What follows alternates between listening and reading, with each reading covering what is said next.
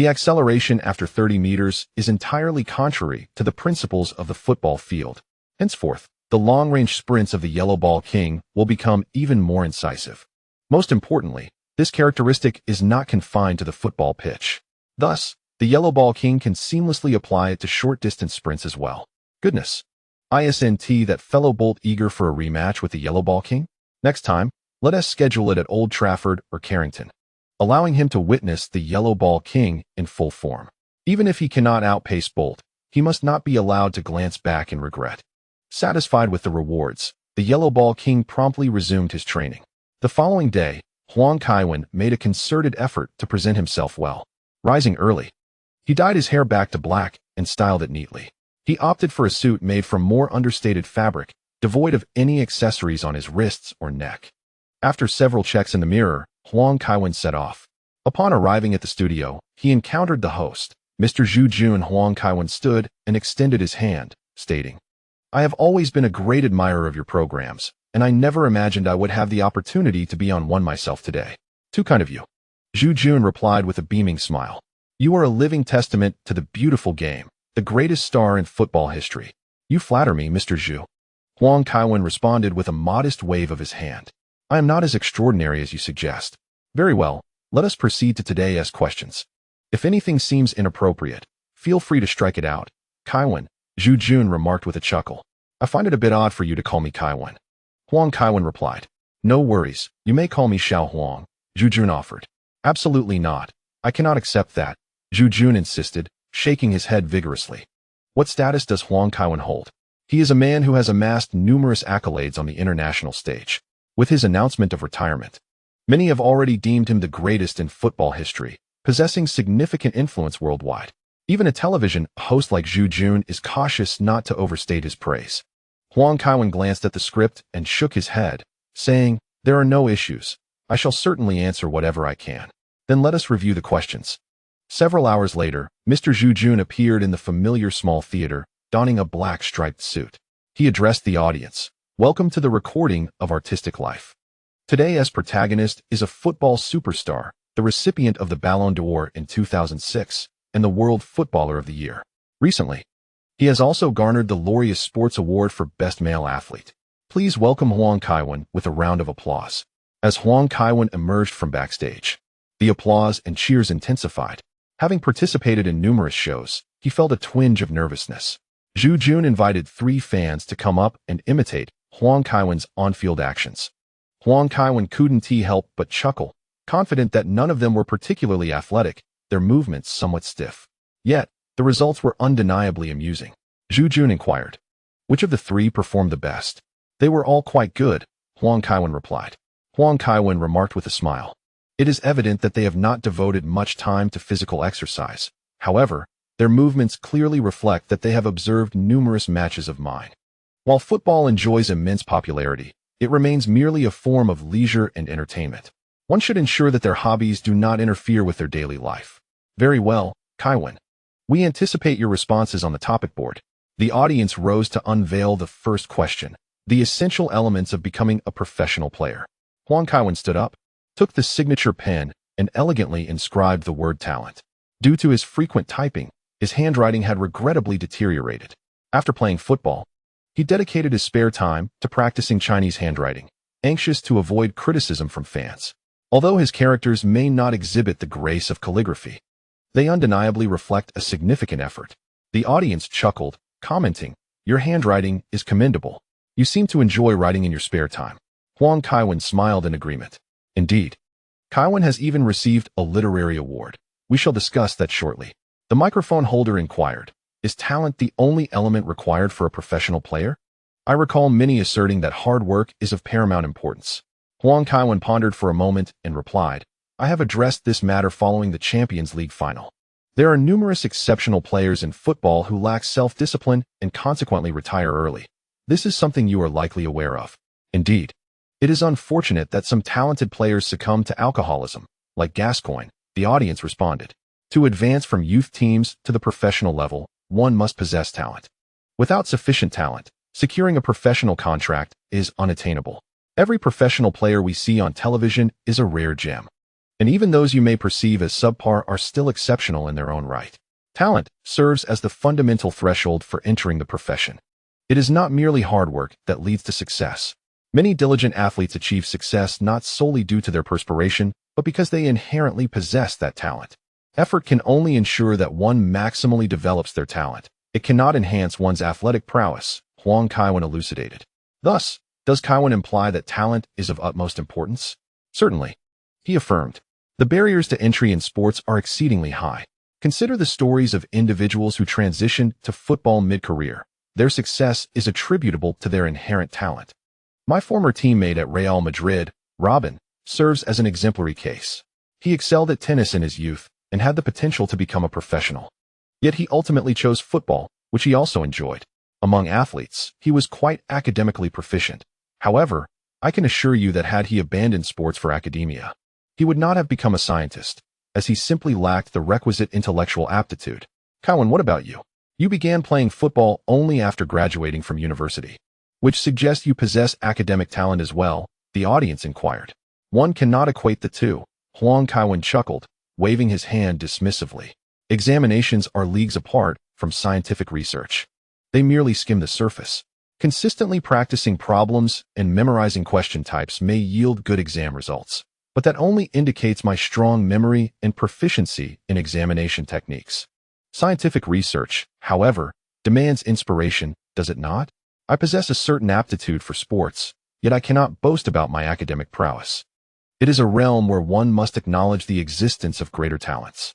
Unlike athletic pursuits, which are readily comparable, the brilliance of two scientists cannot be easily measured, and I find myself unqualified to stand alongside them. Kevin, in his humility, poses an intriguing question. Who is your idol in football? I admire numerous players, Pelé, Garrincha, Bobby Charlton, Totti, and Maldini, but I cannot say any one of them is my idol. My fondness for football stems from a general appreciation for exceptional players rather than a singular devotion to one. When asked why this is the case, Kevin replies candidly, stating that he does not possess an inclination to idolize others. In his earlier days, before he engaged in football, he would have chosen to spend a significant sum on a summer of enjoyment with friends rather than on an autographed jersey. He emphasizes that living well is paramount. No matter how much one spends on merchandise related to their favorite players, those athletes remain oblivious to the individual's daily struggles, such as skipping breakfast. Kevin's boldness in expressing such sentiments raises eyebrows, with some questioning whether he fears the repercussions of his words, especially given their potential to offend and impact his income. However, he remains unfazed, asserting that while financial concerns once dominated his life, he has now achieved sufficient wealth to indulge in his desires without the relentless pursuit of riches. As the conversation draws to a close, the audience inquires about the key to his diverse successes and what lessons others might glean from his experiences. Kevin shakes his head, emphasizing that talent, pure and simple, is the crux of it all. He remarks that successful individuals often speak of their endeavors with a veneer of effort and determination. Yet many who attempt to emulate their paths may find little success. He elucidates that fortune and opportunity play pivotal roles for both entrepreneurs and athletes. While some may cite Bill Gates' dropout success, they often overlook the significance of his privileged background. In his own journey, having devoted himself to academics before transitioning to football, Kevin attributes his success not merely to luck or talent, but also acknowledges the countless others who train harder than he did. Thus, he refrains from dispensing advice on success, considering himself merely a fortunate individual. The audience responds with enthusiastic applause, perceiving Kevin as both humble and humorous. He expresses gratitude to the crowd and shakes hands before departing the studio. The cultural dichotomy between domestic and international spheres becomes evident. While he might boast freely abroad, he chooses to speak candidly upon returning home. Upon his arrival, Kevin finds only Lily and Miriam at home. She has left? He inquires. Indeed.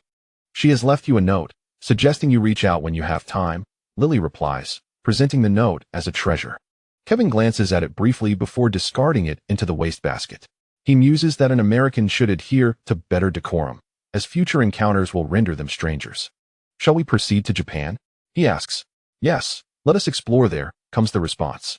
I recently came across a statement from Calderon, who mentioned that he intends to bring you back to Madrid, Lily remarked while affectionately wrapping her arms around Huang Kaiwen's neck. If every club president's promise to sign me were to materialize, I would have played for at least 5 teams, Huang Kaiwen retorted dismissively. While he relished his time playing in Madrid, he was equally content at other clubs. In this regard, Real Madrid holds no distinct advantage. Chelsea benefits from the robust platform of the Premier League, and as for Milan, it is his home team. Beyond the illustrious title of the last century, Real Madrid has little else to offer. After discovering Bolt's attributes, Huang Kaiwen found himself reluctant to leave England. Envisioning a future where he could play annually at Old Trafford and the City Ground, embodying the persona of the Flash. That evening, while Huang Kaiwen was preoccupied, Ken Jeong called him. "Kevin, we have compiled the cleaning list. Take a look at who can be retained. Moreover, Manchester City has been making headlines lately, and the owner wishes for us to recruit some sufficiently talented players. We would like to hear your thoughts," Ken Jeong stated on the other end of the line. The television was quite loud, with Wu Jinyu declaring, "I am quite irate at the moment." Huang Kaiwen casually grabbed the remote, hit the mute button, and tossed it aside, gently stroking Miriam's hair. "Go ahead, I'm listening," he encouraged. Ken Jeong began listing names: Monero, Di Santo, Jimmy Smith. Huang Kaiwen quickly interjected, "If they aren't first-team players, there's no need to mention them. I wouldn't even recognize those from the youth team." "All right, then I will discuss the first-team departure list," Ken Jeong replied. Huang Kaiwen listened intently, inhaling sharply, while Ken Jeong felt a twinge of anxiety, uncertain of what might have displeased him. "Is everything all right, Kevin?" he inquired. "It's acceptable, primarily. It depends on the coach's approval. I have no objections," Huang Kaiwen responded. "What about new signings?" Ken Jeong asked. "I currently have no solid ideas. If I do, I will let you know." Ken Jeong sensed that Huang Kaiwen seemed eager to end the call. He believed he hadn't offended him in any way. The European football transfer window officially opens on July 1st, yet transfer rumors were already rampant. Wealthy Manchester City has emerged as the premier player in European football, akin to the Chelsea of Europe. They demand exorbitant prices and offer lavish salaries for any player they desire. Clubs looking to sell players have also been keen to attach rumors to Manchester City, as they are the earliest in the market. Calderon, now back at the helm of Real Madrid, was ambitious. In addition to proclaiming his intention to bring Huang Kaiwen back to the Bernabeu, he had set his sights on several star players. The most pressing issue, however, was his inability to lure players from AC Milan, which offers competitive salaries and stable performance, making it currently more appealing than Real Madrid. Next season, Real Madrid will compete in the UEFA Cup, presenting further challenges for their recruitment efforts. Huang Kaiwen had already arrived in Japan, but his legend lingered in London. Recently, the security situation in London had deteriorated significantly, particularly for those in the football profession, who were hesitant to venture into remote areas. Ramos, who had made a special trip to Japan to meet Huang Kaiwen, eagerly recounted the dire circumstances faced by FA officials. In a peculiar scenario, lifeless creatures lay upon the bed, and within the home, someone had carelessly discarded a python. Huang Kaiwen, undoubtedly, began to comprehend the unfolding situation. The scoring prowess of Huang had been a focal point for bettors, with the statistics surrounding the match drawing considerable attention. There were even fans who consistently wagered on Huang's defeats, eagerly awaiting the moment they would strike it rich, continuously funneling money into the endeavor. Now that he had hung up his boots, it was inevitable that someone would shoulder the blame. Tevez had a falling out with Manchester United.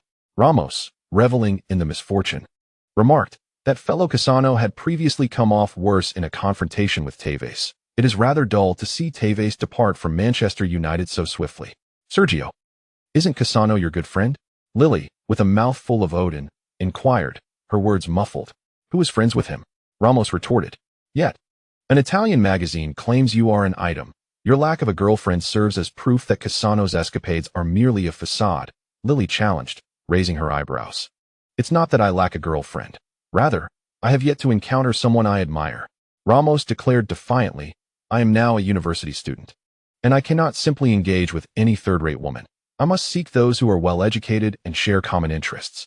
"Does being well-educated guarantee shared interests?" Lily questioned, eliciting a twitch from the corner of Ramos's eye. "Damn it, if it weren't for your association with Kevin, you wouldn't be teasing him." Huang Kaiwen chastised Lily with a firm pat on her shoulder. "I have a television program to record shortly. You shall escort them back to the hotel." "I will accompany you, Kevin," Ramos asserted. "You should be the one to see them off." Huang Kaiwen winked at Ramos. noticing Huang Kaiwen's hand tucked into his pocket. Ramos sensed the vibrating of a phone and nodded in understanding. Very well, I shall escort them back to the hotel, he conceded as the time drew near. Huang Kaiwen made a phone call, and soon a driver was dispatched by the publishing house. Kaiwen, for this competition, give it your all. He will cooperate with you. I shall oversee the proceedings, Huang Kaiwen assured. He had drawn upon his proficiency in swordsmanship before. However, he had not practiced extensively, leaving him somewhat lacking in experience. Nevertheless, Huang Kaiwen possessed remarkable upper body strength and swift reflexes. If he were to unleash uncontrolled force, a single thrust to the throat could potentially send his opponent to their demise. Upon arriving and donning protective gear, the staff of the television station reminded them. Today's event is live. Both competitors must be mindful of their conduct. Once inside the arena, following their bows, the two competitors raised their swords, cautiously probing one another. Suddenly, Huang Kaiwen stepped forward with his right foot, closing the distance, prompting Ishida Rya to raise his sword in defense. With a fierce shout, Huang Kaiwen declared, "Face." Caught by surprise, Ishida Rya was struck, and the referee, standing at the periphery, promptly raised his flag. Ishida Rya, having set aside any previous underestimation, recognized that, despite Huang Kaiwen's apparent lack of practical combat experience, his tactical acumen rivaled that found on the sports field. Most crucially, the force transmitted through the protective gear sent a twinge of pain through Ishida Rya's shoulders, prompting him to resolve to launch an offensive. Relying on her diminutive stature, she suddenly lunged at Huang Kaiwen. He raised his sword to parry, successfully blocking her bamboo sword. The two engaged in a close-quarter struggle, sensing that her strength was insufficient. Ishida Rya promptly pressed down on her sword. At that moment, Huang Kaiwen deftly lifted her bamboo sword in a clockwise motion, and in the next second, Ishida Rya's sword was lodged into the ceiling. Sugukuni-I, the flying sword style. Truly, how impressive is Kevin Kuen. I never expected him to be so formidable. The staff present were taken aback in astonishment. The remainder of the match held no suspense. Ishida Rya had initially intended to merely go through the motions. Realizing Huang Kaiwen's prowess was not to be underestimated, she deliberately exposed several vulnerabilities and conceded the match. After the competition, Huang Kaiwen declined her invitation to dine together, as he had planned to spend the evening with his fans. Upon arriving at the izakaya in Ginza 5 Chom, Huang Kaiwen immediately spotted someone waving at him. The person stood up, bending slightly, revealing a glimpse of alabaster skin. Kevin Kuen, I am Izawa Amiri. Please support me with your monthly votes. The chapter concludes. 0385 Milan's no. 10 returns to the scene. Huang Kaiwen's command of Japanese was commendable. When ordering breakfast, he had the hotel deliver a newspaper. Upon seeing the headline, he couldn't help but chuckle. The Japanese truly had a knack for exaggeration. Tokyo's burning sword god proclaimed that the king of the Huang had triumphed over a moderately skilled kendo practitioner, Ishida Rya, who was not particularly noteworthy in Japan. Yet, this headline alone was impressive enough. Goodness, with a title like that, one might mistakenly believe the captain of the First Division had unleashed his Bankai. The content was equally grandiose. Phrases such as Hell Dragon's oppressive slash and True Underworld King instant kill filled the pages. Huang Kaiwen felt an odd sensation, as if he had faced the sword god Xie Xiaofeng the previous day. When it came to boasting, both the Koreans and Japanese were quite adept, engaging in serious yet absurd displays. Secret technique, flying sword style kendo, made in Japan. Chinese ancient swordsmanship reimagined. Huang Kaiwen hastily set the newspaper aside. If he continued reading, he feared he might become enchanted, genuinely believing he wielded the falling cherry blossom divine sword. Lily opened her eyes and began to fiddle with the divine sword. Huang Kaiwen, somewhat exasperated, gently removed her hands. This girl only knew how to ignite flames, neglecting to extinguish them. How did you return last night? Lily innocently inquired, looking up. I had dinner with her, as she is a devoted fan who truly supports me, Huang Kaiwen replied with a smile. Such passionate fans must be cherished. Yet I am not an extraterrestrial. I am merely slightly superior to others. If something were to occur, she might find it rather uninteresting. Then, to whom would I sell my future photo books? Stars and athletes are not omnipotent. After experiencing much, it feels rather indistinguishable. It would be better to leave her with a cherished memory to encourage her to purchase my photo books. There was one point Huang Kaiwen did not mention. It was said that female companions only sold their artistry. But who truly knew? The king of Huang had no desire to find himself embroiled in controversy like Mourinho. Lily climbed out of bed, her bare feet touching the floor, as she fanned her face with both hands and remarked, "The weather in Tokyo is quite hot." "If it's hot, then tie your hair up," Huang Kaiwen suggested with a chuckle. "I'm too lazy to find a hair tie." As Lily deftly tugged at her waist, the bow unfurled into a delicate strip of fabric, naturally securing her hair. Huang Kaiwen stood in astonishment. "What are you staring at?" he asked. With a playful laugh, Lily replied, "It's much cooler this way." Unable to contain himself, Huang Kaiwen was utterly captivated. In the afternoon, when he awoke, Lily and her friend were still asleep. After receiving a phone call, he ventured outside. Upon descending the stairs, Nidao Hayato promptly bowed and apologized. "I hope I haven't disturbed your rest, but there are some matters I need to discuss with you today. I apologize for my tardiness." Huang Kaiwen smiled as he entered the vehicle. Nidao Hayato was now the president of Baikwan Publishing, a company primarily focused on shoujo manga. They were responsible for distributing Huang Kaiwen's photo book. However, he was no ordinary person. During his tenure as the chief editor of Jump, 2 of the 3 major labor manga were serialized under his watch. Nidao Hayato was rather skeptical about One Piece, believing that Oda's work was only preserved by the influence of others. Previously, he had been an editor for Akira Toriyama, with many of the latter's antagonists inspired by him. He was a quintessential businessman, not a fan of Huang Kaiwen, but courteous due to the profits Huang could bring. "Mr. Kaiwen, your announcement that this signing event will be your last football-related photo book is sure to be a massive success," Nidao Hayato said with a squint of his eyes. "Is there anything else?" Huang Kaiwen inquired. "Recently, some media outlets have claimed that you never engage in charity work in Japan. This could pose some trouble," Nidao Hayato informed him. "How could that be? I am quite fond of charitable endeavors," Huang Kaiwen chuckled. "I will encourage Japanese fans to donate generously." The notion of Huang Kaiwen donating to the local populace seemed far-fetched, unless it was for tax benefits. "Very well. I shall pick you up tomorrow morning for the signing event," Nidao Hayato stated. Huang Kaiwen nodded and exited the car. Although Nidao Hayato had intended to arrange a meal for him, Huang Kaiwen preferred to discuss matters within the confines of the vehicle, considering it unnecessary to spend several hours dining, only to be accompanied by several inebriated companions. After Huang Kaiwen exited, Nidao Hayato's driver bowed to him before getting back into the car. One must admit that the Japanese are quite adept at etiquette. Yet, when it comes to seeking financial contributions from them, one would find it nearly impossible to extract even a single yen. They excel at bowing, but little else. Later that evening, Huang Kaiwen received a call from the young lady, necessitating a shift in his plans. Ultimately, it was all due to the missteps of Old Bay and Jatu. During their power struggle with the Knights Table, Maldini became the target of their ire. His relationship with the extreme fan organization in the Southern Stand had always been tenuous. In February, that fellow Paolo announced his retirement at the end of the season, and during the final match, he clashed with the fans once more.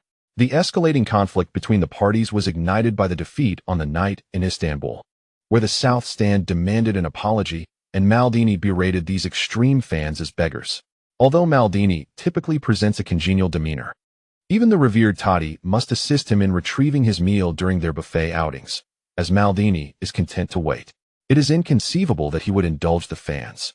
Despite the fact that the King of Yellow saved Milan on that fateful night, Maldini's relationship with the radical supporters remains fraught with tension, leading to inevitable friction. Currently, those ruffians in the South Stand have threatened to humiliate him during his retirement tribute match. The intricacies of right and wrong in this matter elude Kevin Huang, nor is there a necessity to comprehend them. It all began with minor provocations, and it is evident that the fans instigated the insults. At times, Maldini's temper can be volatile, and his actions may appear somewhat unconventional. However, this does not justify the extreme fans' derision towards him. Whether from the perspective of a friend, teammate, or the behind-the-scenes owner of Milan, Kevin Huang cannot allow such an incident to transpire. Otherwise, it would only serve to turn the world's teams and fans into spectators of ridicule. Here are 2 legendary captains, both of whom have led their team to Champions League glory, collectively dedicating nearly 40 years to Milan. To be insulted by one's own supporters during a retirement match?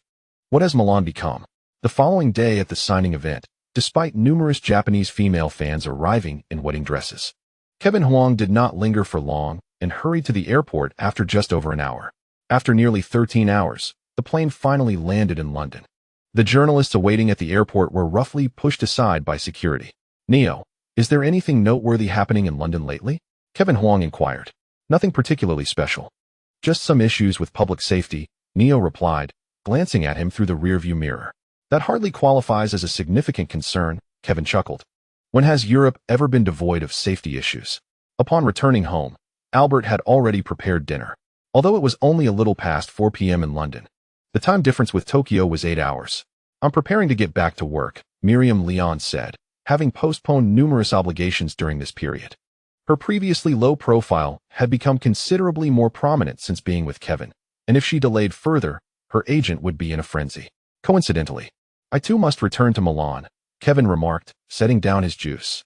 "Albert, please arrange a meeting with the leaders of the South Stand and the journalists for tomorrow at noon at my residence in Milan." "Certainly, sir. Would you like Neo to accompany you?" Albert asked. The reason those extreme fans are termed as such is due to their lack of intelligence. "No need for that." Kevin waved off. Even without the Golden Prisoner Award, they would not dare to confront the King of Yellow. "Understood, sir. I will notify them." Albert nodded and departed. Lily expressed her concern, saying, "Their situation with Paolo is quite tense. Please don't be overly forceful. I fear it might escalate." "Rest assured." Huang Kaiwen gently clasped Lily's hand and said, "If they comply, then all will be well. If they resist, we shall seize the opportunity to confine them." Huang Kaiwen would not permit anyone to disrupt the memorial match for Paolo Maldini. That evening, he remarkably refrained from additional training. The following morning, he returned to Milan with Lily and Miriam. To mark the occasion, Huang donned a tailored black suit and adorned himself with a flower plucked from the garden. Were it not for the fear of appearing overly ostentatious, he might have even summoned a cat to play with. At approximately 11:30, Luca Lucy, the leader of the most fervent fan organization, arrived at Huang's residence with his brother, Francesco Lucy. Kevin, Luca, sporting a scruffy beard, greeted Huang with an enthusiastic embrace. Huang smiled and invited, "Please, take a seat. We are awaiting others." About 10 minutes later, Gianluca Capelli, known as the Baron, also arrived. Huang instructed the servant to pour several cups of coffee before excusing himself, leaving only the four of them in the living room. "Today, as matters are likely obvious to you, even without my elaboration," Huang stated directly. "I have no interest in your business dealings. I am not the police. However, I sincerely hope you will allow Paolo Maldini to retire with dignity." The bald Francesco Lucy slammed his palm on the table, exclaiming, "He has insulted me several times in the past. I've made my stance clear. If I do not assert myself, how can I maintain my standing in the South Stand?" Gianluca Capelli, cradling his coffee cup, observed the exchange without offering his opinion. Huang turned to Luca Lucy and inquired, "Is this your perspective as well?" "Kevin, Luca began, but Huang raised his hand to silence him. Huang retrieved 2 checks from his pocket and handed them over, stating, "Each for 200,000 euros.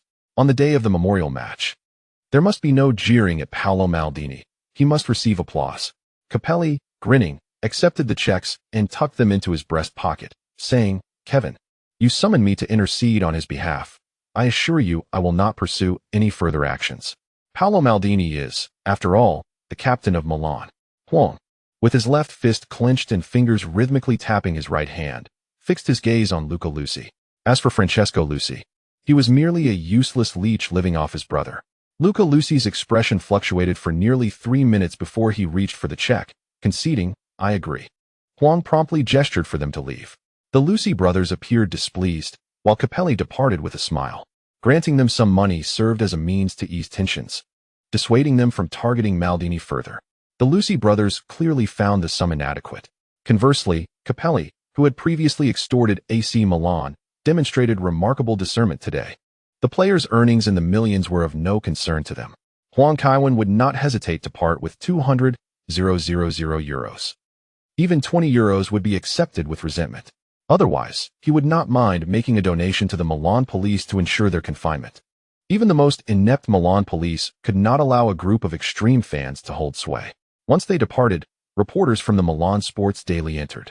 Gianluca Di Marzio, whose hair was rather sparse, warmly embraced Huang Kaiwen and remarked, "Marlon Brando. Quite the cool reference, I must say. Just a small personal interest." Huang Kaiwen replied, "If you were the boss of Sicily, the crime rate in Italy would surely decrease significantly." Di Marzio complimented. He then gestured for 2 cups of coffee to be brought over. Kaiwen, what brings you here today? Di Marzio inquired.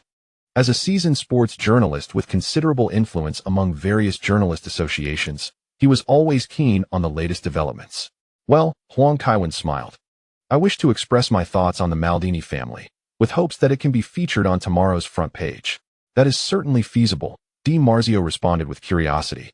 Is it related to the situation with the Cavasud? Those individuals are truly despicable. Indeed, Huang Kaiwen nodded, if they continue their antics. It would be quite embarrassing for Milan, and Paolo Maldini does not deserve such treatment. Very well, go ahead, Di Marzio said, promptly retrieving a recording device. Pressing the record button and placing it on the table. We can organize it later for publication on the front page. The Maldini family stands as one of the greatest legacies in the history of Italian football. Both father and son have served as dual captains for both the national team and Milan.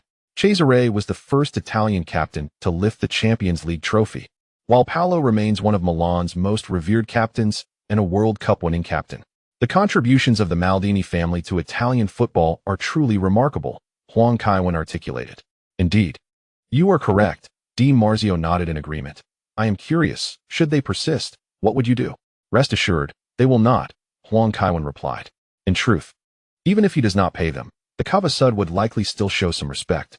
However, I have no desire to owe them any favors. We operate on a basis of transactions. No one owes anyone anything. After a brief exchange, Di Marzio stood to leave. Miriam has returned to work, he noted.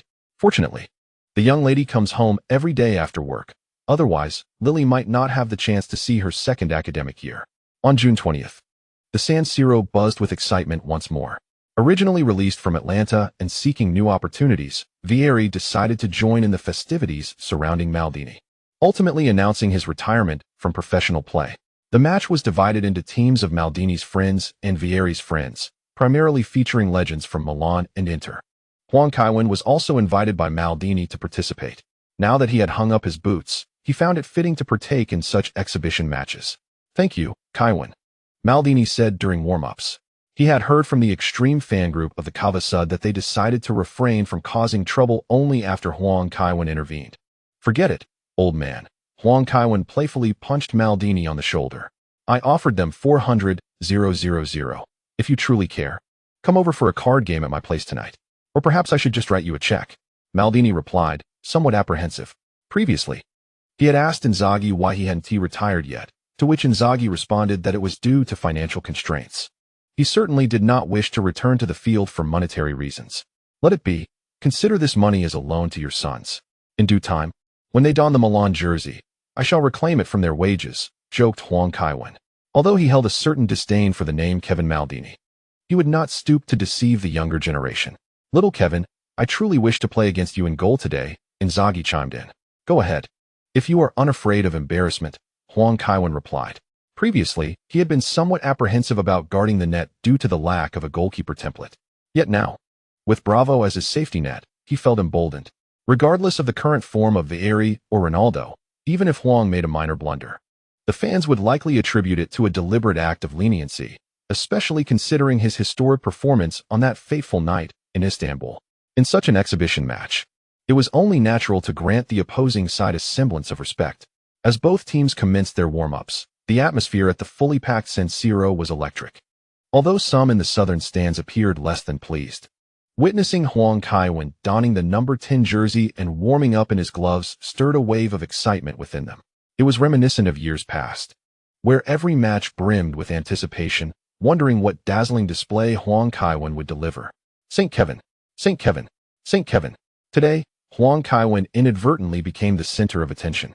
He quickly waved to the stands and pulled Maldini into an embrace. The Rossoneri fans reciprocated with enthusiasm, chanting, Paolo, Paolo, Paolo. Collina reminded both teams to prepare. The esteemed referee had come specifically to officiate Maldini's retirement tribute match. Paolo Maldini commanded considerable respect in Italian football, though some of his own supporters seemed less enthralled. Director Zhang chuckled. I thought we wouldn't see Huang Kaiwen on the pitch again for quite some time after his retirement announcement. Yet here he is just over a month later. Indeed, with both teams fielding a star-studded lineup today, Huang's presence in goal, albeit in a memorial match, was still highly anticipated, especially with Ronaldo and Vieri partnering up. As the players entered the field, large banners rose in the stands, most expressing gratitude towards Maldini. The majority of Rossoneri fans held a deep affection for their captain. Many donned various commemorative shirts emblazoned with Maldini's name. Some emotionally charged supporters had covered their mouths, tears blurring their vision. From his youthful days to his now graying hair, Maldini devoted the prime of his life to the Red and Black Brigade. Any true Milan fan would feel a profound sense of loss. Milan, Milan, we shall forever guard you, as the fans sang. Collina blew the whistle to signal the start of the match. Vieri passed the ball sideways, and Ronaldo swiftly relayed it to Zanetti. Today, Zanetti was playing as a winger, and as he received the ball, he surged forward. Young Zanetti's ability to break through was commendable, and being an active player. His physical condition surpassed that of the retired athletes on the field. Alberto Tini surged forward, using his body to force his way through. Di Sali quickly moved to cover, yet his intentions were all too apparent. Zanetti deftly controlled the ball with his right foot and charged into the center. With Alberto Tini absent as a defensive midfielder, a vast expanse opened up in the Milan midfield. Zanetti swiftly delivered a penetrating pass. Ronaldo received the ball, nudging it with his right foot before pivoting and sprinting towards the Milan penalty area. Although he had returned to Brazil and his physical condition had noticeably declined, he remained a professional athlete. Costa Curta, stretching out his leg, was evidently a step too slow, allowing Ronaldo to enter the box. Panucci executed an exaggerated slide tackle in an attempt to block Ronaldo's shot. Ronaldo, however, unleashed a powerful strike. Huang Kaiwen leapt into action, diving to the side. His entire body extended gracefully in the air, surpassing the elegance of Milan's two goalkeepers, Abbiati and Dida. He anticipated the direction and height of the shot perfectly. The muffled thud of the ball striking his gloves echoed, and Huang Kaiwen managed to deflect it. Ronaldo surged forward, eager to capitalize on the rebound. But the quick-witted Huang Kaiwen swiftly smothered the ball beneath him. St. Kevin! St. Kevin! St. Kevin! The cheers from the San Siro reverberated. Huang Kaiwen's goalkeeping transported them back to one of the greatest nights in football history. Ronaldo, having leaped over Huang Kaiwen, tumbled to the ground. Huang Kaiwen rose, bending down to extend a hand, nearly being toppled by the hefty Brazilian. "Ronnie, take care," Huang Kaiwen advised. "Mind your health. You know I've been unwell." Ronaldo replied with a grin. Huang Kaiwen rolled his eyes in exasperation. The doctor had indeed mentioned it, yet Ronaldo's penchant for indulgence could not be overlooked. Even if retirement loomed, one must prioritize health. One cannot disregard well-being simply because retirement is near. Huang Kaiwen glanced around. Vieri's friend in the backfield was somewhat isolated, yet he refrained from launching a long pass for a counterattack. Had he sent the ball forward, Inzaghi might have scored. However, this was merely a friendly match. The prospect of two active players exploiting a group of retired individuals held little allure. Huang Kaiwen took a few strides before swinging his right arm. The ball soared from the backfield to the midfield. The retreating Weah received it and immediately surged forward. However, he had barely advanced when Di Biagio intercepted him. The two seasoned players engaged in a direct confrontation. Weah, having noticeably declined in skill since his retirement, faltered as he attempted to maneuver, leaving the ball behind. Di Biagio, just 2 years into retirement, swiftly cleared the ball forward with a powerful kick. Filippo Galli surged up to contest a header with Vieri, who leapt valiantly to nod the ball onward. Although he succeeded in gaining the advantage, he inadvertently directed the ball to Panucci's feet. Panucci promptly turned and returned the ball to Huang Kaiwen in front of the goal. Huang Kaiwen controlled the ball, evading Ronaldo's challenge, this time applying a bit more force, allowing the ball to roll towards the center. Vieri surged forth from the vicinity of Galli, executing a deft slide tackle that sent the ball soaring into the net. "Oh, how amusing," Huang Kaiwen faltered. His earlier performance had been commendable, yet this lapse was unexpected. One would assume he could easily outmaneuver Ronaldo. Indeed, it seems that his recent retirement has affected his mentality, leading him to feel detached from his identity as a player, thus allowing himself to relax. It is implausible that his skills could diminish so drastically in just half a month. He has endured injuries that sidelined him for longer periods before. The primary issue appears to be his overly relaxed demeanor. If one were to take this commemorative match too seriously, Huang Kaiwen might struggle to prevent even a single goal from the opposing team. There is that possibility. However, the bench is bolstered by the presence of Rossi and Dida, ensuring Huang Kaiwen would not be on the pitch for the entirety of the match. Huh. Maldini turned to Huang Kaiwen, playfully voicing his complaints. Unable to suppress a smile himself.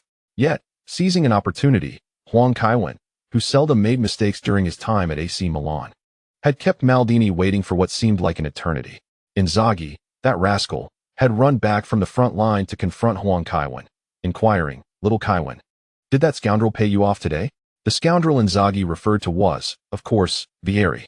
The two had yet to reconcile. "Yes, he offered me 10 million. Just to secure a win over you," Huang Kaiwen replied with a hint of irritation. Although fully aware Huang Kaiwen jested, Inzaghi shamelessly nodded in agreement, saying, "No wonder.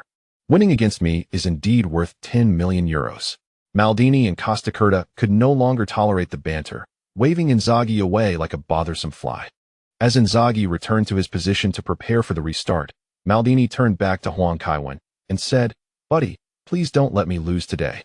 Rest assured, we shall not lose," Huang Kaiwen vowed, patting his chest in assurance. Currently, he aimed for the highest value with his 2 template cards. Should he fail to outperform the opposition, Huang Kaiwen might just demonstrate what it truly means for a goalkeeper to undertake a solo run. Promise made, promise kept. Maldini pointed at Huang Kaiwen, emphasizing his determination not to lose, particularly against a team filled with esteemed Inter Milan veterans. The competitive spirit against Inter was ingrained in his very essence. "Worry not, I shall keep my word," Huang Kaiwen replied with a smile. Upon resuming play, the midfield battles grew fierce and relentless. The ball scarcely traversed toward Huang Kaiwen, leaving him somewhat bored. The scrappy exchanges were intense. Despite today's match being officiated by Kalina, even a renowned referee would not impose strict regulations, as everyone was simply enjoying themselves. Current players were letting off steam, while retired players showed signs of decline. The intensity of the midfield skirmishes rivaled that of a local pickup game. Spectators welcomed this chaotic atmosphere with enthusiasm. In his boredom, Huang Kaiwen stood in goal, watching the unfolding spectacle. Lentini made a decisive move, nudging the ball into the opponent's half. Cambiasso immediately charged forward, unleashing a powerful strike. With remarkable dynamic vision, Huang Kaiwen snapped to attention, adjusting his positioning with agility. Damn! A shot from the back line.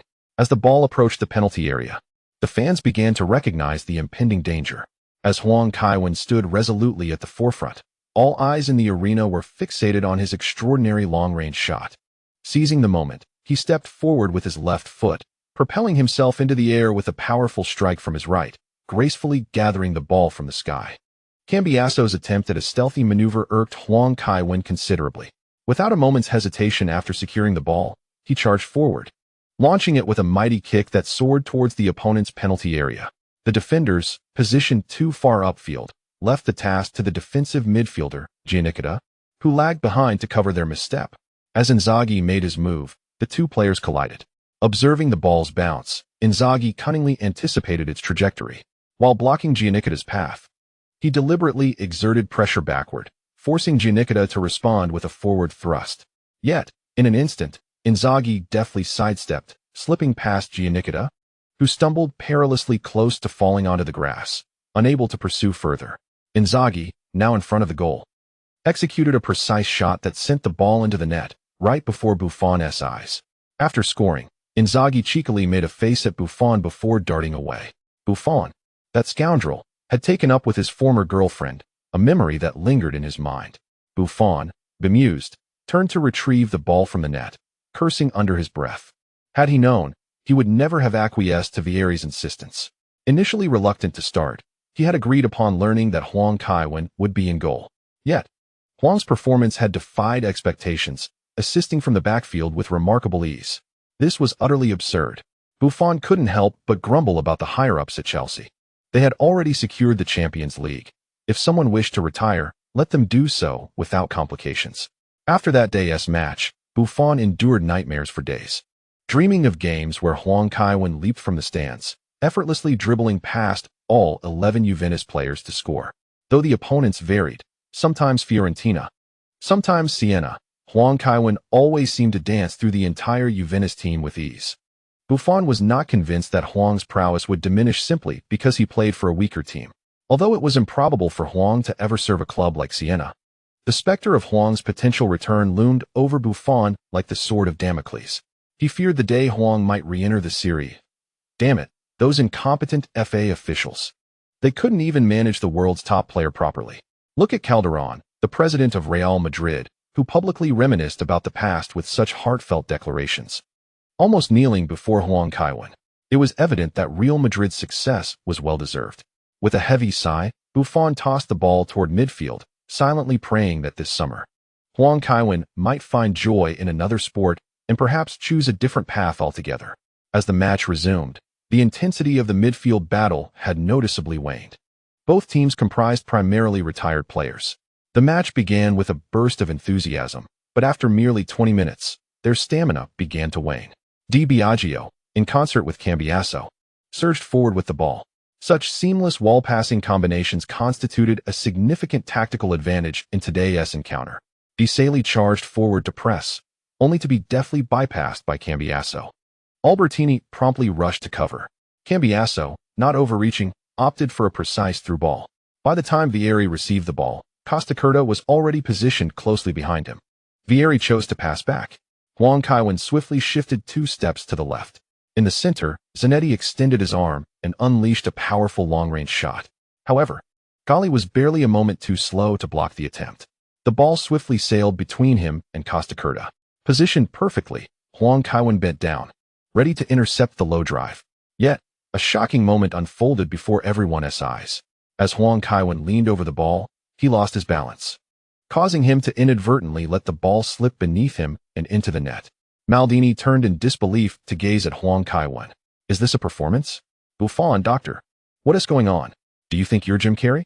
Maldini, both amused and exasperated, pointed at the stands and remarked, look how joyfully the fans are laughing. Perhaps you should don your green mask? Huang Kaiwen shrugged and replied, then I shall take it seriously. Otherwise, he truly had no explanation for his blunder. After an extended period away from the goal, combined with the lack of intensity in a friendly match, today Cambiasso was particularly earnest. His level of play rivaled that of a Champions League match. Be careful, or tomorrow you might become the biggest joke in the world, Maldini advised. Impossible, Huang Kaiwen laughed. They will only claim I let it go. You will be the one who becomes the joke. So you deliberately sabotaged my final match? Maldini feigned indignation. How could that be? Huang Kaiwen firmly rubbed his gloves across his face and declared, I must take it seriously. Bravo's abilities were quite acceptable. With the talent of the king of yellow balls at his disposal, he performed admirably. Even if not on par with the elite goalkeepers, his performance would not fall short. The crux of the matter lay in the absurd intensity of the match. Some players were intensely focused, while others approached the game with nonchalance. This disparity could easily foster a sense of complacency in Huang Kaiwen. Although the Rossoneri did not perceive any issues with his abilities, Huang Kaiwen remained determined to improve. Huang Kaiwen, I mentioned earlier that your primary issue today is one of mentality. Indeed, Huang Kaiwen's blunders stemmed from a clear distortion in his technical execution, predominantly due to training and psychological factors. To truly embrace the role of a goalkeeper, he would require prolonged guidance from a specialized coach. When it comes to Huang Kaiwen, he is neither particularly short nor exceptionally tall among goalkeepers. His height is comparable to that of Kahn, but he falls considerably shorter than the likes of Van der Sar and Buffon. Huang Kaiwen possesses remarkable reflexes, and I perceive his goalkeeping style to be reminiscent of Casillas. In the realm of goalkeeping, a shorter stature often translates to greater agility. Take, for instance, the former Mexican national goalkeeper Oscar Perez, who stood at merely 1.72 meters, yet excelled at saving penalties and performed admirably in major tournaments. As for Joe Hart, Huang Kaiwen's performance today has not reached even that level. One cannot indulge in overly optimistic thoughts. It often feels as though Huang Kaiwen is merely putting on a show. I share this sentiment. He seems to relish playing the part after falling behind. Just moments ago, did he not directly assist Inzaghi? Today he has made 2 blunders, 1 assist to Inzaghi, and all 3 goals can be traced back to him. That butterfingered moment had me in stitches. Yet, as a Manchester United fan, witnessing that blunder instantly brings to mind the names of several former goalkeepers who preceded Van der Sar. After Schmeichel's retirement, the goalkeeping position at Manchester United has indeed seen a succession of underwhelming talents. I have often speculated whether Barthez was intentionally underperforming while at United. It feels as though Barthez was a completely different individual when representing the national team versus when he donned the Manchester United jersey. Now, it seems Huang Kaiwen is poised to put on another performance. Weah and Inzaghi have resumed play from the midfield. Inzaghi seizes the ball and charges towards the opposing half. His physical prowess has declined recently. However, he still surpasses many of those retired veterans. Inzaghi is eager to make a mark today, especially in the presence of those rogues, Vieri and Buffon. Unfortunately, he may have overestimated his own capabilities. After just a few meters of advancing with the ball, he found himself confronted by Zanetti, who swiftly intervened to dispossess him. Inzaghi's initial feint with his right foot barely deceived the opponent, and as he attempted to carry the ball further forward, Zanetti deftly poked it away. Zanetti then took possession and delivered a back pass. Di Biagio immediately sent a precise through ball to the flanking Ventola. Vieri's team had claimed they would employ 4 forwards. In reality, Zanetti and Ventola's positions leaned more towards wing midfielders. Ventola surged forward with the ball, currently representing Torino, and today he was playing as a makeshift winger. After successfully bypassing Lentini, he hesitated to pass the ball as Maldini closed in. Not daring to hold on to it any longer, he swiftly laid it off to Ronaldo. A pass. Vieri signaled for the ball. However, Ronaldo opted to take the shot himself. His right-footed strike was executed with great subtlety, as he swiftly lifted his calf and struck the ball. It was reminiscent of 70% of his peak performance. The ball rolled past Costacurta on the right, hurtling towards the lower left corner of the goal at an acute angle. Huang Kaiwen's view was obstructed, and by the time he noticed the ball, it was already too late for him to dive and make a save. Ronaldo recognized this as well. After the shot, a smile broke across his face, satisfied to have breached Huang Kaiwen's defenses. Yet, in the next moment, the smile on his face froze. Although Huang Kaiwen was unable to make a save, he reacted with remarkable speed, lowering his center of gravity and sitting on the grass to deflect the ball out of bounds. The San Siro stadium erupted in cheers. For a goalkeeper, this was not particularly challenging. However, seeing Huang Kaiwen donning the Milan jersey while guarding the goal stirred a wave of excitement among the spectators.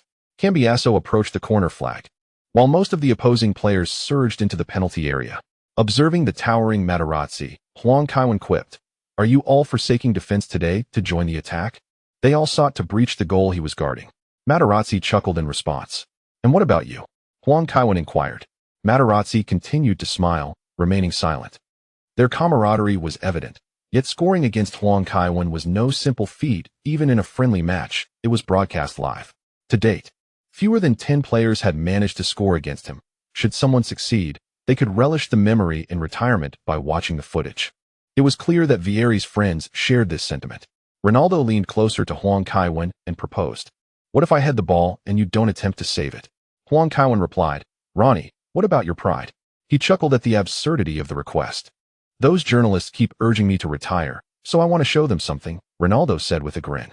Despite his considerable wealth, he was uncertain about what to pursue post-retirement. "While I understand your perspective, I cannot afford to ease up on the pitch," Huang Kaiwen responded with a smile. In a friendly match, the king of balls would certainly take it easy, but such a concession was out of the question. Otherwise, he might find himself referenced in Ronaldo's autobiography, drawing readers' attention. These rascals, once retired, often latched onto those with greater fame and intrigue. Incidents from the locker room could easily be misrepresented by journalists, potentially tarnishing Huang Kaiwen's reputation as a paragon of professionalism. Cambiasso, having gathered momentum, delivered a corner kick of exceptional quality. Neither Maldini nor Galli managed to clear the ball at the near post, prompting Huang Kaiwen to shift his focus to the center and far post. Suddenly, Materazzi surged forward.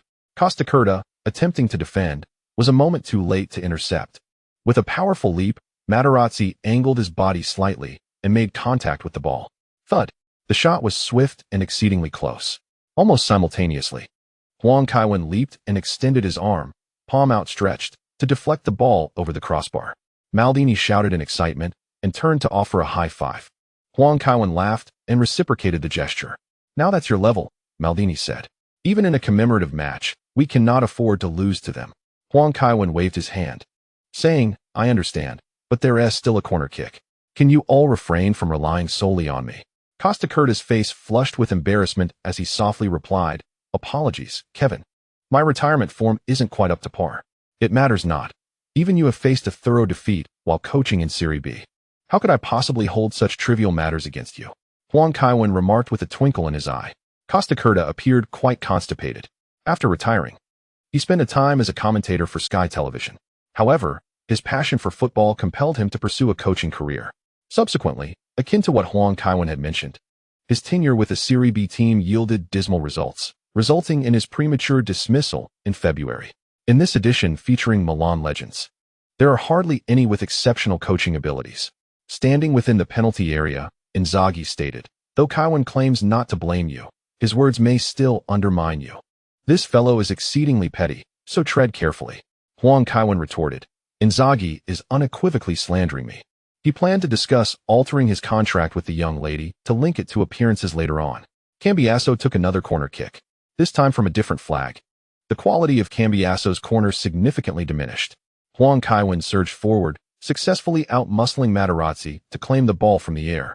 Huang Kaiwen, his aerial prowess is commendable, and now that he can use his hands, he particularly relishes seizing the ball.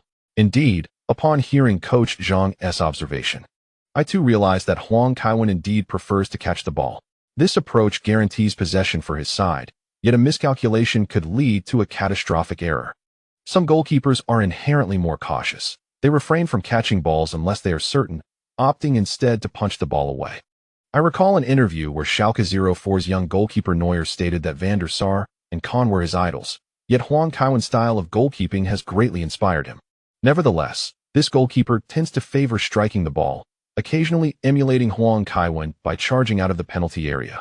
As fate would have it, after Huang Kaiwen successfully gathered the ball, he immediately lowered his hands slightly, allowing the ball to touch the ground before advancing out of the penalty area with it. Both teams were momentarily taken aback, yet it was the midfielder Albertini who surged forward alongside Huang Kaiwen. Giannichetta disregarded his defensive duties upon witnessing Huang Kaiwen with the ball, making a direct diagonal run toward the right flank. Huang Kaiwen continued his forward march, showing no intent to dribble past anyone. Giannichetta, albeit slightly slower, could only watch as Huang Kaiwen sped past him with the ball. Kaiwen, Kaiwen, Kaiwen. The San Siro erupted in cheers once more. Compared to his goalkeeping, they favored Huang Kaiwen's exhilarating runs with the ball. Together with Kaka and the formidable Shevchenko, he formed an unstoppable trident, renowned for their formidable impact. Each player possessed immense prowess. Those were the most blissful moments for the Rossoneri. Even if other teams boasted 3 Ballon d'Or caliber attackers, they could not replicate such exquisite synergy. With the opposing defense in disarray, Huang Kaiwen faced little resistance. Several defenders hesitated to press him, mindful that Savicevic still lingered on the right. No one would doubt Huang Kaiwen's prowess in threading the needle. With the defensive line already thin, any pressing would inevitably leave them vulnerable to counterattacks. Buffon, stationed at the goal, could only feel the sweat trickling down his back. Initially, he perceived the match merely as a friendly exhibition. However, witnessing Huang Kaiwen advance with the ball into the attacking zone, the palpable pressure rendered him breathless. He found himself at a loss, uncertain whether to shoot or pass, unable even to determine which foot to use, whether the outside or the inside. This sensation was profoundly unsettling for Buffon, compelling him to adjust his position in a desperate attempt to thwart the impending strike. Although Zanetti sprinted back with all his might, Buffon harbored little faith in Zanetti's ability to make a significant impact. With a decisive flick of his foot, Huang Kaiwen sent the ball down the right flank before retreating. Buffon exhaled a sigh of relief. Savicevic, in front of the goal, executed a series of deft feints, ultimately unleashing a powerful shot from the right side of the box, which Buffon managed to deflect. Materazzi, quickly returning to the area, booted the ball out of play, disrupting the offensive endeavor. Huang Kaiwen, who had begun to retreat, darted forward once more. Standing at the sidelines, Maldini inquired, "Shall you take the throw-in?" "Allow me. You move to the near post for my assist." Huang Kaiwen responded with a smile. Maldini tossed the ball behind him. Only Huang Kaiwen would articulate such a sentiment, while others would merely say, "I'll throw it to you." For Huang Kaiwen, it was a straightforward proposition of assisting. More importantly, Maldini held no reservations in his mind. He felt a twinge of regret regarding Huang Kaiwen's retirement, having long wished to pass the captain's armband to him. Positioned within the box, Maldini noted Materazzi's lackadaisical defense. After all, today marked his retirement celebration, and a goal would render the occasion more fulfilling. Under normal circumstances, he would have been more aggressive, applying close marking and subtle tactics, but such behavior seemed inappropriate in this context. Buffon understood this well, but felt a surge of frustration. Damn it. Can't you just take a breather now that you're playing goalkeeper? After a brief run-up, Huang Kaiwen hurled the ball with vigor. It soared over the head of the defending Giannikita and flew directly into the left side of the penalty area. Maldini leaped at the opportune moment, while Galante lagged slightly, allowing Maldini to make contact with the ball's side. It rocketed toward the goal, and even Buffon was unable to stop it from such close proximity. The ball nestled in the net. Paulo. Goal. Huang Kaiwen's powerful throw-in had once again manifested, directly assisting Paulo in scoring a goal in this match. This might very well be Paulo's last goal at the San Siro, and his exuberance was unmistakable as he sprinted towards the stands, waving to the children and his family. Yet, I noticed Christian's lips forming the words Uncle Kevin. Previously, during my visit to Milanello, the players had voiced their grievances about this very matter. Due to Huang's outstanding performance and his ability to engage with the children, the players' kids had developed a preference for him. It was rumored that Christian had even asked Huang if he could be his son. Of course, such tales are merely whispers, as Cruyff recounted in detail. Milan is a city he knows intimately. Even during a commemorative match, he has not forgotten Buffon. The expression on Buffon's face is rather grim. I suspect he never anticipated that today Kevin would once again be his nightmare. After deliberately allowing the opponent to score 2 goals, Kevin sounded the horn for a counterattack. Even in a commemorative match, he would not permit anyone to shatter his undefeated legacy. If Buffon were wise, he would refrain from accepting any future invitations to commemorative matches. Whenever an Italian player wishes to hold such an event, Kevin is invariably the first one invited. After the initial excitement, Maldini finally remembered Huang Kaiwen. With a hint of apology, he turned to embrace Huang Kaiwen, saying, "I nearly forgot the greatest contributor to our goals." "It's quite all right," Huang Kaiwen replied with a smile. After all, our story is far from over. Even if Maldini were to retire, he could never truly depart from football. He could assume the role of club ambassador and learn from Galliani. Once he has acquired sufficient knowledge, he could step into the role of the second generation.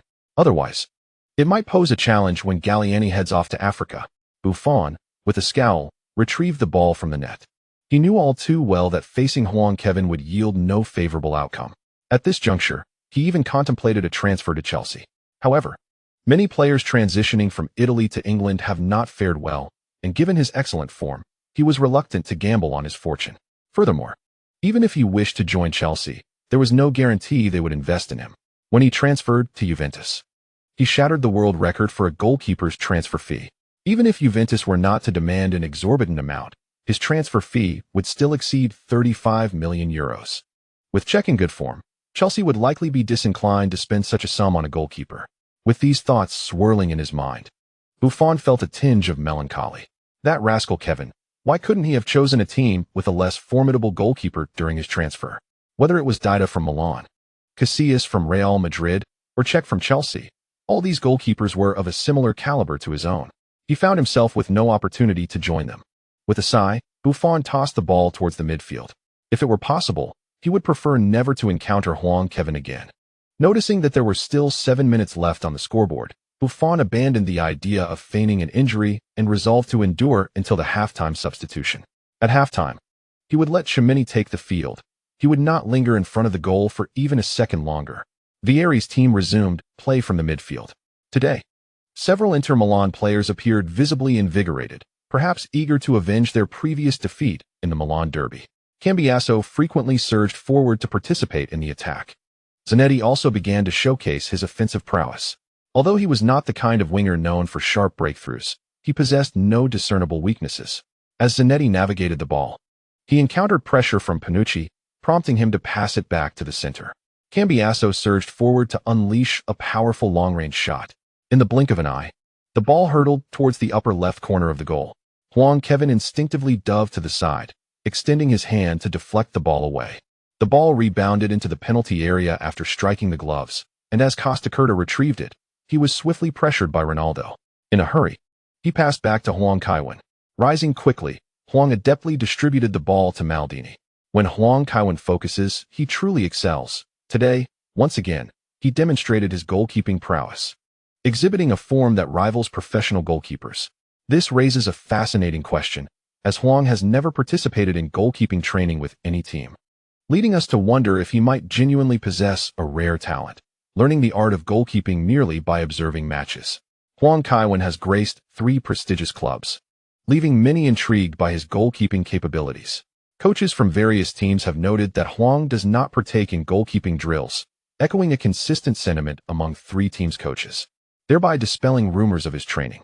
In this context, the media can only marvel at the exaggerated nature of Huang Kaiwen's innate talent. Players who transition from defense to offense, or vice versa, are common. Huang has played in nearly every position, yet a similar phenomenon was observed with Quit. He could easily be considered a more distinguished version of Quit. However, the role of a goalkeeper operates under an entirely different paradigm.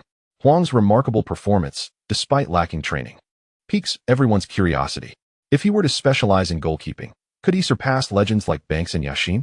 As Maldini advanced with the ball, he was immediately pressed and passed to Albertini. Albertini's long pass was slightly delayed, allowing Giannichetta to intercept it. Giannichetta quickly threaded a pass through Milan's defense, finding Ronaldo. Ronaldo, bearing down on the penalty area while fending off Costacurta, unleashed a shot. Huang swiftly dove, using his thigh to block the ball, which fell at Vieri's feet. Vieri, making a forward run, deftly attempted a shot with his left foot, but Huang, still grounded, sprang into action, executing a remarkable save. The ball once again found its way to Vieri. The Milan fans in the stands could hardly contain their anxiety, momentarily forgetting that this was merely a commemorative match. Vieri, having adjusted his approach, aimed for the far corner of the goal with his left foot. Huang, as if equipped with springs, leapt from the turf, once more deflecting the ball with both hands. Ventola surged in from the left, launching a shot that skidded past the goal and out of play. Kevin, Kevin, Kevin, resounded the loudest cheer from the San Siro stadium.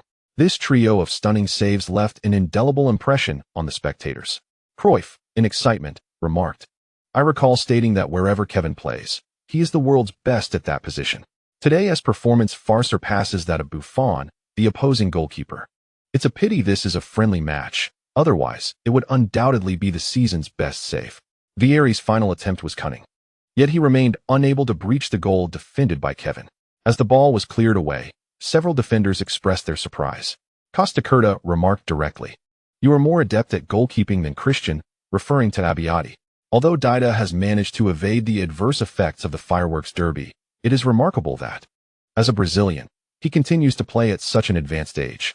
His private life is comparatively simpler than that of Ronaldo and others, yet their mentalities are quite similar. Many players born in Brazil often struggle with dietary control and alcohol consumption. Currently, he finds himself at a disadvantage in the competition against Abbiati. "I even wish he would return to guard the goal," remarked Maldini with a smile. "This world cannot accommodate a goalkeeper with a salary of 100 million. Huang Kaiwen stated bluntly. After several transfers, his salary has soared to astronomical heights. His remuneration surpasses that of Manchester United starters, and should he return to Milan, financial fair play remains a significant concern. Although this regulation primarily targets less affluent clubs, it still compels wealthier teams to maintain a facade, thus appeasing UEFA. This presents a considerable dilemma.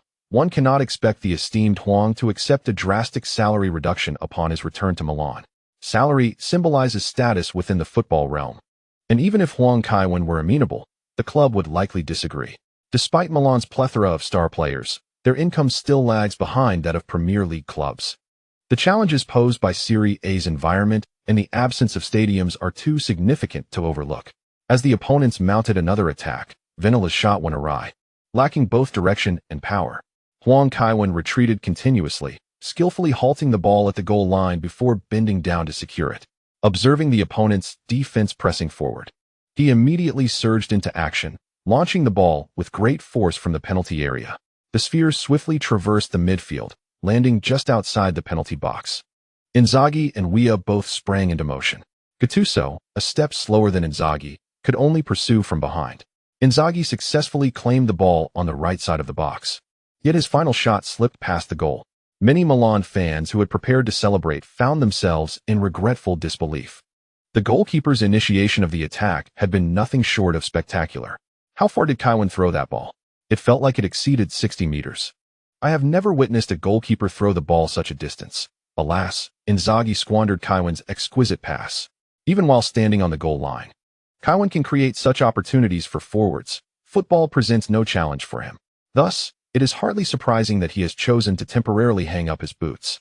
In the case of other players, they might feel lost and indulge in hedonism post-retirement, but Kaiwen, being a university graduate with exceptional talents across various fields, could even surprise us one day by winning the Nobel Prize in Literature or the Fields Medal.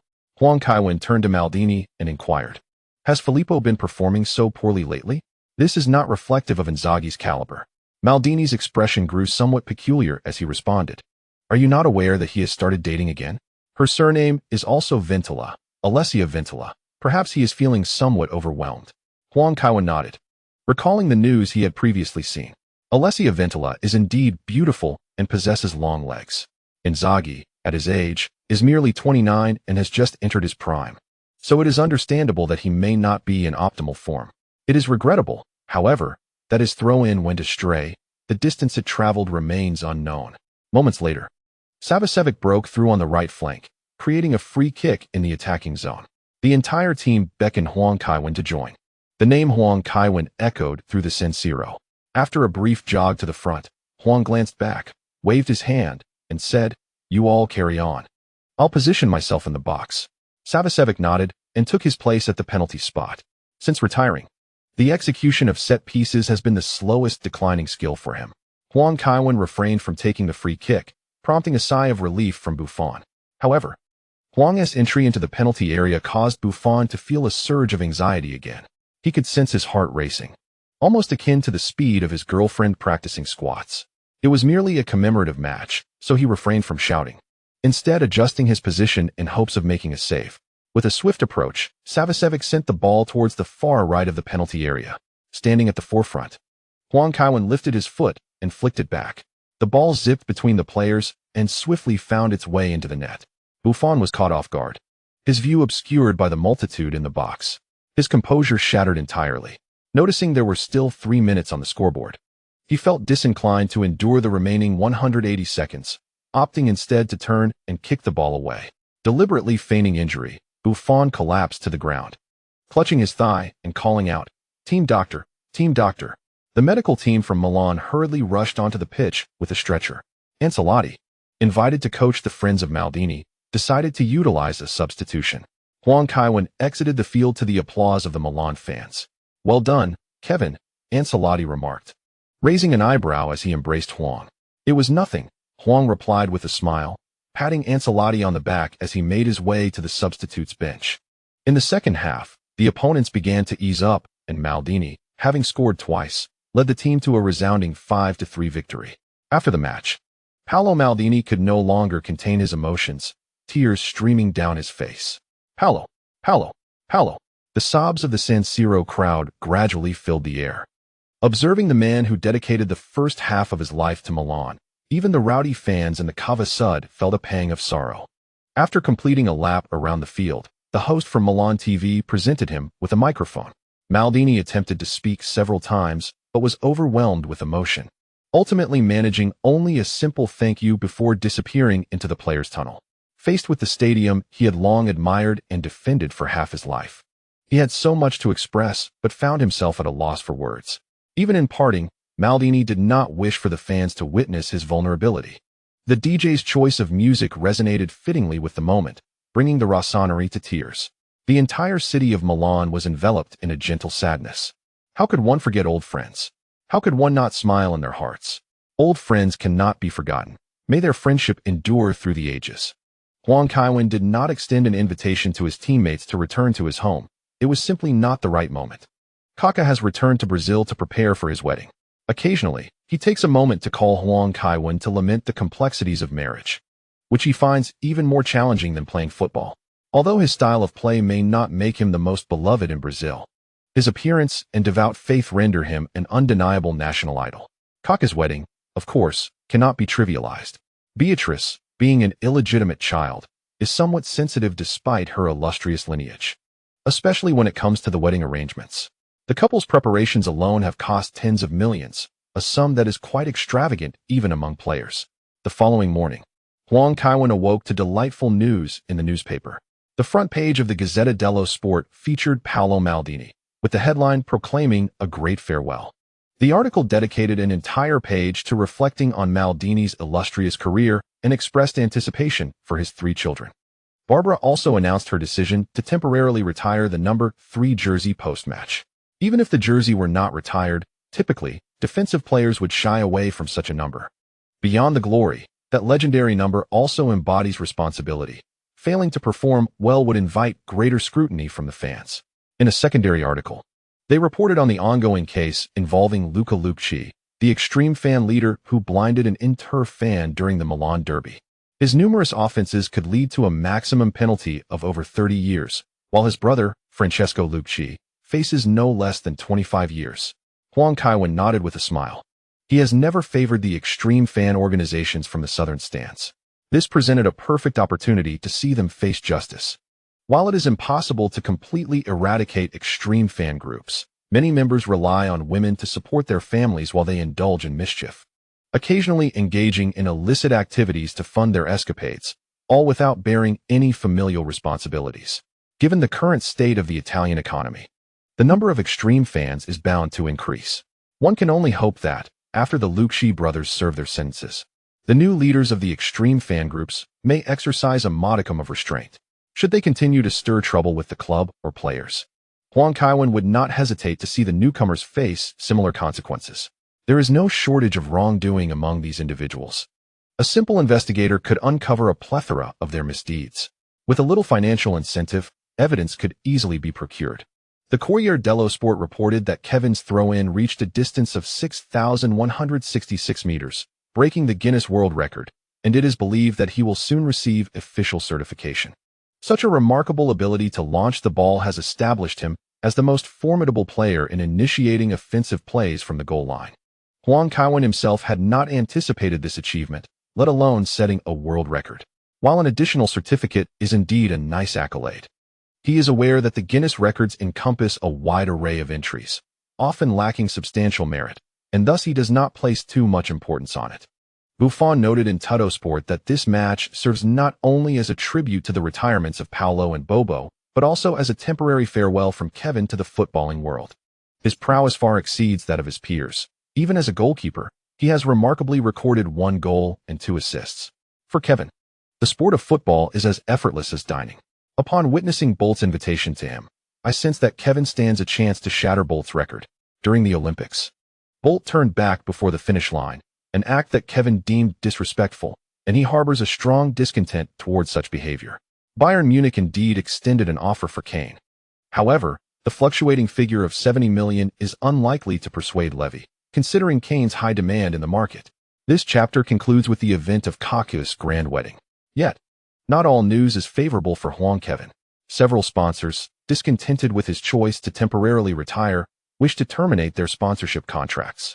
Huang Kaiwen shows little objection to this. If they desire to dissolve the contract, so be it, but they ought not to expect to sign again thereafter. Kevin, you ought to inform them. Ramos remarked with a hint of annoyance. Your contract contains no clauses for retirement termination. Let them be, Huang Kaiwen replied. There are only 2 brands involved. Not all sponsors share such sentiments. He provided them with an opportunity to capture market share, yet they fail to appreciate it. Do they truly believe there exists a more influential athlete in Asia than him? Ramos remained indignant. Huang Kaiwen chuckled and shook his head, uncertain of the brand's perspectives. He had merely stated a temporary retirement. Even if Huang, the king of football, were to rest for 2 years, would they truly suffer losses? The brands he is contracted with are industry leaders, not lacking in funds. To terminate now would make future contracts arduous. Most sponsors, however, display shrewdness. Some brands even reached out, seeking to renew contracts while Huang Kaiwen is away from the pitch, hoping to secure lower rates for a few years. Such requests were also declined. While he appreciates their faith in the king of football, he cannot acquiesce to bargain for a lower price. Checking the time, Huang Kaiwen selected 2 bottles of red wine at home and, accompanied by Ramos, set out to visit Maldini. The girl, Lily, had been sent back to school. Now that they are back in Milan, it is only fitting she resumes her studies, as school is the most comfortable place. Were he to earn over £100 million in a year of schooling, Huang Kaiwen would undoubtedly forego playing football. Such is the plight of a working man. The 2 strolled down the street, gradually making their way to Maldini's residence. Along the way, numerous individuals greeted Huang Kaiwen. to which he responded with a wave and a smile. In terms of reputation, Huang Kaiwen surpasses many Italian politicians. The neighbors in the community hold him in high regard. Huang Kaiwen mused that should he run for election, he would undoubtedly emerge victorious. On their path, a couple was engaged in a quarrel. Ramos, unfazed, positioned himself in front of Huang Kaiwen. He had seen Chinese films where assassins draw attention before striking. Huang Kaiwen chuckled and waved his hand dismissively, saying, "Rest assured, nothing untoward will occur in Italy.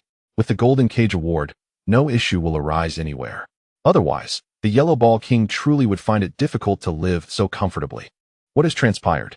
Huang Kaiwen inquired as he approached. "Without you, Kevin." "Ah, Kevin." The man turned around, and a look of surprise instantly illuminated his face. His wife was continuously shrieking beside him. Having witnessed such scenes before, Huang Kaiwen smiled and patiently awaited the couple's acknowledgement. Once the man composed himself, he remarked, "A few days ago, my daughter was born, yet I simply cannot think of a name for my little princess. All the names I have suggested have been dismissed." "You scoundrel. The names you propose are either reminiscent of strippers or your ex-girlfriend," the woman retorted. "What should I name her then? Should I call her Elizabeth or Margaret?" "Such names sound rather unappealing without a title attached," the man lamented. As it seemed they were about to quarrel, Huang Kaiwen quickly intervened. "Do you need assistance? Kevin, would you help me name my child? Thank God. This is wonderful. When she grows up, I can share with her the story behind her name," the man said, somewhat excited. He had never heard of Huang Kaiwen naming a child before. His daughter might be the first. He eagerly asked, "Could you be her godfather?" "Let us not go that far," Huang Kaiwen replied, rubbing his temples. "Even with my teammates' children, I wouldn't agree to be a godfather unless it were to someone particularly close like Kaka, Ramos, or Inzaghi. After all, being a godfather is a significant responsibility." "Very well then. I shall name her Flick, Julian Flick," the man said with a hint of disappointment. "A German?" "Indeed, my grandfather was German," the man nodded. "How about Hannah? In Hebrew, it signifies elegance, and I believe she will grow into a clever and graceful young lady," Huang Kaiwen suggested with a smile. "Hannah Huang Flick? What a lovely name." Huang Kaiwen added, "While I understand your sentiment, using Huang as a middle name might cause her some confusion. Since you wish to avoid selecting a middle name from family, I propose Abbott, which is my butler's surname. He is a learned man. Hannah Abbott Flick." Huang Kaiwen advised. "That sounds splendid. Thank you, Kevin. It is my honor to assist you." Huang Kaiwen smiled as he bid farewell to the couple. Ramos silently reflected on Huang Kaiwen's words, preparing to write them in his diary later that evening. He was currently working on his autobiography, in which Huang Kaiwen occupied a substantial portion. "Kevin, I feel as though the name Hannah Abbott is somewhat familiar," Ramos inquired, puzzled. "Perhaps you might have heard it somewhere." Huang Kaiwen nodded in agreement. At last, the two encountered no further incidents and arrived at the doorstep of the Maldini residence.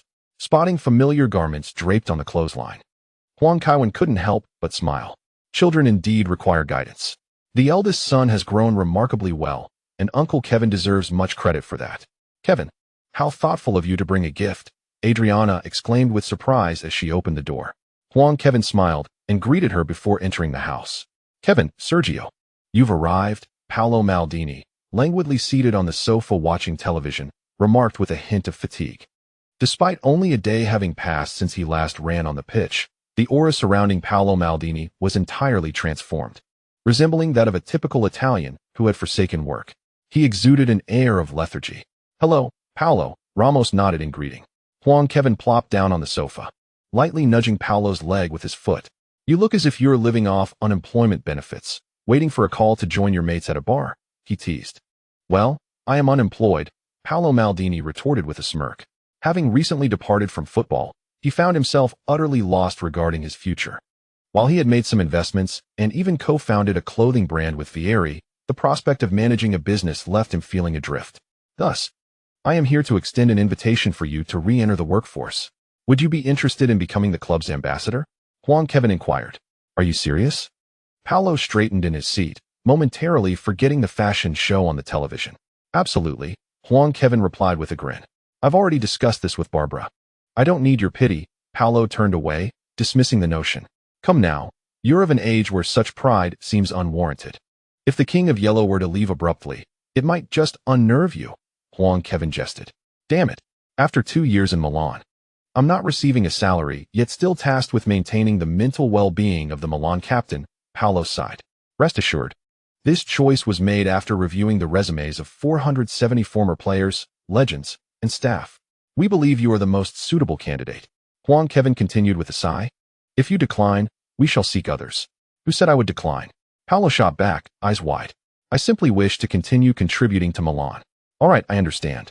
Huang Kaiwen replied dismissively. You haven't yet seen Kevin. I'll check if he is awake and bring him out. Paolo Maldini stood up. I have the feeling he is aware of the customs of the Chinese. Deliberately, Ramos whispered. I sense the same. Huang Kaiwen nodded. I never anticipated that our close friends would notice. So it's not that the King of Yellow is miserly. Rather, it is Paolo Maldini who is being stingy. You've arrived just in time, Adriana said, emerging with dishes. Paolo seems completely at a loss. He has transformed into a different person. You'd best take him out for some fresh air. Shall we call Filippo and go fishing? Ramos suggested. Fishing is out. I haven't bought a helmet. Huang Kaiwen chuckled. What about the kids? Chris and Danny must be on summer vacation now. Yes, Chris has gone out on a date. He recently got a girlfriend. Danny should be back soon from training at the youth camp, Adriana replied. Is he still thinking about playing as a winger? Huang Kaiwen inquired. Previously, he had heard from the youth team coach that although the second son was diligent, he lacked a certain flair for offensive talent. The world of competitive sports is indeed merciless. At the same age, some players are already being courted by prestigious clubs, while the second son trains tirelessly each day, with the coach hoping he might excel in a defensive position.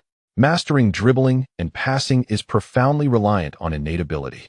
It is not merely sufficient to have solid fundamentals to deliver penetrating passes akin to those of Guti or Miko. After approximately half an hour, Daniel returned home. Upon seeing Huang Kaiwen, his eyes sparkled, and he hurriedly approached, exclaiming, Uncle Kaiwen. Daniel. Huang Kaiwen responded with a smile. The child was not so intolerable after all. I scored a goal today and dribbled past 2 players. My good friend said that I played just like you, Daniel Martini declared, as if presenting a treasure. Ramos nearly burst into laughter, and Huang Kaiwen could not suppress his amusement either. Although the young football king had never played in youth team matches during U12 competitions, with his talent, not scoring 8 or 10 goals in a 30-minute match would be considered a lackluster performance on his part. Paul Martini, unable to rouse his younger son, remarked from the side, Daniel is quite remarkable. I believe that if you don't return, he might don the number 10 jersey. Hearing his father's praise, Daniel Martini flashed a toothy grin, albeit with a slight lisp due to his losing baby teeth. Who is your teammate with the most goals? Ramos asked. No sooner had he spoken than Daniel Martini's expression darkened. Tommaso. He scored 5 goals, but he's 2 years older than me, Daniel retorted defiantly. When Sergio was young, he also scored many goals as a forward, Huang Kaiwen noted. In truth, if you truly aspire to play professional football, you might consider changing your position to defense. But I don't want to play defense. I believe I can play in the forward position, the second son replied. All right then, best of luck, Huang Kaiwen said. Talented offensive players tend to dominate at a young age, but it was clear that Daniel was not among them. There was no point in further persuasion, lest it become bothersome. During dinner, Daniel once again ventured to eat boiled chicken breast. Huang Kaiwen was both amused and exasperated. The young lady had praised him on television, potentially influencing countless children. After discussing with Martini the arrangements for his return to Milan for work, they shared a meal at their home. Huang Kaiwen departed alongside Ramos. Aren't you planning to go on vacation? Huang Kaiwen asked curiously. Even if I don't go on vacation, I should pursue true love at university, Ramos replied with a grin. Vacation seems rather dull. It's all the same wherever you are with friends. Well then, let us travel to Brazil. We can spend a few days there before attending Ricardo's wedding, Huang Kaiwen suggested. That sounds good. Shall we go to Rio? Ramos inquired, smiling. He had always heard that Rio was a city of fiery passion, but had yet to experience Rio de Janeiro himself. That works. Thus, the two continued their journey homeward. Huang Kaiwen received a phone call, necessitating a change in his itinerary. The sponsors requested his presence in America to shoot an advertisement alongside basketball players. Additionally, the national athletics team hoped he would register for the Berlin World Championships, presenting yet another opportunity for a thrilling face-off with Bolt. Upon returning home, the two began to pack, bringing along the truant Lily, who had not seen her mother for quite some time and was eager to visit. In the realm of mainstream sports, there are merely a handful of prominent brands. However, The NBA has traditionally been the bastion of American brands. In 2006, Adidas unexpectedly forged an agreement with the NBA, becoming the official sponsor of NBA jerseys until 2017. Notably, stars like Kevin Garnett and Tracy McGrady were also under their banner. Huang Kaiwen's upcoming advertisement shoot was a preliminary exploration. The independent Kevin brand was poised to launch its own line of basketball shoes, seeking endorsements from basketball luminaries. After all, basketball shoes are versatile, suitable for everyday wear, while soccer cleats are overly specialized and often uncomfortable for casual use. The market dynamics are entirely disparate. Huang, known for his commendable basketball skills, had no qualms about shooting an advertisement alongside basketball stars. That evening, the trio boarded a flight to LA. "This is a gift for your mother," Huang Kaiwen remarked, producing an antique piece of jewelry. Italy is burdened with substantial external debts and is currently deliberating the sale of some state assets to repay these obligations, despite the outcry against such measures. Their financial plight is indeed severe. Huang, along with the young lady, indulged in considerable shopping. Kaka's wedding gift was also procured during the shopping spree. "You might as well give it to me," Lily said, gazing at the gilded trinket. "You have more jewelry than you can wear," Huang Kaiwen retorted, slightly exasperated. Both she and the young lady had a penchant for extravagant spending, often racking up bills in the tens of thousands. At this rate, Huang's substantial fortune might not suffice. Having only recently hung up his boots, he already felt a sense of urgency. When he meets with the sponsor's representatives, he must negotiate for increased sponsorship fees.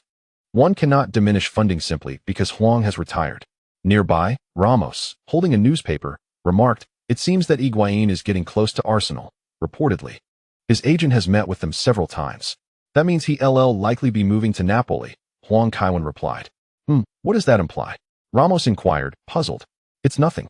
He certainly won't be joining Arsenal," Huang Kaiwen chuckled. "Even if Higuain were to transfer early, securing a position at Arsenal would be quite challenging. With Van Persie, Binder, and Adebayor among others, Arsenal's forward line is not lacking in options. They would not afford Real Madrid a substantial transfer fee. Although Higuain may no longer be part of the Argentine national team, he remains a coveted asset in the market." After a brief gaming session with Ramos, Lily rose and shot Huang Kaiwen a glance, prompting him to excuse himself to the restroom. Although Huang Kaiwen is not in Europe, his name continues to grace the headlines of European newspapers. The Times reports that during the filming of a new advertisement, Kaiwen astonishingly scored 3 consecutive baskets using his feet. While the director had intended to edit the footage, Kaiwen's genuine skill left everyone present in utter disbelief.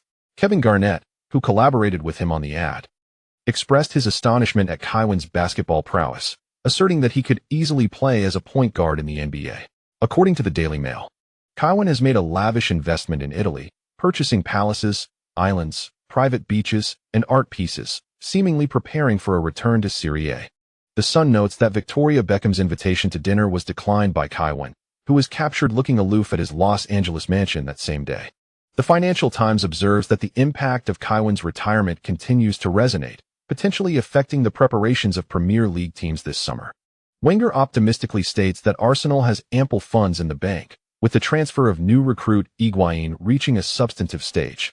The Manchester Evening News reports that reliable sources indicate Ferguson has called for players to return early for training, as he plans to bring in several big names this summer to bolster Manchester United's strength. He is particularly concerned about the possibility of Kaiwen returning to Chelsea, thus seeking to secure a significant lead before that happens. According to L'Equipe, Mourinho is reportedly unhappy with transfer dealings and has not ruled out the possibility of stepping back for personal recovery. Marca reveals that Calderon has flown to Los Angeles with the intention of persuading Kaiwen to return to Madrid, with funding for Kaiwen's signing potentially sourced from mortgaging the Bernabeu in exchange for a low-interest loan spanning 99 years. Bild reports that credible information suggests Kaiwen will participate in the World Championships in Berlin. Staff members indicate that the Chinese athletics team is working diligently to convince him to compete, with organizers in Berlin expressing a warm welcome and offering assistance. When Calderon arrived in LA, Huang Kaiwen had already departed for Sao Paulo, Brazil. Due to filming delays, he had no time to enjoy Rio. He has committed to participating in the World Championships, and after attending Kaka's wedding, he must immediately focus on training. Huang Kaiwen doubts he can outrun Bolt. And if he were to lose at the championships, He plans to challenge Bolt in Manchester. The long-haul flight from Los Angeles to Sao Paulo awaits him. Upon awakening from sleep, Ramos noticed that Huang Kaiwen and Lily had once again disappeared. After waiting for over an hour, the duo finally returned. Following a 14-hour flight, the three landed at Congonhas International Airport. Soon, the young lady and several of Milan's teammates are expected to arrive as well. All three donned caps, maintaining a low profile as they exited the airport. Outside, Kaka excitedly waved and called out, "Kaiwen, over here." Huang Kaiwen approached with a smile and embraced Kaka, saying, "You're all becoming husbands now. How can you still be so reckless? It hasn't been that long since we last met." Kaka, seated in the driver's seat, replied with a smile, "We faced each other in the second leg of the Champions League, and we've seen each other during the final." Ramos interjected directly. Kaka's smile faltered. He felt as though an eternity had passed. "How do you feel about getting married?" Huang Kaiwen inquired, attempting to alleviate Kaka's discomfort. "I don't feel much. I'm just constantly busy. My parents act on whims, and Beatrice scrutinizes every detail, while her mother has numerous demands." Kaka lamented with a hint of exasperation. He had never anticipated that marriage would be such a convoluted affair. "In the end, it's just a few experiences," Ramos remarked. "You seem to have a relaxed perspective." Huang Kaiwen replied. While Kaka and Beatrice had come together, Huang Kaiwen could not confidently assert that their union would endure. Beatrice, unlike Caroline, was fervently devoted to Kaka, lacking any ambition beyond her affection for him. She feared that Kaka might be swept away by adoring female fans, a stark contrast to Caroline's distant relationship with him. Beatrice's mother had often stated that once Valentino was entrusted to a professional manager, her daughter could simply await her dividends. As Kaka escorted the three of them to the hotel, he expressed his apologies. "My family is quite occupied, so I can only offer you temporary accommodations here." "No problem. We understand," Huang Kaiwen replied, retrieving a brown paper envelope from his bag. "This is a wedding gift from Barbara, Lily, and me. Better to give it now than to forget later." Kaka attempted to decline with a wave of his hand. He was not apprehensive about any extravagant gifts, but feared what documents might lie within. Although he had yet to see the contents, he instinctively suspected they pertained to property. "Don't be shy. Unless you no longer consider me a friend," Huang Kaiwen chuckled. Reluctantly, Kaka opened the envelope in front of Huang Kaiwen, and his eyes widened in astonishment. "A private island. This is far too extravagant, Kevin," he stammered, feeling overwhelmed. "Accept it," Huang Kaiwen insisted. "While the Borromeo family owns a private island, it ultimately belongs to her father. Giving you a private island allows you to invite her father for a vacation, preventing anyone from claiming you married into wealth." Kaka's eyes began to glisten with unshed tears. "Don't cry at the drop of a hat," Huang Kaiwen laughed, ushering Kaka into the hotel for a meal. Ramos remained unfazed, grateful for Huang Kaiwen's support, as many of his endorsements stemmed from him. If he were to marry, Huang Kaiwen would undoubtedly present a grand gift. However, he felt a twinge of annoyance at Huang Kaiwen for leading Kaka away. Lily, observing Ramos, asked, "Are you envious? Wishing to find someone to marry soon? You wouldn't understand." Ramos replied curtly, "I am the most decorated player in Spain and a university student. I need to find a woman worthy of me. Should I introduce you to some classmates?" Lily inquired, trailing after him. Ramos scoffed, "I have no interest in dating art students." July 1st, Lily noted. Huang Kaiwen barely had the chance to check the system refresh before he was busy assisting Kaka with wedding preparations. Although getting married in Brazil or Italy is not particularly complicated, the sheer number of guests necessitated considerable arrangements. Dressed in a blue suit, Huang Kaiwen was engaged in conversation with Bailey, while fellow groomsmen Inzaghi and Ramos flitted about, attending to various tasks. "Kaiwen, why did you retire so early?" Bailey inquired, noting the coincidental choice of blue suits. "If it weren't for your age, one might easily mistake you for one of the groomsmen. I just feel a bit fatigued," Huang Kaiwen casually offered as an excuse. "You understand the media landscape in England. Playing football, there leaves no room for personal privacy. The Chelsea fans are so supportive. Yet I can't express my desire to transfer, so I've decided to take a break for now." I can relate. When I was playing in New York, it was quite similar. The Americans suddenly became interested in football, and everywhere I went, reporters followed me, capturing every moment. There was no chance to enjoy life freely. Bailey empathized. Huang Kaiwen rolled his eyes. "With reporters being so relentless, how did you manage to have so many illegitimate children?" "I'm at a loss whether to commend your prowess or criticize the ineptitude of American journalists. If it were those folks from Fleet Street, They would have stripped you of your undergarments while you played. Return to football soon. The people of Brazil miss you, Bailey said, patting Huang Kaiwen on the shoulder. That's enough. Let us proceed to the church, Huang Kaiwen replied, eager to shift the conversation as he gestured towards the church entrance. The two entered together, with Bailey finding a seat while Huang Kaiwen stood at the front, entrusted with Kaka's ring box. Italian weddings tend to be more formal than Brazilian ones. This time, Huang Kaiwen had specially invited the Archbishop of Brazil, Leonardo Ulrich Steiner, to officiate Kaka's wedding.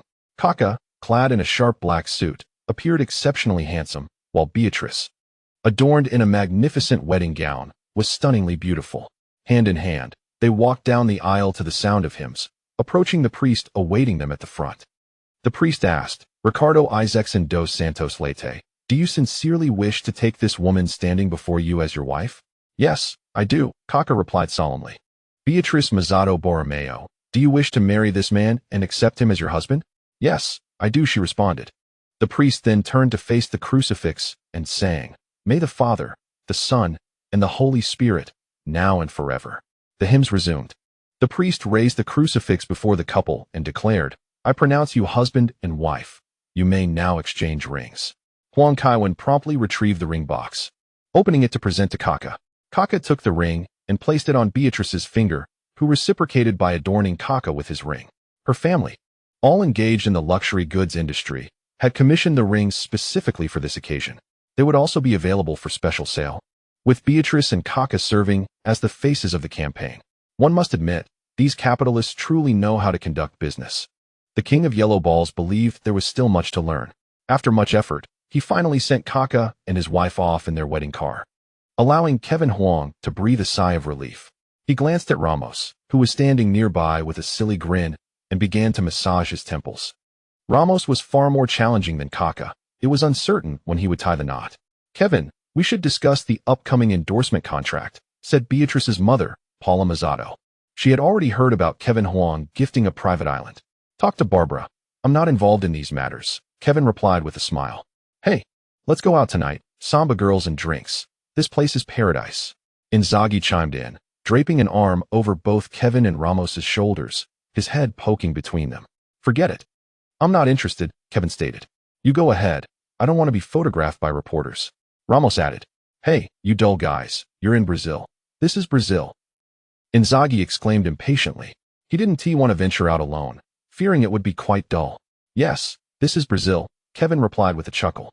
But if you want to avoid danger, it's best not to wander around at night.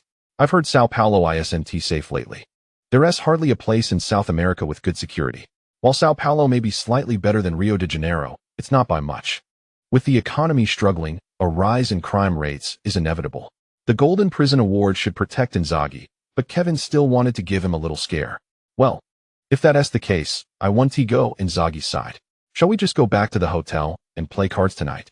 Sounds good. Ramos quickly pulled out a ledger from his pocket. This activity is more beneficial for our health and can also stimulate our intellect. Kevin turned his head away, fearing he might inadvertently laugh. Ramos truly was a good brother to the king of yellow balls, always so eloquent. If they played together for a few more years, it was likely all the teammates' salaries would bear the Huang name. Having settled on their next activity, they all rose to return to the hotel. Although the young lady and Lily didn't join in, they gathered around Kevin to watch. The somewhat bored Maldini nudged Inzaghi, prompting Inzaghi to tell him to get lost. If you hadn't been talking next to me, I wouldn't have lost, Inzaghi complained. Maldini rolled his eyes. Who in AC Milan doesn't know you're both unskilled and love to play? Just as they were enjoying their game, a sudden knock at the door interrupted them. Lily ran to open it, revealing Kaka standing outside. What brings you here, Ricardo? Kevin asked, surprised. I just thought it wouldn't be right to leave you all alone in the hotel, Kaka replied with a smile. I was looking for information on the World Championship. It should be coming up next. The chapter concludes here. In just 3 days, Kevin Huang ensured that Baptista and others attending Kaka's wedding would have to postpone their careers by at least a year. No wonder some say summer is the season of harvest. As long as there are enough guests, each contributing a little, Huang Qiuwang can reap substantial profits. This prospect heightened Huang Kaiwen's anticipation for his journey to Berlin. With Huang Qiuwang visiting Berlin, those renowned German football legends would surely come to witness the event. Embracing local customs, they decided to engage in the popular sheep head game favored by Bayern. During the flight, Huang Kaiwen meticulously reviewed information about the game to ensure he could meet the client's expectations. At that time, there were no direct flights from Sao Paulo to Berlin. So after a layover in Lisbon, they finally arrived in Berlin for the World Championships. Huang Kaiwen was pleased to discover that he did not require a wild card to participate in the 100 meters. The World Championships had 3 criteria: a world ranking, participation in qualifying rounds, or achieving a designated time. Despite the high threshold, Huang Kaiwen, having run under 10 seconds, would not be turned away. However, registering for events beyond the 100 meters posed a minor inconvenience. During this trip to Berlin, all expenses for Huang Kaiwen and his companions were covered by the Germans. The trio was accommodated at the romantic Hotel Rock of 40, conveniently located within a 15-minute walk from Brandenburg Gate, 20 minutes from the Reichstag, 9 minutes from the cathedral, and 14 minutes from the memorial to the murdered Jews of Europe, with a 40-minute drive to the spike soap factory. The only aspect that dissatisfied Huang Kaiwen was that some hotel windows faced residential buildings, offering a less than stellar view. Nevertheless, he was indifferent to minor inconveniences given the complimentary nature of his stay. Once settled in the hotel, Huang Kaiwen recalled a recent refresh in July, noting he had spent 120 points on an immunity card and marble mastery. The skill of marble mastery elevates one's prowess to a professional level, enhancing finger strength and control. Not too shabby. "Kevin, that guy Cassano wants to come to Berlin," Ramos remarked. "He showed up at Kaki's wedding and has been goofing off in Brazil ever since." Huang Kaiwen dismissed the idea, knowing Cassano would likely complain. German girls lacked the warmth of their Brazilian counterparts, and those who were not mixed race were often not particularly attractive. If Cassano came to Berlin, he would inevitably stir up trouble. More critically, his constant escapades with Huang Qiu-Wang would surely draw the ire of Sir Alex Ferguson, known for his stringent control over his players. Among all the coaches in football, Ferguson had the strongest desire to oversee his athletes, even keeping a close eye on their private lives. Manchester United players rarely dared to misbehave in Manchester, and Cassano had toned down his antics since joining the club. It was no surprise. Ferguson had eyes everywhere, leading Huang Kaiwen to speculate whether Manchester United paid local bars to keep tabs on their players. That evening, as they watched television in the hotel, Manchester City's spokesperson announced to the reporters that they had signed Arsenal striker Adebayor. With the addition of Tevez, Manchester City's attacking line had suddenly risen to the level of the Big Four. Before the financial fair play regulations were announced, having money truly allowed one to act with impunity. What was even more intriguing was, without consulting Huang Kaiwen, Higuain moved from Arsenal's medical room to Chelsea. Sneijder is almost certain to join Inter Milan, as he desires to go to Milan. However, Milan does not have a position available for him. Robben's situation is similar, as he has recently been in close discussions with Bayern. Although Calderon does not intend to purge the Dutch contingent, they are equally reluctant to participate in the UEFA Cup with Real Madrid. Barcelona's smooth transfer dealings have significantly bolstered the confidence of the Catalans. On July 18th, the World Sports News mockingly remarked that after the arrival of Dmitry Chigrinsky, the weaknesses in Barcelona's defense have been addressed, as he can partner with Peak to provide aerial protection against opponents skilled in high crosses. Compared to Calderon's mess, Barcelona is on the right path. Huang Kaiwen, confirmed to compete in the 100m, 200m, and 800m events, remains the focal point of media attention. Each day, countless reporters follow him on his training routes. Occasionally, when Huang Kaiwen wishes to unwind after training, he finds no opportunity to do so. Even Andre Villas-Boas, while traveling in Egypt, frequently sees news about him in local newspapers. And this is in an Arab nation. On July 20th, Huang Kaiwen returned to the hotel. Before he could enter his room, he overheard an argument. "You even forgot my birthday. Kevin specifically had someone deliver a gift to me. I'm not your mother. Why should I remember your birthday? Damn it. Don't expect a birthday gift from me this year. I never wanted one anyway." Huang Kaiwen swiped his card to open the door and saw Lily lying on the couch watching television. He pointed to Ramos's room and asked, "Has Antonio Cassano arrived?" "Yes. He came earlier today," Lily sighed. "They've been arguing for over 2 hours now. If it weren't for the noise, I would have thought they were doing something else in there." "That's just how they are," Huang Kaiwen chuckled, recalling the ongoing rivalry between Ramos and Cassano during their time in Madrid. Before long, Ramos knocked on the door. "Kevin, we're about to head out. Do you want to join us?" he asked. "What is the occasion?" Huang Kaiwen inquired with a smile. I want to prove to him that I'm not incapable of finding a girlfriend. I simply choose not to, Ramos replied with a hint of annoyance. Of course. Let us go, Lily exclaimed, jumping up from the couch, clearly eager for the excitement. Huang Kaiwen nodded in agreement. Cassano was thrilled about their outing, chattering away. You know Berghain, right? That famous DJ ranked it as the best in the world, and we're going there today. Let us skip that, Antonio, Huang Kaiwen frowned. Let us go somewhere more low-key. Berghain is notoriously popular, often at full capacity, and it is said that even celebrities have no privilege and must wait hours to enter. If security deems you unfit for the nightclub, a mere gesture can have you ejected. Huang Kaiwen was reluctant to stand in line for several hours. What if the security personnel, in a moment of folly, decided to exploit the situation with the Yellow King, leaving him denied entry? Moreover, the venue was rather chaotic. During his time in London, Huang had seen numerous reports about incidents occurring there. The fervent electronic music, a throng of intoxicated revelers, and the association with drugs were hardly appealing.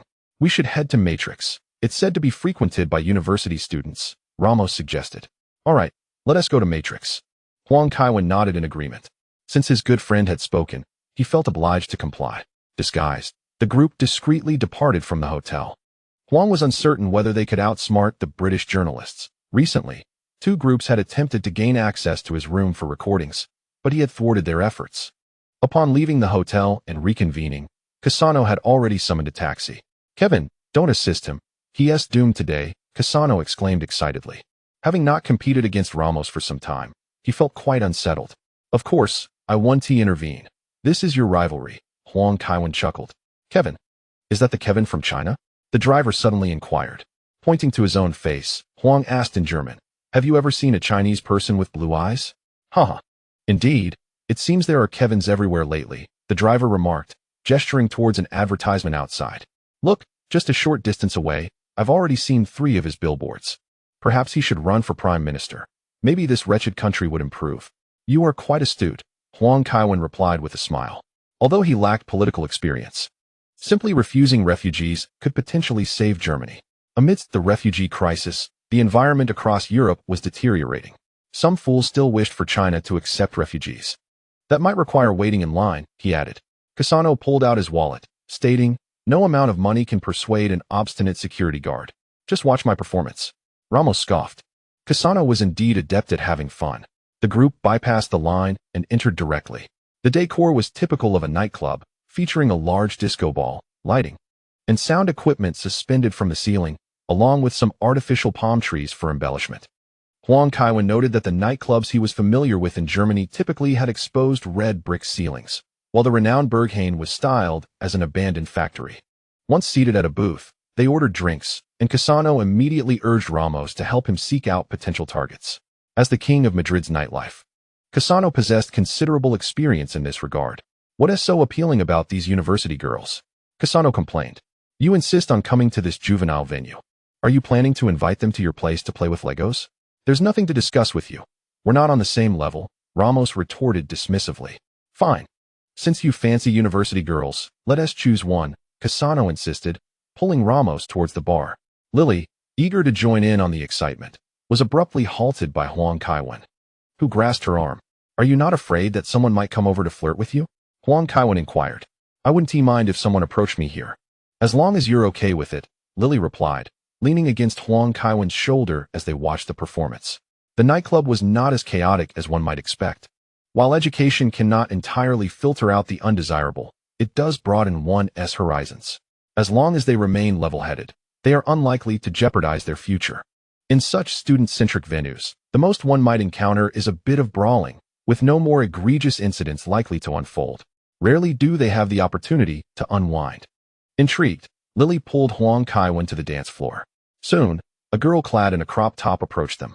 Lily stepped in front of Huang Kaiwen, and instead of retreating, the girl stood her ground confidently. Lily glanced at her toes, then shot a fierce glare at Huang Kaiwen. He felt utterly bewildered. He had been trying his best. It's primarily a matter of genetics, Huang Kaiwen remarked, patting Lily's hand and guiding her back to their seats. He sensed that she might soon be provoked. To his surprise, the girl followed them. Stepping away from the dim dance floor, Huang Kaiwen finally recognized the newcomer. Aren't you the star of the Gotza tent? He asked directly. Yes, I'm Anna Catherine Vita, You can call me Anna, she said with a smile, extending her hand. Huang Kaiwen took her hand in greeting. My girlfriend is still here, he said, placing a small note on the table with a grin. That doesn't matter. I've seen the reports about you and that skier, Anna Catherine replied. Damn that Sun newspaper, Huang Kaiwen responded, bemused. He has retired. Yet Fleet Street continues to hound him. I wonder who is fortunate enough to travel the world with the king of football. You should be aware that I will not meet her again, Huang Kaiwen reminded her. Gotza's future girlfriend was merely a gold digger. Having been involved with the lead singer of a well-known German band since the age of 15, it was impossible for her to latch onto the king of football. That's acceptable. At least he is a young football king, Anna said, her expression shifting slightly before returning to her usual cheerful demeanor. Let us go. This isn't interesting, Lily interjected. All right then, let us leave, Huang Kaiwen agreed. After spending a few days together, Anna departed after securing an endorsement deal.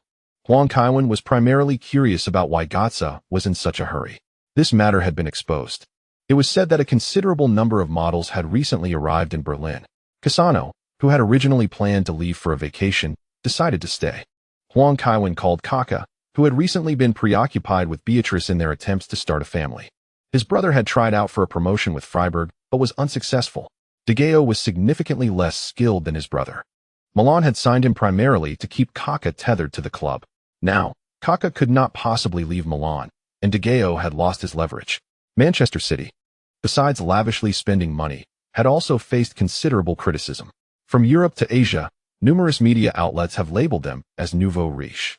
Moratti has recently been quite distressed, even publicly confronting these media representatives, questioning why they consistently defame Inter Milan. It would be more fruitful for him to simply call Maggi regarding such matters. The professor has also been in a rather poor mood lately. Higuain was not only snatched by Chelsea, but the tiresome and drawn-out soap opera of the young captain is once again unfolding. Henry has publicly urged Arsenal not to sell Fabregas, but it is not Wenger who wishes to part with him. The crux of the matter lies in the mutual affection between Barcelona and Fabregas. Owen's free transfer to Manchester United has incited Liverpool fans to the point where they would burn their jerseys in protest. Shevchenko even made a point to call Huang Kaiwen. Last season, he was loaned back to AC Milan while Huang Kaiwen joined Chelsea. This season, upon the conclusion of his loan, Huang Kaiwen opted to temporarily hang up his boots, leaving Shevchenko to wonder if Huang Kaiwen harbored any grievances against him. Throughout this summer, Shevchenko has been preoccupied with regaining his form and seeking a new club to the extent that he did not attend Kaka's wedding. Meanwhile, Huang Kaiwen continues his relentless training day and night, welcoming the first day of August. Observing the peacefully sleeping Lily, Huang Kaiwen accessed the system. Special template, rival 1000. 000 fate points. Template, Beckenbauer 10,000 points. Matthias 10,000 points. Bremer 10,000 points. Skills, mastery of rainbow dribbling 200 points. Middle distance running mastery 100 points. Items, 24-hour injury immunity card 20 points. Special item, Capello's Jade Tablet 10,000 points. Upon seeing the latest shop refresh, Huang Kaiwen was somewhat stunned. Rival, although merely one letter shy of Rivaldo, is based on him. However, that Captain Tsubasa is a lethal football. If this rival were acquired, the King of Yellow would indeed lead his team to the moon. The subsequent trio of German legends boasts formidable strength, yet Huang Kaiwen lacks sufficient fate points. Otherwise, acquiring the King of Yellow would enhance both offense and defense significantly. As for the final special item, Huang Kaiwen refrained from commenting. This is truly a top-tier offering, each capped at 10,000 points. Ultimately, Huang Kaiwen spent 120 points to purchase Middle Distance Running Mastery, an immunity card. The skill of Middle Distance Running Mastery elevates your running to a professional level, enhancing your speed and explosiveness after completing the first lap. One could seize another's lane upon finishing the initial lap at 800. This skill is evidently designed for lane theft. The refresh this time was quite favorable and very timely. Upon waking, Huang Kaiwen stumbled upon a special interview with Bolt. In his conversation with the Berlin Daily, he stated, "This competition features many formidable opponents, but the only one who poses a significant threat to me is Kevin. In this world, one would be hard-pressed to find another individual capable of achieving a remarkable time of 9. 82 seconds without undergoing extensive professional training. While I remain uncertain of Kevin's current limits, I speculate that he might be able to run under 9.8 seconds this time. Perhaps even faster, a notion that is almost beyond imagination. When I heard of his retirement, I was filled with a bittersweet mix of sadness and excitement. The sadness stemmed from the loss of witnessing Kevin's unparalleled skills, while the excitement arose from the anticipation of a true rival finally emerging. Kevin Huang set aside his newspaper. Bolt, that audacious character, persistently declared war on the king of ball through the press. The crux of the matter is that this upcoming competition boasts numerous esteemed athletes. Hasn't this effectively turned the king of ball into a target? Alas, the king of ball has graciously accepted his challenge to participate in the World Championships. Yet this fellow continues to exert pressure through the media, which seems rather ungracious. Perhaps I should inquire if he enjoys playing cards. If he can be deceived into purchasing insurance for his parents, it might be prudent for the king of ball to enlighten him. In due course, the king of ball could arrange for Allianz to secure a policy for his parents. As the World Championships draw nearer, the excitement surrounding the event intensifies. Kevin Huang has attempted to emulate Pele's speed, managing to barely break the 10-second barrier.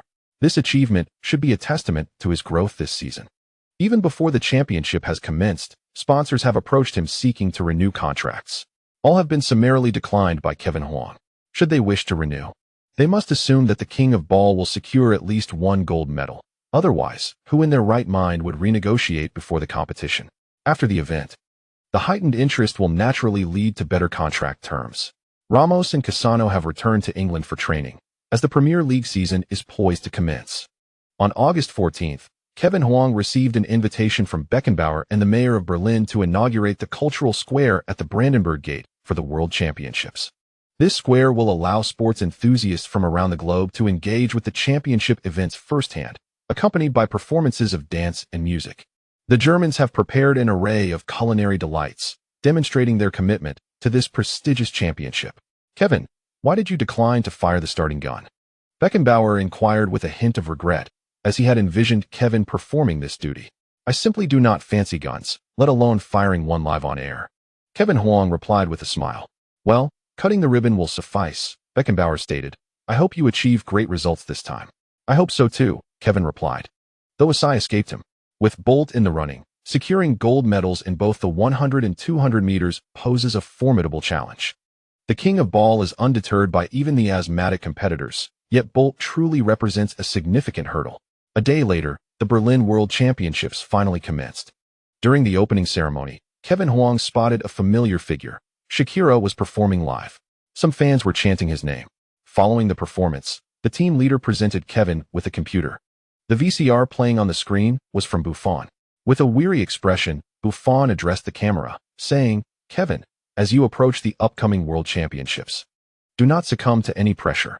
Though you have not undergone extensive training, your speed remains among the swiftest in the world. Even if the terrain shifts from a verdant pitch to a synthetic track, I believe that if you prepare wholeheartedly, even Bolt shall not be your rival. Lastly, I wish you the best of luck.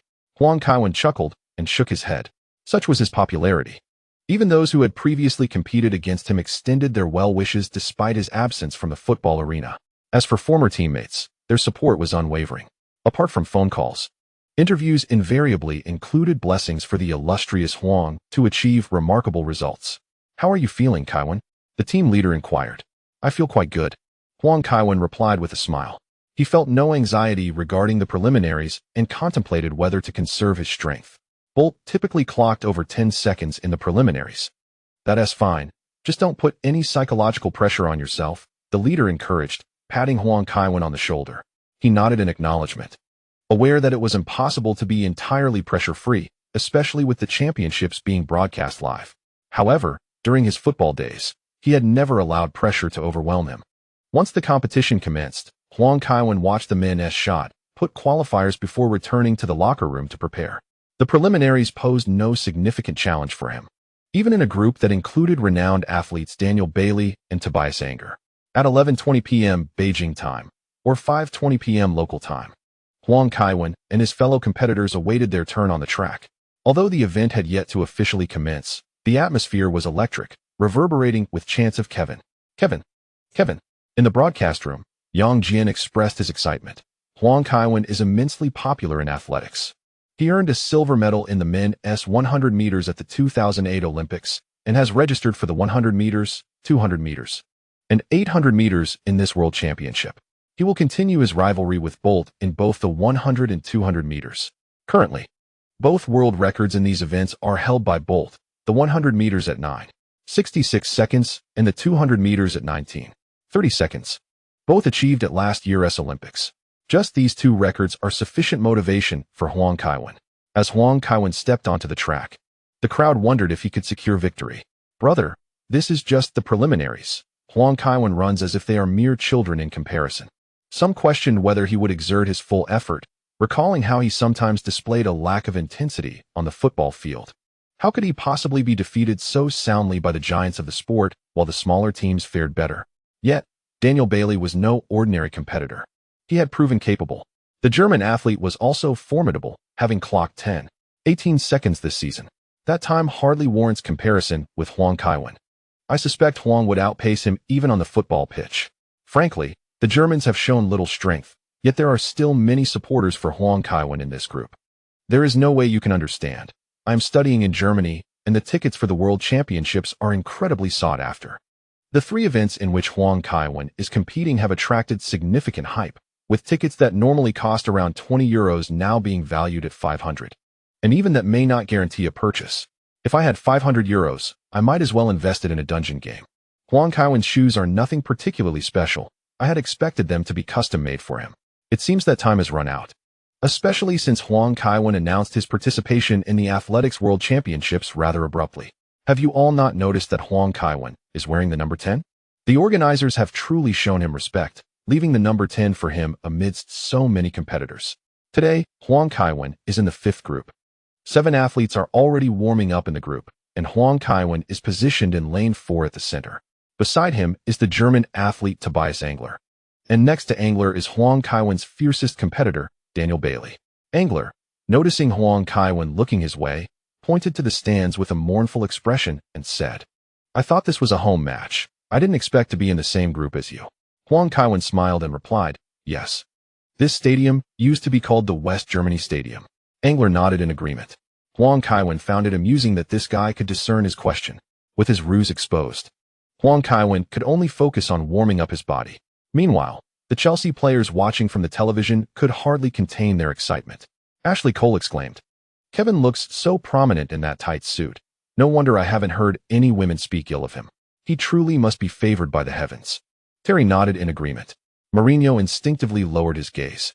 In this regard, he too is quite exceptional. Yet, it remains uncertain whether he can outpace Huang Kaiwen.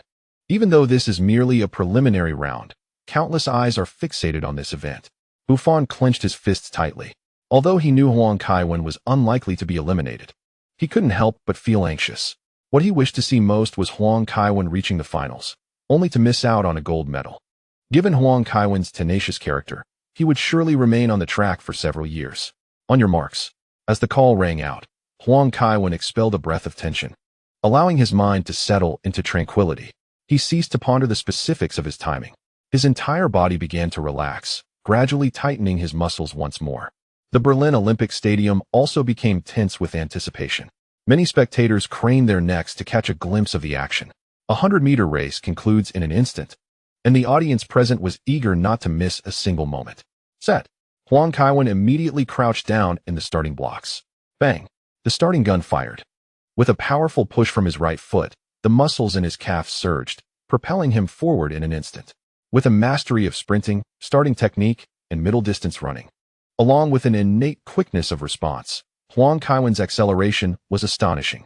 Did he false start? It seemed impossible. I recall Huang Kaiwen having no issues with his starts. Huang Kaiwen let out a sigh, returning to the starting point to prepare once more. He was certain he had not jumped the gun, having only started after hearing the starting pistol. Damn, his reaction time was too swift. Who could he reason with about this? Taking a deep breath, he exhaled and adjusted his mindset, once again squatting before the starting blocks. Given the circumstances, he decided not to overthink his start, slightly tempering his launch speed. Yet, even while holding back, Huang Kaiwen surged forward at the first opportunity. His center of gravity remained remarkably stable. The first 3 steps of his lead were glaringly evident on the television screen. Daniel Bailey exhibited formidable explosiveness, nearly matching Huang Kaiwen's pace, with their start times nearly indistinguishable. Following closely in the leading pack was the Norwegian athlete Jesuma Sadie Dauer, whose background mirrored Huang Kaiwen's. He had trained predominantly in basketball, volleyball, and athletics, having represented teams in competitions. As he later recounted, in Gambia, his motivation for sport stemmed from a pure love of exercise, training in whatever he desired. However, after being recruited by Norway in 2006, he focused solely on athletics, previously clinching the 200-meter championship in Stuttgart. After 30 meters, Tobias Anger surged ahead, successfully overtaking Bailey and trailing Huang Kaiwen closely. Huang Kaiwen sensed the fierce competition behind him but remained undeterred. He was aware of his previous triumph over Bolt's characteristics. Experimenting on the track for the first time, having traversed 40 meters, Huang Kaiwen had established a leading group. Yet, the athletics track was far from the grassy fields. All competitors were sprinting with full force, making it challenging to discern any advantages, even with a notable lead. Thus, despite feeling an increasing advantage, Huang Kaiwen continued to push himself relentlessly. His eyes briefly glanced at the adjacent lane, but his feet showed no signs of relaxation. His thighs pivoted around his hips, perpetually swinging forward before landing and pushing off again. At this moment, Tobias Anger began to falter, relinquishing his second position to Daniel Bailey. Among the 7 lanes today, only he and Huang Kaiwen were not of African descent, a testament to the prevailing dominance of black athletes in the realm of athletics. Daniel Bailey, exerting himself, cast a glance at Huang Kaiwen ahead. His legs strained as he rhythmically swung his hips and arms, striving to overtake Huang Kaiwen and seize the lead. However, to his astonishment, no matter how hard he tried, Huang Kaiwen remained firmly ahead of him. Jesuma Sadie Dauer was closely trailing behind Bailey, the previously second-placed German athlete. Tobias Anger had now slipped to 4th. Should he maintain this rank, he would face elimination in the heats. Out of the corner of his eye, Huang Kaiwen spotted the approaching Daniel Bailey. Gritting his teeth, he intensified his efforts, accelerating for a second time. The shift in speed nearly caused him to lose his balance and fall, but Huang Kaiwen, demonstrating remarkable poise, steadied himself and continued his fervent sprint forward. After 70 meters, he was clearly sprinting with reckless abandon. By 80 and 85 meters, Bailey had noticeably fallen behind. After 90 meters, Huang Kaiwen continued to surge forward, sensing out of the corner of his eye that Daniel Bailey was lagging slightly. During the final sprint, he chose to glance back and slow down, concealing his true prowess. Nevertheless, he still crossed the finish line first. Huang Kaiwen, Yang Jian exclaimed with excitement. 9:91 seconds. Huang Kaiwen has secured first place in the 5th heat. The actions of Huang Kaiwen in the final moments left us with boundless imagination. A year ago, Bolt had turned to glance back at the moon, and this year, in the preliminaries, Huang Kaiwen replicated Bolt's gesture, clearly holding back in the final stretch, not wishing to reveal his true strength to his competitors. Yet, he still clocked an impressive 9:91 seconds, proving that the title of Asia's flying man is indeed well-deserved.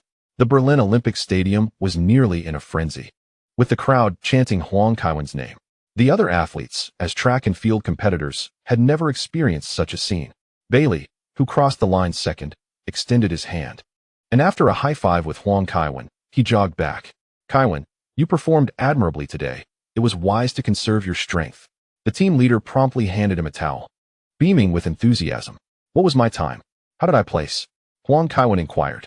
"You clocked 9:91, while Bailey finished at 10:22, the team leader replied, visibly excited.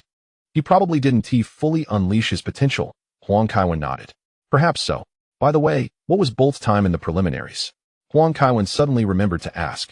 10:21, about the same as Daniel Bailey, the team leader responded. "First in his heat?" "Yes, he was also first in his heat." Huang Kaiwen sighed. "Indeed, without pressure. Bolt is merely toying with the competition. The entire world knows he can easily run under 10 seconds, yet he submitted a time of 10:21. Huang Kaiwen suddenly felt a twinge of regret for running under 10 seconds. Thanks for the support from Zhang. Arsenal has been extraordinarily bold this year, directly offering 100 million for Rice, and they are preparing to acquire more midfielders. Is that bank deposit maturing? He requested votes and recommendations.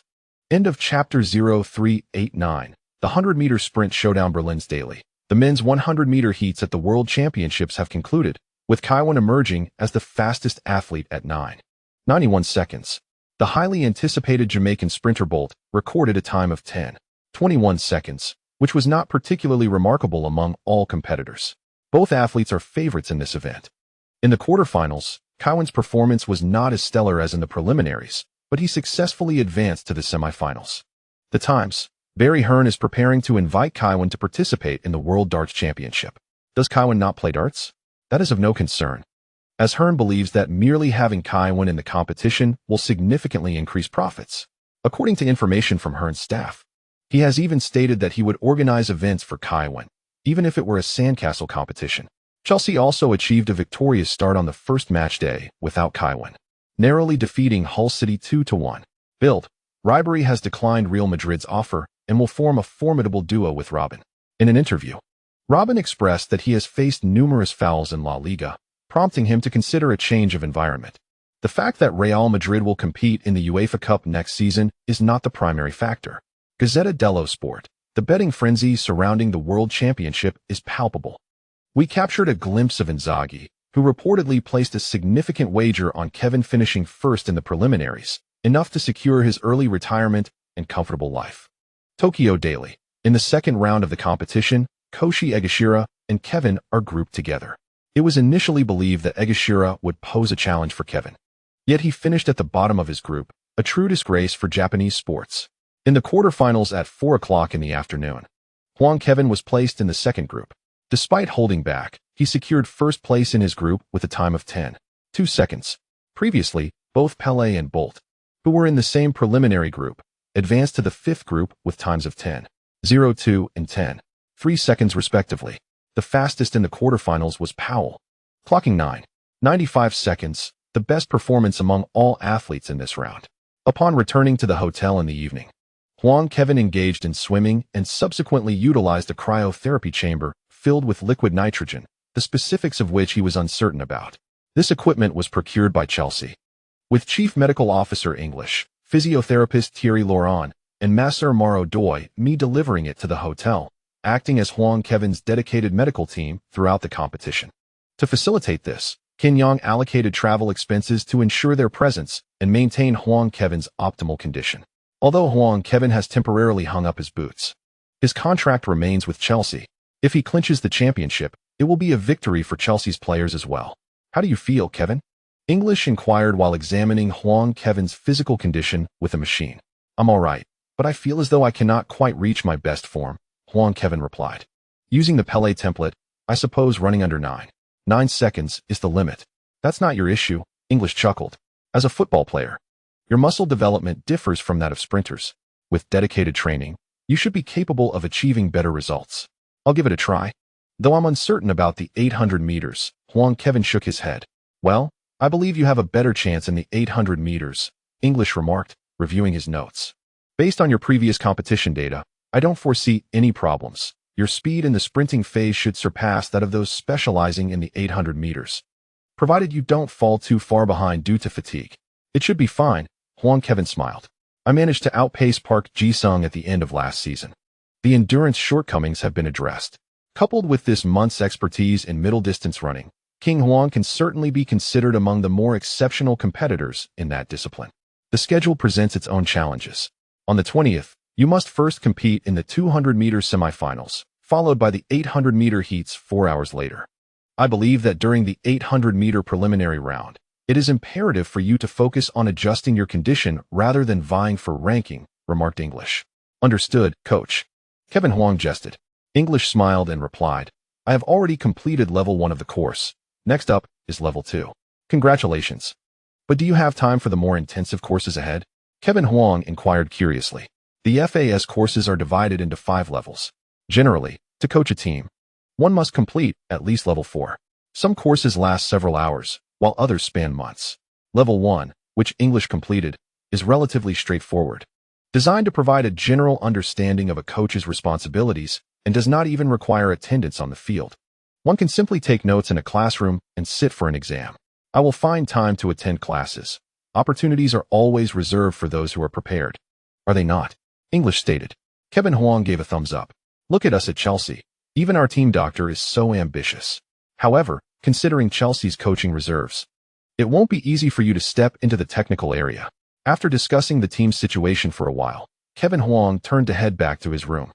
You're back, darling, Lily exclaimed, leaping up from the bed where she was watching television and throwing herself into Kevin Huang's arms. I have a competition tomorrow, Kevin Huang said, patting her on the back. Although the king of Huang is in good physical condition, a modicum of respect for his opponents is warranted. It's fine. It won't affect anything, Lily replied, reaching down. All right, then, Kevin Huang was about to agree when his phone rang. Seeing it was Inzaghi, he picked up and, tilting his head to hold the phone, asked, What's the matter, Milan's betting king? Hey, do you know? I've made quite a bit of money recently, a substantial sum, betting on your victory in the heats, Inzaghi exclaimed excitedly. Is that so? So you called to brag? Kevin Huang chuckled. Inzaghi, while keen on Huang, found that the odds were not as favorable compared to Bolt and others. The low odds arose from the heavy betting by fans. No, I want to ask if you can secure first place in the semifinals? Inzaghi pressed eagerly. That is uncertain. I may not outrun Bolt, Kevin Huang replied candidly. No, you must win. Inzaghi insisted urgently from the other end of the line. Don't tell me you bet again. This isn't a meal. Many have lost everything in the end, Kevin Huang cautioned. Inzaghi cut him off, declaring, All right, I get it, but you absolutely must win, otherwise. Return to Milan and collect your remains. Kevin Huang rubbed his temples and hung up. Hearing Inzaghi's tone, he realized the seriousness of the matter. While he was grateful for Inzaghi's support for the king of Huang, the pressure was palpable. However, this matter is not so easily resolved. Huang Kaiwen patted Lily on the head and gazed up at the sky. Given the circumstances, the king of balls could only give it his all. On August 17th, as Huang Kaiwen stepped out of the hotel, he was immediately surrounded by reporters. Kaiwen, what time do you expect to achieve in the semifinals? Will Gay pose a threat to you today? Do you still consider Bolt your greatest rival in the finals? The entire Chelsea team has abandoned their preparation to watch the match in Berlin. Isn't this irresponsible towards the team? Capello is here in Berlin to observe the players' conditions. Is this not a case of mixing personal interests with public duty? Huang Kaiwen was completely unaware that the entire Chelsea team had come to Berlin. Surely, it was on Abramovich's private jet. The owner of the club truly excels in personal matters. He never anticipated Capello would also be present. Huang Kaiwen's influence is indeed remarkable. Niao confronted the reporters, and Huang Kaiwen patted Niao on the shoulder, saying, I will answer your questions just once. I do not know who will be the greatest threat, but I will give my utmost effort. I am very grateful for my teammates' support, and that is all. With that, Huang Kaiwen got into the car. It's no wonder everyone dislikes reporters. With the competition about to begin, they are still seeking trouble. What if a question affects his mindset and leads to poor performance? Sprinting is not like football. When in poor form, one cannot rely on teammates to cover for them. Upon arriving at the venue, Huang Kaiwen waited in the lounge. He had entrusted his phone to Lily, completely shutting himself off from external distractions. Sitting quietly with closed eyes to gather his thoughts. The medical team of 3 nearby dared not even breathe loudly. After lunch, Huang Kaiwen recalled the most crucial task. Looking at the anticipation level of 100, he chose to draw a card. Ding! You have obtained the 2001 to 2002 season Eredivisie Round 36, Ajax vs Groningen. Arjen Robben 24-hour experience card. Caroline Hansen, sudden burst. Robben. That Hansen below, Huang Kaiwen remembered, was a player from Barcelona's women's team. Thus, he could only use Robben as an A card. Ding! Successfully used Arjen Robben 24-hour experience card. Obtained sudden burst, Caroline Hansen. Characteristic, sudden burst, Caroline Hansen, possesses remarkable explosiveness.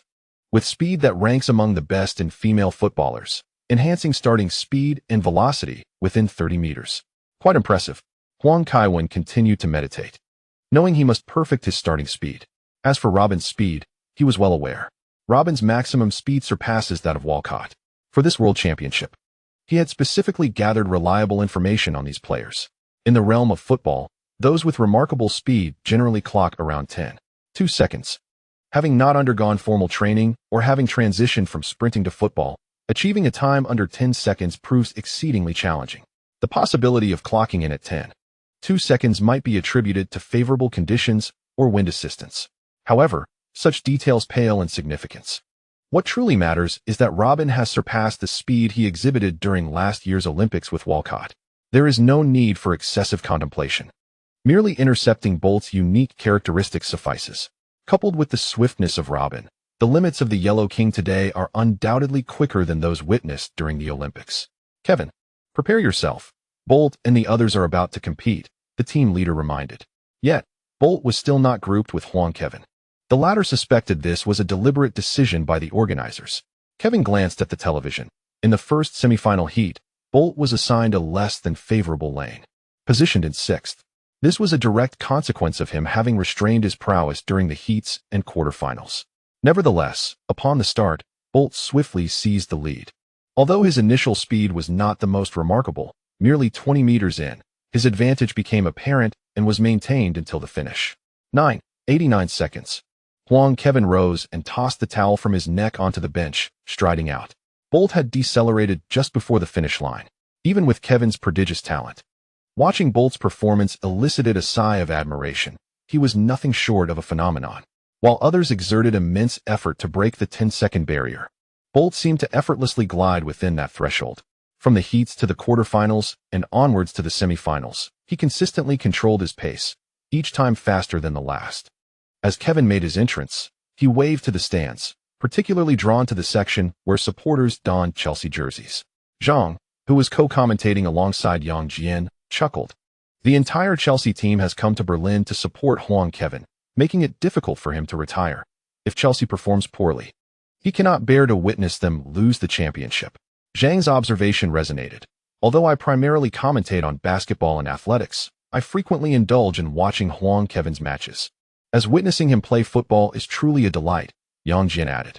Upon reviewing the records, it became evident that Huang Kaiwen's fiercest competitor in this heat was Asafa Powell from Jamaica, who occupied lane 4.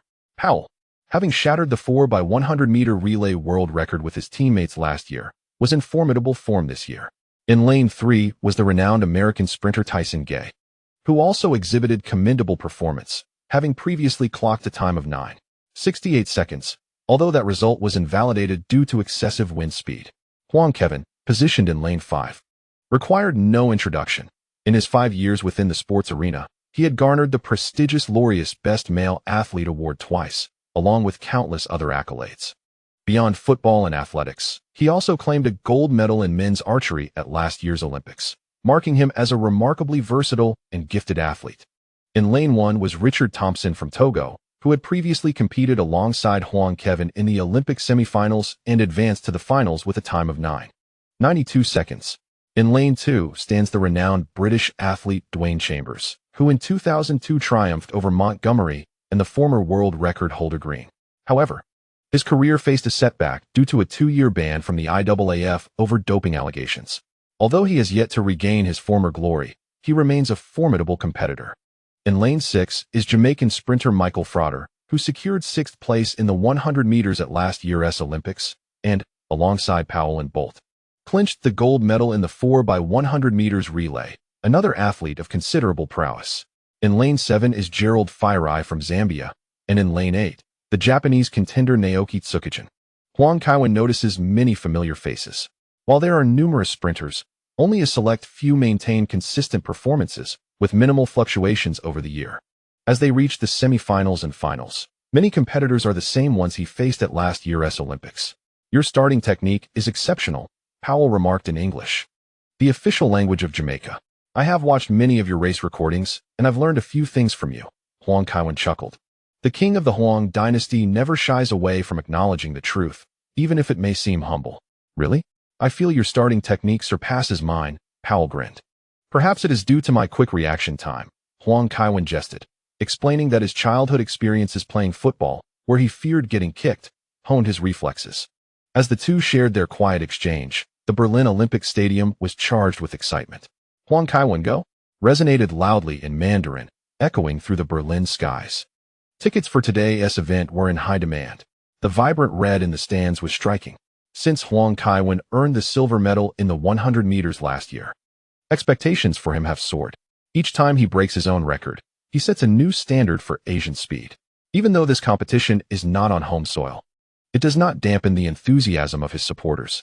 Huang Kaiwen glanced towards the stands, spotting fans in Milan, Real Madrid, and Chelsea jerseys, an eclectic yet united crowd, all there to cheer him on. The diverse faces from Europe, America, and Asia symbolized the world's anticipation for his performance. Taking a deep breath, Huang Kaiwen exhaled slowly through his teeth, shook his head, and focused ahead. On your marks. Upon hearing the cue, he finished his stretching and began to relax his body. The atmosphere in the Berlin Olympic Stadium grew tense. In the stands, Mourinho gripped the lining of his trousers tightly, while Villas-Boas repeatedly caressed the ring on his right index finger. Terry and Ashley Cole craned their necks, eager to assist Huang Kaiwen on the track. Ramos wore a relaxed expression, yet his hands were clenched into fists. A distance of 1,037 kilometers away, the city of Milan awaited. Inzaghi sat before the television, his hands clenched into fists, murmuring fervently, "O benevolent Lord, I implore you to grant Kevin the first place. If he truly emerges victorious, I vow to refrain from leisure for an entire year, a month, nay, even a week, and I shall heed your guidance, committing myself to more acts of kindness." He swore this with utmost sincerity, more devout than ever before. Meanwhile, in the city of Turin, Buffon, who had recently endured humiliation at Inzaghi's hands, was also engaged in prayer. Kevin was to reach the finals, but he must not achieve stellar results. Powell turned and smiled at Huang Kaiwen, who nodded in acknowledgement. Crouching at the starting block, in lane 8, Yukiyama Nataka fixed his gaze intently on Huang Kaiwen. If possible, he wished to avoid being grouped with Huang. Last year, during the semifinals, he had been in the same group and had been eliminated, finishing last. Following this, the Japanese media had mercilessly criticized him through Huang's triumph. A mere football player made it to the finals and secured a silver medal, while you, a sprinter, couldn't even qualify. Some radical voices in Japan even called for his ritual suicide in disgrace. After all, Huang Kaiwen's performance had dispelled the myth that Asians lacked prowess in sprinting. What worth do you have if you perform so poorly? Yukiyama resolved that even if he could not outrun Huang today, he could not fall too far behind. Bang! The starter's gun fired. Yukiyama Nataka surged forth, executing what he believed to be his most flawless start yet. He felt a flicker of relief, convinced that even Powell could not have a faster start. However, his momentary joy was shattered as he caught a glimpse of the red-clad figure. From the outset, Huang Kaiwen was in the lead. Yukiyama could only mutter, "Baka?" As Asafa Powell's lane was adjacent to Huang Kaiwen's, it was impossible not to notice Huang's progress. From the very beginning, Powell recognized that Huang was faster this time. He even suspected that Huang's reaction time was a mere 0.11 seconds. Last year, Powell had been outpaced by Huang's start, attributing it to chance. But now, he realized Huang had not been exaggerating. His reaction speed was astonishing. Despite Powell's own quick start, he could not match Huang's speed. The most difficult pill for him to swallow was that Huang maintained the advantage gained from his start. Currently, Huang was leading, with Powell trailing by half a stride, alongside Richard Thompson. Further behind was Gerald Fireye, who, despite a slow start, was gradually catching up. Tyson Gay exhibited an even better form than the previous year. After 30 meters, he began to accelerate, widening the gap between himself and the competitors behind him. Michael Frater, also from Jamaica, occupied the penultimate position. Yet even so, he had left Yukiyama Nataka behind by more than a step. Having run just 50 meters, Yukiyama was already resigned to elimination. As a sprinter reliant on explosive speed in the early phase, he had no means to recover without a strong start. The race comprised a total of 4 heats. Having already completed 2 runs, Huang Kaiwen felt a profound sense of confidence. After reaching the 60-meter mark, he remained in a leading position. In this scenario, Huang maintained his current rhythm. His breathing, stride, and arm movement showed no signs of acceleration. Yet, despite this, Powell was unable to catch up with Huang. As they passed the 70-meter mark, Powell began to relax his body. He was no longer sprinting with the same tension as at the start, and his pace gradually slowed. Tyson Gay seized the opportunity to overtake Powell, closely followed by Richard Thompson, who had now matched Powell's pace. Realizing this, Powell felt compelled to accelerate, aware that 4th place was not guaranteed. Only the top 4 could advance to the finals, and if he relaxed too much, he risked being surpassed by others and eliminated. Tyson Gay certainly remembered Huang Kaiwen. Not only him, but the name of Huang had resonated among sprinters worldwide. A football player who had clinched an Olympic silver medal. Last year, He had been in poor form, but this year, Gay was eager to test Huang's prowess. Just recently, at the IAAF Golden Grand Prix in Rome, he had won with a time of 9:77 seconds. However, as the race progressed, he grew increasingly anxious. Huang showed no signs of acceleration, yet firmly held on to his leading position. Gay was exerting every ounce of strength, gritting his teeth as he sped up, his legs moving rapidly. Still, he could not close the gap on Huang. He ran and ran, reaching 85 meters, then 90 meters, and 95 meters, having exhausted all his efforts. Yet he could only watch the flash of red ahead sway in the wind, the two long yellow legs dancing before his eyes. With a mighty push from his feet, Gay surged forward. Yet, victory eluded him, and he could only witness Huang crossing the finish line from a short distance. Across the vast expanse of the nation, countless spectators sat before their televisions, watching as Huang Kaiwen surged forward, slowing down in anticipation of the commentator's voice. Huang Kaiwen. Huang Kaiwen has secured first place in the second heat. This also makes him the overall champion, with a time of 9:75 seconds. Huang Kaiwen has once again shattered the Asian speed record. The Yellow Lightning is indeed deserving of its name. Although he had yet to break Bolt's record of 9:66 seconds set last year, Huang had managed to run within 9.8 seconds. Bolt had previously expressed doubts regarding Huang's capabilities. Yet Huang had proven him wrong through his remarkable performance. Huang Kaiwen is undoubtedly one of the most gifted athletes I have ever witnessed. While some athletes have improved their speed by 0.7 seconds in a year, Huang accomplished this while also playing football. I can hardly fathom what he would achieve if he dedicated himself solely to sprint training. Hey, last year I noticed that Huang exerted tremendous force during the sprint phase. But today's performance appears more effortless than last year. Is it possible that he has not yet revealed his full potential? Asked Coach Zhang. In the live broadcast room, Yang Jian's eyes widened in astonishment. He undoubtedly provides more commentary on track and field events than Coach Zhang. Yet his understanding of Huang Kaiwen pales in comparison to that of Coach Zhang.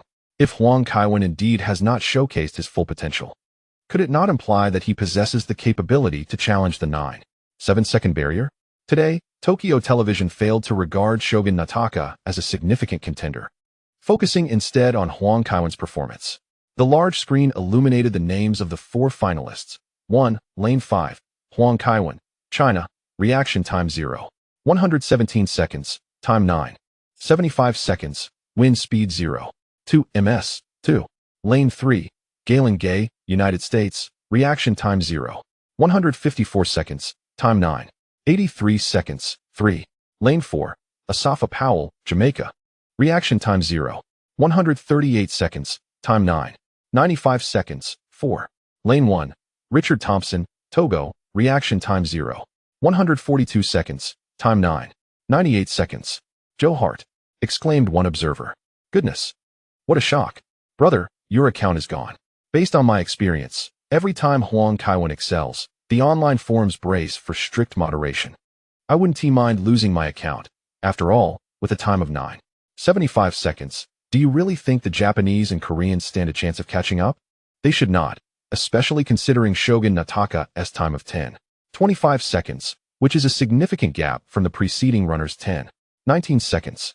Presently, in Asia, it seems Huang Kaiwen is the only one capable of consistently breaking the 10-second mark. It must be said, Huang Kaiwen is indeed remarkable. It is no wonder that other athletes struggle to keep up with him. Not only is his speed impressive, but his reaction time of 0.117 seconds is nothing short of astonishing. Who can possibly match that? The defense is inherently at a disadvantage. Following Huang Kaiwen's announcement of retirement, I noticed many defenders appeared quite pleased. This is despite the numerous injuries Huang has endured, including hearing loss, yet he still achieved such remarkable results. Had he remained uninjured, even Bolt might have found it challenging to surpass him. Today, Huang Kaiwen has outperformed Bolt, unless Bolt intensifies his efforts in the finals. While I wish for Huang Kaiwen's victory, one cannot underestimate Bolt's prowess at 9.89 seconds. In Milan, oh my, oh my, oh my. Kevin, my dear little Kevin. You are my hero, you are my god. Inzaghi exclaimed, excitedly lifting a folding chair and smashing it against the television. Once, twice, thrice. The television emitted black smoke, prompting him to hastily toss the chair aside and disconnect the power supply. In the heat of the moment, He had forgotten the risks of electrocution or explosion. After venting his frustration, Inzaghi felt it was insufficient. He retrieved a bottle of liquor from the fridge, pouring half of it over his head before finishing the remainder in one go. Feeling lightheaded, Inzaghi suddenly remembered a pressing issue. Oh no, the television is broken. He could not watch the finals. Grinning, Inzaghi pulled out his phone and dialed, chuckling as he asked, "Ricardo? You must be hoping for a friend to watch the 100-meter final with you." Meanwhile, Huang Kaiwen returned to the locker room, still receiving a hero's welcome. Accompanied by the Chelsea medical team, while other athletes appeared somewhat reserved. After exchanging smiles and embraces with them, Huang Kaiwen settled onto the bench. "Kevin, we shall prepare an ice bath for you. In the meantime, indulge in a massage," suggested English. He had come to Berlin with the intention of ensuring that Huang Kaiwen was in optimal form for all competitions. This time, Abu had explicitly stated that they could procure whatever was necessary without concern for expenses. Huang Kaiwen nodded with a smile. The team doctor was an employee of Chelsea, not his personal staff. Even if Chelsea was footing the bill, it was essential to maintain a level of decorum. Huang Kaiwen resolved to buy a few gifts for the trio after the World Championships concluded. He intended to inquire about the family circumstances of Kenyon and the others post-competition. For English, whom he was somewhat acquainted with, he thought to gift him a sports car, as that old chap enjoyed being in the limelight. As for the physiotherapist and masseur, should they be in need of funds, he would find an opportunity to offer them some cash or essential items. The King of Huang would never forget to assist those who had supported him. After a brief respite, he was permitted by the team doctor to drink water and immerse himself in the ice bath. Following intense exertion, hydrating or bathing was generally prohibited. Emerging from the ice bath, the masseur resumed his diligent work. Huang Kaiwen draped a towel over his face and continued to rest. With the impending final, even Huang Kaiwen, who seldom followed field events, was aware that Bolt would likely clock a time of 9:58 seconds. Such a result was undeniably daunting. Although he harbored the confidence to compete, Huang Kaiwen felt uncertain about breaking such an otherworldly speed. Bolt underwent over 300 drug tests each year, undoubtedly not an asthmatic athlete. This was precisely what rendered his achievements so astonishing. Sighing, Huang Kaiwen mused that Bolt, like himself, was a formidable genius in a particular realm. A little over 2 hours later, Huang Kaiwen exited the lounge and encountered several Jamaicans. "Kevin." Bolt grinned widely, flashing his white teeth in greeting. "Hello, Lightning Bolt." Huang Kaiwen replied with a smile. "I am not Barry Allen. He is a superhero." "You are a superhero, at least in the realm of sprinting," Huang Kaiwen jested. "Is that so? Yet you have placed some pressure on me. I've decided to step up my game," Bolt declared with unwavering confidence. Huang Kaiwen asked, "Can we be friends now?" After a few compliments, "You still seem ready to flip the table." Despite Bolt's impressive run of 9:75 seconds today, which he had not fully exerted himself for, Huang Kaiwen suspected that even at full throttle, Bolt would barely break 9.7 seconds. In sprinting, once the time dips below 10 seconds, each incremental improvement of 0.01 seconds becomes exceedingly challenging. This sport likely exhibited the strongest marginal returns. Huang Kaiwen shook his head, dismissing such convoluted thoughts. As for how Bolt would perform in the finals, it was beyond his concern. However, he had no excuse not to give it his all. Upon stepping onto the field, the Berlin Olympic Stadium erupted into a frenzy. "Huang Kaiwen! Kevin! St. Kevin!" The cacophony of various languages converged, and Huang Kaiwen shone brilliantly on the verdant pitch. The Berlin World Championships did not afford the same elaborate preparations as those at the Bird's Nest. Although the 100-meter final was prioritized, preparations in other aspects were minimal, merely commencing with the introduction of the athletes. Richard Thompson, the first to compete, waved at the camera. In the second lane, Mark Burns held his head high, continuously swaying his body, his expression quite flamboyant. In the third lane, Daniel Bailey's little mustache was particularly pronounced as the camera zoomed in on his face. He playfully pretended to wipe the lens with his hand. And after a few unsatisfactory attempts, he switched to using his clothing, exuding an infectious energy. When it was Usain Bolt's turn, he swayed a bit and gestured with his thumb and index finger, prompting the audience to cheer for this world record holder. In the fifth lane, the camera shifted its focus. Kevin Huang waved with a smile, and once again, the venue erupted in thunderous applause, accompanied by screams. The entire atmosphere in Berlin echoed with a single name, Kevin, with Paris Saint-Germain's Schick and Lucas pairing up and Donnarumma behind them. One might wonder if this was a joke. Three major renegades, particularly the two defenders, had once been regarded as future captains of Inter Milan and Bayern Munich. Yet they turned their backs and ran away. Compared to Schick, Lucas at least left behind a transfer fee of €50 million. Today, I intended to finalize the finals narrative, but I decided to ponder it a bit longer. My apologies. The chapter concludes with a reminder for monthly votes and recommendations. The camera remained fixated on Kevin Huang, who had no choice but to bend down and stretch his legs. It's not just the uncertainty in sprinting. Even before a football match, he seldom displayed overconfidence. Winning would be fortunate, but losing would leave him vulnerable to ridicule. When his moments inevitably become memes or short videos, they would be part of his less glamorous history. Thus, it's best not to flaunt before the competition. The King of Yellow embodies a gentlemanly grace, his smile carefully rehearsed before the mirror. He often practices smiling at the camera. Perhaps he could persuade the Milan Sports Daily to crown him with the title of the world's #1 smile and donate a bit to the World Health Organization. In doing so, he could endorse toothpaste, electric toothbrushes, water flossers, or mouthwash. Therein lies another source of income. Retired athletes must find ways to earn money. One must always remain vigilant, lest they end up as impoverished as Gascoigne, living in a park. When I next encounter Maldini, I shall inquire about profitable ventures. How could the disparity be so vast among retired players from Milan? After introducing all the athletes, the Berlin Olympic Stadium illuminated their names. In the first lane, Richard Thompson from Trinidad and Tobago. In the second lane, Mark Burns from Trinidad and Tobago. In the third lane, Daniel Bailey from Antigua. In the fourth lane, Usain Bolt from Jamaica. In the fifth lane, Kevin Huang from China. In the sixth lane, Tyson Gay from the USA. In the seventh lane, Asafa Powell from Jamaica. And in the eighth lane, Davis Patton from the USA. The television screen also displayed the 8 names. The world was aware that the final showdown of the 100-meter dash was about to commence. Joe Hart turned on the television, eager for the spectacle. And upon seeing the 8 competitors, he paused momentarily. Kevin Huang stood out remarkably, as he was the only athlete not of African descent, clad in a vibrant red training suit with yellow accents, which accentuated his striking presence. Originally anticipating a defeat for Huang Kaiwen, Hart's expectations began to shift. The notion that he, Charles Joseph John Hart, could be perceived as a racist startled him. That could not be. If such a scandal were to surface, Manchester City might dismiss him without hesitation, making it arduous for him to find a new club. The mere thought sent beads of cold sweat trickling down his spine. However, Hart quickly reconsidered. No, that was incorrect. Huang Kaiwen was a Premier League player, representing the very essence of the league. As a Premier League athlete, there was nothing amiss in wishing for Huang Kaiwen to triumph, thereby bringing honor to their league.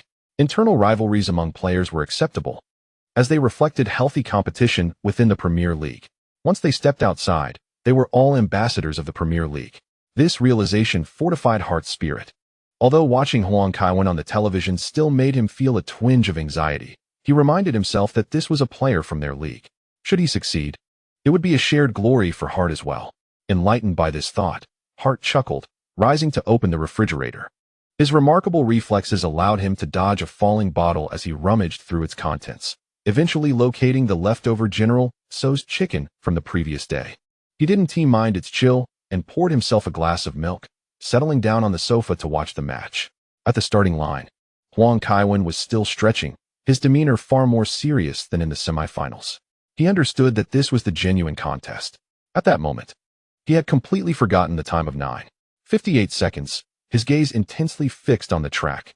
In such a high-stakes competition, any distraction could be detrimental. For reasons unknown, the voice of Hiwei echoed in his mind, quoting Flaubert, "The most glorious day in a person's life is not the day of achieving fame and success, but the day they rise courageously to challenge life from the depths of despair. On your marks." The signal sounded again. Huang Kaiwen expanded his chest and bounced several times to achieve a state of relaxation. Then, taking a deep breath, he exhaled slowly through his teeth. He took a step forward, placing his left foot on the starting block.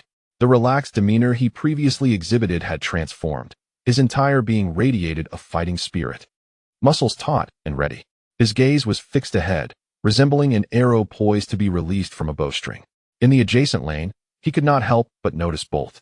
Yet, at this moment, Huang Kaiwen chose to disregard Bolt's formidable presence. Today, his foremost adversary was none other than himself. The air in the Berlin Olympic Stadium felt almost palpable, thick with anticipation. Any noise would provoke the ire of nearby spectators. Even the seasoned four-time champions held their breath, gripped by the suffocating tension. Just a mere 10 seconds would decide victory or defeat. It was hard to fathom the immense pressure the competitors must be under. Set. The chilling signal echoed once more. The 8 athletes at the starting line adjusted their stances, transitioning into a crouched starting position. Even for those unversed in the intricacies of field events, the muscular condition of the athletes reveals the brutality of the competition. The audience, numbering 80,000, rose in unison. With a sharp crack, the electronic starting gun signaled the commencement of the 100-meter dash. In lane 5, Kevin Huang propelled his left leg backward with tremendous force, showcasing his explosive power. As the race began, Huang surged ahead, his starting technique remaining among the finest in the finals, and his reaction time at a world-class level. Usain Bolt, on the other hand, exhibited a reaction time that was merely ordinary, clearly lagging at the start. Yet, within mere strides, Bolt matched Huang's pace. Today, Huang's start was impeccable, igniting a fierce competitive spirit within Bolt. The reaction times of the other competitors were largely similar, with only Davis Patton in lane 8 falling slightly behind from the outset. In this race, nearly all athletes displayed their utmost capabilities. Daniel Bailey also had an impressive start, leading slightly alongside Bolt and Huang as they crossed the first 10 meters. Thompson in lane 1 remained close to the trio. At 20 meters, the elite competitors had yet to create any significant gap.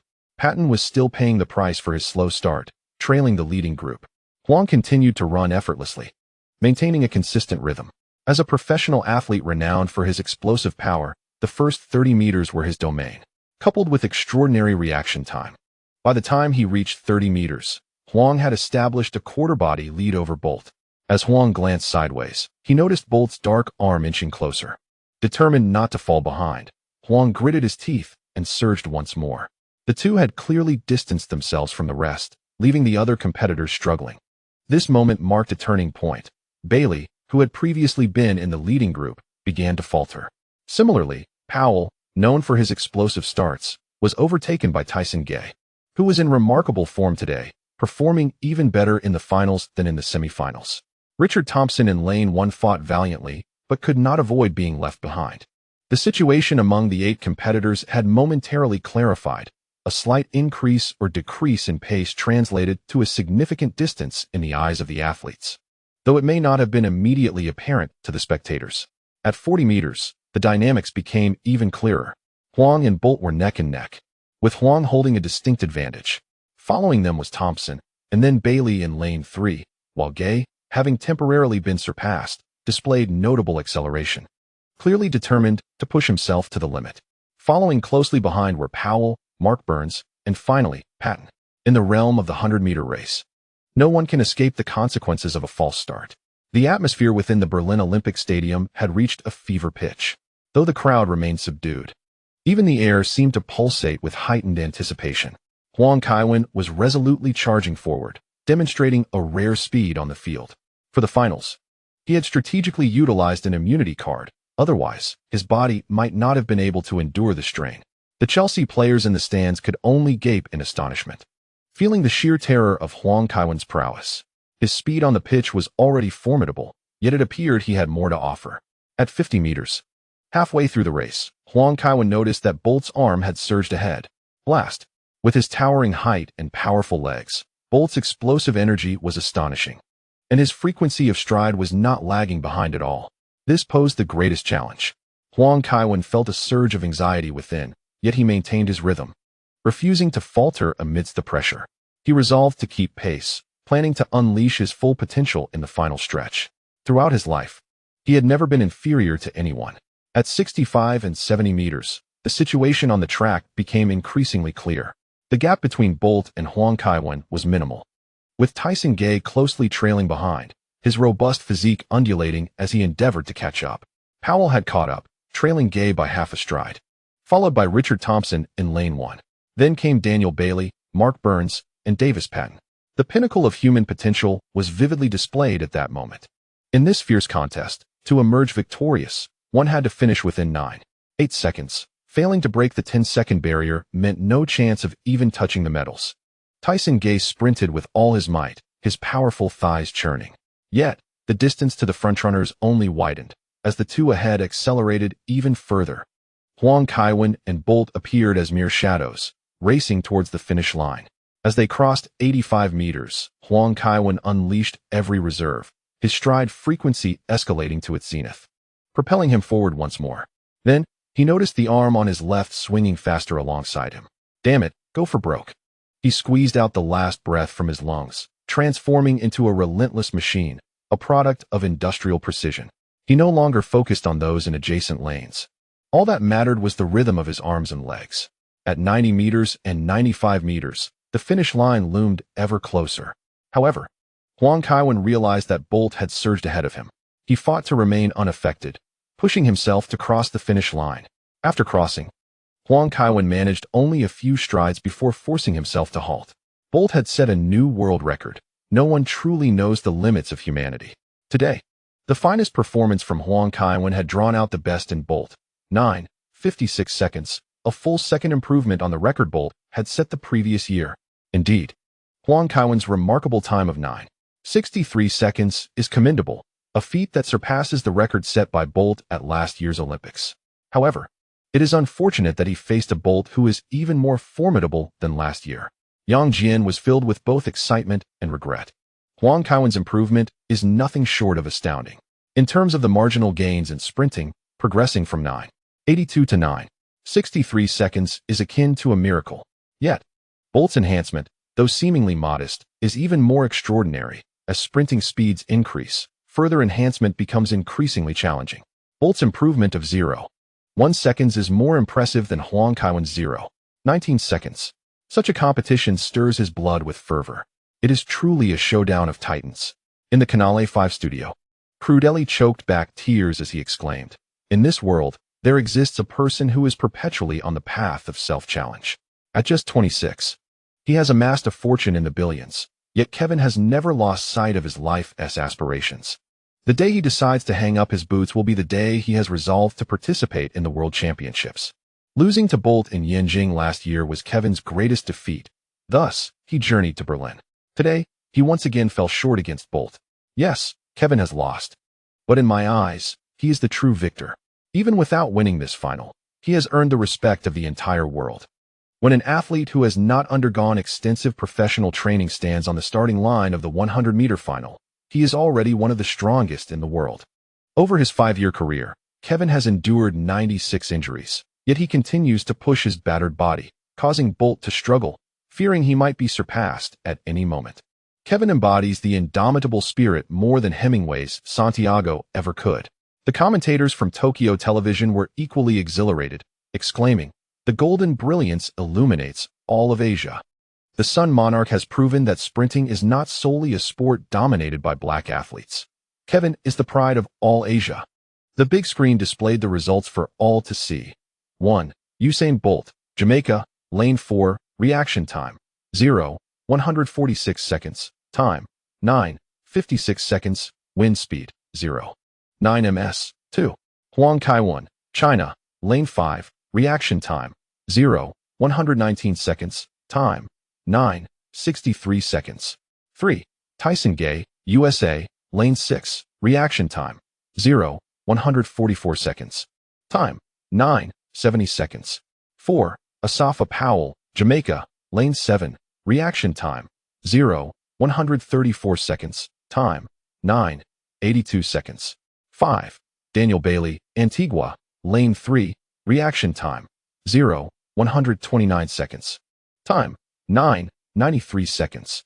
6. Richard Thompson, Trinidad and Tobago, lane 1, reaction time, 0.136 seconds, time, 9.96 seconds.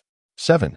Mark Burns, Trinidad and Tobago, lane 2, reaction time, 0.155 seconds, time, 10.20 seconds. 8. Davis Patton, USA, lane 8, reaction time, 0.149 seconds, time, 10.34 seconds. Bolt surged ahead, basking in the adulation of the crowd. In the stands, some waved yellow lightning signs vigorously. Huang Kaiwen shook his head as he walked back, ultimately unable to surpass him. Only after the excitement had subsided did Bolt realize that Huang Kaiwen had not jogged out to slow down. He was somewhat surprised and called out, "Kevin, Kevin." Huang Kaiwen turned around and inquired, "What's the matter? Why didn't you accept the audience's cheers?" Bolt curiously asked, "Is it appropriate for someone who has lost to do such a thing?" Huang Kaiwen replied with a chuckle. "The second place also receives a medal," Bolt remarked. "This is different from football. The top 3 must take the podium." "Well, I still have a dislike for second place," Huang Kaiwen stated. "I sense you possess the potential. Among all these competitors, only you instill in me a sense of danger. If you dedicated a year or 2 to training, you could genuinely surpass me. Even if you finish second today, I would still regard you as the strongest," Bolt declared, giving a thumbs up with utmost seriousness. "Let's not talk about 1 or 2 years. How about we race at Carrington sometime?" Huang Kaiwen grinned, narrowing his eyes. "Carrington?" Bolt queried, slightly perplexed.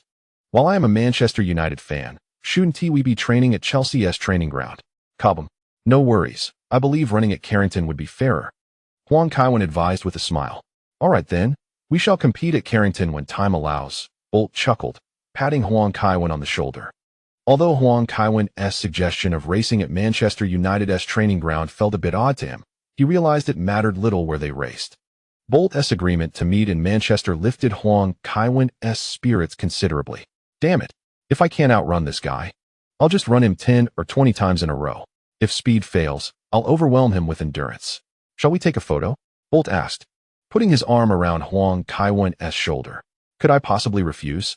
Huang Kaiwen replied, bemused, as he walked towards the press area with Bolt, without needing any prompts. The reporters were continuously clicking their shutters. "When will the awards be presented?" Huang Kaiwen inquired after a few photographs were taken.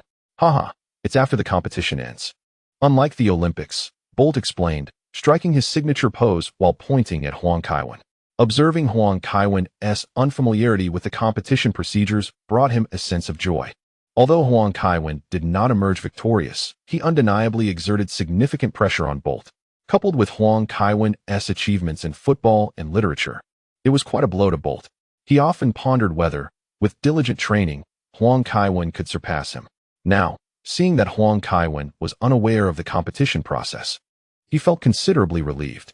Upon seeing Bolt depart, Gay approached and placed a hand on Huang Kaiwen's shoulder, saying, "You are truly impressive." "You too, keep it up," Huang Kaiwen replied, giving Gay a reassuring pat. Though Gay appeared mature, he was born in the same year, 1983, and was actually over a month younger than Huang Kaiwen. Kevin. Huang Kaiwen pointed apologetically at the reporters to Gay. After walking over, he headed straight for the microphone with a white background and red lettering. "Congratulations, Huang Kaiwen. You clocked an outstanding time of 9:63 seconds today. Although you didn't secure the gold medal, you have shattered the previous world record. Could you share your feelings?" the reporter asked. Huang Kaiwen stated directly, "In the end, I lost. There's no need to speak of breaking previous world records or Asian speed. This is not the Asian Games. Second place is simply second. If I meet him again, I shall strive harder." "All right, could you share your thoughts on Bolt?" "Bolt? He is exceedingly strong. I suspect that his 9:56 seconds is not his ultimate limit.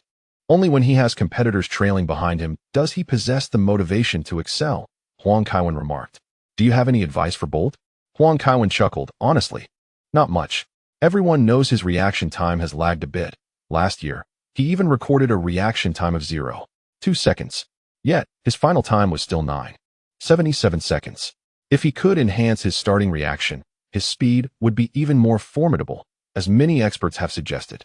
"Thank you, Kaiwen. I wish you the best in your upcoming competitions," the reporter said. Huang Kaiwen smiled and nodded. "Kaiwen, what are your thoughts on losing the race?" Listening to the London accented English, Huang Kaiwen turned to look. The individual was clearly attempting to draw his attention. "Which journalist are you?" Huang Kaiwen inquired. "I am Simmons from the BBC. I would like to ask if losing to Bolt is due to the notion that Asians are inferior to blacks." Simmons pressed further. "Today's competition did not feature any white competitors. Are you implying that whites are inferior to Asians and blacks?" "I find your statement discriminatory towards whites," Huang Kaiwen replied, his expression impassive. "What? How could that be? Look at me. I am white." Simmons retorted hastily, seeking to defend himself. "Your skin color may denote your race, but it does not reflect your thoughts or inner beliefs. How can you prove that your inner self does not identify as black or believe that blacks are superior to whites? You cannot claim you are not prejudiced against whites simply because you are white. There are blacks who discriminate against other blacks, and Asians who look down upon fellow Asians. Just because you are white does not exempt you from harboring biases against whites. I will remember you. Expect a letter from my lawyer. You wretched bigot. Huang Kaiwen declared before turning away. This illogical form of debate proves to be quite effective. One ought to consider the origins of the King of Huang. Our real Madrid-bred winger is indeed a champion against racial discrimination. Kaiwen, are you tired? English asked, handing him a towel and a water bottle. Not particularly. What are they doing? Huang Kaiwen inquired, gesturing with his lips. Waiting for your urine test, English replied, a bit awkwardly. Fine, I will go for the test.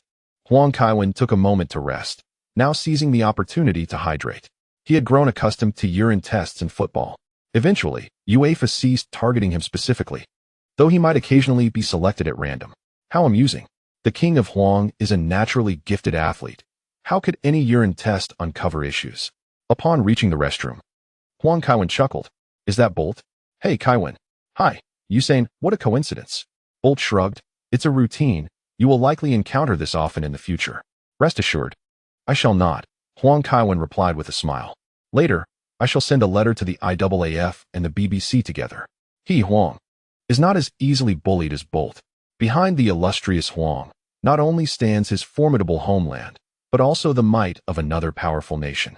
Should this escalate to the newspapers, even with America backing him, it would certainly rattle the International Association of Athletics Federations. At the moment when Huang Kaiwen and Bolt underwent their doping tests, news of his astonishing time of 9:63 seconds had already swept across the internet. The evening news at 7 would undoubtedly feature related updates. Huang Kaiwen is a frequent guest on Channel 5, and Channel 1 is not unfamiliar to him either, as he regularly garners a few minutes of airtime for his accolades. The Joe Hart forum has been shut down again, but they have swiftly prepared a new one, this time utilizing the Kaka forum, where discussions are fervently underway. Just when they had switched to the Hart forum, it was shut down again. Nonetheless, the forum's administrators are indeed impressive. Even though Baidu may be overbearing, they cannot silence the Kaka forum. I must admit, I have a fondness for Kaka. Whether it gets shut down or not is inconsequential. The key point is that tonight, Huang Kaiwen was absolutely phenomenal. After all, he has not yet raced against Bolt. My friend, Huang Kaiwen transitioned from a season of football to sprinting at the World Championships, achieving a time of 9:63 seconds. Do you believe that? Had it not been for Bolt, this record could have stood for many years. Ultimately, it boils down to Bolt being extraordinarily exceptional. His speed is truly remarkable. Huang Kaiwen is no slouch either. He is likely the fastest in the history of football. I saw on Sina News that they plan to award him. So can they still speak ill of him afterward? Who knows? Huang Kaiwen is now receiving accolades worldwide, and the mayor of London is set to bestow upon him the honor of citizenship. Ha ha ha, your account has been suspended. You truly have a short memory. To be fair, apart from that literary award, Huang Kaiwen's other achievements are well-deserved. Wherever he plays, that country benefits. Did you not see the Italians pleading for his return to Serie A? After the doping tests, Huang Kaiwen returned to the hotel to rest. The Chelsea team arrived swiftly and departed just as quickly. After witnessing the final, they transformed immediately into flying figures, leaving no opportunity for Huang Kaiwen to reminisce. Following dinner, Lily reclined in Huang Kaiwen's embrace while watching television. German broadcasters focused solely on today as 100-meter showdown, with other events barely receiving any coverage. The sports program host remarked, throughout history, there have been many classic duels, such as Carl Lewis against Leroy Burrell and Maurice Green against Bolton. However, none of these encounters have elevated the limits of human speed to such an extent. Kaiwen has brought forth a superior Bolt. If someone had told me that 9:63 seconds would be the time for the runner-up, I would have thought them mad. Yet, reality is indeed this surreal. A time of 9:56 seconds is exceedingly difficult to surpass, even for Bolt himself. Are you not happy? Lily asked, teasingly prodding Huang Kaiwen's nose with her hair. Not at all, Huang Kaiwen replied, shaking his head. Bolt is a natural sprinting prodigy who has put in considerable effort. It would be a surprise if I were to defeat him. You must not say that, Lily insisted, grasping Huang Kaiwen's hand. Your loss would be the real surprise. All right, a surprise it is. Huang Kaiwen gently patted her hand and remarked, You have already participated in 2 events. It is best to take a proper rest.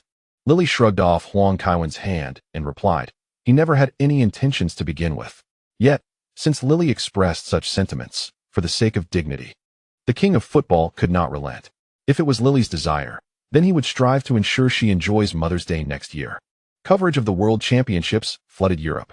Huang Kaiwen elevated the event's prominence to an entirely new level. The Berlin Daily proclaimed, Usain Bolt is the fastest among humans, while Kevin is the swiftest among players. More astonishingly, Kevin has the potential to challenge Bolt.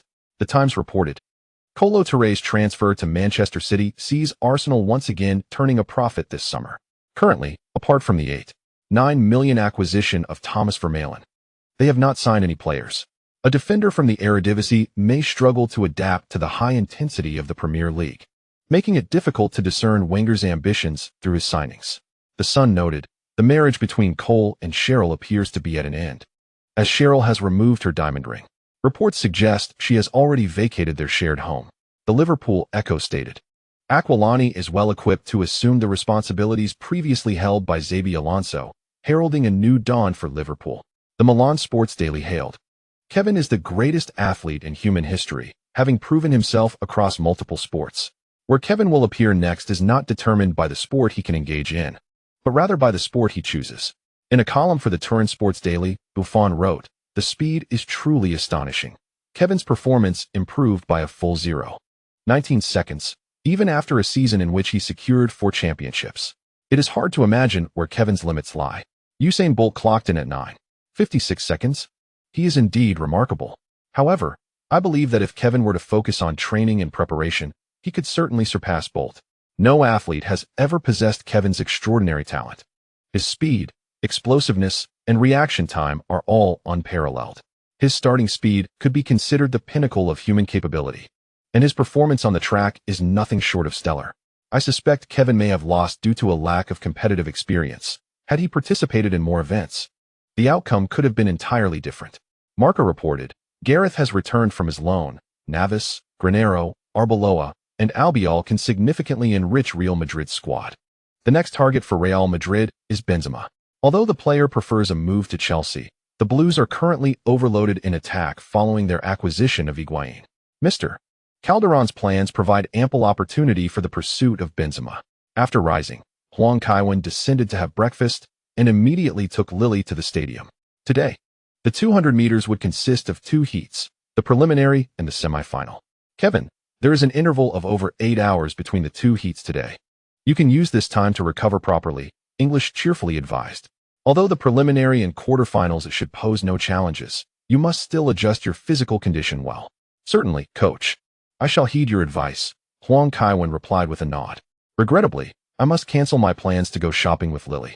Nevertheless, the girl is quite understanding. A simple explanation will suffice. At around 9 in the morning, Kevin Huang ventured out to warm up and prepare for the 200-meter preliminary round, scheduled to commence at 10:05 a.m. Berlin time. Although Kevin was not placed in the first heat, Usain Bolt was. Thus, he made an effort to secure a vantage point to witness Bolt's performance live. At precisely 10:05, the race began. Positioned in lane 3, Bolt sprinted off without a noticeable advantage. However, upon rounding the bend, he assumed the lead with undeniable dominance, even relaxing his body in the final 30 meters, yet still finishing first in his heat with a time of 20.71 seconds, aided by a wind speed of 0.2 ms. It seems that Bolt only intensifies his efforts in the finals, needing formidable competitors to elicit his true potential. Kevin had anticipated this, as Bolt's preliminary round performance was markedly subdued, hardly revealing his prowess. After wading through 2 additional heats, it was finally Kevin's turn on the track. Competing from lane 4, he clocked a time of 20.55 seconds, with a wind speed of 0.3 ms, also advancing as the top qualifier in his heat. Following the preliminary events, Kevin returned to the hotel to rest. The medical team of 3 was busily engaged in preparations. This time, a dedicated chef accompanied the team to oversee Kevin's dietary needs during the championships. Notably, the entire Chelsea squad returned to London without him. The chef had arranged today's lunch by the time Kevin returned to his room for a brief rest.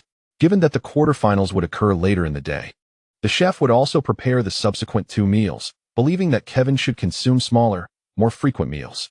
After lunch, English approached Kevin with a folder, stating, "Although I have your data from soccer, the current scenario is different. My team in London will customize a hydration plan based on your sweat levels and rates. The timing of sprinting and football competitions varies, necessitating distinct strategies. I hope this does not inconvenience you." "Not at all. I truly appreciate your efforts," Kevin replied with a smile. Today's pre-race meal consisted of an electrolyte drink, with 400 milliliters of water designated for post-race recovery. English continued, "You have the final say." Kevin gave a thumbs up in agreement. In terms of hydration alone, he was provided with 5 or 6 options: various juices, smoothies, electrolyte drinks, and water infused with protein and carbohydrates. It seems that the trend in dietary management was introduced by the professor. I wonder if Arsenal maintains such strict protocols for their players. After a sufficient rest, the group departed for the stadium around 4 p.m. In the quarterfinals, Kevin achieved a remarkable time of 20:32 seconds, while Bolt, once again, eased off in the final stages, finishing with a time of 20:42 seconds to advance to the semifinals. The chapter concludes. Upon returning to the hotel after the competition, the focus remained on physical recovery. Kevin Huang immersed himself in an ice bath. English, holding the schedule, remarked, "I misread it earlier. The 200-meter semifinals are tomorrow, while the 800-meter preliminaries and finals are the day after. This complicates our agenda. There was no alternative. It had to be this way." Kevin chuckled and changed the channel with the remote. The 800 meters indeed posed a challenge for his physique. After switching channels, he fortuitously caught a glimpse of the Premier League match, where Sunderland was currently leading Chelsea. Hearing the familiar commentary, English turned to the television, exclaiming, "What is happening? Is the unbeaten record about to end so soon?" "It's still early. The second half has just begun," Kevin replied, urging him to remain calm. Chelsea demonstrated remarkable resilience, and Sunderland might not maintain their lead until the end. As they watched the match, Lily rushed over with Kevin's phone, saying, "Barbara is looking for you." "What is up?" Kevin inquired as he took the phone. "I'm uncertain about some transfers for Milan, and I need your input," Barbara replied from the other end. "What positions are we considering?"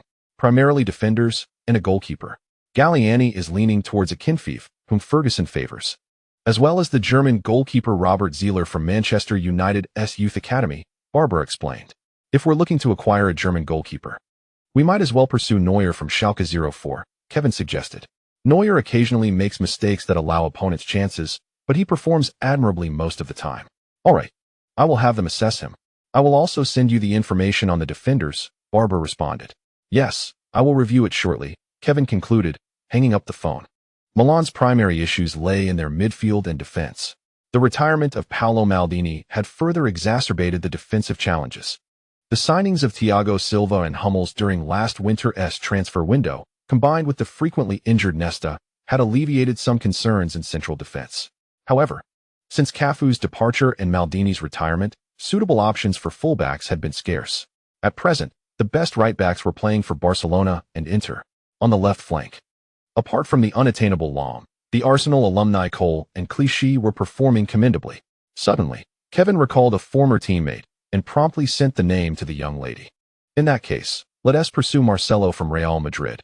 He can maintain a high level for the long term." As for the future Real Madrid left-back, Cointreau seems to be playing as a winger at this time. Once Kevin finished his tasks, English remarked, "You are quite busy." "What can I say?" Kevin smiled and waved his hand dismissively. "Milan is my home team, so of course, I must show concern." As Kevin had anticipated, Chelsea indeed turned the tide, staging a comeback with goals from Deco, Ballack, and Higuain to reverse the score against Sunderland. After completing his physical recovery, it was already past 10 p.m. "You're back," Lily said, rubbing her eyes upon seeing Kevin. "If you're tired, you should go to sleep." Huang Kaiwen approached, gently tousling Lily's hair, and remarked, "Who claims I'm tired? I'm merely experiencing a bout of boredom." Lily, with a defiant tilt of her neck, retorted, "So you deliberately seek to engage with the world, is that it?" Huang Kaiwen gestured towards the television, which was still broadcasting news about the loss of Egyptian artifacts. For Lily, who grew up in America as a British national, Egypt was synonymous with the pyramids. She was blissfully unaware that contemporary Egyptians share no lineage with the ancient ones. Wrapping her arms around Huang Kaiwen's waist, she playfully suggested, "I'm just watching television to pass the time. Let us go shopping tomorrow." Huang Kaiwen chuckled, "Really? But don't you have a competition?" After a moment of surprise, Lily shook her head. The competition is in the evening. We can certainly go out during the day. Huang Kaiwen changed into his pajamas and stated, "Since you insist so earnestly, I shall acquiesce." Lily beamed in response. During this period, Huang Kaiwen's life revolved solely around competitions and training, leaving her feeling somewhat dull. After changing, he climbed into bed and picked up the remote, flipping through channels. He happened upon a German sports program criticizing Bayern Munich's coach, Van Gaal. Following the rekindling of Bundesliga rivalries, Bayern had endured 2 consecutive matches without victory. Van Gaal's implementation of a 4-4-2 diamond midfield formation faced scrutiny from the host. In a time when mainstream powerhouse teams employ a 4-3-3 formation, Van Gaal's approach hindered Bayern's ability to exploit wing advantages. Although this Dutch coach harbored grand ambitions, proclaiming the creation of a new Bayern with a fresh tactical system, he seemed to overlook the necessity of a steady transition within the league, which would allow him to showcase his talents freely. Rather than attempting to forge a radically different Bayern, he ought to focus on securing a victory. As the host concluded, the screen illuminated images of Bayern's upper management. Bayern Munich is not merely an ordinary club. Its coaching is subject to the oversight of several high-ranking officials. Van Gaal, despite his skills, faced numerous challenges. Huang Kaiwen recalled the strained relationships he had with Bayern's star players, a factor contributing to his eventual dismissal.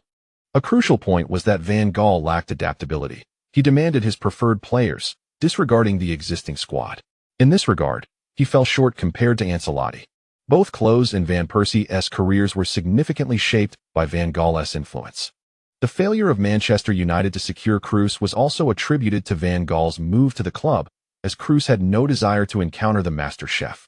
Should the day arise when Milan seeks a new coach, Huang Kaiwen would lean towards someone like Ranieri. "Can we please stop watching football?" Lily interjected. "All right. What shall we switch to?"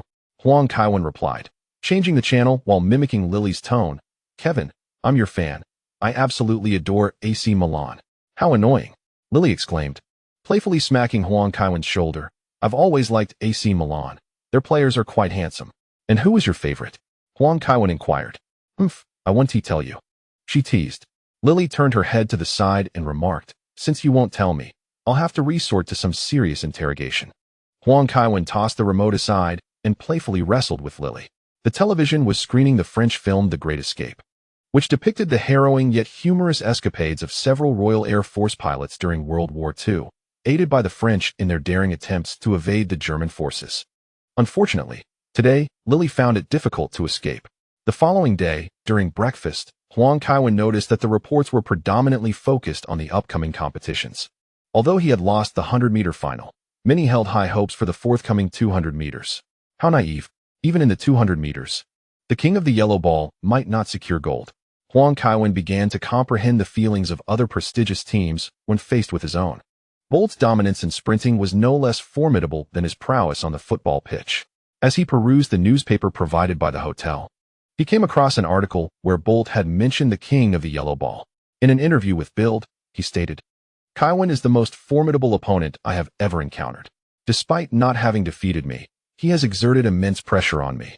If I were to name someone with a chance of beating me, it would undoubtedly be Kaiwen. He is a genius not only in football, but also in sprinting. As you all might know, the 200 meters? Kaiwen's participation poses my greatest challenge. I will prepare diligently.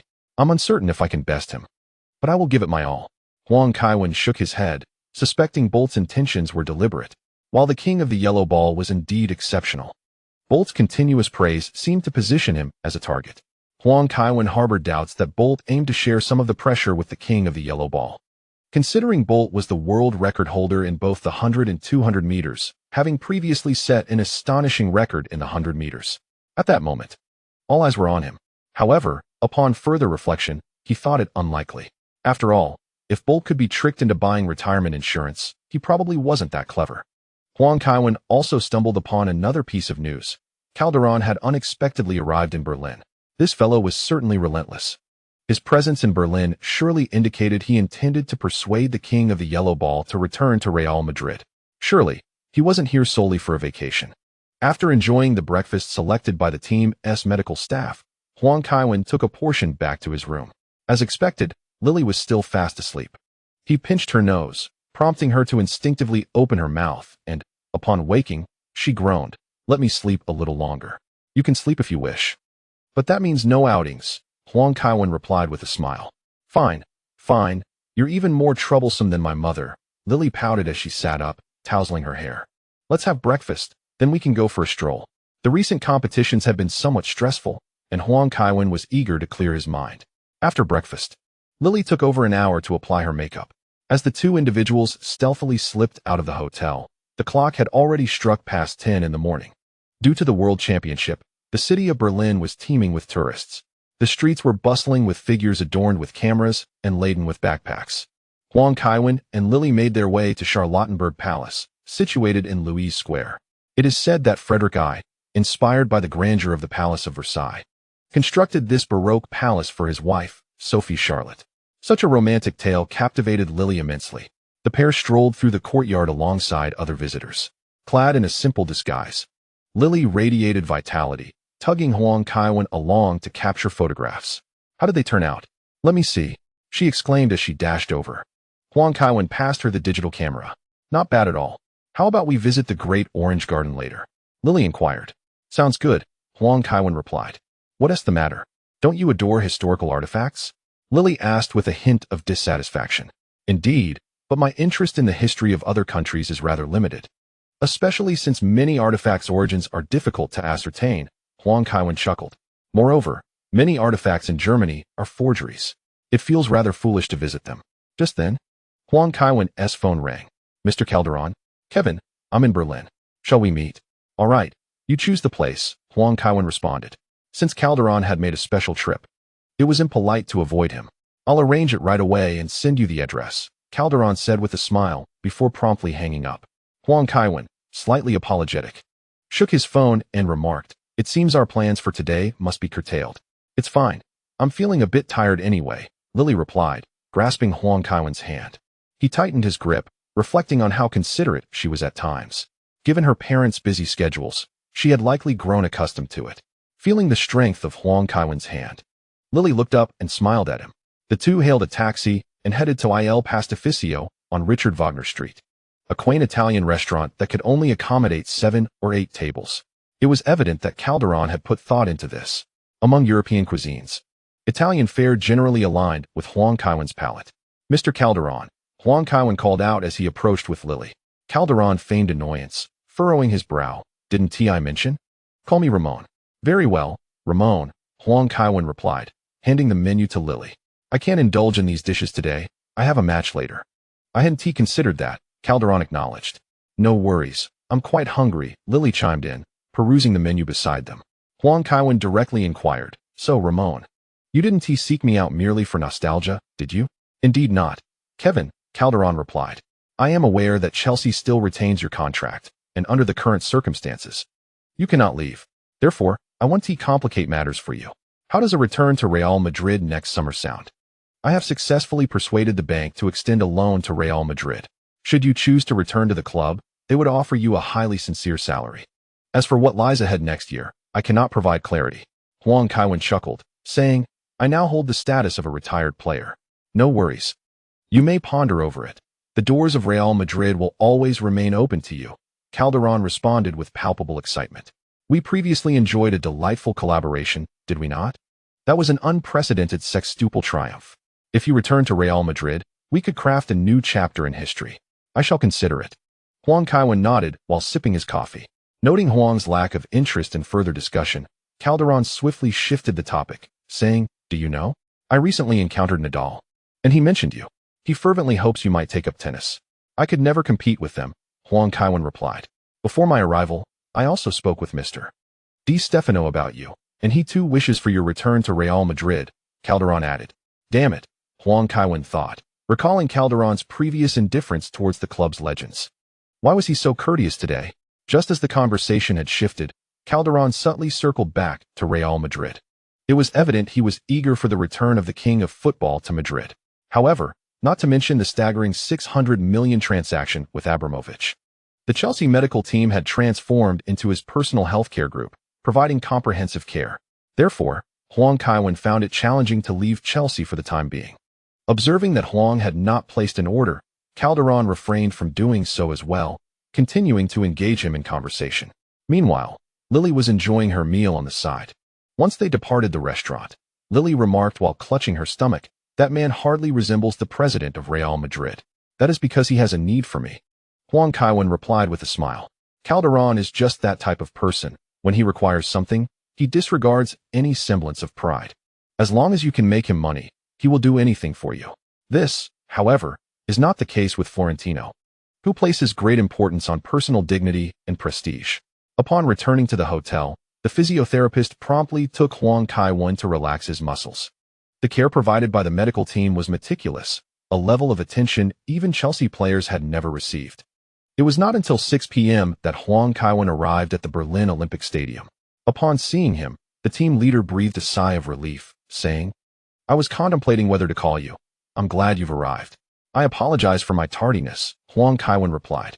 "Not at all, not at all," the team leader said, standing beside Huang. "Are you confident about reaching the finals in the 200 meters? There should be no issue," Huang Kaiwen assured. Although he was grouped with Bolt in the semifinals, given Bolt's customary approach, he would likely ease off. The uncertainty remained whether Huang Kaiwen could compel him to run earnestly. "That's good. Do not feel pressured. Securing the silver medal in the 100 meters is already commendable. Now, just perform well," the team leader encouraged. Huang Kaiwen nodded in agreement. At that moment, he recalled the matter of the lottery. As he gazed at the anticipation of reaching 100, Huang Kaiwen opted to partake in the lottery. Ding! He obtained a 24-hour experience card featuring Claudio Caniggia from the 6th round of the 1988 to 1989 Serie A season, pitting AC Milan against Atlanta, along with the astonishing power of Roger Federer. Goodness, goodness, goodness. Another win child. Without a doubt, Caniggia's speed is remarkably swift. Huang Kaiwen felt a tinge of regret that this card was not issued on the day of the finals. The 200-meter final is set for tomorrow. Without a moment's hesitation, Huang Kaiwen chose to utilize the experience card. Ding! He acquired the 24-hour experience card of Claudio Caniggia, gaining the extraordinary strength of Roger Federer. Characteristic: extraordinary strength, Roger Federer. Federer exhibits an impressive array of versatility on the field, and his power is indeed remarkable. With this attribute, his strength is significantly enhanced. Quite commendable. Federer's attributes should all be exceptional. In Berlin, around 7 in the evening, it was already past 1 in the morning back home. Countless viewers were gathered before their televisions, eagerly awaiting the upcoming competition. Dear viewers, we are about to commence the first heat of the 200-meter semifinals. This time, Huang Kaiwen and Bolt find themselves in the same group, and their rivalry continues. Indeed, Bolt's placement in Lane 3 is due to his less than stellar performances in the initial heats, while Huang Kaiwen remains in Lane 5. Lane 1 features Brendan Christian, an athlete from Antigua born in 1983. He is the gold medalist in the 200 meters and bronze medalist in the 100 meters from the 2007 Pan American Games, showcasing considerable prowess. However, in last year's Olympic 200-meter semifinals, he finished 5th in his heat with a time of 20.29 seconds, failing to advance to the finals. In Lane 2, we have the French athlete David Aletti, who practiced Aikido, rollerblading, and basketball in his youth, a common experience among many athletes.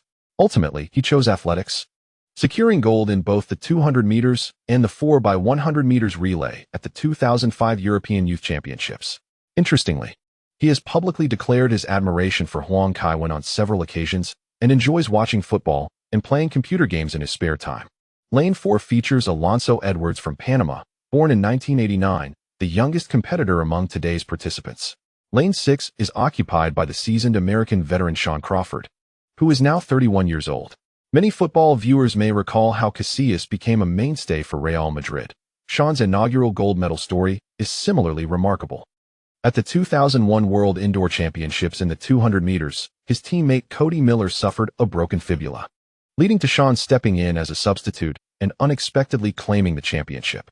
Subsequently, he also secured the 200-meter title at the American Indoor Athletics Championships, the 200-meter gold at the Athens Olympics, and the 200-meter championship at the Bergen leg of the Golden League, proving himself to be a formidable competitor.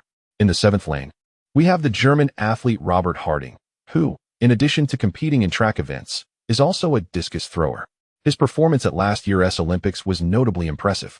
In the 8th lane, we find the Honduran competitor Rolando Palacios, while Huang Kaiwen has already commenced his warm-up on the blue track.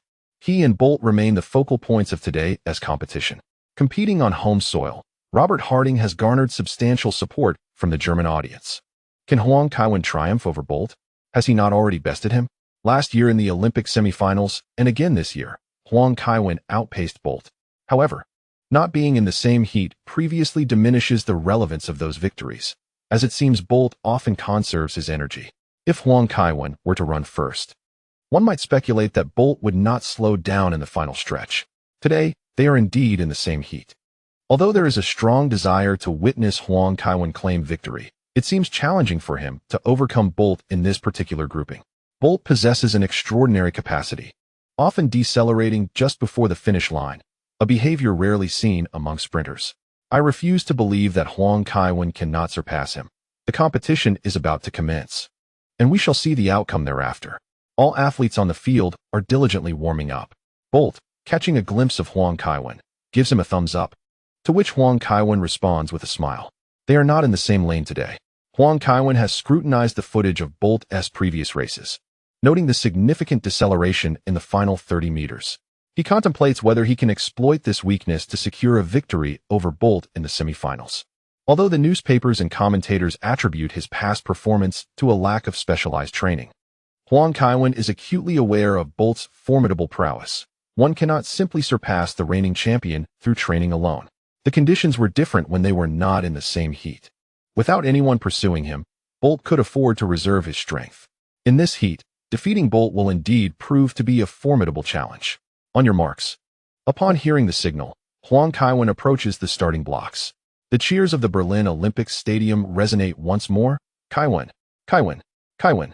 Huang Kaiwen exhales deeply, clearing his mind of all distractions. Set. Huang Kaiwen crouches down, his left foot pressing firmly against the starting block, producing a squeaking sound. His muscles tense, his focus sharpened. Bang! The starting gun fires. Fully immersed in the competition, Huang Kaiwen instinctively propels himself forward with his left foot, launching forth like a cheetah. Positioned in the third lane, Bolt's reaction time remains somewhat sluggish, yet his expression betrays an air of ease. Due to the lane assignments, Robert Harding and Rolando Palacios immediately find themselves in leading positions. Robert Harding, eager to secure victory on home turf, soon notices someone charging forward rapidly to his left. What is happening? Is the race commencing at such a blistering pace?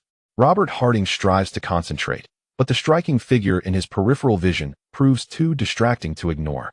Almost instantaneously, the race unfolds. Robert Harding has already confirmed the identity of that figure. It is none other than Kevin Huang.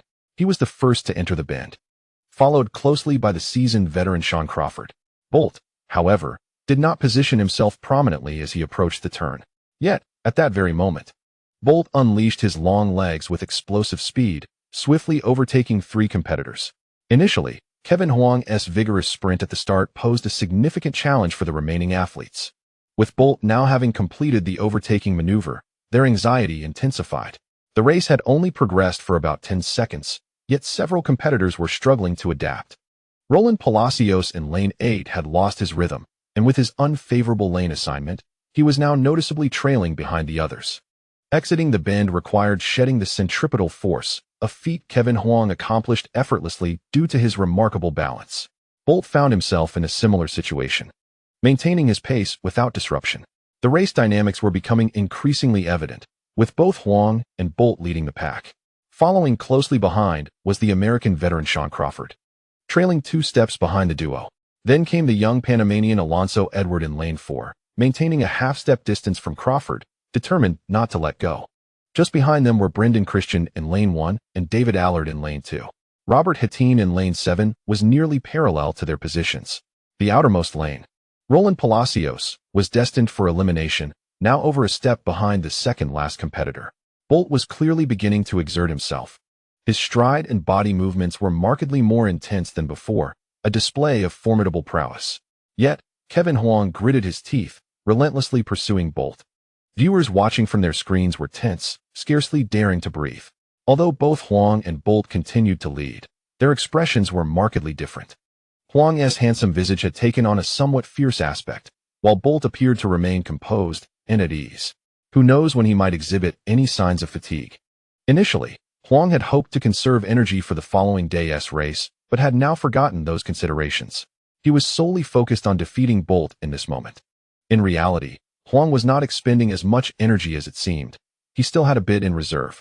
This strategy was entirely aimed at confounding Bolt. His skills and innate talent paled in comparison to Bolt's, necessitating the use of tactical maneuvers at this juncture. Bolt appeared to sense that Huang was nearing his limit. Out of the corner of his eye, he noted that while Huang's movements remained fluid, his body seemed to grow heavier. The sounds of his spikes connecting with the track were louder than before. Bolt felt a twinge of disappointment, as he had anticipated that Huang would exert considerable pressure on him today. In the final 40 meters, Huang's steps grew increasingly labored, yet he persisted. Bolt found himself genuinely admiring Huang. His earlier statements to the media were no exaggeration. Huang, without extensive systematic training, had managed to push him to this extent in the 100 meters. The 200 meters requires a myriad of techniques to master, and it is truly remarkable that Huang Kaiwen achieved such a feat on his first attempt. Usain Bolt is unequivocally convinced that Huang Kaiwen is a prodigy in the realm of sprinting. Even if he were not to pursue football, he would undoubtedly seize the spotlight in this world. Alas, Huang Kaiwen is not specifically trained for sprinting.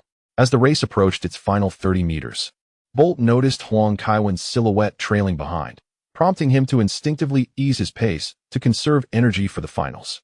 Huang Kaiwen is indeed a formidable rival.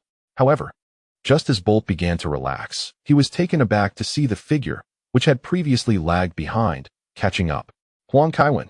He hardly needed to glance or observe. The thunderous cheers from the crowd made it abundantly clear who was garnering their support. A smile began to tug at the corners of Bolt's mouth as he steeled himself, his body taut once more as he entered the sprinting phase. Huang Kaiwen could already sense his body protesting, yet he refused to relent, continuing to run with unwavering determination, fixated solely on the finish line ahead. He was giving it his all. Meanwhile, the audience held their breath, fervently cheering for Huang Kaiwen. With just 15 meters to go, Huang Kaiwen's lead was almost negligible. Even the spectators who had come to support Bolt found themselves unable to suppress their concern for Huang Kaiwen. In the final 10 meters, Huang Kaiwen and Bolt were nearly neck and neck, with Huang Kaiwen marginally ahead. In the last 8 meters, Bolt still failed to overtake him. Kaka, watching from his television, covered his mouth in fear that even his breathing might disturb Huang Kaiwen's performance. Tears welled in his eyes as he had never witnessed such a strenuous effort from Huang Kaiwen. Even without hearing him speak, he could sense the fervent desire for victory emanating from Huang Kaiwen's every stride. In the last 5 meters, Huang Kaiwen accelerated again. Bolt was taken aback. The few meters vanished in an instant. Huang Kaiwen surged ahead. Bolt was close behind. The entire Berlin Olympic Stadium erupted in cheers. Kaiwen! Kaiwen! Kaiwen! In the live broadcast, Yang Jin was equally shouting and celebrating. Huang Kaiwen! Huang Kaiwen! Huang Kaiwen crossed the finish line, clocking in at 19:51 seconds, securing first place in his heat, even while competing in the same group as Bolt. Bolt, despite his relentless pursuit, finished at 19:74 seconds, unable to surpass Huang Kaiwen, who had widened the gap in the final stretch. Huang Kaiwen triumphed as the top contender in the first semifinal. This marked Huang Kaiwen's first victory against Bolt in their shared competition, and although he did not break Bolt's record of 19:30 seconds, his radiant smile revealed his satisfaction. In the face of such a formidable adversary as Bolt, this single semifinal victory was exhilarating. Huang Kaiwen once again shattered the Asian record, surpassing the 23 seconds set by Japan's Shingo Suetsugu in 2003 by a remarkable 0:52 seconds. I apologize for being slightly late today. This chapter concludes with the realization that understanding between individuals is ultimately unattainable. Bolt flashed a radiant smile, gesturing toward Huang Kaiwen before him, although he uttered no words. His meaning was unmistakable. You have deceived me. Huang Kaiwen turned around, arms wide open. If you dare to decelerate, you must bear the risk of being overtaken. After exchanging high fives with Bolt, Huang Kaiwen made his way towards the stands. Since the Olympics last year, he had finally triumphed over Bolt within the same group. Kaiwen, Kaiwen, Kaiwen. Huang Kaiwen performed Bolt's signature pose, drawing back his bow as the Berlin Olympic Stadium erupted with even louder cheers. Bolt, hands on his hips, shook his head with a wry smile. Despite the circumstances being partially due to his own actions, Huang Kaiwen's prowess could not be underestimated. To accelerate in the final stages was a testament to his strength. Bolt had concluded that if Huang Kaiwen were to dedicate himself to sprinting, he would undoubtedly emerge as the greatest adversary of his career. The initial suggestion to have Huang Kaiwen train in sprinting now appeared to be materializing. The prospect of having such a rival invigorated Bolt. The results were finally in. The top 4 qualified for the finals.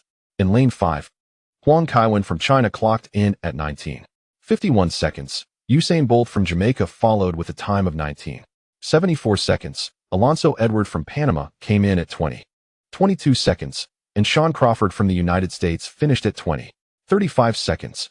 As for the last competitor in lane 8, Rolando Palacios, his time of 21:13 seconds represented a significant misstep. Huang Kaiwen's advancement to the finals surprised many. The 100 meters is a pure test of explosive power, the limits of the human body, while the 200 meters involves technical prowess around the bends, judicious energy allocation, and a test of willpower, each crucial elements.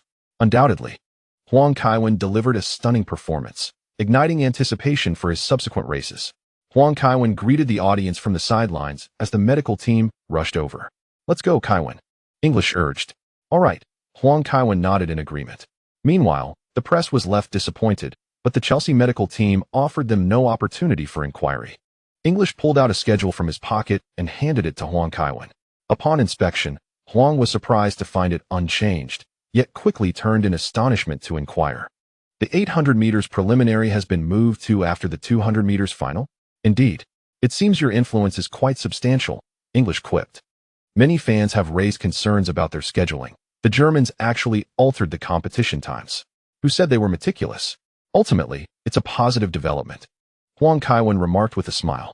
Previously, many had urged him to withdraw from the 800 meters due to its placement before the 200 meters final, as running the 800 meters would inevitably affect his condition for the latter event, even if Bolt himself were to arrive.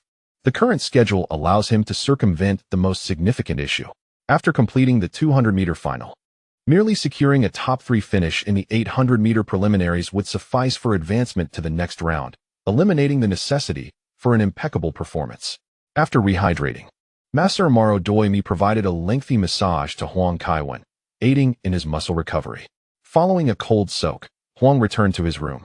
Noticing Lily asleep in a seated position, he gently laid her down and covered her with a blanket, also setting the television to turn off after an hour to prevent sudden noise from startling her awake.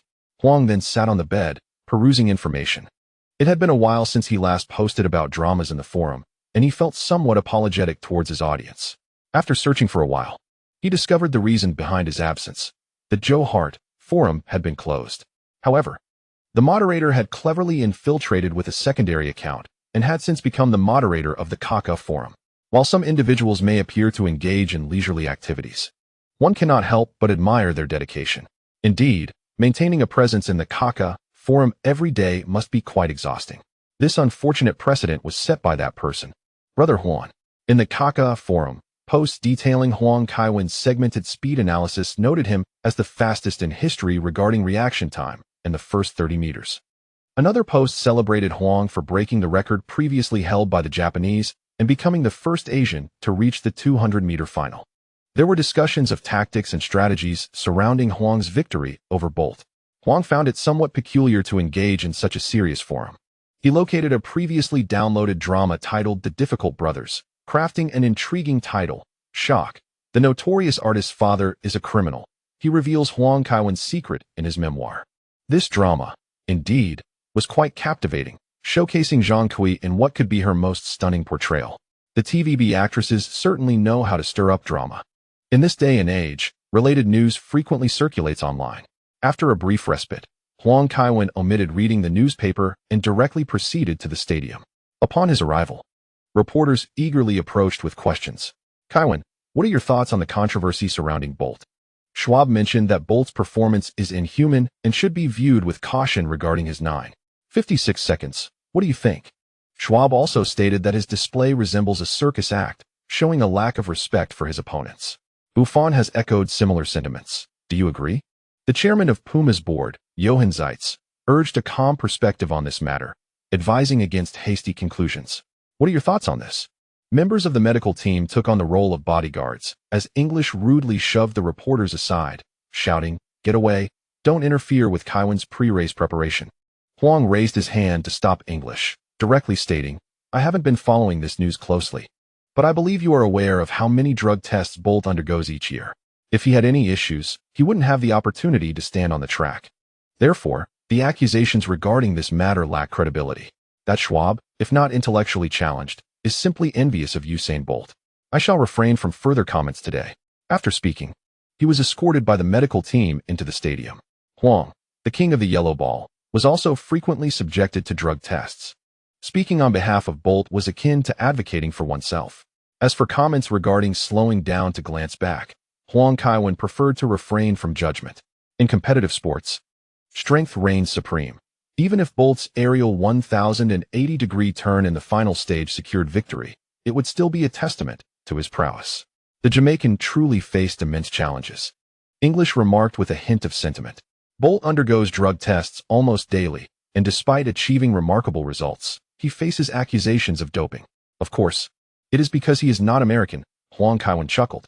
If Bolt were American, he would not endure such scrutiny.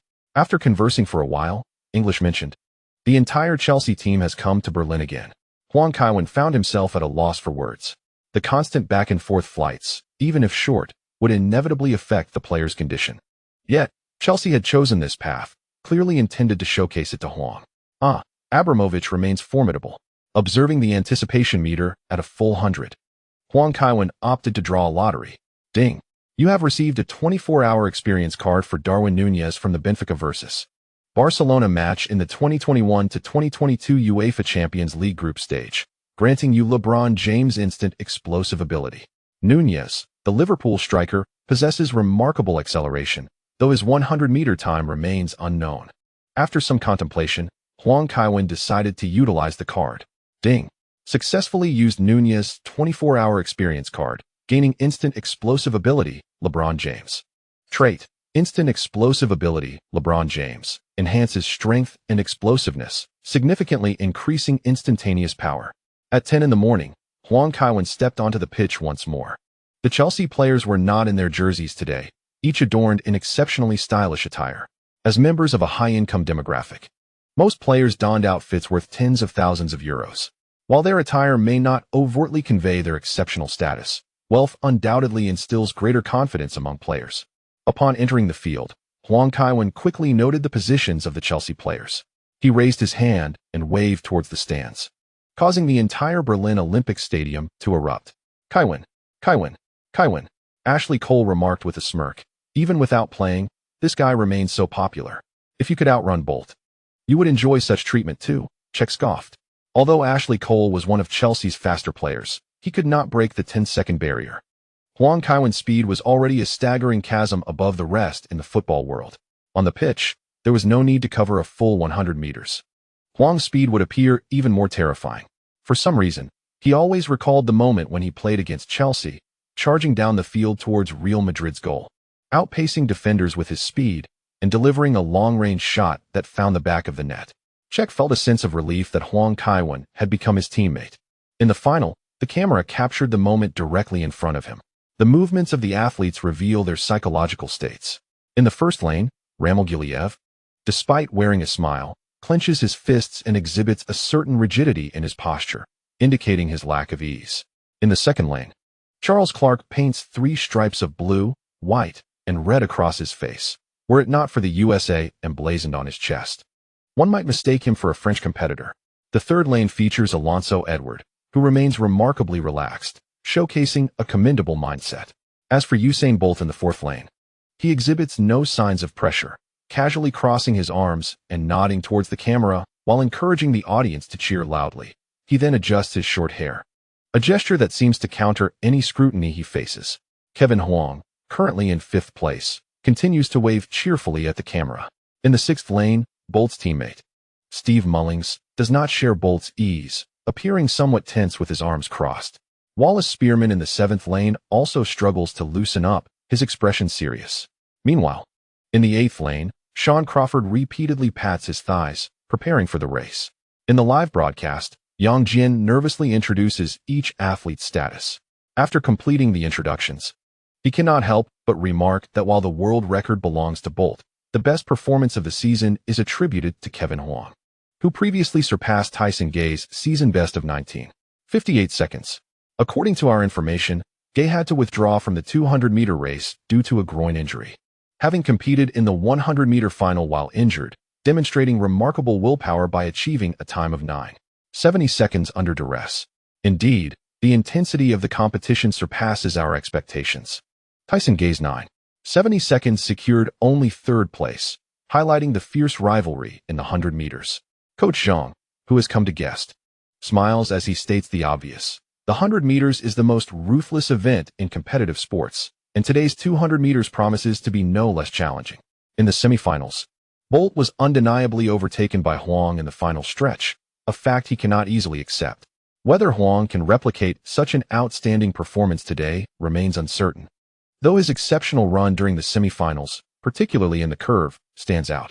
Fear not, Zhang reassures. Huang is a big-stage athlete. The more critical the moment, the better he performs. I believe he can achieve a time under 19:50 seconds today. Bolt's premonition intensifies. Huang is his greatest rival. Although Gay's absence due to injury reduces the competition, Bolt suspects that Gay would not have bested Huang. After reviewing the semifinals, Bolt is genuinely astonished by Huang's acceleration in the final phase. Bolt and his coaching team analyze Huang's strategy, believing he intentionally slowed down to conserve energy for the final stretch, an approach designed specifically to counter him. Today, the coaching staff has but one directive: no relaxation allowed at any point, with even the start response needing to be exemplary. This is the final race. Bolt, too, harbored no reservations. On your marks. The icy command resonated once more, yet it could not quell the fervent spirits of the athletes. The gazes of the 8 competitors transformed, their focus sharpening. Set. Huang Kaiwen positioned himself on the starting block. With a sharp crack, the moment of the start saw Huang's explosive power magnificently displayed. However, as he surged forward, all others began to decelerate. A false start. They would need to begin anew? A pity indeed. At the moment of Bolt's start, it was uncertain whether he noticed his rival's premature leap. His reaction time was a mere 0.354 seconds. If he was oblivious to the false start, it would be a grave error, a potentially fatal misstep. Had the race proceeded normally, Huang Kaiwen would have held a significant advantage. The occurrence of a false start undoubtedly affected the competitors' psychological states. On your marks. Set. Everyone prepared once more. Even the spectators were more anxious than before, not to mention the athletes on the field. Huang Kaiwen endeavored to disregard Bolt, concentrating intently on the azure track, channeling all his focus onto the surface beneath him. Positioned in lane 4, which was further back, the optimal outcome would be to keep Bolt trailing behind.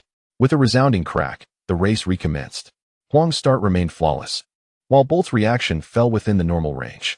In a mere 3 strides, Bolt had caught up to Mullins in lane 6. Within 30 meters, astonishment rippled through the crowd as Bolt surged forward with extraordinary ferocity from the outset.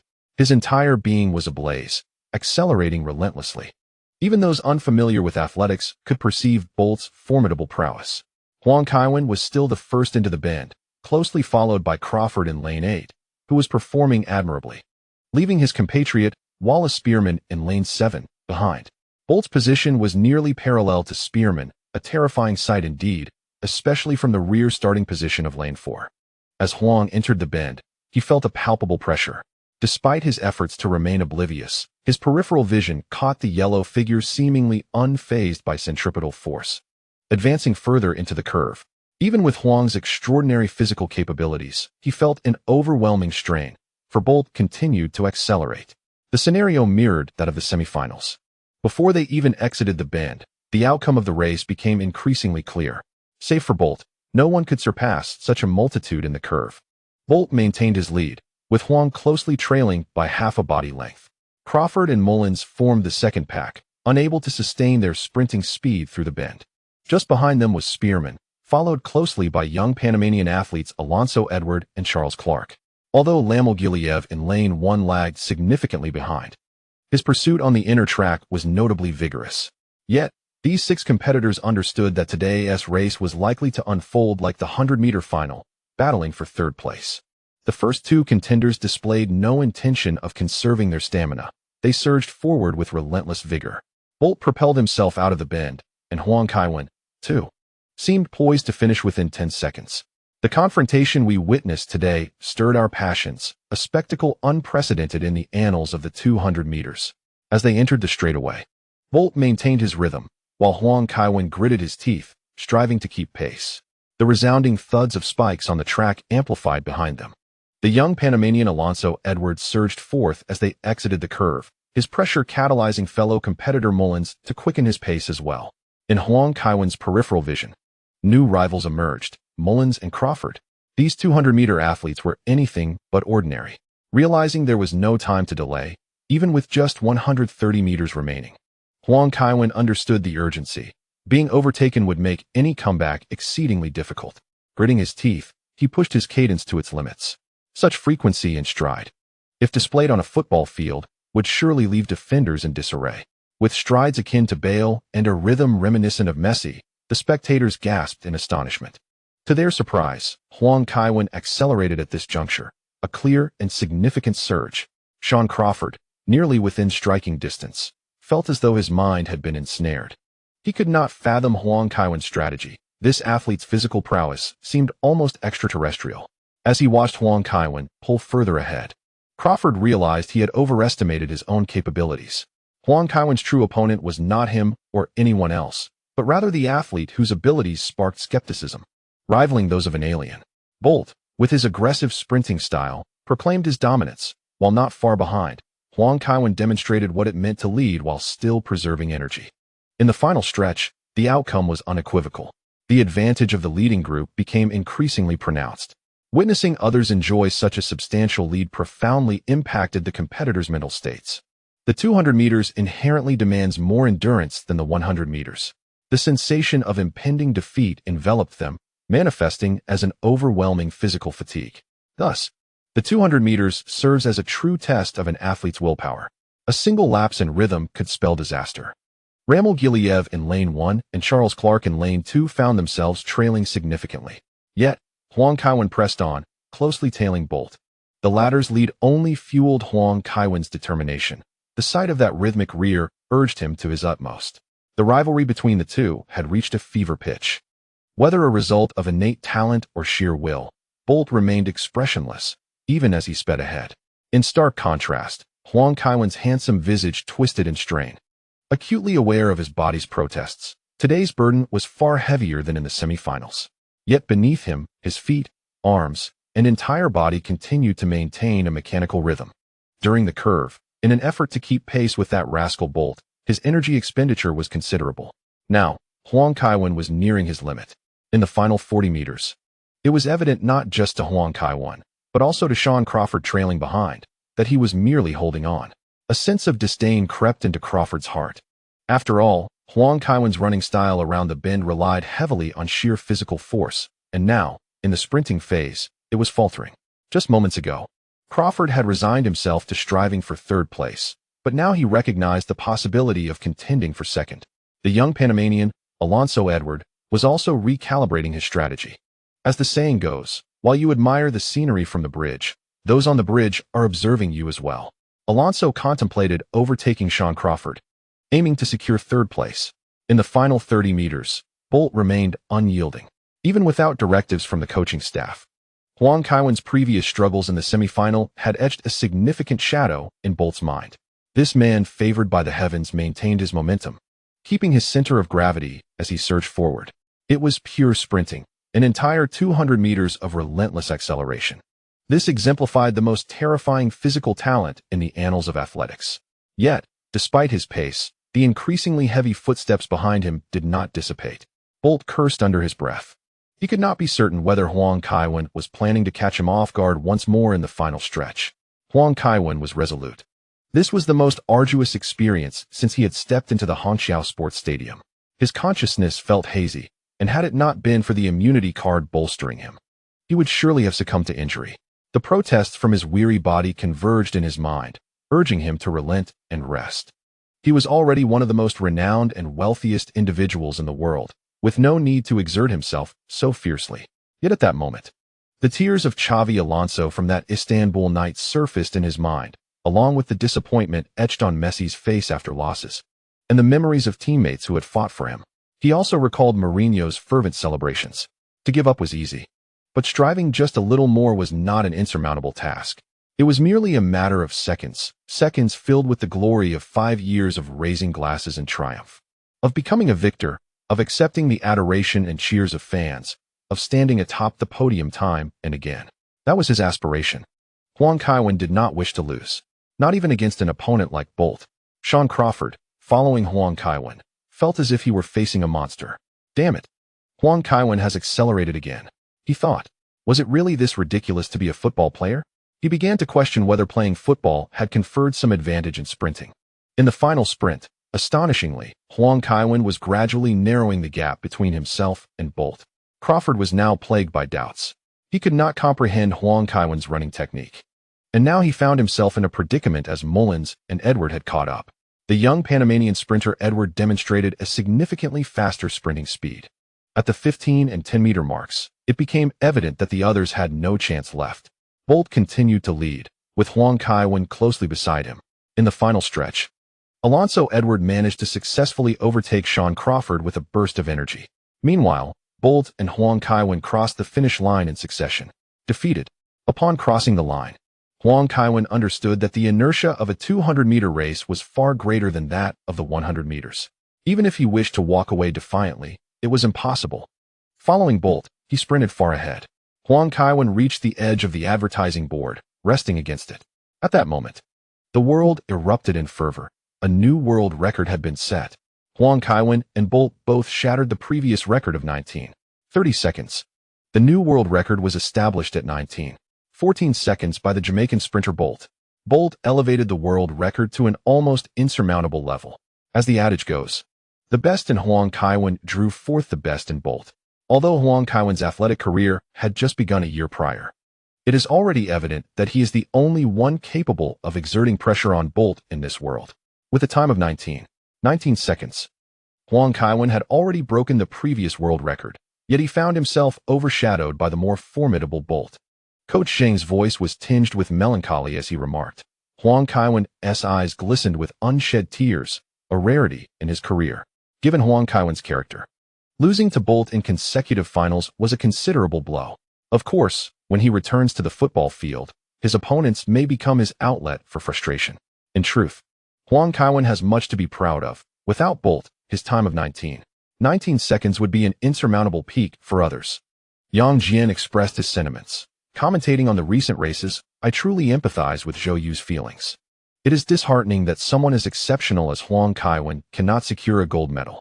No wonder Bolt has become the focal point of public discourse. His achievements are indeed extraordinary. Coach Zhang's observations were spot on.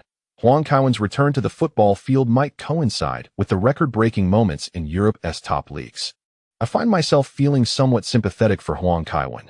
Seeing his eyes well up for the first time stirs something within me. Indeed, it's ironic to feel pity for a billionaire who has at least 3 beautiful girlfriends.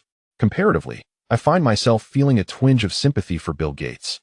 If only because I am younger than he is. Regrettably, Real Madrid is participating in the UEFA Cup this season.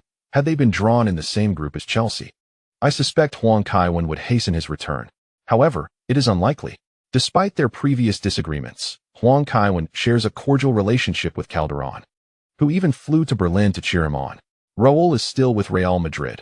Huang Kaiwen is likely to receive some respect there. Once again, the prospect of facing Real Madrid eludes him. Nevertheless, the select adversaries cherished by Huang Kaiwen remain few: Real Madrid, Barcelona, Juventus, Manchester United, and Liverpool. It seems peculiar that Liverpool has infiltrated this esteemed list. After all, Liverpool is undeniably a prestigious club. Yet isn't it the case that the true nemesis of Liverpool is Carragher? Huang Kaiwen pales in comparison to him. Alas, the world of football is indeed harsh. Huang Kaiwen can manipulate it as he pleases. Should he participate in more competitions, the aftermath of his defeats might unleash a tempest in the football realm, sending reporters into a frenzy. Previously, Bolt's records appeared insurmountable. Yet today, in a single event, 2 individuals simultaneously shattered the records Bolt established last year. As they sprinted on the track, both Bolt and Huang Kaiwen exchanged fervent gestures. Bolt, ever the optimist, approached Huang Kaiwen and extended a hand, proposing, "Shall we exchange jerseys?" Adhering to the customary football tradition, Huang Kaiwen chuckled and shook his head. He had managed to regain his composure. Though the disappointment of not winning in the final stretch weighed heavily on him, a rare lapse in his demeanor. Bolt remarked, "In truth, I am primarily a 200-meter runner. It is my passion, so it is only natural that you would not surpass me in that distance. A loss is a loss. No amount of tragic defeat will ever crown a champion." Huang Kaiwen shook his head in response. "Yet, you have indeed placed immense pressure upon me. Today's competition left me breathless. We must have a rematch sometime." Bolt, still somewhat apprehensive, replied, "Let us make that happen." Grasping Bolt's right hand firmly, Huang Kaiwen said with a smile, "Agreed. We shall meet at Carrington next time." "Are you jesting?" Bolt inquired, surprised. He had presumed Huang Kaiwen was merely teasing him due to his allegiance to Manchester United. What could a Chelsea player possibly want with a rendezvous at the training grounds of Manchester United? "Of course, we will have our next encounter at Carrington," Huang Kaiwen asserted earnestly. "Very well, then it is settled for Carrington," Bolt responded with a smile and a nod. Huang Kaiwen released his grip and wrapped an arm around Bolt's shoulder as they headed toward the press area. The journalists fervently clicked their cameras, incessantly questioning the content of their recent conversation. The Fleet Street reporters had already retreated to consult lip-reading experts. After capturing a few photographs, both Huang Kaiwen and Bolt were subjected to drug testing. En route to the testing facility, Bolt complained, "The drug test is more uncomfortable than the competition itself. I genuinely suspect these rascals won't let me rest even after I'm gone." Huang Kaiwen quipped, "I suggest you boil your remains for 4 hours. After that, they'll have no hold over you." Bolt, imagining the scenario of being boiled for 4 hours, quickly shook his head. "I certainly do not wish to become a broth." "Kaiwen, how is your body holding up?" English approached Huang Kaiwen as he returned. "Not too well. I need to adjust quickly," Huang Kaiwen replied. The 200-meter final had proven to be more exhausting than he anticipated. He even harbored a fear of being eliminated in the preliminaries of the 800 meters. English quickly shielded Huang Kaiwen as they made their way. "Aren't we heading back to the hotel?" "There is no need. The boss has secured sponsorship with the Germans. And your recovery equipment has been placed at the stadium today," Huang Kaiwen remarked. Abu. Not a single match of the finals will be missed, and over here, money is being poured in vigorously. The financial aspect is not the crux. What truly matters is the sentiment behind it." Frustrated, he thought that after a brief period of rest, he would have to check the Premier League schedule to find a suitable time to rejoin the team. Throughout the recovery process, Huang Kaiwen felt somewhat disoriented. Whether it was hydration or nutrition, everything was arranged by the medical team. Today, as circumstances were indeed challenging. Had the schedule for the 800-meter preliminaries not been adjusted, Huang Kaiwen would surely have performed poorly in the 200-meter finals. As the competition time approached, English immediately presented the groupings to Huang Kaiwen, advising him to pay special attention to the Russian Borzakovsky, as he was the strongest contender in the group. "I understand," Huang Kaiwen replied. "If possible, it would be best for you to emulate Bolt, concealing your strength from the preliminaries through to the semifinals," suggested English. "Jose specifically called me about this matter, and the coaching staff believes you possess considerable competitiveness in the 800 meters. Huang Kaiwen nodded with a wry smile. Given the day's situation, it seemed impossible for him to exert his full potential. At around 7 in the evening, Huang Kaiwen found himself once again on the track. In the 800-meter race, there were noticeably more Caucasian athletes compared to the sprints. This time, Huang Kaiwen was assigned to lane 7. During his training for the 800 meters, he had focused primarily on techniques related to changing lanes. Although the 800 meters is longer, the technical aspects, such as cornering, were already evident in the 200 meters. This event demands both explosive power and endurance, both of which are Huang Kaiwen's strengths. Unfortunately, his lane assignment was somewhat unfavorable. The very Borzakovsky, whom English had warned him about, was positioned in lane 6 right next to him. As Huang Kaiwen assessed Borzakovsky, the latter was also scrutinizing him. A professional athlete who had consecutively secured second place in the World Championships, Borzakovsky had already mentally classified Huang Kaiwen as a rival. Despite the latter's lack of experience in the 800 meters, at 7:15 p.m. in Berlin, the race commenced. From the outset, Huang Kaiwen maintained a steady pace, carefully regulating his rhythm and breathing, avoiding the temptation to accelerate prematurely. Even if Bolt himself were to run the 800 meters, he could not apply his previous sprinting strategy. Indeed, Borzakovsky was noteworthy. He began to accelerate as he entered the bend.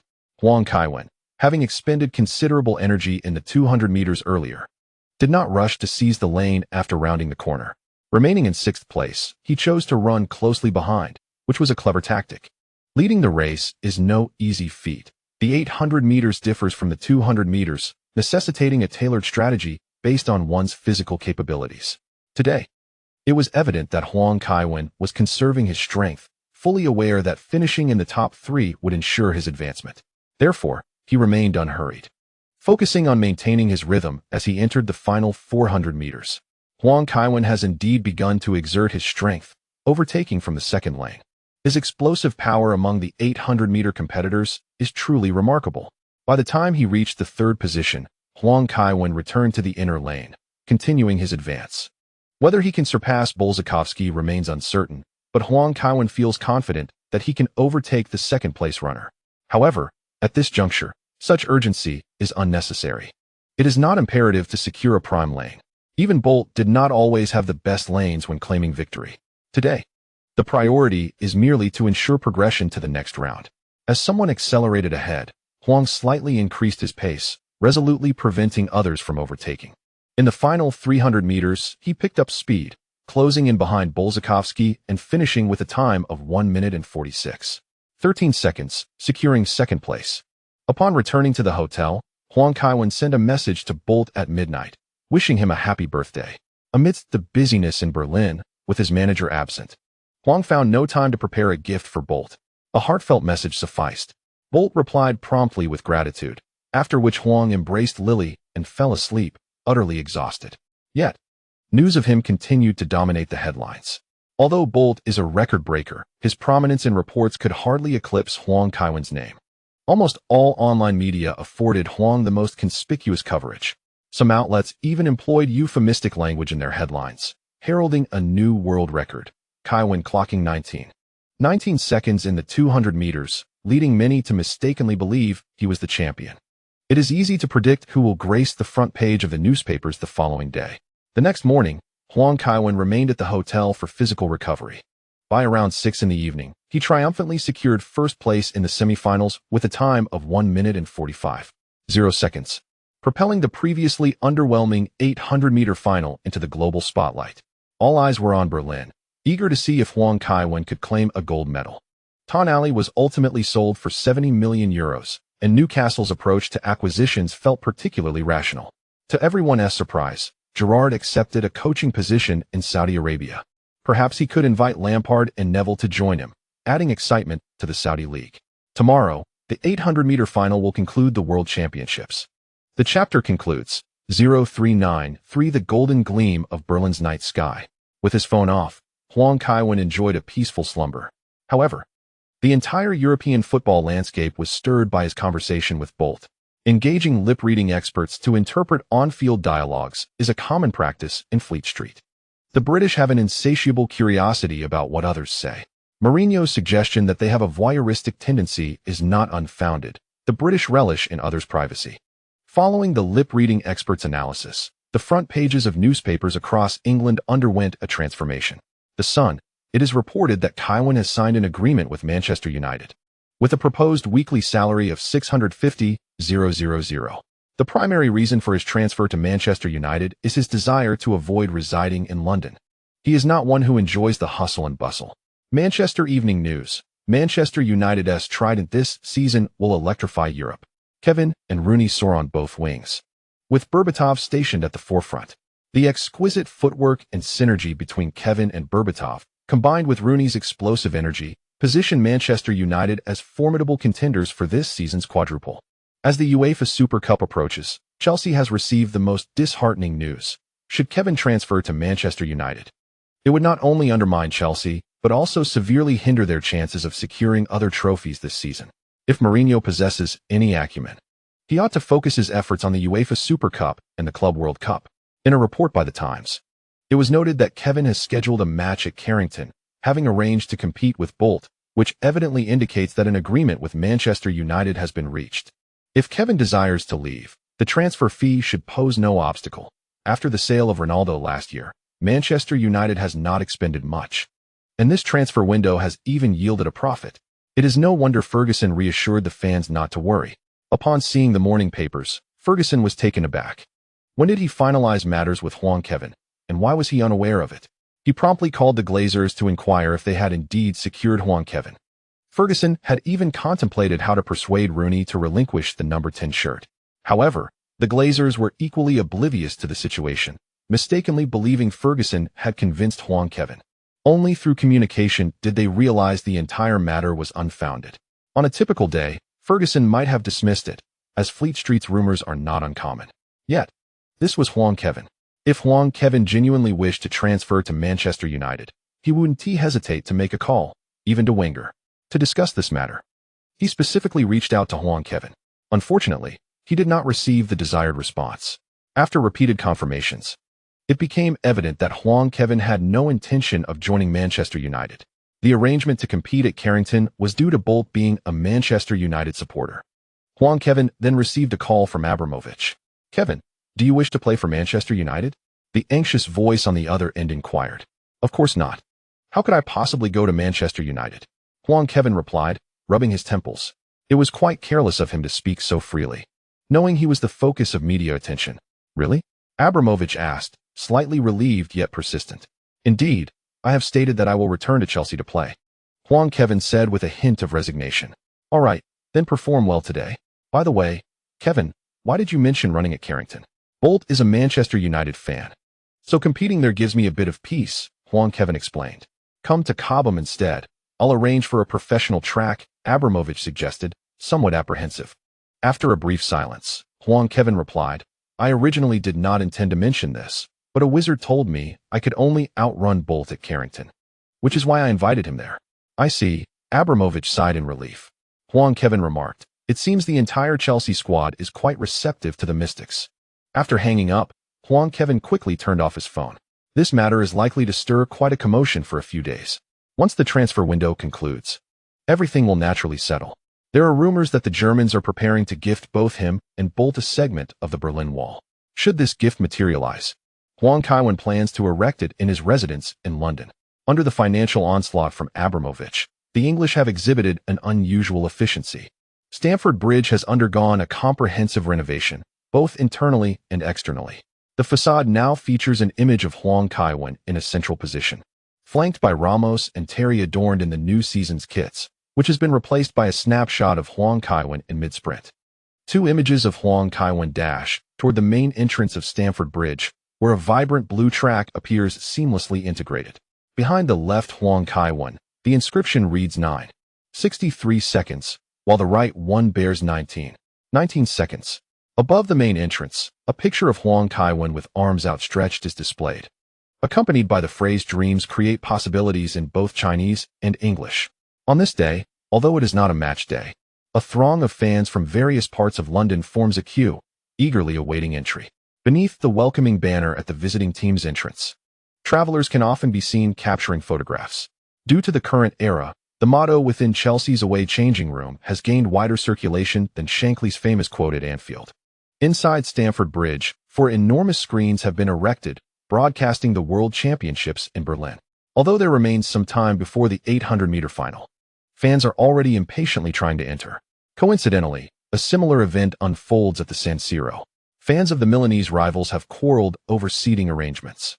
Today, players from both teams sit together, and beneath the stadium, the atmosphere is devoid of intense rivalry. The newly appointed team ambassador shares insights with Zanetti, who believes that Zanetti's retirement is merely a couple of years away. Given Zanetti's stature at Inter, it is likely he will remain involved with the club post-retirement. Kaká places his backpack on his lap, unzips it, and retrieves a water bottle filled with his favorite pineapple juice. His lunchbox contains Brazilian barbecue prepared by Beatrice. Inzaghi glances over and quips, "Ricardo, are you on a school picnic?" He adds, "If you want, you can hire someone to cook for you." Kaká smiles in response, causing nearby female fans to swoon. Kaká's smile is simply charming. Inzaghi scoffs, "I would never abandon an entire forest for a single tree." "Then why haven't you reconciled with Vieri?" Materazzi interjects from behind. "It's not about that woman. I'm furious that he betrayed his brother. I can never forgive that scoundrel." Inzaghi exclaims, his anger palpable. The fact that Vieri almost came to blows over a woman is utterly unforgivable. Turning to Zanetti, who is engaged in conversation, Maldini advises. Among our cohort, only you and Bobo remain unattached. Most have children. You should seriously consider your personal situation. We'll see, Inzaghi replies dismissively, his gaze returning to the large screen. Today, if Huang Kaiwen were to lose, he would not only forfeit the prospect of marriage and raising children, but he might also find himself begging for sustenance. Not every athlete possesses the means to muster 30 million. However, should Huang Kaiwen emerge victorious today, he would be willing to kneel and kiss Huang Kaiwen's toes. Yet, if he were to lose and fail to repay his debts, those Sicilians have threatened to send him to the Czech Republic to star in a film. As time gradually passed, it finally reached 8 o'clock in Berlin. Once more, the world's gaze converged upon Berlin, reminiscent of the post-World War II era. The stands were filled with spectators from various nations. This world is divided into the exploitative class and the exploited class. Even the most impoverished countries have a wealthy elite who can roam freely. The entire Berlin Olympic Stadium was packed to capacity, with ticket prices surpassing those of the UEFA Champions League final. There was no Usain Bolt. No one could rival Huang Kaiwen, although it was his first time competing in the 800-meter final. He was undeniably the focal point of the event, the very center of the universe. Kaiwen, Kaiwen, Kaiwen. As Huang Kaiwen raised his left hand, the cheers reverberated through the Berlin night sky. A young lady in white attire approached, holding a plastic box to assist the athletes in storing their personal belongings. It was evident that these young women were of German descent. Standing on the track, Huang Kaiwen gazed up at the night sky of Berlin before opting to draw a lottery. Ding! You have obtained a 24-hour experience card for the summer transfer period of 2004, featuring a friendly match between AC Milan and Shenhua, along with the skill of Alexandra Trusova, Phillips' quadruple jump. Excellent. Huang Kaiwen chose to use it immediately. Ding! You have received the Huang Kaiwen 24-hour experience card, granting you the Phillips quadruple jump, Alexandra Trusova. Feature: the Phillips quadruple jump, Alexandra Trusova, significantly enhances physical balance, core strength, and landing stability. It was the first time he had drawn his own experience card. Perhaps it was merely an illusion, but Huang Kaiwen felt exceptionally well today. He maintained a smile while stretching. The competition ahead was formidable. The 800 meters demanded a certain level of technical prowess from the athletes, but it largely revolved around the athlete's own willpower and physical attributes. Today, Huang Kaiwen was assigned lane 3. His preliminary round results had not been particularly impressive, yet this lane held promise. In lane 1 was Bram Som, a formidable Dutch athlete and former European champion.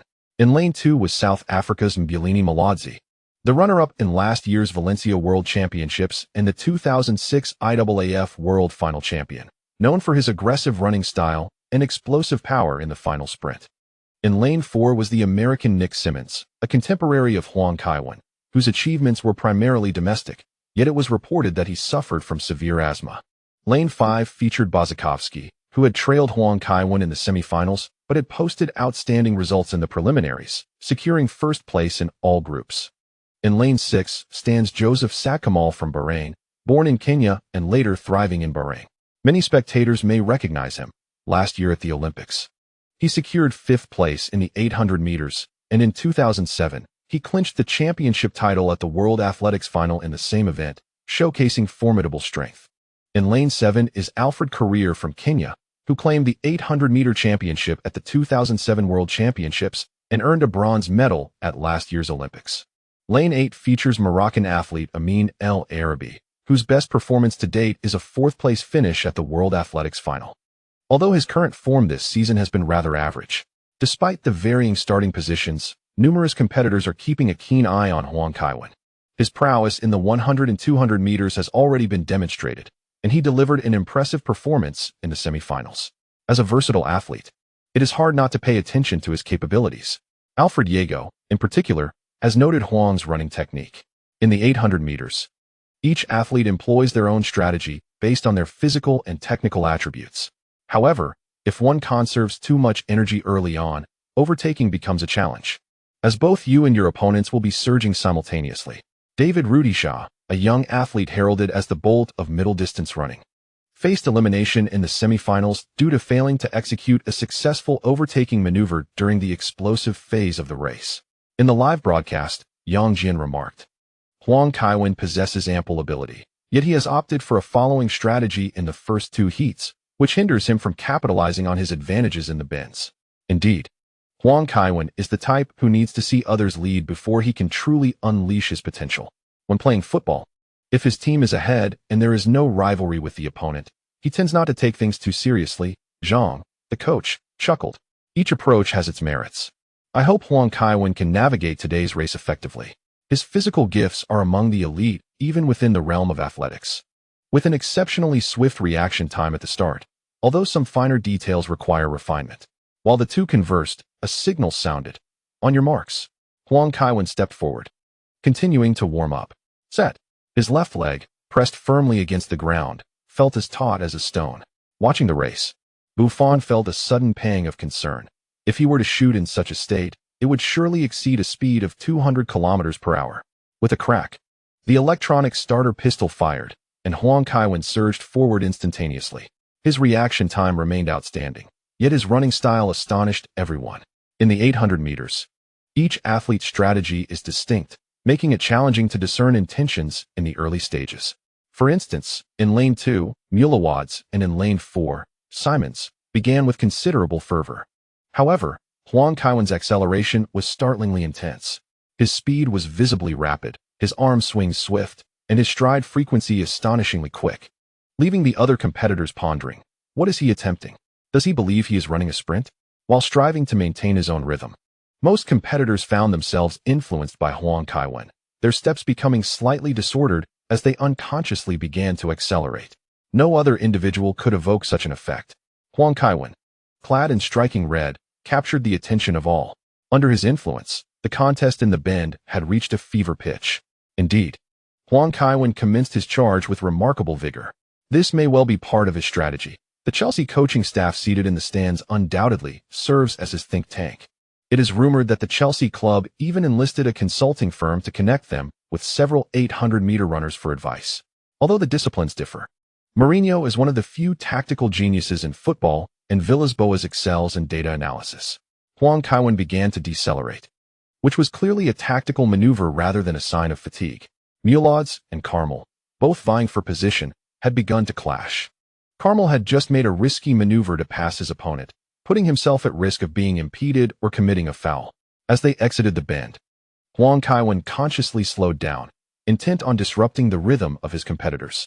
From an early lead, he slipped back to second to last place, with only Kenya's Alfred Diego trailing behind him. The competition among the leading pack was fierce, with Mulaud's and Carmel nearly running side by side. The leading Carmel refused to yield an inch, while Mulaud sought every opportunity to overtake. At the 200-meter mark, Huang Kaiwen remained vigilant regarding his position and pace. Alfred Diego lingered behind, eager to make his move. Huang offered him no opportunity, subtly adjusting his body to maintain his advantage. If Diego wished to overtake, he would have to venture outside. As Diego attempted to quicken his pace once more, Huang, without looking back, utilized the sound of Diego's footsteps to keep him at bay. Realizing he had no viable chance, Diego hesitated to take risks, aware that being impeded could jeopardize his performance. His strategy required him to follow closely, not out of hopelessness, but rather for tactical advantage. 200 meters. Just 200 more meters to unleash his strength. Diego, instead, found solace in trailing Huang Kaiwen. American athlete Nick Symmonds ran ahead of Huang, closely monitoring him for reasons of his own. His goal today was simply to finish ahead of Huang Kaiwen. The 800-meter event has always been somewhat of an underdog in athletics, with many preferring the thrill of sprints. Yet, this distance bears a rather daunting moniker, the death run. After completing 800 meters, one's heart races, and the body exceeds its maximum capacity, often experiencing muscular oxygen deprivation, resulting in an overwhelming sense of fatigue. Thus, the 800 meters is aptly dubbed the Death 800. Many first-time spectators of the race have begun to feel anxious. Huang Kaiwen is trailing behind, while Moroccan athlete Amin El Arabi has completed an overtaking maneuver. Currently, the leading positions are occupied by Bozakovsky and Kamel, with Amin El Arabi just half a body length behind them. Undeterred, Amin El Arabi seeks to find an opportunity to cut in and join the leading group. However, the two seasoned competitors in front of him are offering no chances whatsoever.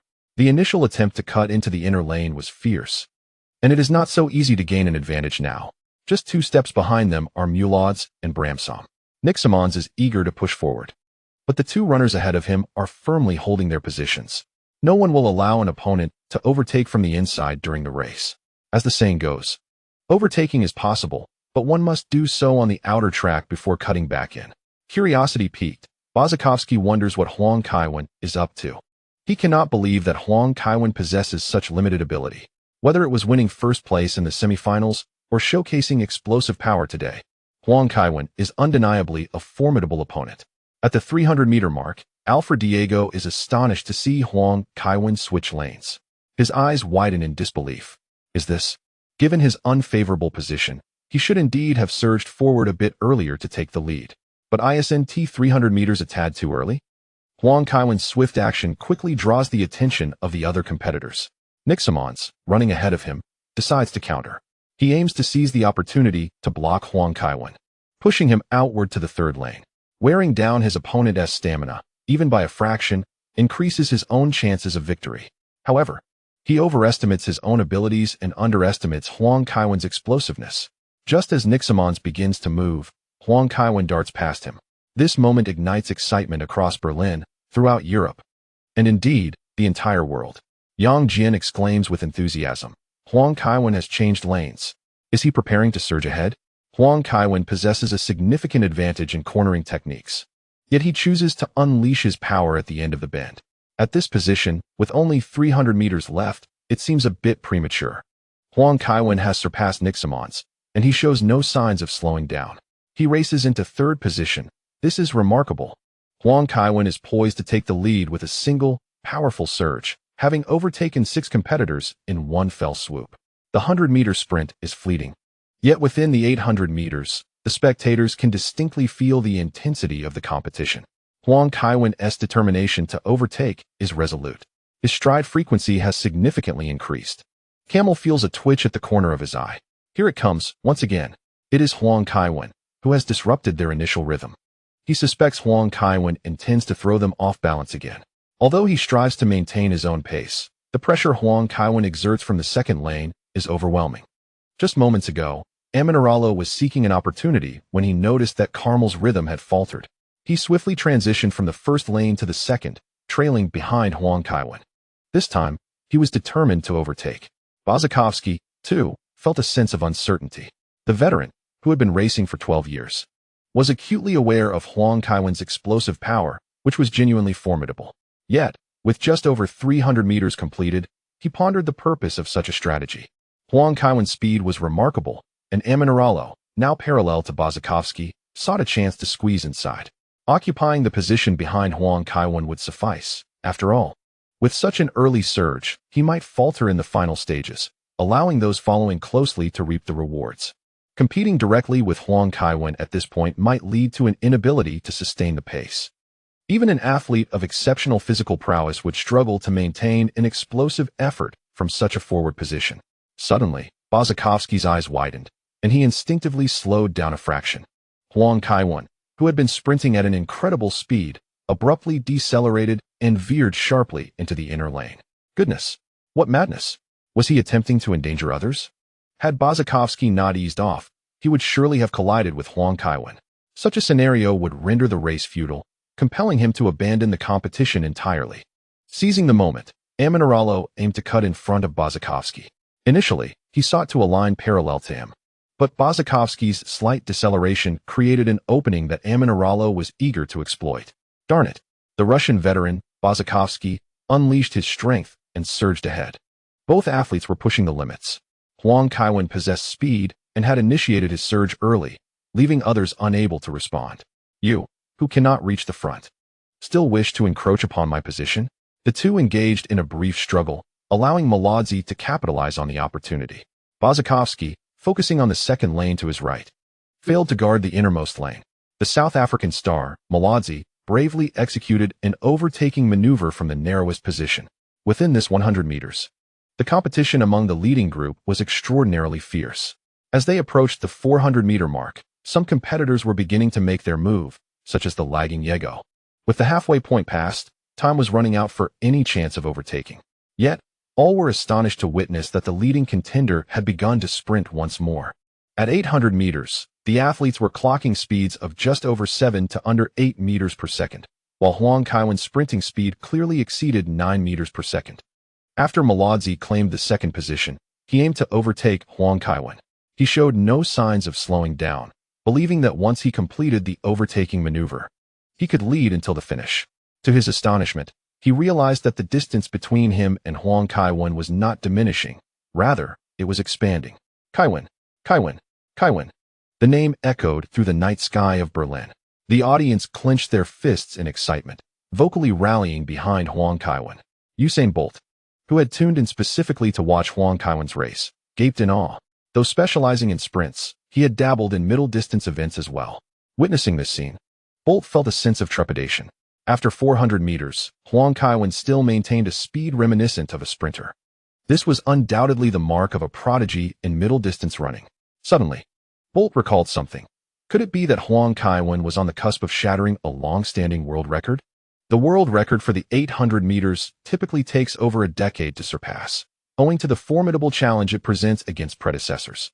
He felt a surge of anticipation at the thought of Huang Kaiwen poised before the record board. At 450 meters, Huang Kaiwen's body began to protest slightly. He had disrupted his opponent's rhythm twice today, which had taken a toll on him as well. Fortunately, he was accustomed to such situations on the football field, where one often transitions from a jog to a sprint, and then slows again before sprinting anew. What lay before him was still the challenge of surpassing his own limits. As long as he persisted, victory would be within reach. Even he could not maintain his sprinting speed, yet he sensed he had a considerable lead. Huang Kaiwen began to ease his pace, allowing his body a brief respite. Yet the spectators observed clearly. His lead was an astonishing 10 meters. This advantage was akin to the gap between the first and last positions at the finish line. The athletes trailing Huang Kaiwen were in utter disarray.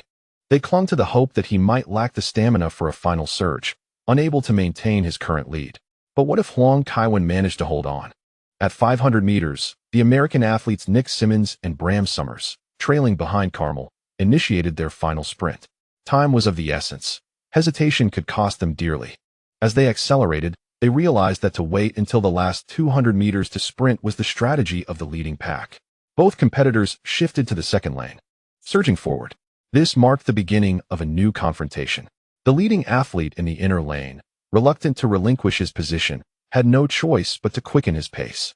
Posakowski had initially intended to hold back, but upon assessing the current circumstances, he too opted to change lanes. By moving to the second lane, he could temporarily suppress a few rivals, preventing them from overtaking him. Moreover, Posakowski aimed to push into second place, poised to capitalize on Huang Kaiwen's potential falter. If Huang Kaiwen were to struggle, he would seize the championship. Naturally, the second-place athlete, Mubrani Muladizi, also took note of the commotion in the outer lane. Competitive events unfold in such a manner. It is not merely about executing well-laid strategies, but also about responding to opponents' actions. Otherwise, all plans are but theoretical. Estimating that Huang Kaiwen might falter around the 600-meter mark, he intended to push his speed to the limit at 650 meters. However, with rivals now fiercely competing, regaining lost ground later in the race would prove challenging. Given the fatigue from Huang Kaiwen's explosive bursts, any misstep could result in a significant drop in standings. 550 meters, the contest for second place remains fiercely contested. This stage marks the struggle for final positions. Moments ago, Mulades, who had been waiting for Huang Kaiwen to decelerate, has entirely shifted his focus to safeguarding his own ranking. The old-timer Posakowski has also succumbed to the pressure. He attempted a forceful inside cut, but lacks the explosive power of Huang Kaiwen. Positioned too far back, Mulades swiftly accelerated to secure a more advantageous position, narrowly avoiding a collision between the two. At 600 meters, nearly everyone surged forward. Yet Huang Kaiwen showed no intention of another explosive burst. His lead was visibly shrinking as the second group closed in. The audience in the stands felt their hearts race. At 620 meters, 630 meters, Mulades nearly touched Huang Kaiwen's heels. A hint of relief finally graced the South African athlete's face, as the pressure of the day had been immense. At last, everything seemed to be approaching its conclusion. However, as they continued to run, both Mulades and Posakowski sensed a troubling development. Oh no, Huang Kaiwen appeared to be at the end of his tether, yet he still maintained his lead. 10 meters passed, and he remained in front. 20 meters passed, and he still led. After a full 50 meters, Huang Kaiwen steadfastly held his position. As they approached the final 100 meters, he firmly retained the lead. The entire audience rose from their seats. In the Berlin Olympic Stadium, over 75,000 pairs of eyes were fixed on that blazing figure in red. Stamford Bridge accommodates just over 40,000. Yet their hopes for Huang Kaiwen's victory were no less fervent than those of the live audience. The city of Milan and all of Italy were captivated by a race that typically garnered little attention but tested the limits of human endurance. Across the vast expanse of China and the entirety of Asia, countless individuals stayed up late in front of their televisions, suppressing their roars of excitement. They stifled their voices, fearing to disturb Huang Kaiwen on screen. Their pent-up cries mirrored the primal preparation of a beast ready to hunt, embodying the strength they wished to convey. Huang Kaiwen surged once more, gradually extending his lead. The final 100 meters. At exactly the 100-meter mark, Huang's form wavered slightly, causing the collective heartbeat of the world to falter. But in the next moment, Huang Kaiwen sprinted at full speed. After overtaking at 300 meters, the power he had conserved erupted at this instant. Mulades, trailing behind, felt a wave of despair. This guy?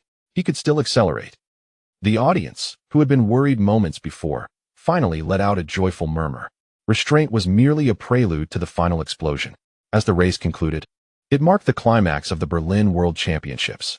Huang Kaiwen is in a sprint, exhibiting an extraordinary velocity. He is now fully committed, striving towards the 800-meter championship, while simultaneously challenging a world record that has remained untouched for 12 long years. Following his setback in the sprints, Huang employs an unyielding running style to proclaim to the world his intention to prevail. In the final 50 meters, Huang has left the South African competitor Mulades behind by more than 20 meters, an astonishing 3-second gap. At this juncture, Huang's ears begin to ring, and he harbors suspicions that Puyol's earlier actions may have contributed to this moment.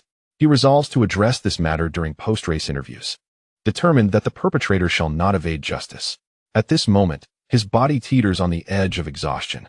The showdown with Bolt remains one of the most terrifying sprint contests in human history. Fortunately, the 800 meters consists of merely 3 heats, and the Chelsea medical team has done everything possible to prepare him. Thanks to prior recovery sessions at the stadium, he is now confronted with profound fatigue. Yet this exhaustion sharpens Huang's focus. He recalls the faces of those he has thanked from the podium, the smiles of Kaká and Ramos, and the support of his girlfriends and fans. Memories from his earlier school days flash before him, as if all occurred just yesterday. Maintaining his rhythm, he continues to breathe in a pattern, occasionally exerting extra effort to accelerate. It has become instinctual, though he may not have practiced countless times. The yearning for victory is deeply ingrained in Huang's very being. At 30 meters, Huang experiences a sensation reminiscent of playing video games with his roommates for over 60 hours without rest. It feels as if his body no longer belongs to him. He silently recites the iconic line from Forrest Gump, while countless others simultaneously chant, "Run, Kevin, run." At 15 and 10 meters, Huang feels as if he is drowning, struggling for breath. Since breathing seems impossible, he decides to forego it altogether. With a final push from his chest, Huang's speed increases as he surges toward the finish line once more. He sprints. He continues to sprint. At 5 and 3 meters, lacking any semblance of technique, he instinctively presses forward.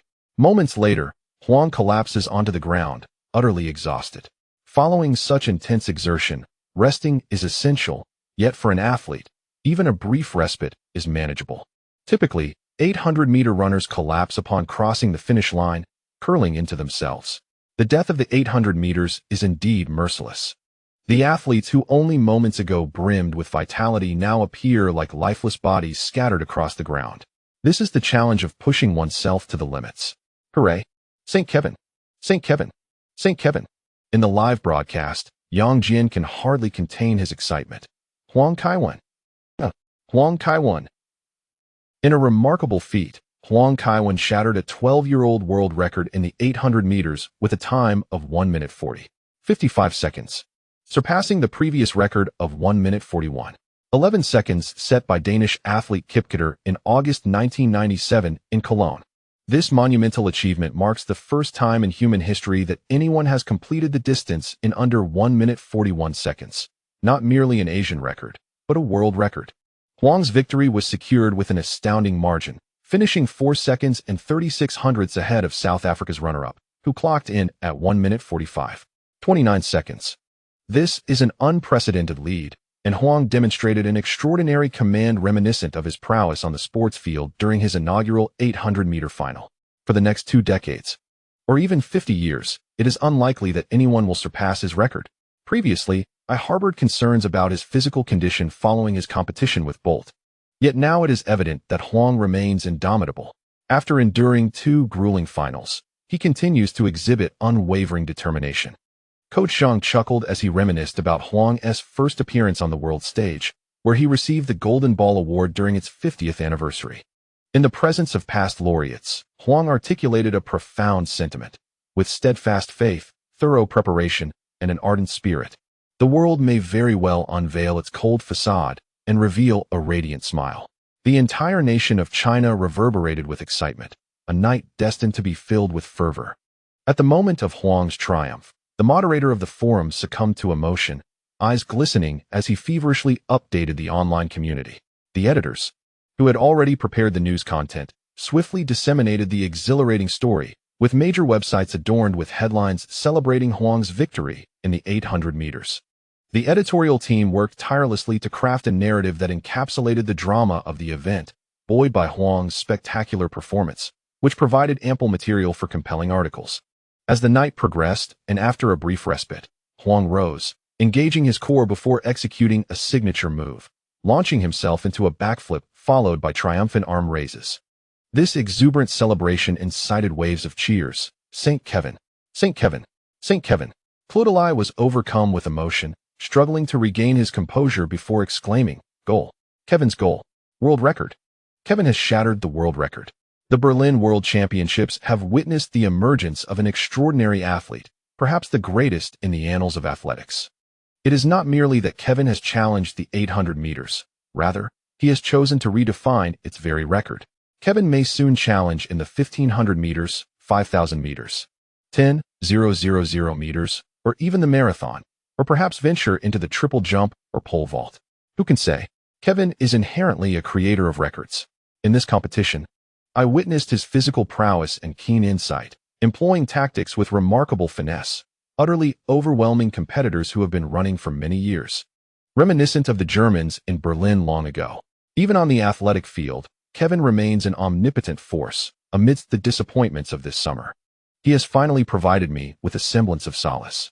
Clad in his crimson athletic attire, Kevin resembles Prometheus, who stole the fire from the gods to warm the human realm. The Germans speak of sending the Berlin Wall, which lacks sincerity, yet the Germanic spirit, born from imitation, indeed possesses little of substance to offer. Perhaps they could rename Berlin to Kevin, ensuring that the world remembers only the divine presence that graced the 800 meters here, forgetting all that the Americans and Soviets have done. Just look at ball exhalation. I doubt the East Germans would oppose my suggestion. Applause. The entire venue erupts in applause. Huang Kevin crouches beside the record board, a sight of universal acclaim. Journalists eagerly rush to capture his image, their cameras poised. 1 minute 40 seconds and 55 hundredths. The men's 800-meter record may well take 70 years to surpass, akin to the women's record. David Rudisha, watching from his television, now feels despair regarding his career. He intended to lead the race starting next year, aiming for commendable results. But how can one surpass a time of 1 minute 40 seconds and 55 hundredths? What extraordinary performance could possibly break such a formidable record? This truly is a golden flash that pierces the Berlin night sky, creating an insurmountable miracle. Buffon, observing the figure on the field, is left in disbelief.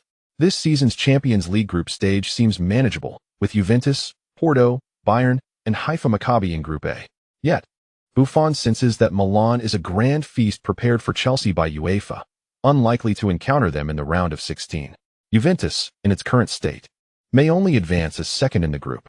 Chelsea's management whimsically transports the team to Berlin every few days. The fluctuations in their performance this season are likely.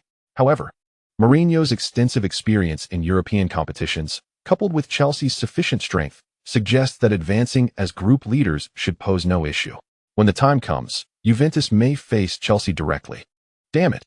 Perhaps it would be better to finish third in the group and compete in the Europa League. Real Madrid's current strength is merely adequate. A match against them might yield an additional trophy. Gazing out at the jubilant city of Turin, Buffon feels he has made the most prudent decision. I understand your urgency. I took leave this afternoon to write. Please consider lending your support. The Olympic Stadium in Berlin has transformed into a sea of joy. Huang Kaiwen is indeed the protagonist of this world. The 800-meter race has garnered unprecedented popularity. Bozakovsky approached and remarked, "You are remarkable. The world record has been shattered." "It was merely luck," Huang Kaiwen replied with a smile. "No, that's not the case," Bozakovsky countered, shaking his head. "Your tactics were exceptional, and your explosiveness is astonishing." "Well, thank you," Huang Kaiwen acknowledged with a nod. English is quite prevalent within the sports community, especially among athletes like him, who frequently compete and train in Europe and possess a smattering of the language. Huang Kaiwen's initial excitement began to subside, yet the atmosphere remained electric, with each of his movements inciting cheers from the crowd. A staff member approached to remind him, "The 800-meter award ceremony is next." "All right, thank you," Huang Kaiwen replied, turning to retrieve his red jacket from the team leader. The podium was situated at the center of the stands, and Huang Kaiwen, Mulots, and Bozakovsky followed the hostess onto the stage, standing behind the trapezoidal podium. The DJ once again introduced the three athletes, who ascended in succession. Huang Kaiwen stepped onto the tallest podium in the center.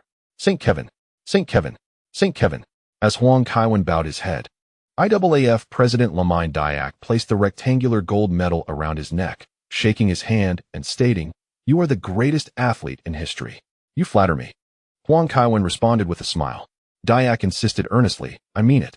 He too was a crossover athlete. In 1950, he played for the Senegal national team, but by 1957, he had broken the long jump record in French West Africa. Regardless of his accomplishments as a player or an athlete, he had not achieved what Huang Kaiwen has. After a brief exchange, the momentous occasion arrived.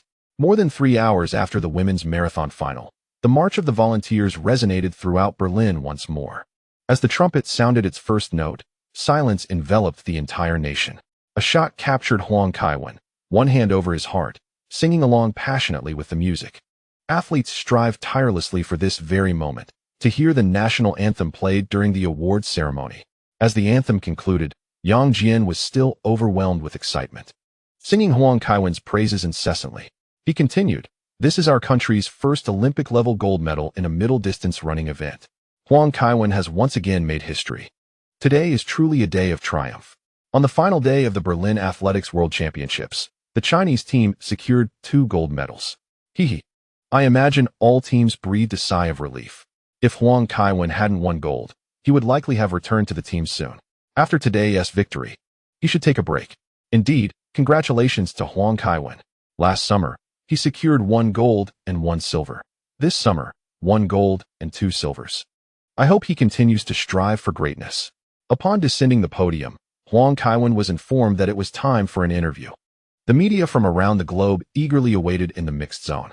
As Huang Kaiwen made his appearance, journalists rushed forward in a flurry. "Kaiwen, please share your thoughts on today's competition. After breaking the world record, do you intend to challenge other events? When will you return to Chelsea? Will the Chelsea team's 3 live viewings affect their performance? Who do you wish to thank most for today's victory?" Huang Kaiwen chuckled as he gently pushed aside the eager British reporter, extracting the one holding the white microphone with red letters.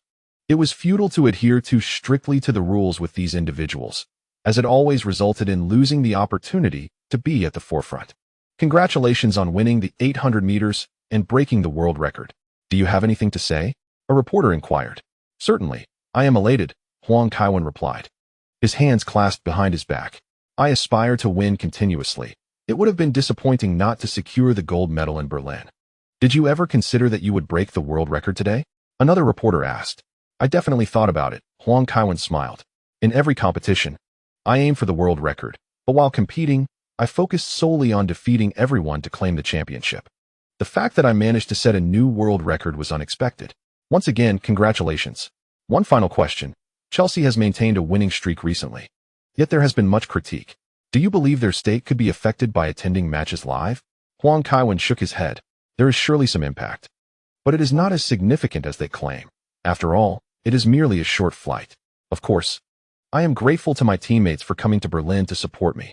If they don't return tonight, I plan to invite them to celebrate. A reporter from Sky Television, brimming with excitement, quickly extended the microphone towards him. Kaiwen, congratulations on your gold medal.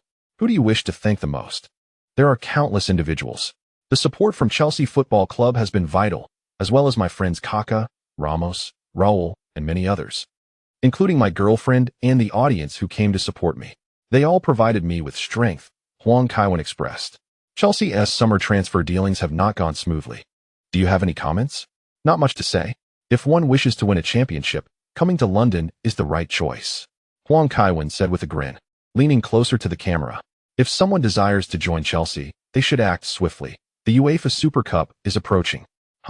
Many players are likely contemplating this. Can you share when you will return to the team? The reporter pressed on. I haven't made a definite decision yet, but I will certainly return to Chelsea this season, Huang Kaiwen replied with a smile. After addressing a few more questions from television stations, Huang Kaiwen slipped away.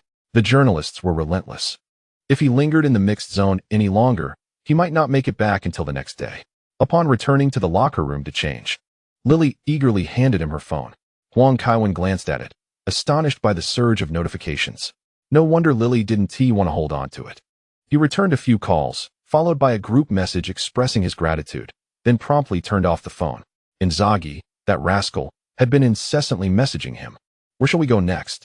Holding Huang Kaiwen's hand, Lily inquired. Shall we head to the restaurant? Chelsea is preparing a celebration for me, Huang Kaiwen responded with a smile. Noting that Chelsea had just finished a match against Fulham prior to his own game today, everyone was rather rushed, judging by the schedule. It seemed they would board the plane without even engaging in post-match recovery activities.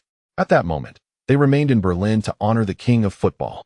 Regardless, this favor owed was significant.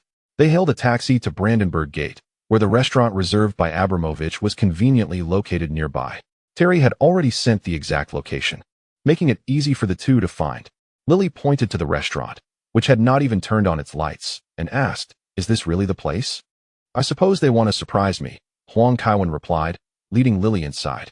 Indeed, as they entered, the lights flickered on, and someone set off a handheld confetti cannon, shouting, "Surprise!" Huang Kaiwen instinctively wrapped his arms around Lily. A minimal amount of confetti clung to her head, which Huang Kaiwen bent down to clear. Just as Ashley Cole approached with champagne to spray, "Our world champion has arrived. Congratulations, Kaiwen. You are simply marvelous." Huang Kaiwen quickly ushered Lily into the restaurant, fearing her outfit would get drenched. The king of football was not as generous as Cole. The restaurant had been adorned with simple decorations, primarily featuring photographs of Huang Kaiwen along with various streamers. In the center, there was a confetti ball. "Come over and pull the confetti ball," Terry encouraged. "What about the manager and coaches?" Huang Kaiwen inquired. "They are at another restaurant," Terry replied. Huang Kaiwen nodded, realizing Abramovich's thoughtful consideration in separating the players to allow them to enjoy themselves freely. He approached the confetti ball and tugged at it, causing a burst of gold to scatter. The fallen banners bore just a few words: "World Champion." The atmosphere within the restaurant reached a crescendo, with teammates exuberantly chanting, "Champion! Champion!" as if they had achieved the championship themselves. Dinner was lively, with the Chelsea players indulging in merry drinking. Huang Kaiwen turned to Terry and asked, "Have you booked a hotel?" "Yes, we'll return to London tomorrow afternoon. This trip to Berlin is a chance for some leisure as well," Terry replied with a grin. After the initial 3 matches of the season, Chelsea's schedule had eased considerably, with the next game being the UEFA Super Cup in 6 days. For Premier League players, this was a rare opportunity for rest. The match originally scheduled for this day would have to be postponed and rescheduled. "Our main character should perform a number, shouldn't he?" shouted a noticeably tipsy Ashley Cole, prompting several players to join in the ruckus. It was evident that they were all in high spirits today. Huang Kaiwen, not one to decline, accepted the microphone and began to sing. The song was familiar to the Chelsea players, quickly transforming into a harmonious chorus. "Blue is our dream. Football is our sport. United we stand. Victory is our goal, for our name is Chelsea, Chelsea." The Chelsea players are all seasoned drinkers, which is something that Kevin Huang need not worry about. They have their own ways of returning to the hotel. Instead, it was Lily, who, in her exuberance today, indulged a bit too much and kept Kevin awake for half the night. Once she had purged her excess, Kevin bathed her, after which she finally settled down to sleep. By then, it was already past 4 in the morning. Weary from a long day, Kevin lay in bed and soon drifted into a dream. A few hours later, news of his gold medal win in the 800 meters swept across the globe like autumn leaves in the wind. The Berlin Daily reported, "Kevin has made history, elevating the world record to an almost insurmountable level. This is the greatest surprise of the World Championships." A government spokesperson also extended congratulations to Kevin, declaring him one of the greatest athletes in human history, with outstanding performances across various disciplines. His presence has greatly enriched this championship. Kevin is a friend of Germany. The Times noted, Kevin has shattered the limits of human capability, creating a record that seems impossible to surpass. He is likely to take some time off now, and when he will rejoin the team has become a matter of public interest. Many are already predicting his return to Chelsea before the match against Arsenal on November 29th. Though Wenger has refrained from commenting, the Daily Mail reported, Gareth Bale has gone on strike in pursuit of a transfer to Chelsea, having made it clear that he will no longer serve Tottenham. This has put Levy in a difficult position, as he is reluctant to sell Bale to a London club. Levy is preparing to confront Mourinho over private dealings with the player. The Milan Sports Gazette published a photograph of Kevin squatting before the record board, stating, "There is often debate over who the fastest player on the pitch is, yet Kevin's performance has made it clear to the world that he is indeed the fastest, leaving others to contend for the second place in speed."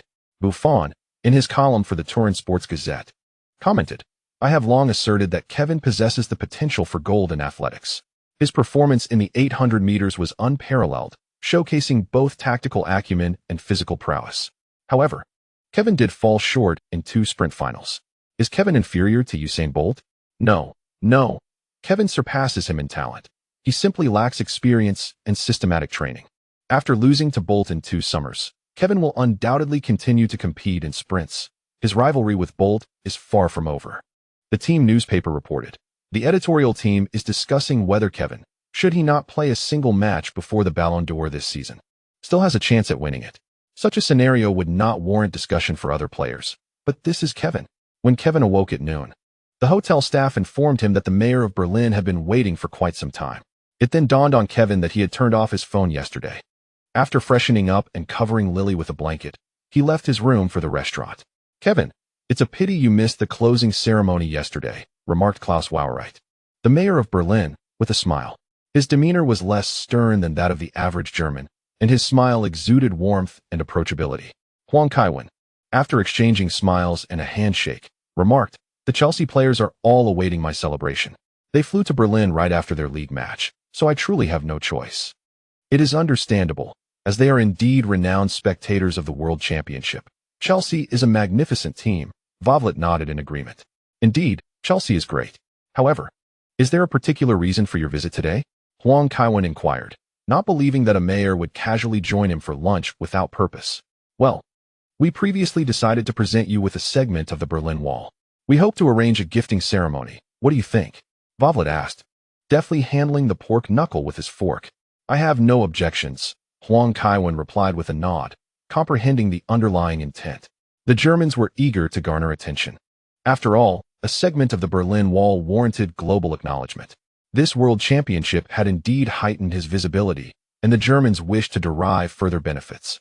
However, such matters posed no detriment to the illustrious Huang Kaiwen, who would naturally not decline. "That is splendid. I shall ensure arrangements are made. You may stay in Berlin for a few days to explore," Vovlet said with a smile. Huang Kaiwen acquiesced, and they continued their pleasant lunch. Devoid of any conflicts of interest, Vovlet, a fan himself, supported Union Berlin, a team steeped in legend. Football's immense popularity is largely attributed to its embodiment of the people's hopes during specific historical epochs. At the time, the East German Ministry of State Security, Stasi, supported Dynamo Berlin, while Union Berlin stood as the bastion of resistance against the secret police, embodying the aspirations for freedom. After spending a few days in Berlin, Huang Kaiwen was presented with a section of the Berlin Wall measuring approximately 36 meters in height, 12 meters in width, and weighing 27 tons.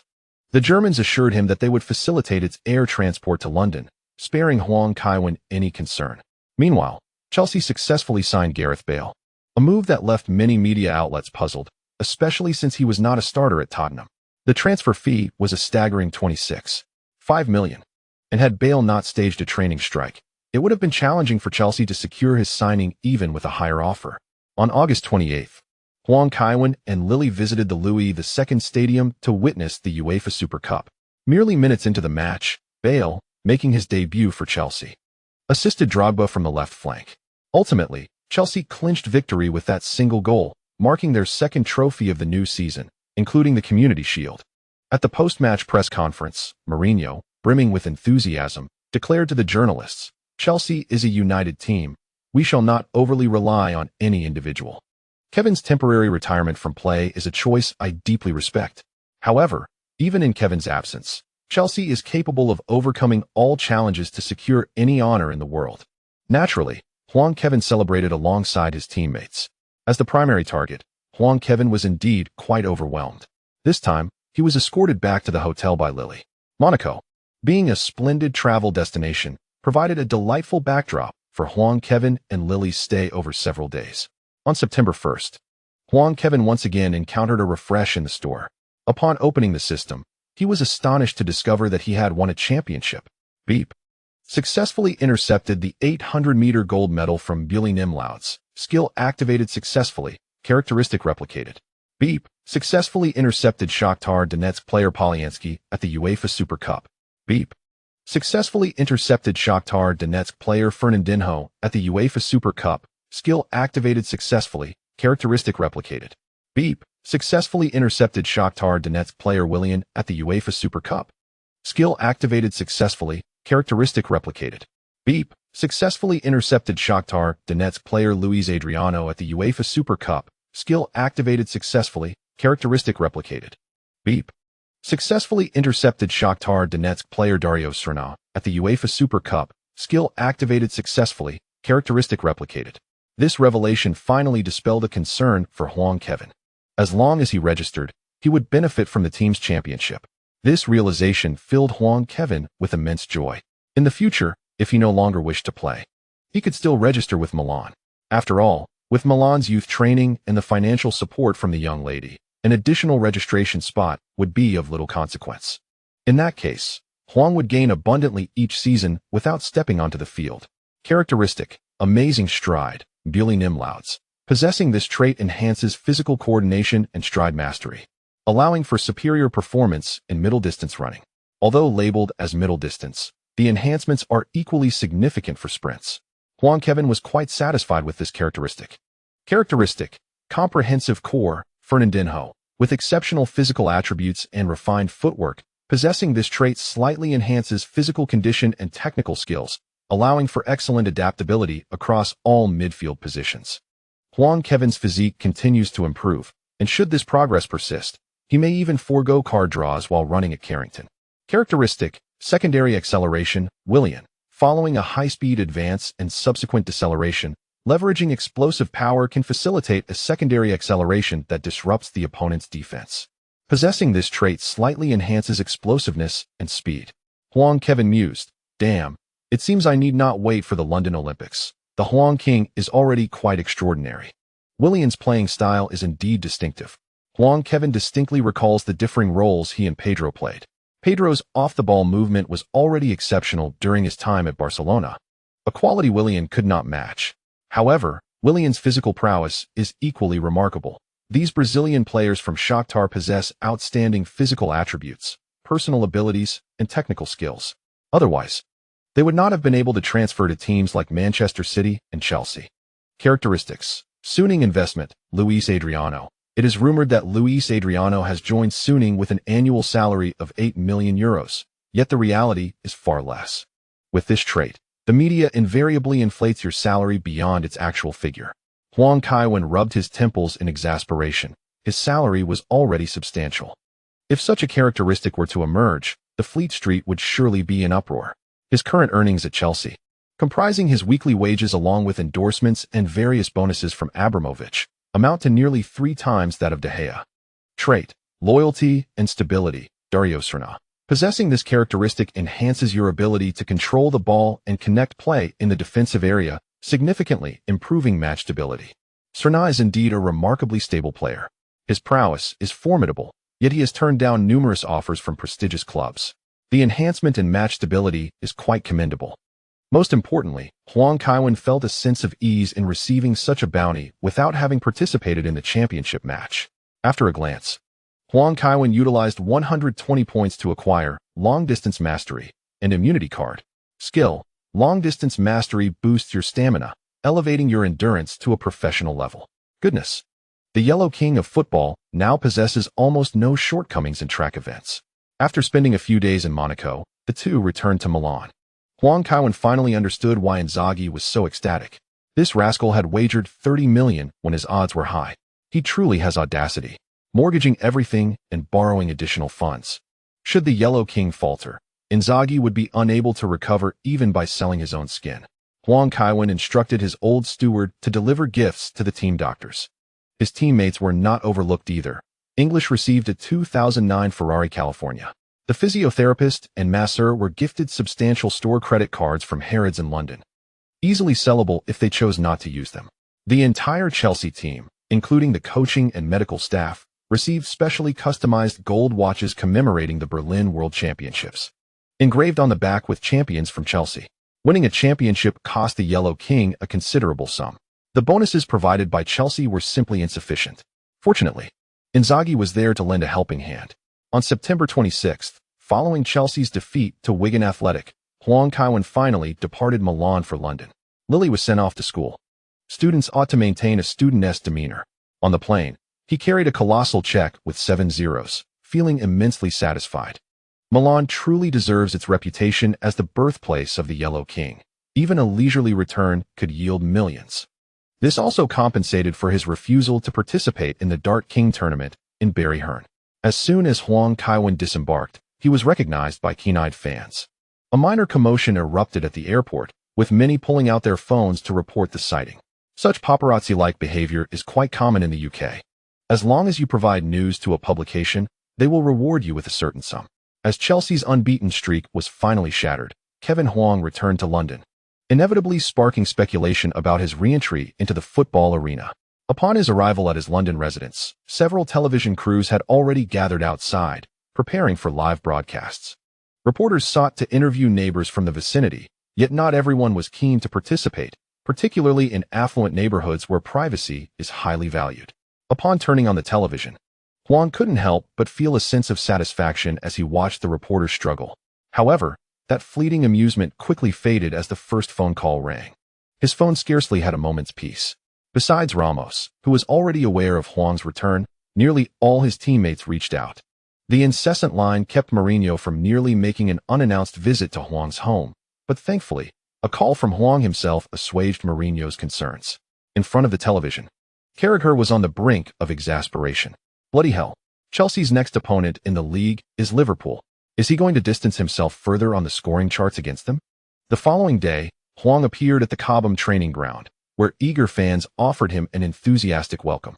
Due to the throng of reporters at the entrance, Huang opted not to stop, yet the world knew that Chelsea's number 10 had returned. Hey, isn't that our number 10? Has your holiday finally come to an end? Upon seeing Huang enter the locker room, Terry, who was in the midst of changing, rushed over to embrace him. Yes, mainly because I watched you all lose, Huang jested. I heard it was largely due to your poor performance. Terry's expression darkened. Peter did receive a red card because of me. But that day both the right and left flanks encountered issues. Their attacks were far too advanced. Wasn't Sergio not starting? Huang inquired while changing. He indeed didn't start. But Belletti was pushed too far forward, and that lad Gareth lacks the defensive prowess compared to Ashley, Terry lamented while seated on the bench. Don't worry, with my return, we won't be losing anymore, Huang asserted, tightening his shoelaces with determination. Terry paused for a moment, then looked up at Huang. Indeed, with you back, we won't face defeat. How wonderful it is to have Kevin back.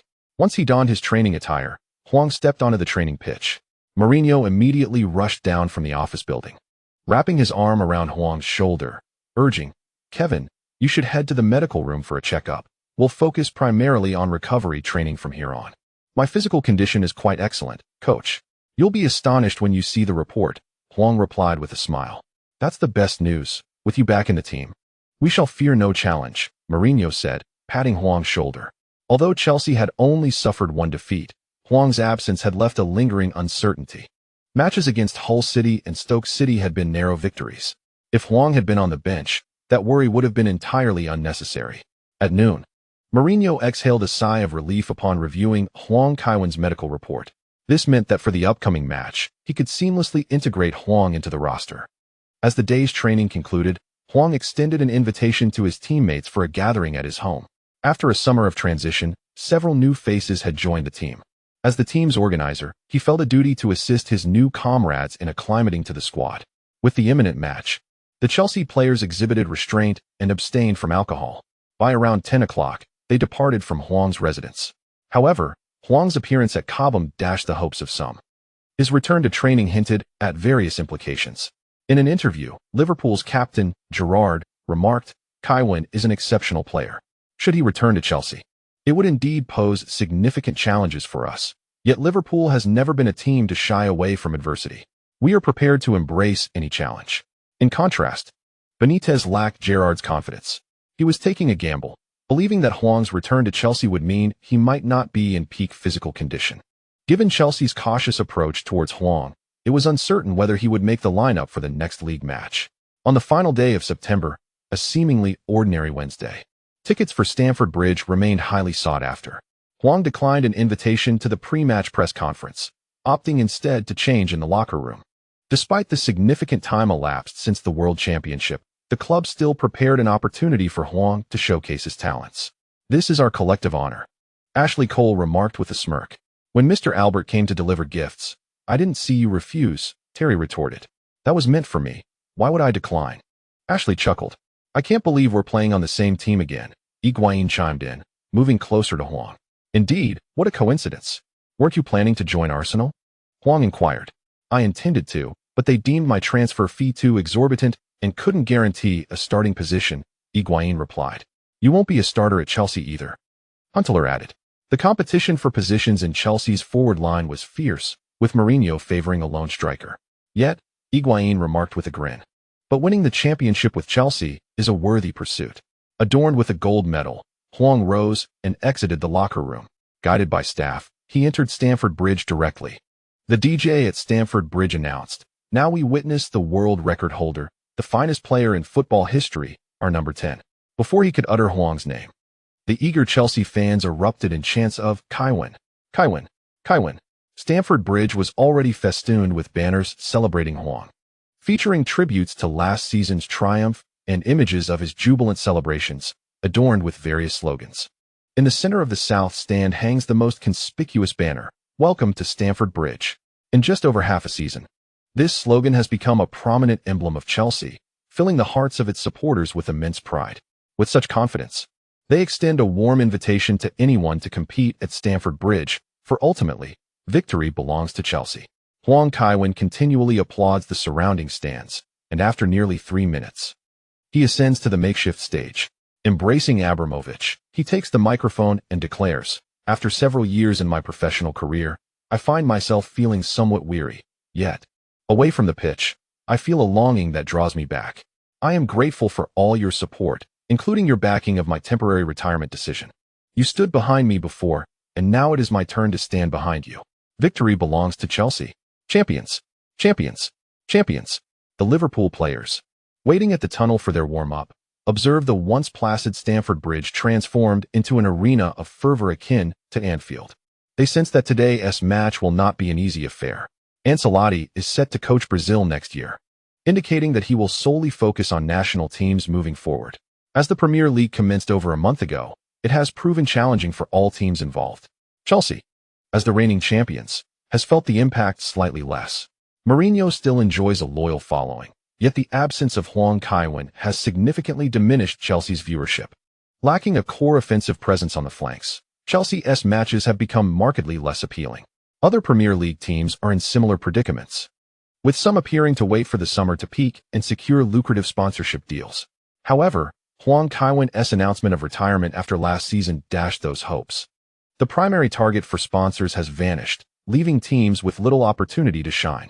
Some, like the Professor, have managed to maintain stability without renewing contracts with Emirates Airlines. Others in the Premier League could not resist signing sponsorship deals at prices lower than anticipated. The astute have included clauses that would activate should Huang Kaiwen return to the Premier League. Some impatient teams have suffered significant losses. This is the celebrity effect. During Ferguson's 20-plus years of coaching, he chewed over 2,000 pieces of gum, all sourced from England's Tange Company, transforming it from a local brand into a global name. The broadcasting revenue in the Premier League has surged remarkably, with Chelsea's share skyrocketing from 43 million in the 2007 to 2008 season to over 88 million, surpassing expert predictions for Manchester United to become the first team to break the 60 million mark by 3 years. Although Huang Kaiwen has temporarily retired, his performance in the World Championships has proven beneficial for his personal sponsors this summer. Numerous representatives from sponsors graced Stamford Bridge today, with plans to invite Huang Kaiwen for dinner following the match. Historically, no athlete has wielded the influence that Huang Kaiwen possesses. It is imperative to seize the moment. During warm-ups, Huang Kaiwen suddenly remembered he had not drawn a card. Observing his anticipation level at a full 100, he opted to draw a lottery ticket. Ding! Acquired a 24-hour experience card for the first leg of the 1995 to 1996 Coppa Italia final. Fiorentina vs Atlanta, featuring Gabriel Batistuta, along with Zhang Guowei, the celebration expert. Incredible. Batistuta. He was an immensely popular player in the early domestic scene, one of the superstars of Serie A at that time. Later fans could scarcely imagine how sought after the Fiorentina jerseys were in sports shops, despite the purple hue being rather unappealing and the fabric and design quite ordinary. Well then, let us make use of it. Ding. Successfully used the Batistuta experience card, celebration expert, Zhang Guowei. Trait. The celebration expert, Zhang Guowei, possesses a knack for generating creative celebrations, easily igniting the audience's fervor. Remember, do not touch Coca-Cola and Mentos. Alright. This trait seems like a delightful addition. Huang Kaiwen first learned of him through the dragon-absorbing water video. Feeling that this young talent was somewhat hindered by the world of sports. After warm-ups, he returned to the players' tunnel. Terry voluntarily removed the captain's armband and assisted Huang Kaiwen in securing it on his left arm. Huang Kaiwen looked at Terry in surprise and asked, "Do you have a grudge against Gerrard?" "What? How could that be?" Terry replied, confused. "Then are you attempting to get Carragher killed?" Huang Kaiwen retorted. The King of Yellow donned this accessory, exerting 200 effort. Today, his goal-scoring pace might very well surpass that of Carragher. Mourinho, waiting behind, remained silent. Once Terry finished, he approached Huang Kaiwen, draping an arm over his shoulder, and said, "I still wish to acquire Modric, but Tottenham refuses to sell. We shall attempt to make an offer again in winter." "Coach, you need not discuss transfer matters with me," Huang Kaiwen replied with a smile. Previously, he had mentioned to Kenyon that both Bale and Modric from Tottenham were formidable. Unbeknownst to him, Mourinho felt compelled to share this with him due to his unsuccessful pursuits. "That's fine.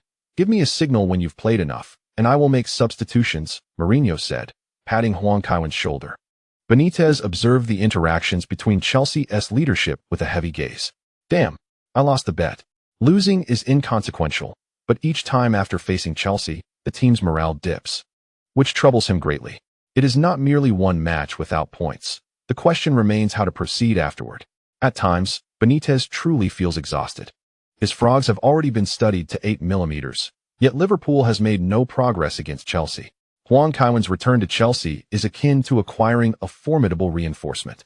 Indeed, after Chelsea's defeat, Huang Kaiwen swiftly returned, and media outlets have begun to speculate that had Chelsea lost earlier, the viewership for this season's Premier League would not have suffered as greatly.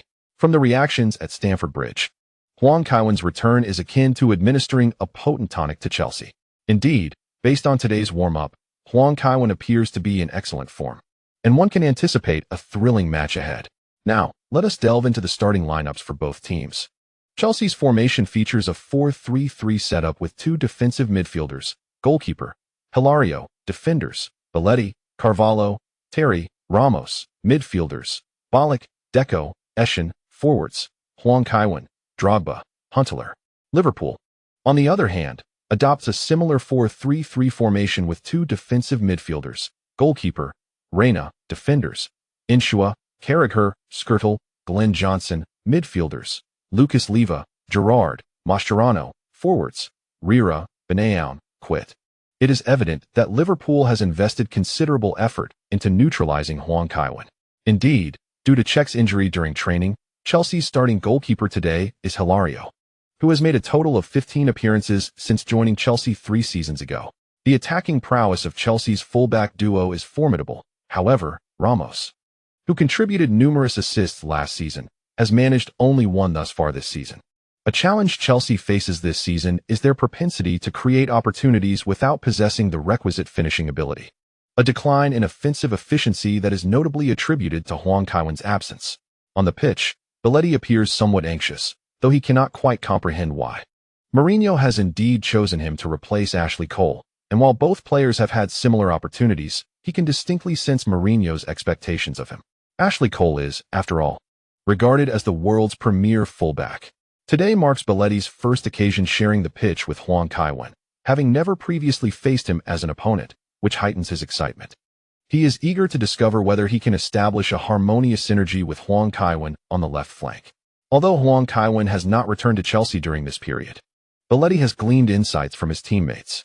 He understands that if he cannot effectively collaborate with Huang Kaiwen, despite Mourinho's hopeful gaze, securing a stable position within Chelsea's starting lineup will prove elusive. At 4 p.m., referee Martin Atkinson signaled the commencement of the match. Liverpool initiated the kickoff. Following the departure of Xabi Alonso, Liverpool has transitioned from a defensive to an offensive organization. Gerrard's role as a pivotal figure in the midfield has been significantly amplified, thrusting him into the unfamiliar position of orchestrating the play. Having a single focal point for ball distribution renders the opposition's defense more manageable. As the match commenced, Huang Kaiwen was already sprinting forward. After intercepting Park Ji-sung towards the end of last season, his concerns regarding stamina have dissipated. This is certainly the moment to capitalize on the opponent's vulnerabilities. Although body speed is not particularly remarkable, he possesses commendable explosiveness. Yet, with Huang Kaiwen's innate talent, his pace is far from slow. As Gerrard received the ball, Huang Kaiwen and Drogba surged forward in unison, leaving Gerrard with no option but to pass backwards. Huntelaar too was relentless in his pursuit, expending every ounce of energy. The frontline trident pressed ferociously in the attacking third, eliciting waves of jubilant cheers from Stamford Bridge. This was the spectacle they had longed to witness. The Liverpool players resorted to a series of back passes, seemingly overwhelmed by Chelsea's relentless pressure, prompting Carragher to return the ball to Reina. After the pass, he remained vigilant in safeguarding the goal, deliberately shifting his body to obstruct Drogba's immediate entry into the penalty area. In the box, Reina controlled the ball with his right foot, deftly nudging it before unleashing a powerful kick that sent the ball soaring towards Chelsea's half. The competitive disadvantage for Liverpool in the forward positions was glaringly evident. The ball hurtled towards Chelsea's penalty area, where the towering Benayoun found himself outmatched in height against Carvalho, who easily headed the ball forward. Gerrard surged toward Eschen in pursuit. Eschen promptly delivered a lateral pass. Following Reina's long clearance, Liverpool had positioned themselves higher up the field. Ballack had anticipated how to handle the ball. Upon receiving it, he immediately launched a long pass into the forward area. The ball similarly raced towards Liverpool's defensive line. Carragher found himself in a state of alarm, as Huang Kaiwen unexpectedly appeared before him. Lacking height advantage against Huang, Carragher knew he had to seize the moment and time his jump perfectly. He kept his eyes fixed on the descending ball near the penalty area, his legs taut and ready to leap at any moment. With proper timing, the 2-centimeter height difference would pose no issue. However, as the ball began its descent, Huang Kaiwen leapt into the air. Carragher, bewildered, could not fathom Huang's decision. Had his timing been too early, he would have missed the header. Yet, Huang's hang time exceeded Carragher's expectations. The ball struck Huang's head as it fell, leaving Carragher rooted to the ground. It had already passed him. Upon landing, Huang Kaiwen bolted towards the ball. Skrtel, who had been positioned higher, raced towards it as well. As the ball bounced and rose for the first time, Huang Kaiwen propelled himself with his left foot, sending the ball into the penalty area. Skrtel, unable to extend his foot in time, could only continue his retreat. The two players almost simultaneously entered the box, with Huang Kaiwen extending his left foot to intercept the ball's trajectory. In such circumstances, Skrtel dared not recklessly extend his leg, lest he concede a penalty. Reina, positioned near the right post, prepared to thwart Huang Kaiwen's shot. Skrtel contemplated advancing a step further to block the shooting angle. However, Huang Kaiwen swiftly swung his right foot, striking the ball with precision. Stamford Bridge held its breath in anticipation. With a resounding thud, the ball, imbued with both power and speed, whizzed past Reina, nestling into the left side of the goal, precisely beneath the lower left corner of the crossbar. Thunderous roars erupted. St. Kevin! St. Kevin! St. Kevin! In an instant, Chelsea's formation surged forth with even greater intensity than their previous assault, akin to a mighty blue torrent rushing into the attacking zone. Although Gareth Bale felt a twinge of nerves, his pace remained unwavering. A triumphant smile played upon Bale's lips, having observed Chelsea's matches during his time at Tottenham. In terms of sprinting speed, he has never feared anyone. However, upon reaching the front line, he discovered that Ramos, who also plays as a full-back, had surged ahead of him. Kevin scores. This marks Kevin's first goal since his return, merely a minute into the match. He overpowered two Liverpool defenders and successfully sent the ball into the net. I ponder what thoughts occupy the minds of British journalists. This is Kevin. Indeed, Kevin. Even if he hadn't played for 2 months, he would still be the finest player in the world, even after a 20-year hiatus. This goal transcends mere scoring. It serves as a symbol, breathing new life into a sport that was on the brink of demise. The pitch has finally welcomed back its deity. At this moment, London once again becomes the epicenter of the world. Mourinho, hands in pockets, gazes at the pitch with a smile.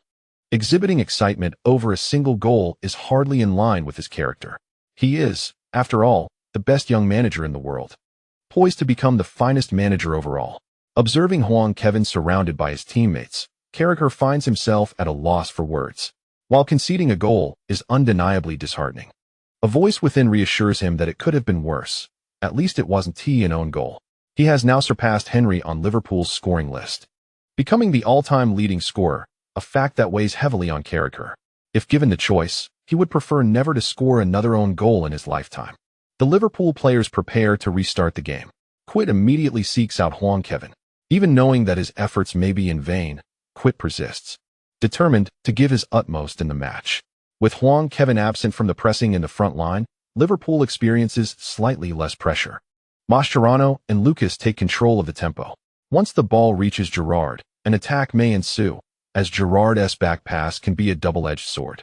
Drogba charges at Lucas, who promptly makes a lateral pass. Insua receives the ball and deftly nudges it forward, just behind Huntelaar, before swiftly advancing along the left flank. Liverpool's formation begins to push forward as Ramos charges ahead, positioning himself further up the field than several midfielders. Insua, hesitant to confront Ramos directly, opts for a lateral pass instead. Huang Kaiwen suddenly accelerates towards the center, intercepting the ball just as Gerrard is about to receive it. Gerrard quickly turns to pursue, but Huang Kaiwen has already gained several meters. Observing Huang Kaiwen advancing with the ball in the center, Drogba decisively vacates his position, moving to the flank. Huntelaar cleverly presses forward, causing Lucas to hesitate in leaving his post. Mascherano sprints towards Huang Kaiwen, preparing to execute a sliding tackle to disrupt Chelsea's attack. Even if it means incurring a foul and a card, the team cannot continue to be dominated by Chelsea's pressure. Just as Mascherano closes in on Huang Kaiwen, the latter deftly sidesteps and delivers a diagonal pass, continuing his run forward. Mascherano's gaze is inevitably fixed on the ball. In that fleeting moment, Huang Kaiwen surged ahead of him. Standing before Lucas, Huntelaar executed his role impeccably, delivering the ball directly forward without pausing, completing a wall pass with Huang Kaiwen. The ball rolled towards Skrtel, who chose to remain stationary and await its arrival. Suddenly, Huang Kaiwen accelerated once more, darting forward to deftly flick the ball from its side, sending it swiftly past Skrtel and into the penalty area. Carragher barely had time to react as Huang Kaiwen dashed between him and Skrtel into the box. Reina inwardly cursed in frustration. He abandoned his goal, anticipating that Huang Kaiwen would seize the ball first, and thus refrained from rushing out too hastily. He adjusted his positioning in accordance with the ball's trajectory, striving to block the impending shot directly. Huang Kaiwen arrived at the left edge of the 6-yard box, and as his right foot touched the ground, Reina lunged towards him. Without hesitation, Huang Kaiwen swiftly struck the ball with his left foot, and with a satisfying thud, it gracefully sailed over Reina, nestling into the right side of the net. During the previous celebration, Bale had only remembered to join in upon seeing his teammates' reactions. This time, he took off running immediately. Playing for Chelsea was exhilarating, There was no need for concern. He could simply revel in the celebration alongside his teammates. His salary was significantly higher than it had been at Tottenham.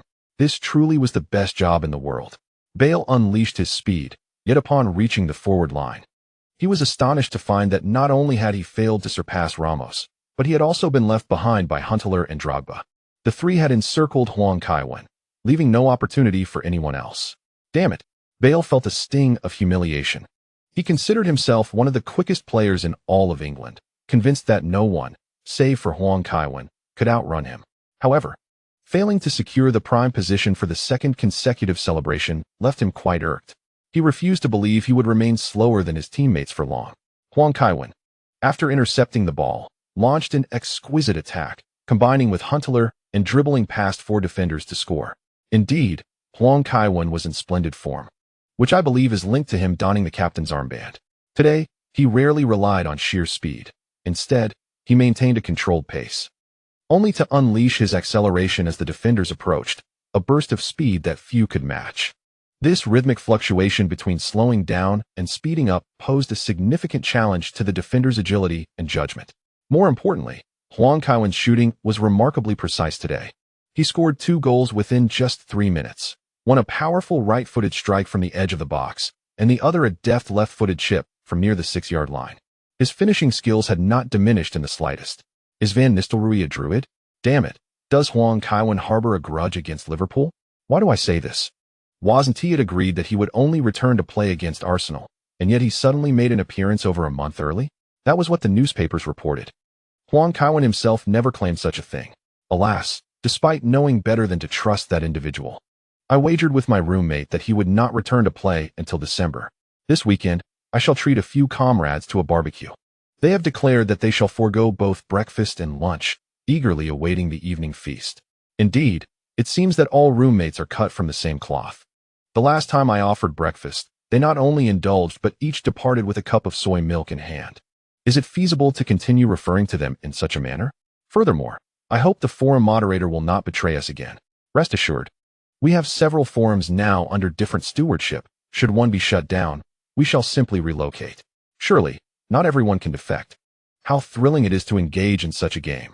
I am curious to see how long they can impose restrictions. On the way back, Huntelaar remained in high spirits, exclaiming to Huang Kaiwen, "It's simply magnificent. I merely made a pass and secured an assist. Upon your return, my bonus will significantly increase. Your passing was commendable." Huang Kaiwen replied with a smile, eliciting a foolish grin from Huntelaar in return. Mourinho nodded in approval as he observed the unfolding events on the field, feeling exceedingly satisfied with the match's progression. It would not be long before Huang Kaiwen could be substituted. At that moment, he turned his gaze towards the substitutes bench. Extending his right hand with his index and middle fingers raised, Higuain sprang from the bench, rushing to the sidelines. Mourinho was quite pleased with this display of enthusiasm and, placing an arm around Higuain's shoulders, inquired, "Gonzalo, did you ever play as a left winger during your time at Real Madrid?" "Yes, coach, I can play any position," Higuain affirmed with a nod. Given the fierce competition on Chelsea's front line, one must not be overly particular about their role on the field. "Very well, begin your warm-up. We cannot let Kevin play too long upon his return," Mourinho said with a smile. Higuain nodded in acknowledgement. It is often said that Mourinho is a difficult individual. However, Higuain finds him rather agreeable, as he shows a degree of respect. Before Higuain commenced his warm-up, Mourinho even took the time to converse with him regarding the substitution rationale. A stark contrast to the previous coach, Capello. As Mourinho turned away, he witnessed Bale charging forward with the ball. Huang Kaiwen positioned himself centrally. Yet Bale chose not to pass. Mourinho bellowed from the sidelines, "Damn it, who do you think you are? You were brought to Stamford Bridge not to play solo. If you do not pass the ball to Kevin, you might as well play on the other side." Perhaps influenced by Mourinho's fervor, Bale, after advancing down the left flank, inexplicably sent the ball out of play. With his head bowed, he retreated. Mourinho was not finished with him yet. "Pass the ball, do you understand? You are neither the top scorer nor the Ballon d'Or winner. Your role is to facilitate for the star players, comprehend? I recall discussing this with you prior to your transfer. If you cannot comply, you will find yourself on the bench." Today's young players often seek to showcase themselves. Yet such aspirations must be predicated on adequate performance. Chelsea is a united team, not a stage for individual theatrics. Higuain shrank back, reevaluating his earlier assessment of Mourinho. It appears that the unfavorable opinions regarding Mourinho are not without merit. This coach, with an inherently aggressive demeanor, indeed possesses a rather volatile temperament. Ashley Cole, lounging on the bench with his arms crossed, could not suppress a smirk upon witnessing Bale receiving reprimands. Mourinho swiftly turned around, glaring at him with palpable intensity. In a moment of bewilderment, he inquired, "Joe, do you not sense that the boss is becoming increasingly stern?" Joe Cole cast a sidelong glance at Ashley Cole, internally acknowledging that it was indeed directed at him. What a situation, he mused. Cautiously, Joe Cole ventured to enlighten him. "Have you not noticed your appearances dwindling? Is that not rather commonplace?" Dismissing the notion, Ashley Cole retorted, "Look at how many times Kevin has played in a season. Key players require regular rotation. The boss precisely acquired a substitute for me." Joe Cole exclaimed, "Bloody hell. I no longer wish to share a surname with this chap." Setting aside the question of whether he is worthy of comparison to Kevin, one must ponder how he could possibly believe that Mourinho intends for Bale to remain on the bench. If that lad possessed even a modicum of defensive prowess, you would find yourself permanently seated among the substitutes. As the match intensified, Chelsea did not relent in their offensive pursuits despite holding a 2-goal lead. Gerrard, in possession at the back, faced Deco's pressing and promptly executed a back pass. Kevin swiftly positioned himself to obstruct Mascherano. Mascherano, driven by determination, unleashed a forceful kick towards Kevin. Kevin deftly redirected the ball with his left foot to the center, only to feel the impact on his heel. Yet, he staggered forward. Charging toward the penalty area, Drogba received the ball with his back to the opponent, exhibiting agility that belied his physique. In an instant, he pivoted and, with a flick of his left heel, executed a diagonal pass. This deceptive pass caught Skrtel, who was defending Drogba, completely off guard. Kevin, now on the left side of the penalty area, seized the ball. Both teams were on high alert. Liverpool's defensive line in front of the penalty area appeared formidable. The away supporters in the stands should have felt a sense of relief, yet they remained tense, for it was Kevin in possession, and he was being challenged by Carrington. Both players posed a significant threat to Liverpool. Carrington, without hesitation, opted to extend his foot. His intentions were all too evident as he shifted his weight. Kevin, naturally, took advantage of this. With a deft touch of his right foot, he maneuvered the ball past Carrington into the penalty area. Bollock and Glenn Johnson surged forward. Yet Kevin denied them any opportunity, deftly shifting the ball to his left side before swiftly pivoting to unleash a powerful strike. With a resounding thud, Reina instinctively dove to block the shot, only for the ball to soar directly over his head. Just as a flicker of hope ignited within Reina, wishing for the ball to sail over the crossbar, he was met with a resounding thump. In an instant, Stamford Bridge erupted into a jubilant sea of celebration. Reina, without needing to turn, sensed the unfolding situation. Kevin, the scorer, raced towards the stands, imitating a celebratory gesture of wielding a machine gun. Stamford Bridge was set ablaze with fervor. St. Kevin, St. Kevin, St. Kevin. A hat trick is not a remarkable feat for Chelsea fans, as they have witnessed such events frequently in the past season. What truly exhilarates them is the return of Kevin Huang, whose consecutive 3 goals have vividly reinstated the presence of their number 10. This revival surpasses any new signing in terms of excitement. Kevin. Kevin goal. Goal, goal, goal. A quintessential Kevin-style goal creation. This opportunity seemed improbable, yet at the moment of Gerrard's back pass, Kevin, with a clever diagonal run, surged forward to intercept the ball from Mascherano and successfully relayed it to Drogba, transforming Liverpool's possession into a Chelsea offensive. Following this, he executed a wall pass with Drogba, allowing Drogba to assist with a mere single touch. In the penalty area, evading Carragher did not demand as much energy from Kevin as shedding his jersey would. Without any hesitation, he turned and unleashed a shot, showcasing a rare level of balance in the football world. The power behind his strike exceeded 180 kilometers per hour. Realizing he had overexerted himself, Kevin opted to direct the ball towards the underside of the crossbar, which then ricocheted cleanly into the net. This goal magnificently illustrated Kevin's acumen in reading the game, his physical prowess, and his shooting finesse. Ultimately, he chose a more challenging shot to avoid injuring Liverpool's goalkeeper, embracing the risk of a missed attempt. This is Kevin. Less than a week has passed since the last match, yet the two Chelsea teams are worlds apart.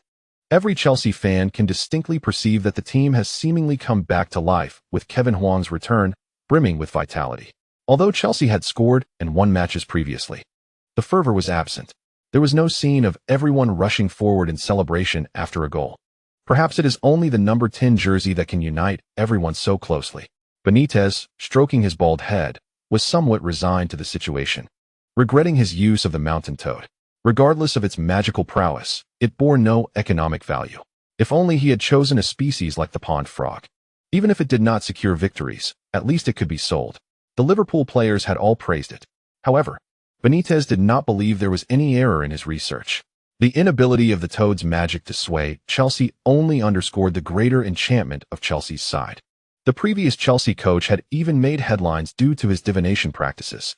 Damn it, Benitez cursed Mourinho inwardly, calling him a scoundrel for resorting to underhanded tactics.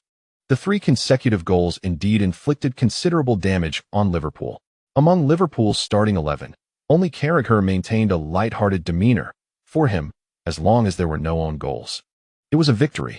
Upon witnessing the dejected expressions of his teammates, Carragher clapped his hands and exclaimed, "Let us lift our spirits. We shall slow down the pace and play methodically. If necessary, we can counterattack. Above all, we must never concede defeat." Gerrard felt a pang of shame. He quickly rallied himself to encourage his teammates alongside Carragher. After all, it was merely a misplayed back pass. It was not an unprecedented occurrence. Liverpool resumed play, maintaining their high standards. This exemplifies the distinction between a prestigious club and an ordinary team. While a typical team might already be contemplating the end of the match, Liverpool's players continued their relentless pursuit of opportunities for counterattacks. Having once come back from a 4-goal deficit, this resilience bolstered their confidence. On this occasion, Gerrard was notably cautious with the ball, opting for a backward pass at the first opportunity. Lucas received the ball and advanced forward. His awareness of positioning and ability to deliver passes were commendable, yet he often found himself carelessly pushing forward, leaving Liverpool's midfield vulnerable. Nevertheless, as a Brazilian, his technical skills were impressive. After deftly evading Drogba, he refrained from hastily passing to Gerrard, aware of the tight marking Gerrard faced from Chelsea's defense. Lucas continued to dribble forward in small, measured steps, waiting for the Chelsea players to press, thus allowing his teammates time to make forward runs. Deco chose to mark Gerrard, while Ramos surged towards Lucas, positioning himself higher than the 2 holding midfielders, which explained Terry's complaints about the fullbacks frequently pushing forward. Quid instinctively stayed close to Huang Kaiwen. Lucas still withheld the pass. Ramos's approach was swift, and by the time Lucas decided to pass, it was too late. In a state of panic, Lucas opted for a pass to the right, sending the ball towards Quid. Unable to suppress his frustration, Quid muttered a curse, standing closely beside Huang Kaiwen. Was it not foolish to send the ball ahead, inviting a race between them? Before he could even make a run, Quid sensed he would be unable to reach the ball. Indeed, Huang Kaiwen suddenly darted past him, driving forward to execute a back pass before sprinting towards the center. Quid hastened to keep pace. When the ball reached Terry, he immediately sent a direct pass forward. Eshin took the ball and advanced a couple of steps, intending to pass to Huang Kaiwen near the center circle. However, with too many defenders surrounding Huang Kaiwen, he had no choice but to shift the play to the right flank. Ramos carried the ball forward a couple of steps, noticed Huang Kaiwen's gesture, and promptly unleashed a long pass. Huang Kaiwen burst into action, racing down the left flank, catching both teams by surprise. The Liverpool players, due to their offensive positioning, had left few players in defense, while the Chelsea players awaited the organization of their attack, not rushing to advance. It was only when Ramos delivered the long pass that they realized Huang Kaiwen had unexpectedly arrived in the left attacking zone. The positioning of the pass was quite favorable. Yet Huang Kaiwen was pursued by Glenn Johnson, with Carragher also trailing on the right. The 2 Liverpool defenders were notably agitated, having grown weary of conceding goals. Mourinho gazed regretfully at the pitch. Although Huang Kaiwen demonstrated commendable resilience, he was evidently influenced by the opposition. Moreover, Reina's decisive advance was striking. He charged out of the small penalty area and executed a flying tackle. It seemed that the opportunity had slipped away. Yet, in the very next moment, Mourinho widened his eyes in astonishment as Huang Kaiwen, after expertly controlling the ball with his chest, leaped to execute a left-footed volley. Deftly evading Reina's tackle, and amidst the encirclement of 3 defenders, he completed the shot, sending the ball into the net. Mourinho, exhilarated, raised his arms in triumph. embracing boas in jubilant celebration. He felt as if he had momentarily forgotten something, but deemed it inconsequential. The chapter concluded with the realization that Bale was not a villain. The fourth goal solidified Bale as confidence. Watching on television as the Chelsea players surged forward to celebrate, he found it exceedingly difficult to secure a favorable position for himself. He even questioned whether he had left an impression on Huang Kaiwen. Observing the Argentine warming up on the sidelines, he noticed the camera frequently gravitating towards that direction, likely capturing more footage of him than of himself. This was unacceptable. As a devoted fan of Giggs, he had witnessed numerous tales surrounding footballing giants. Even in Giggs' youth, they had faced their share of bullying from the club's prominent figures. Beckham had been coerced into facing a poster of a man, while Scholes had been stuffed into a washing machine. Though he was not a youth team player, and the times had changed, fostering good relations with the club's stalwarts remained paramount in the relatively straightforward social dynamics of football clubs. The attitude of core players could even dictate whether one remained within the team. Sitting in the stands of the Berlin Olympic Stadium, having watched the finals thrice, Bale grasped Huang Kaiwen's standing at Chelsea. More importantly, although this situation was mandated by the club, veterans like Terry and Cech, both local and foreign icons, showed no objections. Unlike some locker room bullies who were intolerant, Huang Kaiwen was a player cherished by the club's hierarchy, the dressing room, and the fans alike. Bale found himself without an opportunity to showcase his capabilities before Huang Kaiwen, gnawing at his nails in frustration. Competing against defenders like Ashley Cole was an immense pressure. In this era, regardless of the selection, Ashley Cole was invariably recognized. The only competitors capable of rivaling him were mainstays like Evra and Lam from other esteemed clubs. Just days prior, Huang Kaiwen had invited him to his home, and failing to deliver a remarkable performance today would be unacceptable. As Bale grappled with his predicament, the Liverpool players reluctantly returned to the center circle. 4 goals were not an insurmountable feat. However, the rapidity of those 4 goals was alarming. If this pace continued, they would inevitably shatter scoring records. They were becoming a part of history. Benayoun, who was already feeling unwell today, preferred to initiate attacks from the right flank. Upon the restart, Quit immediately passed the ball to Benayoun, who advanced it down the right side. Huang Kaiwen found himself alongside Quit, while Bale surged forward to provide defensive cover. Ballack, taken aback, had just prepared to venture towards the flank when an unexpected figure emerged. It must be said that the newcomer possesses quite impressive speed. According to his observations, Bale should rank as the 2nd fastest player at Chelsea. Once on the field, Bale proceeded with caution, hesitating to extend his foot recklessly. Benayoun, with a subtle shift of his body and without any movement of his feet, suddenly shifted his weight to the right and made a dash along the sideline, dribbling the ball. He had already devised a plan for how to handle the ball next. However, it quickly became apparent to Benayoun that something was amiss. The seemingly inexperienced player he had just evaded had already gained half a stride, eagerly seeking an opportunity to extend his foot. Damn, is everyone at Chelsea training solely for sprints? Benayoun cursed inwardly. The Chelsea left flank was undeniably swift. Under such circumstances, he could hardly consider passing. Even stopping to find an opportunity to play the ball to Bale was out of the question. As soon as his footwork slowed, he would undoubtedly be dispossessed. Left with no alternative, Benayoun had no choice but to protect the ball as he navigated into the corner flag area on the right. Bale, trailing closely behind, continually sought an opportunity to extend his foot. After observing for a while, Ballack approached and delivered a kick to Benayoun's backside, sending both him and the ball tumbling out of the corner flag area. The Liverpool players were incensed. The referee merely issued a warning without brandishing a card. It felt as though they were influenced by the return of Huang Kaiwen, compelling them to exercise caution when dealing with Chelsea players. Such an action could have easily warranted a red card. Indeed, the referee seemed to be lenient today. With Huang Kaiwen back, the entire world was watching, and one could surmise that the referee was hesitant, preferring to err on the side of caution rather than penalizing Chelsea heavily. Huang Kaiwen joined Terry in diffusing the situation. When teammates benefit, it is natural to downplay matters. The referee, however, did not overstep, awarding Liverpool a free kick from the corner flag area. Originally positioned near the penalty area, Huang Kaiwen prepared to defend alongside his teammates. Yet, Quit was practically glued to him, forcing Huang Kaiwen to run towards the midfield with him. As the whistle blew, Gerrard launched the ball towards the center of the penalty area.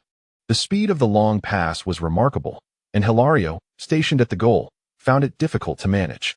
having to quickly adjust his stance to attempt to deflect the ball with a raised hand during the initial strike. Carvalho and Carragher both leapt to contest, and the ball found its way to the center. Chelsea enjoyed a significant height advantage within the penalty area, and Terry, overpowering Rira, easily headed the ball out of the box. Outside the penalty area, Lucas unleashed a long-range shot that soared into the stands. Oh, this illustrated a problem for Liverpool. Benitez has a penchant for selecting Spanish players, such as Insua and Rira, whose aerial prowess is lacking. In contrast, Chelsea's starting Spanish defender, Ramos, boasts exceptional physicality in contests. Indeed, Chelsea's attacking trio, with Huntelaar standing at 1.86 meters, Drogba at 1.89 meters, and Huang Kaiwen at 1.87 meters, poses a formidable threat within Liverpool's penalty area. As the match commenced, Chelsea's Ramos seized the opportunity, charging forward with the ball. Following Huang Kaiwen's return, Ramos exhibited a noticeable increase in vigor. His drive was impressive, and he audaciously flicked the ball over Insua, delivering a precise pass. Remarkably, the ball found its way into the net. Ramos executed a beautifully curved ball into the penalty area, where Huang Kaiwen, without pausing, struck the ball directly at the goal. It was commendable that Reina managed to make a save in such circumstances. Scoring a hat-trick, Huang Kaiwen immediately showcased his remarkable form upon his return. Clearly exhilarated to be back on the pitch, Chelsea appeared more vibrant than before, rushing together to celebrate the goal. What a stunning goal it was! With a swift movement, Huang Kaiwen struck the ball without hesitation, demonstrating exceptional angle and power. In matters of football, one can always place their trust in Huang Kaiwen, whose precision is undeniable. Indeed, it seems more plausible to ponder when Higuain might make an appearance rather than wish for Huang Kaiwen's defeat. It feels as though Mourinho has forgotten about him. As he stands on the sidelines celebrating, Higuain's situation is rather unfortunate. During his time at Real Madrid, he played second fiddle to Huang Kaiwen. Just when Huang Kaiwen retired, Higuain transferred to Chelsea, only to find himself again as Huang Kaiwen's substitute after mere months. Playing as a substitute for Huang Kaiwen isn't entirely disheartening, considering the VIP experience of watching the game live. The appearance fee remains substantial, and regardless of performance, it doesn't impact the outcome. I would be delighted to step in as Huang Kaiwen's substitute. It indeed seems plausible that Huang Kaiwen could score several goals, allowing substitutes to fortify the defense afterward. While this logic holds, it baffles me how Higuain, who clearly underwent a medical at Arsenal, ended up at Chelsea. Faria approached the sidelines, reminding Jose, "Higuain is still warming up. When will you substitute him?" It slipped my mind.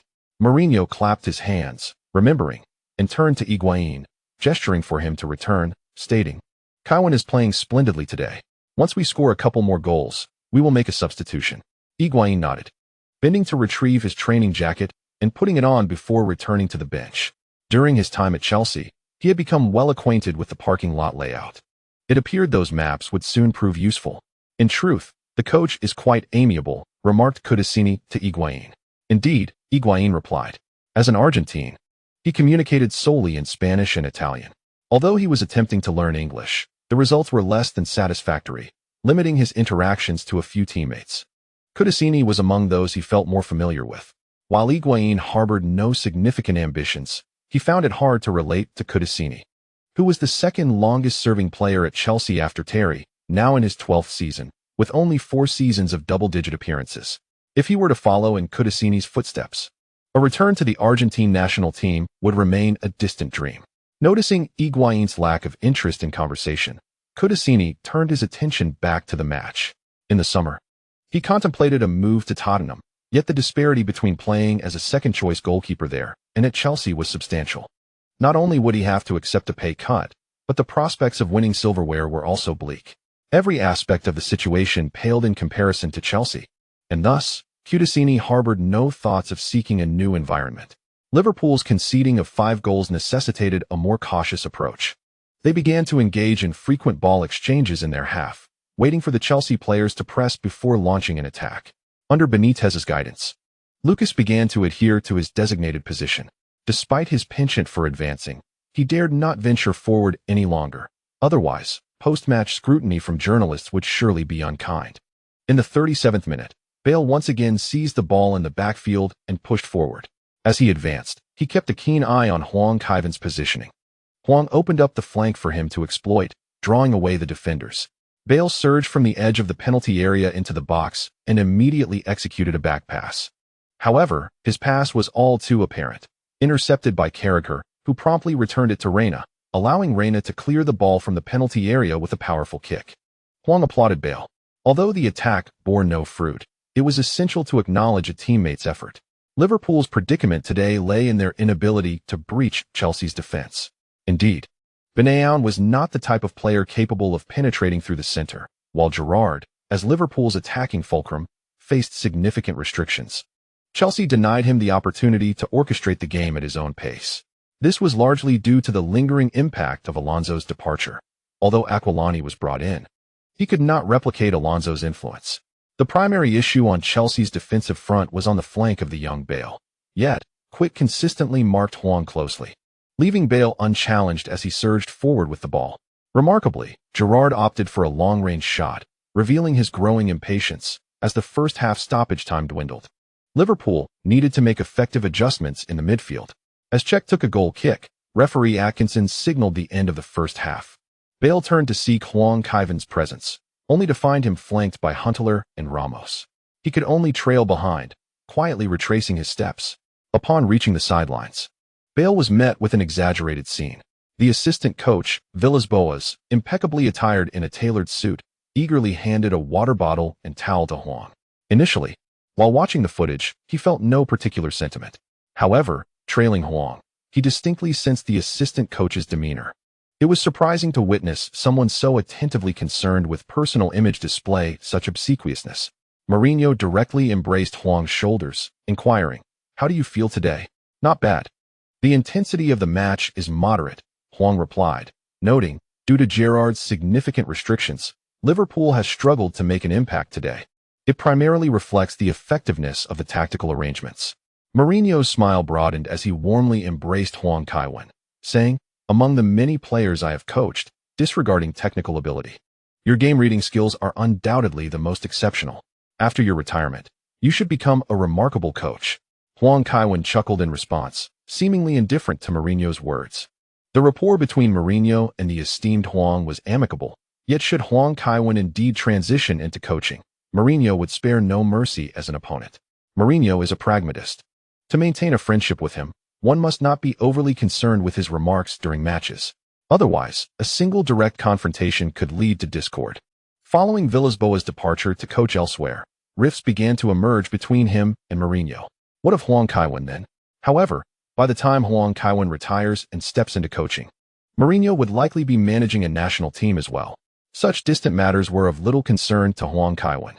"I believe we have a responsibility to leave a good impression on the models who arrive in London, unfamiliar with their surroundings," Ashley Cole remarked, waving his hand. The London Fashion Week was set to commence once again in September. "By a good impression, do you mean taking them to their hotel?" Joe Cole inquired, his interest waning since his marriage. "Come on, you can't say that. I worry they might feel insecure in London," Ashley Cole replied earnestly.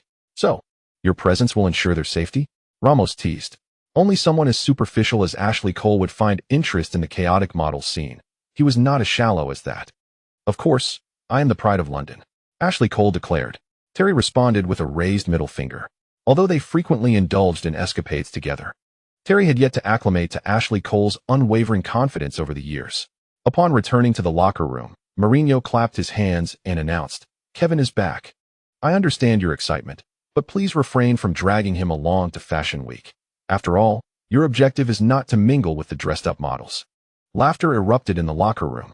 Players in Milan and London regarded Fashion Week as a paramount celebration.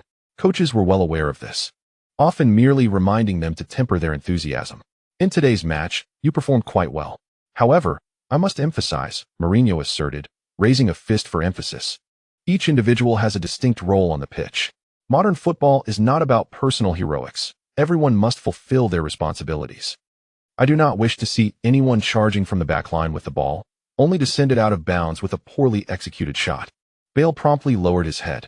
Although he had been a prodigy at Southampton, the experience of being a substitute at Tottenham had granted him clarity regarding his position.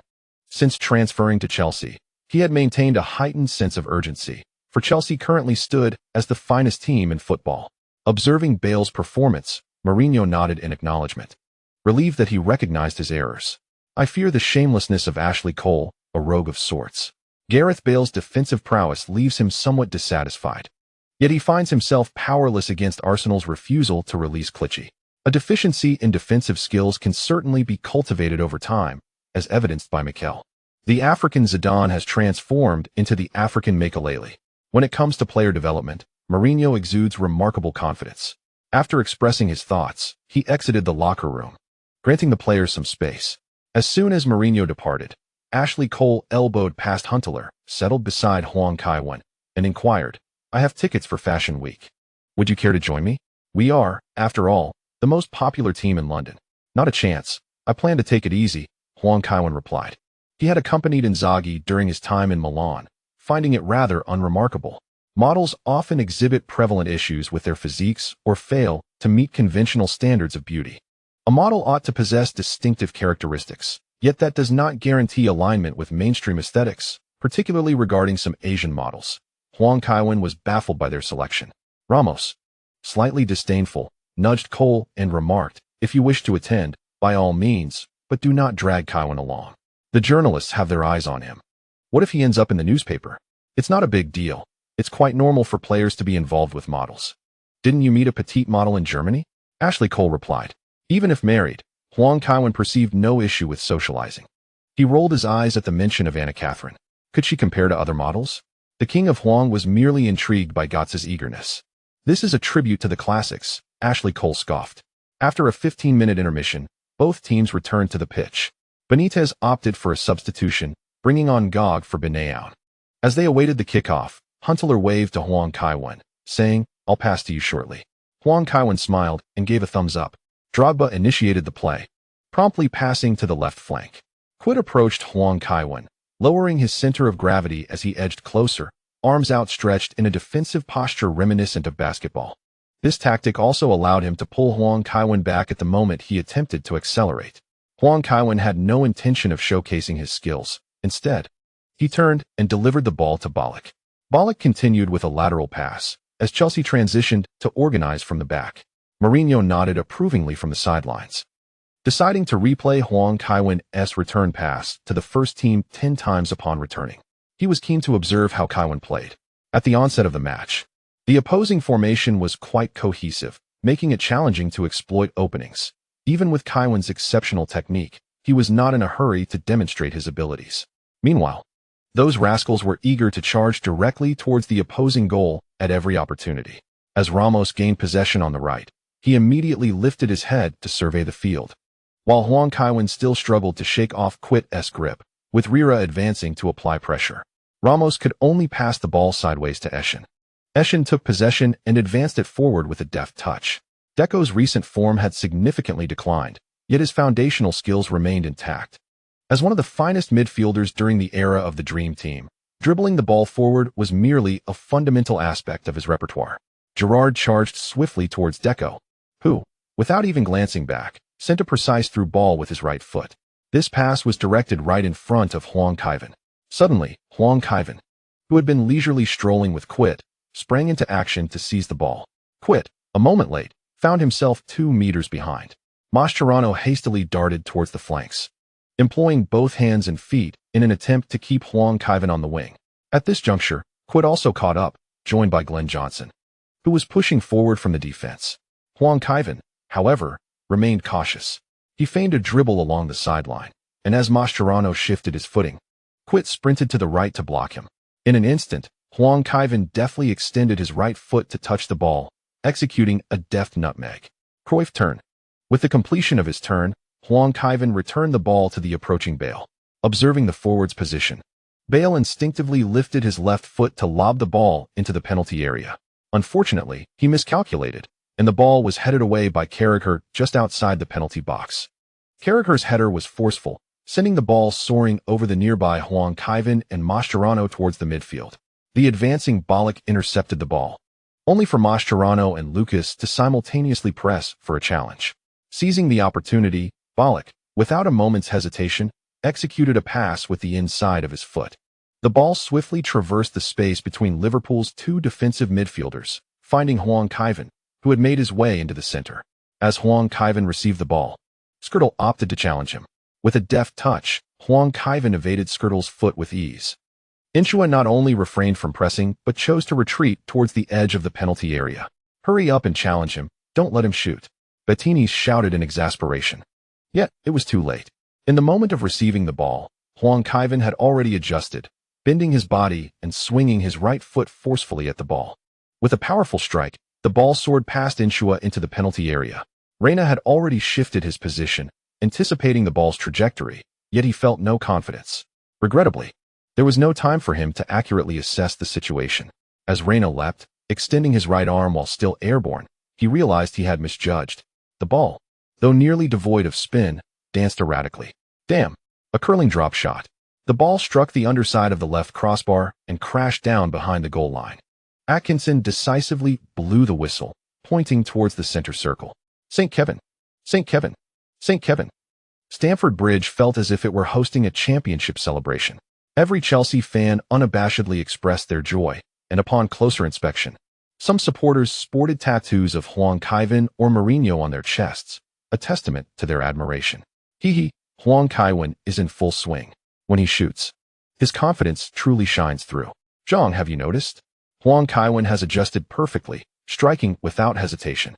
He dares to take a shot from any position on the front line, something that most players cannot accomplish. Moreover, I must emphasize once again Huang Kaiwen's positioning. Today, he played on the left, yet several of his goals came from the center. Was Quit's defense inadequate today? In fact, Quit performed quite admirably. However, defenders are inherently at a disadvantage against attacking players, and Huang Kaiwen's movement is particularly agile.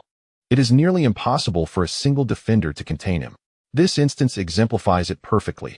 Huang Kaiwen suddenly appeared in the center, receiving the ball and shooting immediately, definitely unpreventable. Indeed, Huang Kaiwen's striking ability is exceptionally potent. However, Inchua should have pressed closely to defend.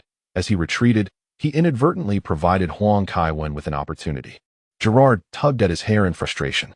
Even as a man of unwavering resolve, the repeated lopsided defeats against Chelsea drive him to madness. He has worked tirelessly, yet Chelsea's goals keep pouring in. What can he do? Now, Gerrard finds himself yearning for the comfort of his gentle wife, longing to return home, to lean on the sofa with her, enjoying a large mug of beer and a plate of fried fish. The cruelest reality is that one may strive diligently only to find their efforts utterly futile. Gerrard sighed deeply. He recalled a saying, sometimes, one must learn to reconcile with their own mediocrity. Remembering this, the smile on his face turned even more bitter. Having journeyed through countless trials to become the captain of a prestigious club like Liverpool, he must now admit that he is, in fact, an ordinary player. Damn it. Jose, shall we make a substitution? Villas-Boas inquired from the sidelines. Mourinho turned around and gestured to Higuain with his index and middle fingers. Higuain clenched his fist silently, quickly shedding his training jacket. Someday, he is determined to tell those wretched coaches that Gonzalo Higuain despises being pointed at. The ensuing match became somewhat chaotic. With a significant deficit, Liverpool players began to exhibit more reckless behavior. Atkinson showed no mercy, issuing 3 yellow cards within 7 minutes. Such actions did little to maintain control of the match. Instead, they further destabilized Liverpool's mentality. In the 68th minute, Huang Kaiwen received the ball and broke past Mascherano on the left. Mascherano's foul upon him was akin to a starting gun, prompting Chelsea players to charge towards the Liverpool half at breakneck speed. Bale still failed to get ahead, a blow to his confidence. His once prided speed seemed insignificant at Chelsea, overshadowed even by Huang Kaiwen, and he could scarcely compete with Ramos. It seems the scuffles have resumed. Chelsea's current season stands in stark contrast to the last, as the players seem to have developed a penchant for altercations. Observing today's match, one could easily sense that they were poised for confrontation. Captain Kevin Huang, adorned with the armband, along with Gerrard and Terry, endeavored to dissuade their teammates while Carragher's antics were particularly intriguing. He found himself intervening to restrain Mascherano, while Ramos exhibited no such restraint. Yellow cards were issued to Ramos, Carvalho, Ballack, Bale, and Mascherano, with Atkinson having already brandished 11 yellow cards by the second half. The match today appeared to be approaching its conclusion, and Mourinho had once again sent Higuain to warm up on the sidelines. It is worth noting that during Huang's tenure at Real Madrid, Higuain frequently substituted for him, a sight that likely evoked a sense of nostalgia among many Madrid supporters. Huang declined the opportunity to take a free kick. Ballack, after a running start, opted to shoot directly, though it remains uncertain whether this was intentional, as the ball struck Carrington and rebounded. Ballack, known for his strength, delivered quite a blow. Carrington, relieved to have avoided an own goal, was seen hopping around while clutching his abdomen. As Ballack regained possession, Liverpool players swiftly surged forward to apply pressure. Ballack executed a lateral pass to Deco, who then directed the ball to the right flank. Huntelaar, positioned just outside the penalty area on the right, was poised to advance into the box until he noticed Huang charging in, prompting him to alter his decision. With a slight adjustment, Huntelaar delivered a cross just before the defender closed in. The quality of this cross was exceptional, featuring a perfect arc that effortlessly evaded all players and soared into the center of the penalty area. Standing in the heart of the box was Huang, accompanied by the leaping Carrington, with Skrtel not far off to the right. The opportunity appeared less than promising, leaving Mourinho somewhat regretful.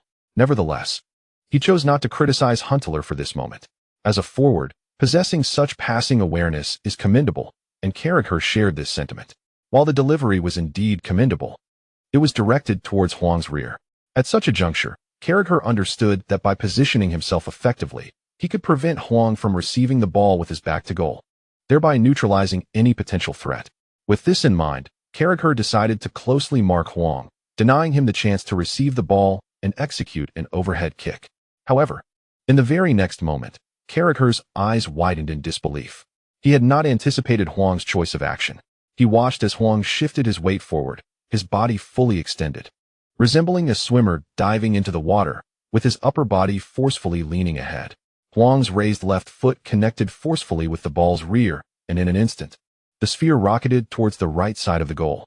Reina, caught off guard, reacted a moment too late, as the ball nestled into the right netting just as he leapt to parry it, rendering him a mere backdrop to the scene. Boom! St. Kevin! St. Kevin! St. Kevin! The Chelsea supporters were in a frenzy. After enduring a series of arduous victories, Chelsea finally faced defeat. All the media speculated that Chelsea was on the brink of turmoil. However, the return of Kevin Huang delivered a resounding slap to the faces of the critics. Such a resounding victory was a timely blessing for everyone. Kevin goal. Another iconic goal from Kevin. The elegance of his scoring technique was breathtaking. His flexibility rivaled that of a gymnast.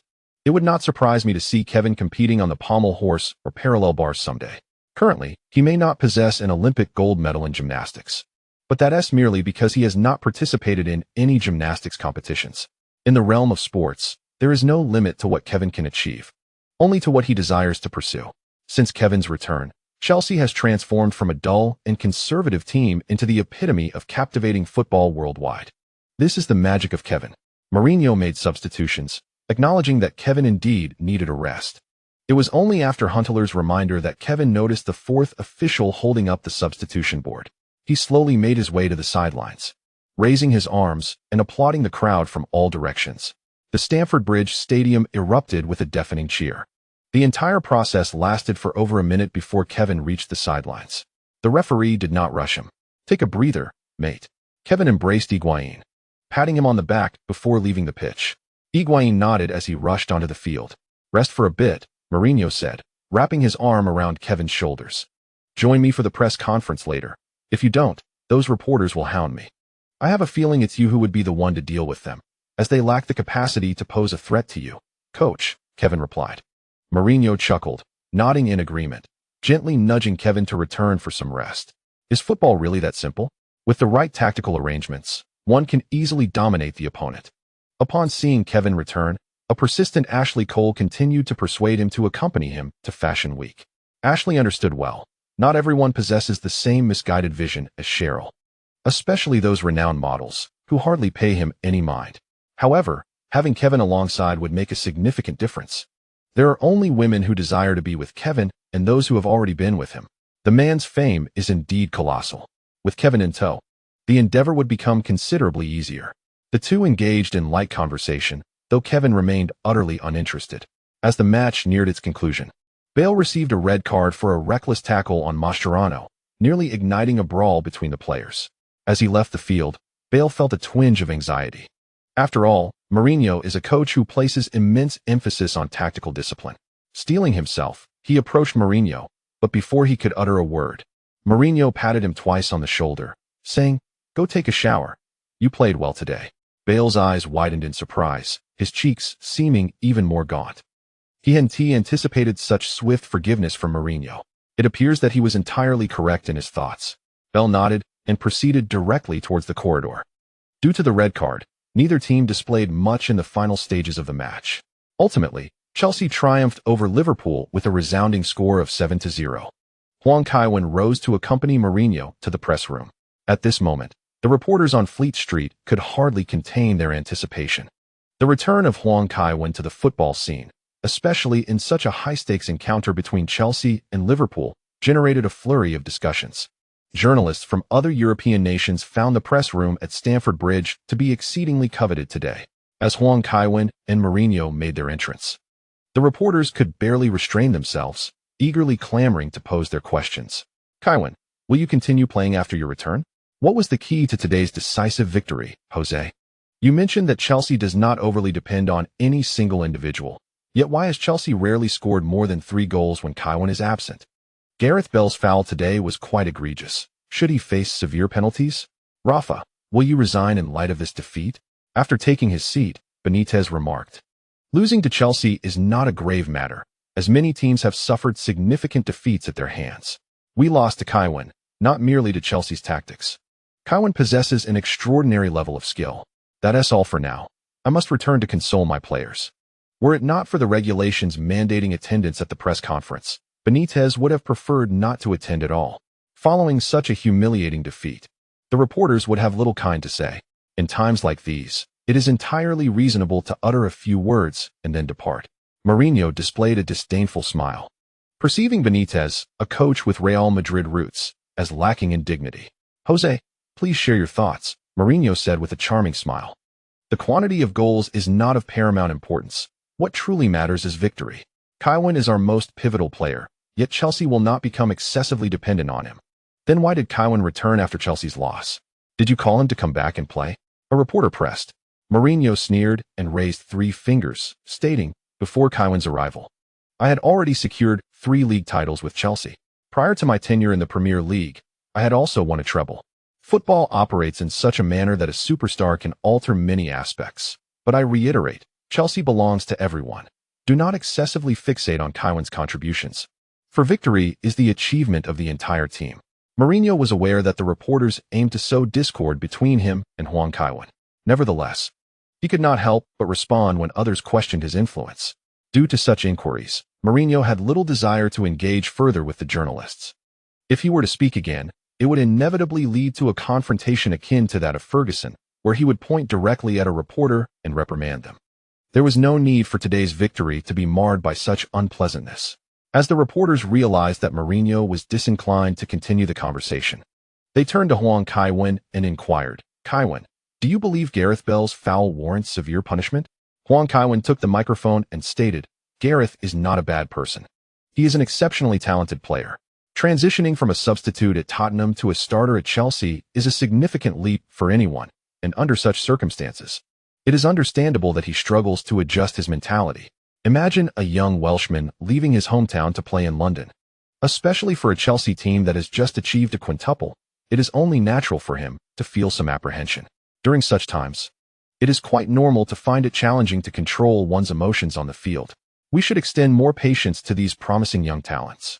Meanwhile, Huang Kaiwen and Ramos sat in front of the television, engrossed in their video game. The home fax machine rang incessantly. "That rascal Cassano bought a fax machine just to pester you.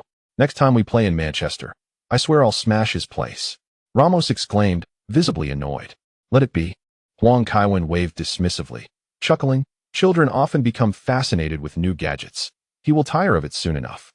The fax machine at home rarely went silent. After all, Huang, the illustrious king of football, was the mastermind behind several enterprises and maintained ties with a world-class club like AC Milan.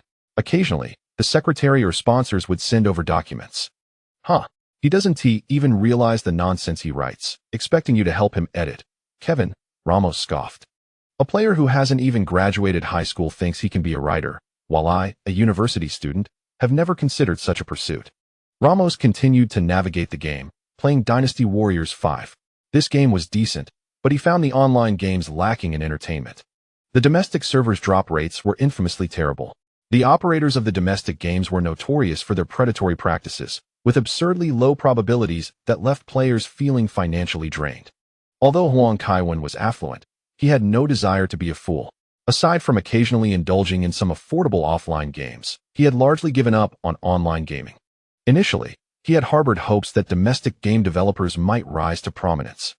But he soon realized that these individuals preferred to create web games solely for profit rather than invest time into quality gaming experiences. His expectations for domestic developers were akin to hoping for a salary increase, futile. Playing their subpar games was far less enjoyable than engaging with console games. For games like this one, where all characters and items were unlocked, it was sufficient to pass the time.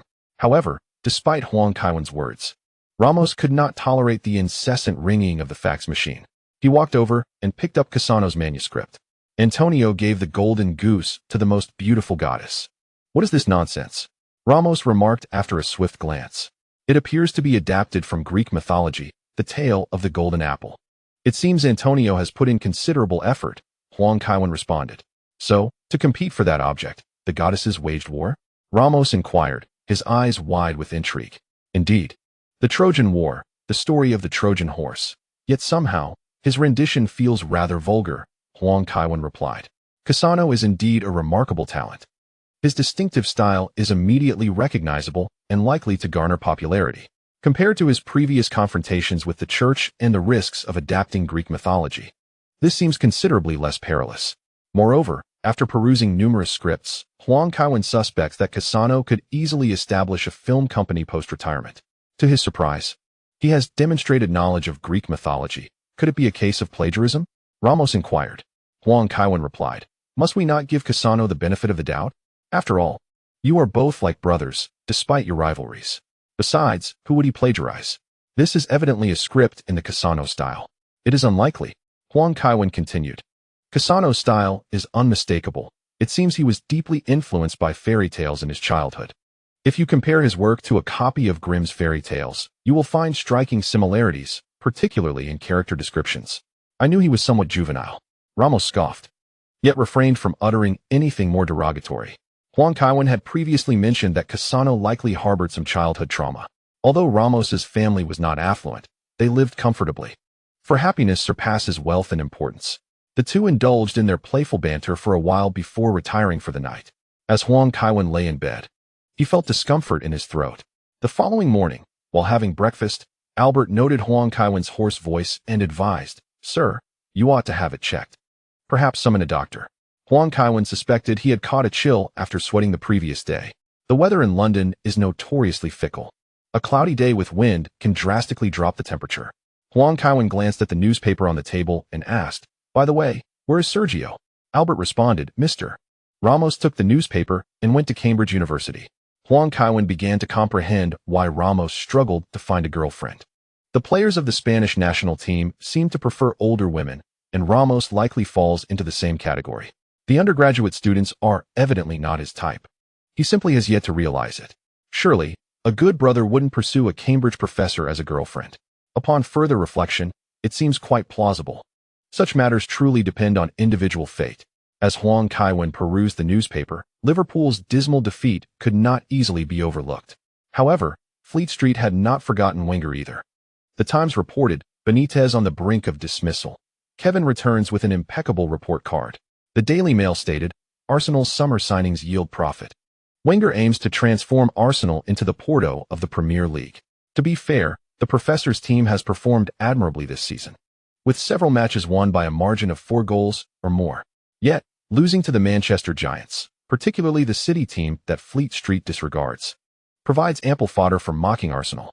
Following a series of consecutive victories, they then drew against West Ham, prompting Fleet Street to once again deride Arsenal. They are notoriously shameless, extolling your triumphs while mercilessly criticizing your missteps. The Sun reported, Ashley Cole was rebuffed by Lena Girk, leaving the nightclub with a scowl. In the second edition, they published an exposé on Bridges' girlfriend. That woman was never one to adhere to the path of virtue, even if she hadn't become involved with Terry. She was still seeking to join the ranks of the social elite. A player of Bridges' caliber evidently fell short of satisfying her ambitions. After perusing the article for a while, Kevin Huang set the newspaper aside. The content of financial publications often amounted to mere nonsense. The state of the British economy could be discerned by the average citizen simply examining their wages. The shift from traditional manufacturing to the service sector, coupled with rising labor costs and declining profits, along with the absence of colonies to exploit, made the pursuit of wealth increasingly challenging. The impact of European integration was also significant. Otherwise, the UK would not have considered Brexit. While Kevin Huang may not grasp the intricacies of such matters, their implications were glaringly apparent. He felt a flicker of concern. If fans were earning less, could he still command an annual salary exceeding 100 million? After lunch, his private doctor arrived with an assistant. Given the need for comprehensive problem-solving capabilities, each private physician was supported by an entire team. Following a brief examination, the doctor remarked, "There's nothing serious, merely some redness and swelling of the tonsils. Drink plenty of water and speak less, and you should recover in a few days." Kevin Huang nodded and instructed the elderly steward to see them out. It seemed he had simply played too many matches and was fatigued. It was the perfect opportunity to take a few days off and recuperate at home. That evening, the steward prepared a light meal for Kevin. Later, as Kevin sat on the sofa watching television, he heard a spokesperson from the Football Association state, "After careful consideration, Gareth Bale is a young talent with immense potential. In light of his future, we will not impose additional sanctions for this infraction." It was quite unexpected. The Football Association had chosen not to penalize Bale. However, such decisions were characteristic of the FA. If a certain player could escape punishment through tears, it was no surprise that the FA would forego sanctioning Bale, especially after all the support from the King of Yellow. The FA had always exhibited a flexible approach to penalties, essentially favoring the weak while fearing the strong. On the last day of September, Kevin Huang was met with a refresh in the store. Special template, Sosuke Aizen, 1,000,000 fate points. Templates, Bobby Moore, 10,000 points. Gaetano Sorella, 10,000 points. Passarella, 10,000 points. Skills, timing of forward runs, 500 points. Mastery of Joy Bean Landlord, 100 points. Items, 24-hour injury immunity card, 20 points. Special item, Bale's golf ball, 300 points. Astonishingly, it was Sosuke Aizen. His mastery of the art of illusion rendered him virtually invincible. In fan works, he was akin to a boss character, even more exaggerated than his anime portrayal. This template was indeed formidable. Yet, when comparing it to the pure combat prowess of Kakarot, Kevin found it difficult to ascertain which was superior. Primarily because he was unaware of whether the Dragon Ball characters possessed resistance to illusions. Aizen stood out among the exceptional special templates. The subsequent 3 templates were all defenders, and Kevin was indeed in need of a defensive template. As for the midfield, it is not of paramount importance. With effective offensive and defensive strategies in place, playing in the midfield poses no issues. On one hand, his current fate value is insufficient. On the other, he must analyze which defender possesses superior defensive skills. It is uncertain whether Beckenbauer is the most suitable template for him. After all, selecting the highest value among all templates raises the question, can Beckenbauer's offensive attributes surpass those of Pelé? The priority should be to choose a template with outstanding defensive capabilities. The skill of timing forward runs is utterly useless. After recently playing against Liverpool, players like Lucas, who struggle with timing despite their eagerness to advance, would find such a skill necessary. However, for a player like Huang Kaiwen, who possesses exceptional game-reading abilities, this skill can be completely disregarded. In the end, Huang Kaiwen spent 120 points to acquire Master of Happy Do Di Ju and Immunity card. After all, Huang Kaiwen specializes in Do Di Ju. The skill Master of Happy Do Di Ju significantly enhances one's proficiency in the game, and with chips being the happy beans, one becomes one of the strongest players. Quite impressive. With poker mastery combined with this skill, Huang Kaiwen is destined to become the deity of Do Di Ju. Satisfied, Huang Kaiwen went to bed. Upon waking, his throat felt a bit uncomfortable. Nevertheless, after 2 days of rest, he decided to visit the team. Considering it had been a while since his return and he had played a match without showing up, the fans might be concerned.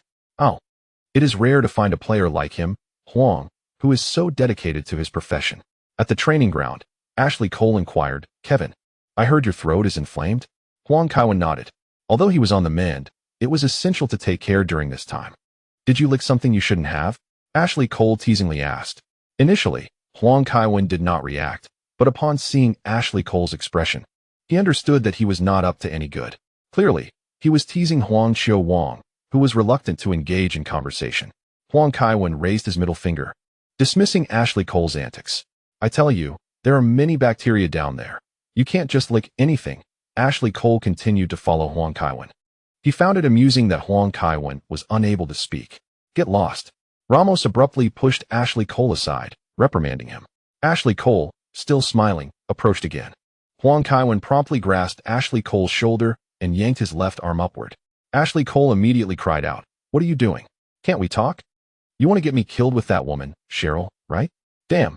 If I don't deal with you today, I'll write Huang Wang's name backward."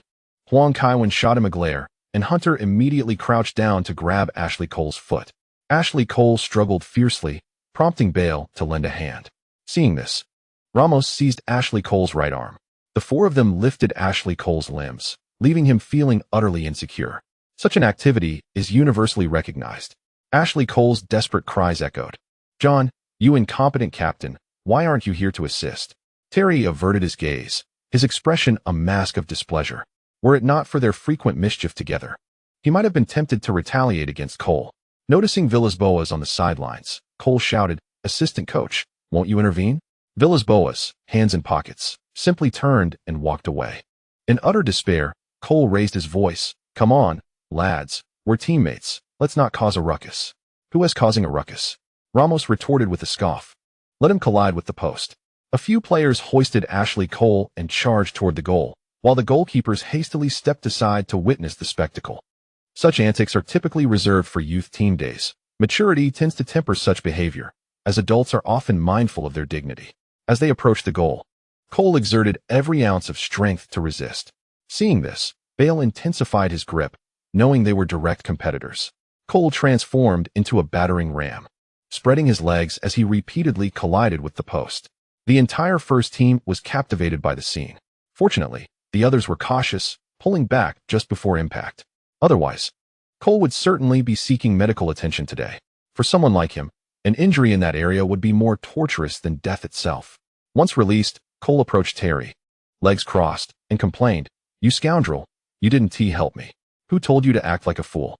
Terry replied with a smirk. He had initially contemplated offering advice, but after Cole's harsh words, it would be absurd for Terry to intervene. "Even if you ignore me, it's no matter. I just fear injuring Kevin. Otherwise, they wouldn't stand a chance against me," Cole boasted defiantly. "Next time, I'll surely teach them a lesson." Terry glanced at Cole's lower body, scoffing. "If you're as tough as you claim, try giving Kevin a kick. No need to wait for next time. If you can walk out of Cobham today, the captain's armband is yours." In the Cobham cafeteria, "Gareth, come sit over here," Huang Kaiwen beckoned, and Ramos immediately shouted. Bale, pleasantly surprised, took a seat across from Huang Kaiwen, seemingly having integrated well into the first team. Noticing Terry sitting nearby, Bale felt a twinge of apprehension. After all, the tabloids portrayed Terry and Ashley Cole as the core of the Chelsea local faction. Terry, however, smiled and reassured him, "Don't worry too much. The team isn't as exaggerated as the press suggests. At Chelsea, as long as you can pass the ball to Kevin, you'll have a place here." Bale nodded in silence. Ramos chimed in, "You don't need to engage in their antics to fit in. As a player of the new era, you must enrich your mind with knowledge." Huang Kaiwen quickly lowered his head to eat, stifling laughter. Although his good friend Ramos had attended university, he hardly appeared well-read. It was surprising how much he seemed to care about his collegiate status. "What do you mean?" Bale inquired. Ramos pointed at himself and remarked, "I am attending university. While Kevin has graduated, perhaps one should consider enrolling in a university to enhance one's personal qualities and cultivation." Bale contemplated asking if merely attending university could enable one to run under 10 seconds, yet he refrained upon noticing that Huang Kaiwen remained silent. The senior members of the locker room favored education, which was certainly preferable to an affinity for men. News of veteran players bullying young boys from the youth academy often surfaced within British teams, thus Fleet Street's fervent speculation regarding personal orientations. That evening, Huang Kaiwen once again found himself riding home in Ramos's car. The players had departed from the Cobham training ground, Yet the coaching staff remained engrossed in their tasks. Successful coaches possess varied personalities, yet they share a singular commonality: the necessity for extensive preparation. It wasn't until darkness enveloped London that Villas-Boas finally rose to depart. He reminded, "Jose, you ought to head home early. Otherwise, young Jose might become quite upset." Mourinho, rubbing the inner corner of his eye with his thumb and forefinger, looked up and replied, "Just a moment. I will be on my way shortly." After nearly 20 minutes, Mourinho meticulously filed away the documents on his desk into his briefcase. He was a cautious individual, unwilling to leave sensitive materials in the office. As he pondered the upcoming rescheduled match, he strolled towards the Cobham parking lot. Upon reaching his beloved vehicle, he was momentarily taken aback. The Ferrari 612 Scaglietti gifted by Abramovich, an imposing sports car, surprisingly stood there devoid of wheels. Fearing it was merely an illusion, he rubbed his eyes vigorously, only to confirm that indeed, all four wheels were missing. Mourinho felt a surge of indignation rising within him. Yet he endeavored to suppress his fury and maintain composure. Standing in the parking lot for a full 5 minutes before finally squeezing out a name through clenched teeth, Ashley Cole. Did the boss take the wrong medicine today? I do not know, but based on my experience, at this moment, aside from Kevin, it is best not to provoke the coach. All right, everyone, let us refrain from speaking. Perhaps the rescheduling of the match is less than ideal, Terry interjected. Due to the European Super Cup, a league match had been postponed. The FA had stated in principle that they would accommodate teams participating in European competitions, yet the reality often contradicted this claim. After all, the opponents were innocent.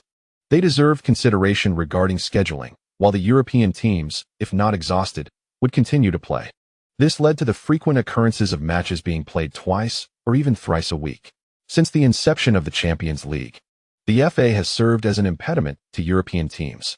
Had they not stubbornly refused to reschedule Manchester United's match, the entire team would not have had to rush back to England after completing their Champions League fixtures. The Munich air disaster was, to a significant extent, a consequence of scheduling issues. Mourinho approached the training ground and addressed the players. "Yesterday, upon leaving work, I discovered that my wheels were missing. Yes, all four wheels have vanished." A muffled laugh escaped from Ashley Cole, who could not contain himself. Mourinho cast a fierce glare at him and continued, "I hope someone will step forward to acknowledge this matter. Otherwise, if I catch the culprit, it will not be resolved easily." Huang Kaiwen glanced at Higuain, fully aware of who was responsible. In the past, Real Madrid often lost their wheels. "Very well, since no one has come forward, let it be. You had better not fall into my grasp," Mourinho asserted with a menacing tone. This was not merely a question of money. That 250,000 vehicle was but a trifle to him. However, Mourinho could not tolerate any challenges to his authority within the team, since no one acknowledged the wrongdoing. Once he identified the traitor, he would certainly ensure that the scoundrel faced the consequences. Currently, Ashley Cole bore the greatest suspicion. He had recently lost his position and often engaged in such trivial antics. Yet, at present, Mourinho lacked any evidence. He intended to review the surveillance footage. Should he find proof, Cole would have to finish out his contract playing with the reserves. At the conclusion of training that evening, Mourinho wore a grim expression. His investigation of the surveillance had yielded no results. Such professional tactics led him to question whether he had wronged Ashley Cole. Although Cole was not a paragon of virtue, he likely did not possess such remarkable capabilities. Mourinho suspected that a criminal gang in the London area had set their sights on the luxury vehicles of Chelsea players. 3 days later, Chelsea decisively triumphed over Burnley with a score of 3-0 in a rescheduled match, while Huang Kaiwen remained seated on the bench for the entire duration. On October 17th, Chelsea drew 2-2 against Villa away, with Huang Kaiwen coming off the bench to score a goal that secured a draw for the team. The attention of the English media shifted towards European competitions. The Champions League had reignited, and several Premier League teams found themselves in favorable group placements. Despite Liverpool's current struggles, the club remained unconcerned about Fiorentina and Lyon. As the only player in the world with a Champions League trophy, Huang Kaiwen naturally became the focal point of media interest. The entire Chelsea squad flew to Madrid for preparations. Real Madrid offered considerable assistance to Chelsea. Calderon deliberately appeared at the training base to observe Chelsea players, heightening Abramovich's concerns. This man had consistently aimed to transform Chelsea's number 10 into Real Madrid's. Consequently, Abramovich instructed Kenyon to keep a close watch on Calderon. ensuring he had no opportunity to meet Huang Kaiwen privately. The day before the match, after training and returning to the hotel, during dinner, Ramos, holding a copy of Marca, exclaimed angrily, "What nonsense! They actually claim Aguero is the new Kevin. Let them say what they will," Huang Kaiwen replied, preoccupied with his dinner and not lifting his head. "But their tone is infuriating. What is Aguero?" Ramos retorted, visibly displeased. "Don't take what Marca says too seriously," Huang Kaiwen advised. "This is the mouthpiece of Real Madrid, a supporter of Calderon. Their statements clearly aim to use Chelsea to undermine Atletico. This season, Real Madrid is competing in the UEFA Cup while Atletico participates in the Champions League. Atletico Madrid frequently mocks Real Madrid regarding this matter, particularly with their president, who, like his father, possesses a rather loose tongue. Naturally, the Real Madrid camp is displeased. Such an obvious ploy is one that even the Yellow King would disdain to employ at a middle school level. He aims to deliver a resounding lesson to their city rivals, all while seeking amusement after the match. Huang Kaiwen sat down with Ramos and shared his insights. "Should we take Atletico seriously when we play them? It feels quite unpleasant to be used as a pawn by others," Ramos inquired. "Of course, there can only be one leader in the city, since Real Madrid desires to witness Atletico face a thorough defeat. A nostalgic individual like the Yellow King cannot disappoint his former club, can he?" On October 21st, at the Calderon Stadium's away dressing room, upon returning to Spain, Huang Kaiwen did not forget to scratch off a lottery ticket. What he found most intolerable about England was not the weather, but rather the meager prizes of the scratch cards. Chelsea fans are utterly unaware of the sacrifices the Yellow King made to play in London. After changing his attire, Huang Kaiwen deftly scraped off the coating with a coin. Upon revealing a winning pattern, he already had an inkling. Ding! You have won a 24-hour experience card for the 2018 World Cup final, France vs Croatia, featuring Kylian Mbappe, and received Usain Bolt's Super Burst. Incredible. The experience card for Bolt that the Yellow King had longed for. Huang Kaiwen felt an urge to call Bolt and have him come run a match. If they do not win today, he would write his name backward. Utilizing Bolt's card against Atletico seems like overkill. Bolt's physical attributes are indeed extraordinary. However, had he played football from a young age, he might not have excelled. The sense of the ball is crucial in football.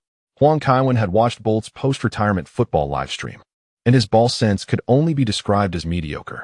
Yet, with such a grand prize, it must be put to use. Ding! Successfully used the Mbappe 24-hour experience card. Obtaining Super Burst, Usain Bolt. Trait: Super Burst, Usain Bolt. Bolt's reaction time at the start is not his advantage, but he can catch up within 3 steps due to his immense explosive power, significantly enhancing your explosiveness. Truly, Bolt is remarkable, with the combination of Mbappe and Bolt's traits. Today the Yellow King intends to show Atletico what it means to be a sprinter on the football field. From the warm-up, not much could be discerned. Indeed, Huang Kaiwen typically conserves energy during warm-ups. Previously, he would juggle the ball, but now he seldom does so during warm-ups. Presumably, he is set to be a starter today, as Mourinho has kept him on the bench specifically in preparation for the Champions League. Yes, let us take a look at the starting lineup. Atletico Madrid's formation features a 4-5-1 with the following lineup. Goalkeeper, Sergio Asenjo. Defenders, Antonio Lopez, Alvaro Dominguez, Luis Pereira, Wifa Rusi. Midfielders, Sameo, Paulo Asuncel, Raul Garcia, Santana, Fran. Forward, Aguero. Chelsea, on the other hand, adopts a 4-3-3 with a single defensive midfielder. Goalkeeper, Czech. Defenders, Bale, Carvalho, Terry, Ramos. Midfielders, Ballack, Mikel, Eschen. Forwards, Kevin Huang, Huntelaar, Mata. Today, Atletico Madrid is relatively cautious in their tactical approach.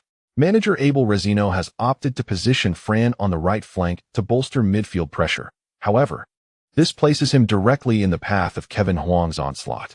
The right side, composed of Fran and Wifa Rusi, may struggle to withstand the force that Huang brings. Conversely, Chelsea's lineup appears to have a more balanced offensive and defensive strategy. The young Mata, under Mourinho's guidance, has developed a commendable defensive skill set.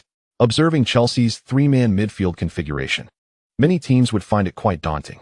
Since the warm-up, Kevin Huang has faced a barrage of boos, a consequence of his previous exploits with Real Madrid at the Calderon.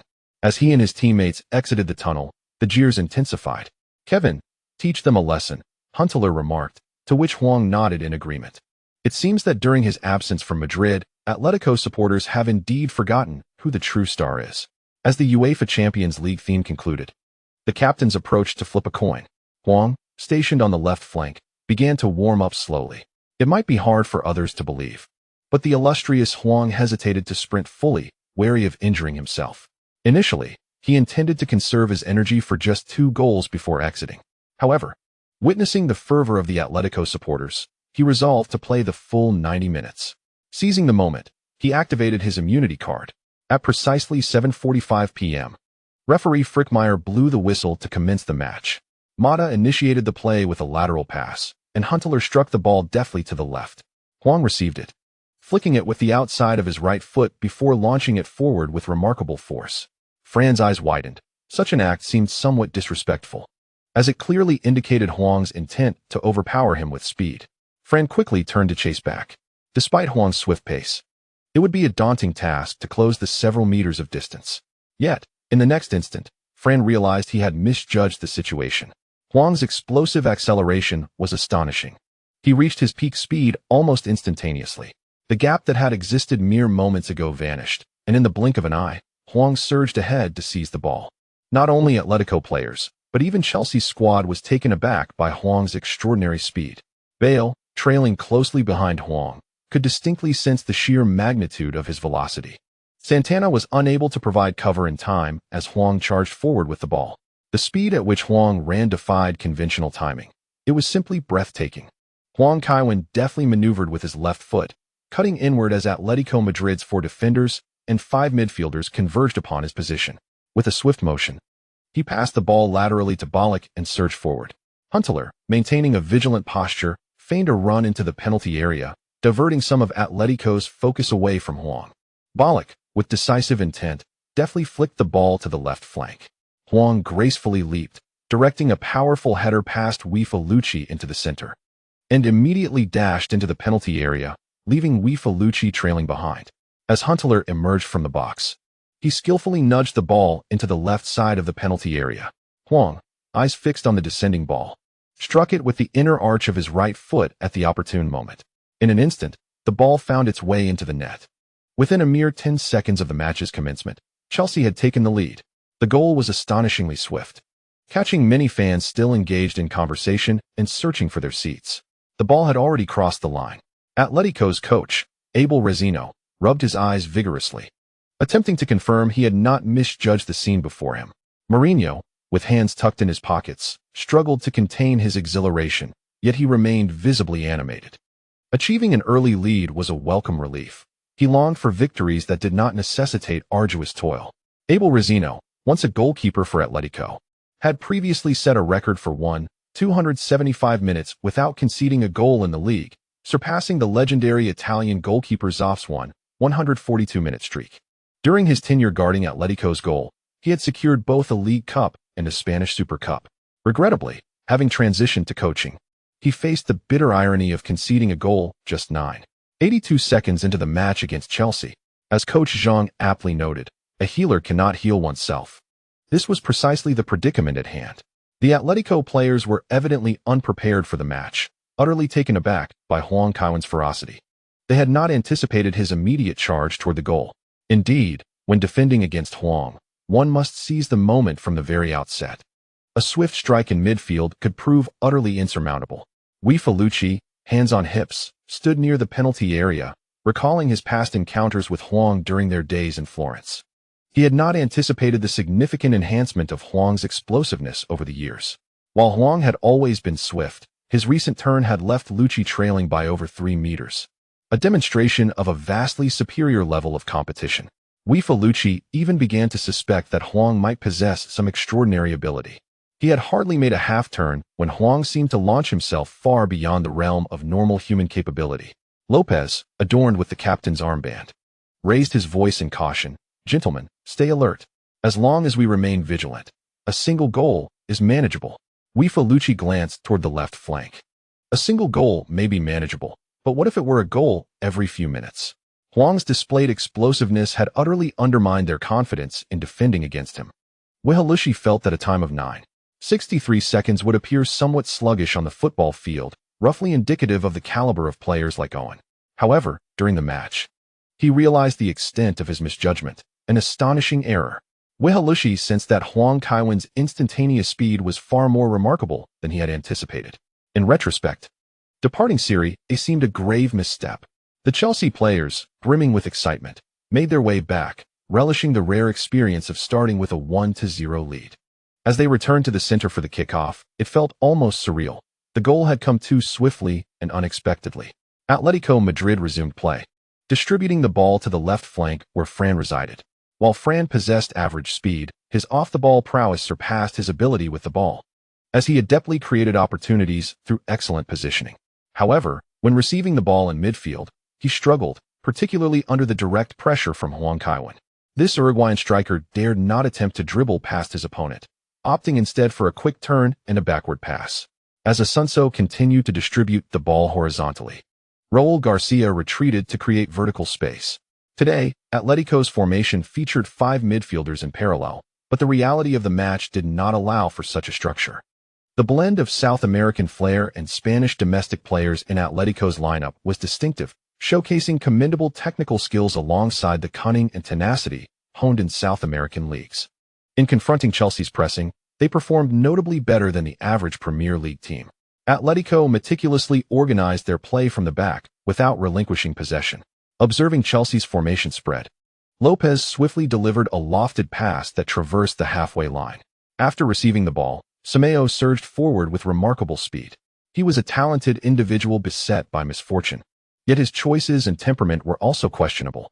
Agreeing to join Barcelona amidst the presence of Rivaldo and Figo revealed a lack of self-awareness. Further complicating matters, he provocatively criticized Mourinho's defensive tactics with Inter Milan, resulting in Mourinho's subsequent retort. Nevertheless, Semedo showcased commendable performance at Atletico. Eschen misjudged his speed, allowing Semedo to break through successfully. Just as Semedo prepared to advance further, Ramos charged in with a sliding tackle, successfully pinning the ball beneath him. Ramos's physical prowess was equally impressive. Having executed the tackle, he swiftly rose, using his body to firmly block Semedo while transferring the ball to the approaching Terry. Terry deftly nudged the ball with his right foot, taking a couple of strides before delivering a precise through ball. Mikel, upon receiving the pass, continued to advance. Chelsea's seemingly uninspired trio of midfielders, while lacking creativity, possessed formidable ball-carrying capabilities, an equally crucial trait for midfield players. As Mikel advanced, Ballack made a swift run forward, tasked with linking the play between defense and attack. Santana recognized this and quickly sprinted to Ballack's side. Ballack gestured, directing Mikel to pass slightly to the left. With a well-timed movement, Ballack evaded Santana, successfully securing possession. Atletico's coach, Abel Rezino, could not restrain his frustration. Such an evident lapse in positioning could easily deceive anyone. Ballack, in motion, directed the ball towards the left flank. Wefalucci, nearby, showed no hesitation as he lunged at the ball carrier, Huang Kaiwen, with a reckless tackle. Unsurprisingly, Huang Kaiwen effortlessly maneuvered past him, utilizing his pace. As he surged forward, Huang Kaiwen slightly decelerated to adjust his trajectory, advancing the ball towards the Atletico Madrid penalty area. Recovering from the ground, Wefalucci pursued him, infuriated, entangling himself with Huang Kaiwen, resorting to both hands and feet as he chased him to the byline. With a deft flick of his left foot, Huang Kaiwen propelled himself into the penalty box. Wefalucci, struggling to match Huang Kaiwen's speed, inadvertently harmed himself as his center of gravity shifted forward, causing him to tumble violently within his own penalty area. Luis Pereira also dashed towards the byline. Huang Kaiwen, no longer in possession, stood at the edge and executed a back pass in a swift triangular motion, directing the ball toward the center of the small penalty area. Although Huntelaar extended his right foot, he was slightly delayed by Domingo's interference. The ball rolled out of the large penalty area, where Ramos, making a timely interception, blasted it into the stands. Huntelaar turned back, applauding Huang Kaiwen. This time, he could have initiated his run earlier to avoid being ensnared. However, he believed that Huang Kaiwen could easily sidestep the opponent and strike at goal from the byline without the need for a pass, which led to his tardiness. Chelsea's offensive onslaught commenced vigorously. Indeed, Atletico Madrid had to endure this phase. Their defense relied on powerful throw-ins to initiate a quick counterattack. Semedo, bearing the ball on the left flank, executed a swift transition to the right. The seasoned veteran, Forlan, without pausing, used his leg to redirect the ball to Aguero, who entered the penalty area and executed a series of deft movements before striking. The ball found the net, Aguero leveling the score for Atletico Madrid.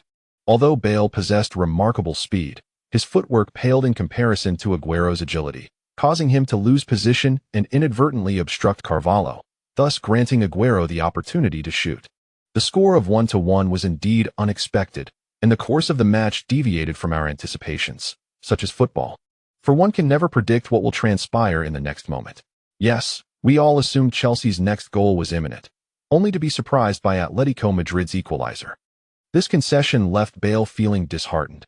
As a young player, making mistakes in the Champions League surely raised concerns about his future.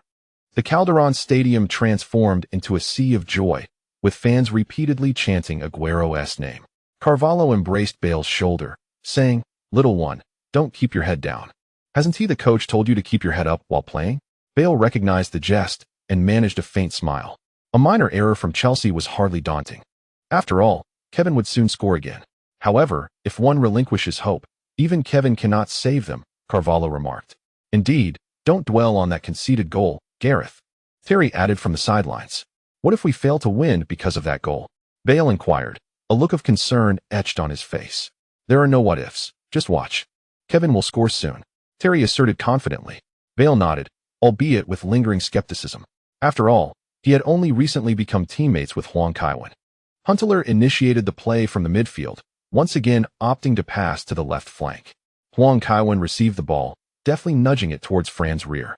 He immediately surged forward, darting past Fran, who was not known for his patience. Huang Kaiwen's audacity infuriated him, prompting a swift turn and an outstretched hand. Yet he grasped nothing. The Atletico Madrid supporters in the nearby stands witnessed Huang Kaiwen's explosive power with clarity. His brazen disregard for the opposition was evident as he effortlessly maneuvered the ball past them, as if viewing Atletico players as mere obstacles. With a swift push, he charged forward. Although Santana had positioned himself well, Huang Kaiwen received the ball and deftly redirected it with his left foot, cutting through the center. Even at the onset of the match, with defenses still forming, the Atletico players grew cautious, retreating slowly towards their penalty area. Seizing the opportunity, Bale also surged forward, seeking to support Huang Kaiwen. The defending players on the left side of the penalty area confronted Huang Kaiwen, who faced exaggerated defensive pressure, with Raul Garcia nearly glued to him. At that moment, Huang Kaiwen deftly flicked the ball towards the center with his left foot and accelerated past Raul Garcia into the penalty area. Huntelaar, in possession, attracted even more attention. By the time Lucy and Luis Pereira reacted, it was already too late.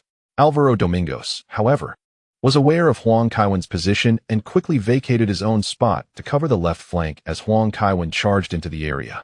With a swift touch, Huntelaar lofted the ball into the penalty box. Observing the ball's trajectory, Domingos rushed forward, extending his foot. Yet Huang Kaiwen's reflexes surpassed his, as he swiftly struck the ball, nudging it ahead. In an instant, Asenjo leaped to make a side dive, but misjudged the direction, and the ball zipped past him into the net. The Chelsea fans traveling with the team erupted in ecstatic shouts, expressing their joy with a cacophony of indistinct roars. With Huang Kaiwen on the team, they would never have to worry about the final moments of a match, as victory was effectively secured before it even reached that point. Bale stood, bewildered, observing it all. Just moments ago, he had considered Carvalho and Terry somewhat exaggerated in their assessments. Yet, no sooner had the defensive stalwarts finished speaking than another goal was scored just seconds after the restart. This stark transition from doubt to reality left Bale profoundly shaken. How was it that Chelsea could score with such effortless ease, as if it were as natural as eating or drinking? It was no wonder they placed such unwavering trust in Kaiwen. Bale couldn't help but exclaim in admiration. As he prepared to celebrate, he realized he was too late. Damn! He had been right beside Huang Kaiwen, yet missed the prime opportunity. Bale tugged at his own blonde hair in frustration, baring his teeth. The best chance had slipped through his fingers. Watching Huang Kaiwen surrounded by teammates in celebration, Bale resolved to rush forward the next time he witnessed Huang Kaiwen score. Both teams returned to the center circle, preparing for the restart, while Aguero kept a keen eye on Huang Kaiwen. Sergio Aguero possesses a profound confidence in his abilities. However, Kevin Huang's prowess is indeed astonishing. During his tenure in La Liga, he earned the notorious reputation of being Atletico Madrid's nemesis. Although today's adversary is Chelsea, it seems that Atletico may find the path to victory rather challenging. Reflecting on his brief partnership with Fernando Torres, Aguero contemplates why Huang has not extended an invitation for him to join AC Milan.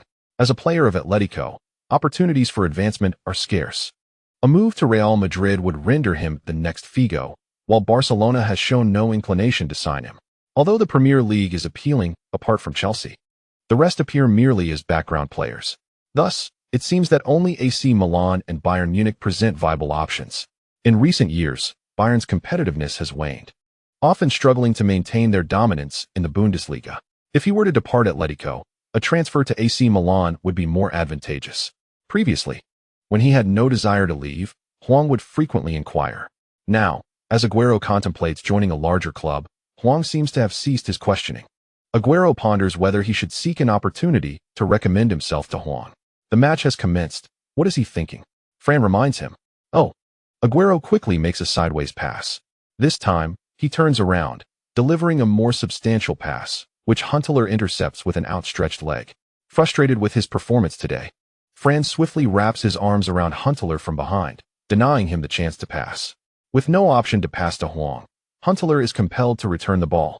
A somewhat agitated Fran pursues relentlessly, and seeing the elder's effort, Aguero, who lost possession, also rushes forward to apply pressure, prompting the entire Atletico squad to advance. Observing the crowded field, Ballack opts for a backward pass. Mikel receives the ball and returns it, while Fran and Aguero continue their pursuit. Terry chooses to pass back to the goalkeeper, and Aguero charges toward the penalty area. Upon receiving the ball, Cech does not rush to distribute it. Instead, he waits for Aguero to approach before delivering a direct pass to Terry. Terry receives the ball and moves forward. Fran closes in again. After a few steps, Fran reaches his side, and Terry pivots to deliver a pass. Bale, realizing he was not the recipient, quickly turns and sprints forward. As Ballack gains possession, Santana rushes at him. Ballack subsequently lays the ball off to Bale. At that moment, Mourinho cannot help but remind, pass more, don't just take it yourself. Intended to penetrate Atletico's penalty area, Bale hastily delivers a diagonal pass to the center. When Huntelaar receives the ball, he finds himself confronted by two defenders. Observing Huang making a run on the right, he refrains from an immediate pass. After a brief pause, Raul Garcia charges at him, prompting Huntelaar to swiftly send the ball into the penalty area. Many Atletico fans exhale in relief, despite their advanced formation being vulnerable to a counterattack. Huntelaar's pass is too close to Domingos, allowing for a near-instant clearance. Finally, they breathe easy, but within the next moment, their relief turns to renewed apprehension. Huang Kaiwen surged into the penalty area with a speed previously unseen on the pitch. Domingo, believing the danger had passed, hurriedly rushed towards the ball. However, his acceleration was far from impressive. Huang Kaiwen reached the ball first and executed a deft right-footed shot. Bang! Arsenio immediately dove to make the save. And although he had correctly anticipated the direction, the ball's velocity was too great for him to make contact. Huang Kaiwen, a hat trick. Since his return, he has consistently delivered hat tricks, showcasing his exceptional form.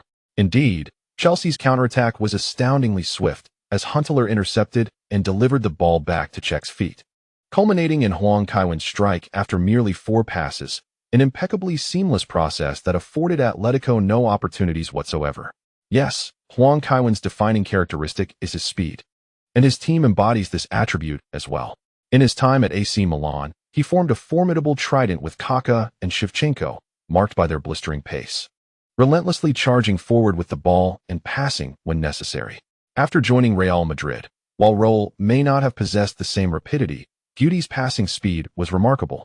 Huang Kaiwen would receive the ball post Gudi's pass and strike, maintaining that rapid tempo. Thus, at Chelsea, he continues to thrive in a fast-paced style of football. As for Van Nistelrooy, one might expect Atletico to exhibit a bit more tenacity. My friend, the Marca is a mouthpiece for Real Madrid, and their reports are evidently a means to undermine others. Frankly, Aguero has been performing quite well, but he has chosen the wrong adversary. Competing with Huang Kaiwen is undeniably challenging. Remaining at Atletico offers little assistance to Aguero. Such clubs have faced bankruptcy in the past, and their current state is relatively commendable. However, for ambitious players, it is hardly worth enduring a relentless struggle for them. Few renowned stars manage to retire at such clubs. After all, to secure championships, one must align with stronger teams.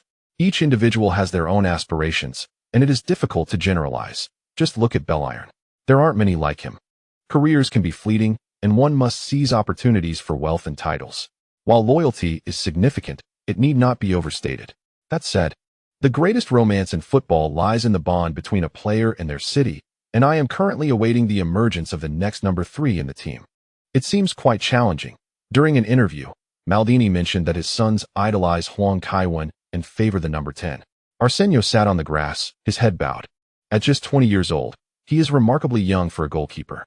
Conceding 3 goals in such a brief period undoubtedly inflicted a heavy blow on him. Mourinho turned to glance at the bench.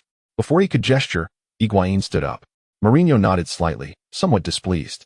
The process felt incomplete, as if something were amiss. 11 minutes. After merely 11 minutes, Chelsea was poised to make a substitution. Mourinho remained cautious regarding Huang Kaiwen's deployment. This situation is rather acceptable, considering that Huang Kaiwen has only recently rejoined the team. His physical condition is undoubtedly less familiar to us than it is to Mourinho, who must have his own considerations for making such a choice. Indeed, apart from Chelsea, it is rare to witness other teams preparing to make substitutions in the first half without any injuries. If Huang Kaiwen were to leave the field, it would not bode well for the fans. Yet, such matters are often unpredictable. The combination of Huang Kaiwen and Higuain evokes memories of Capello's Real Madrid, where Higuain frequently substituted for Huang Kaiwen, although he could not always expect to play every warm-up match. Capello had explained this approach, aiming to keep Higuain ready to step in whenever Huang Kaiwen needed a reprieve. Abel Racino observed the lackadaisical demeanor of his players, feeling a twinge of urgency within. However, he struggled to devise a suitable strategy. The esteemed goalkeeper of Atletico Madrid shouted to the field, "Defense. We must focus on defending and hold off until halftime for adjustments." Domingos glanced up at the scoreboard. With nearly 40 minutes remaining, including stoppage time, the notion of merely surviving until halftime seemed futile. Upon hearing the coach's exhortations, hope dwindled further. Atletico resumed play. Their offensive strategy heavily relied on the left flank with Simon. The Chelsea players recognized this and fortified their defense on the right side. Simon had barely crossed the halfway line when Mata closed in on him. Mata possessed a clear understanding of his defensive capabilities. Thus, he refrained from an immediate tackle, opting instead to maintain distance and await his teammates' support. Simon attempted to force a breakthrough by nudging the ball forward. Mata quickly adjusted his position to obstruct Simon, and although he failed to succeed, he managed to slow Simon's progress. Eschen seized the opportunity to snatch the ball, prompting Simon to immediately pursue the ball for a counterattack. The two became entangled, but Eschen's physicality proved superior. An abundance of injuries does not equate to poor physical condition. His tussle with Simon resembled an adult overpowering a child. "Quickly, pass the ball," Mourinho shouted from the sidelines. His expectations for discipline among the defenders have always been stringent. The most intolerable scenario is when defenders, despite having the opportunity to pass, recklessly linger in their own half. Holding onto the ball too long allows the opposing players to initiate a counterattack, posing a direct threat to the goal. Chastened by his coach, Eschen quickly executed a lateral pass. Mikel spotted Ballack making a forward run. Taking a couple of steps, he delivered a precise through ball. Though it appeared aimed at Ballack, the ball rolled past both Ballack and Santana, traversing more than 2 meters into midfield to find Huang Kaiwen. A cacophony of boos erupted from the Calderon Stadium. Huang Kaiwen receiving the ball was the last scenario they wished to witness. With every advancing step, it felt as if he was treading upon their very hearts. Particularly now, their defense lay glaringly exposed. Santana had ventured forward to assist in the attack, leaving Huang Kaiwen with ample space before him. Raul Garcia recognized the peril and hurriedly moved to reinforce the defense on the flanks. However, his speed simply cannot be compared to that of Huang Kaiwen. The two players are running in different dimensions, one vertically, the other horizontally. Despite Garcia's lateral sprint requiring him to cover less ground to reach the sidelines for defense, Huang Kaiwen, with an utterly unreasonable pace, demonstrated the essence of dominance. As Garcia was still over a meter away from the sideline, Huang Kaiwen had already dashed past him with the ball at an astonishing speed. even with a considerable distance still separating them. Garcia could feel the fierce gust of wind rushing towards him. The thought of being collided with by such a fast player was daunting. Raul Garcia shook his head and quickly turned to pursue. However, he was stunned as he completed his turn. Damn, what is the point of chasing? Huang Kaiwen was already at the edge of the penalty area. Wefer Rusi had intentionally retreated into the box, positioning himself centrally to brace for Huang Kaiwen's assault. Beside him was Luis Pereira, providing support. Noticing no clear opportunity, Huang Kaiwen chose to decelerate. In the center, Huntelaar made a rapid run into the penalty area, while Garcia once again sprinted towards Huang Kaiwen. With a swift movement, Huang Kaiwen entered the box and immediately played a horizontal pass with his right foot, running towards the center as the ball rolled quickly towards the byline. Huntelaar effortlessly received the ball near the byline, while Domingos and Antonio Lopez simultaneously raised their arms to signal for offside, yet the referee's whistle remained silent. The assistant referee had observed clearly that at the moment of Huang Kaiwen's pass, Huntelaar was not in an offside position. Their failure to react promptly allowed them to miss their last chance. Huntelaar turned and executed a back pass in a triangle formation, but Domingos rushed towards the ball, albeit a moment too late, as Huang Kaiwen adeptly nudged the ball ahead with the inside of his foot. The defending Santana, positioned near the goal, turned and bent his leg, allowing the ball to slip through his legs. With his view obstructed, Arsenjo was unable to react in time, helplessly watching the ball find its way back into the net. After scoring, Huang Kaiwen opened his arms wide, embracing Huntelaar, who provided the assist. After more than a year of collaboration, Huntelaar's understanding of teamwork had significantly improved, ranking among Huang's top 10 most synergistic teammates throughout his career.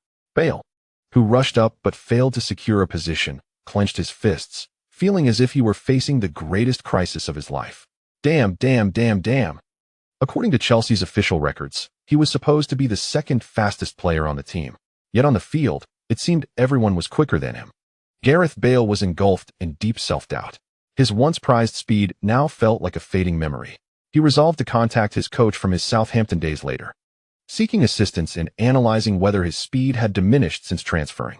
Mourinho, smiling, gently applauded and pointed towards the field, stating, "This united team is exactly what I desire. They do not overly rely on any single player, embodying a true collective." Meanwhile, Villas-Boas, absent-mindedly rubbing his ring, rolled his eyes in silence. At present, he is somewhat uncertain whether Mourinho genuinely harbors such thoughts or merely speaks them for effect. Just then, Mourinho felt a chill in his lower back and turned to inquire, "What is the temperature in Madrid today?" 25 degrees, replied Boas succinctly. For an assistant coach, checking the weather forecast on match day is merely a fundamental task. Mourinho nodded, perhaps attributing his discomfort to a restless night at the hotel. He resolved to rest well upon returning to London. On the pitch, Atletico Madrid launched another offensive. Despite the coach's instructions to defend, the South American players, who formed the backbone of the team, could not resist seizing opportunities. This time, Sameo, advancing down the left flank, drew significant defensive attention, only to unexpectedly switch the ball to the right. Fran received the pass and swiftly laid it off to Agüero. As Agüero took possession, Carvalho swiftly closed in, kicking the ball behind him. Splendidly, Ballack seized the ball and immediately passed to Huang Kaiwen, initiating Chelsea's counterattack. Huang Kaiwen collected the ball in his own half, with Fran pursuing him relentlessly, as if hounded by a dog. Today, Huang had repeatedly outpaced him, leaving Fran quite embarrassed. Santana also charged towards Huang Kaiwen. The ball at Huang Kaiwen's feet, he did not hastily surge forward but instead drew it back with his right foot. At the very moment Santana extended his leg, Huang deftly nudged the ball behind him with his right foot, causing it to swiftly glide through Santana's legs. Just as Santana turned, Huang had already squeezed past him, between him and the sideline. The Atletico players still in their half disregarded everything else and rushed towards Huang Kaiwen as he crossed the halfway line. Paula Sunsell lunged in with a flying tackle. However, Huang Kaiwen, well prepared, had already placed his left foot in front of the ball, pinching it between his feet and propelling it forward.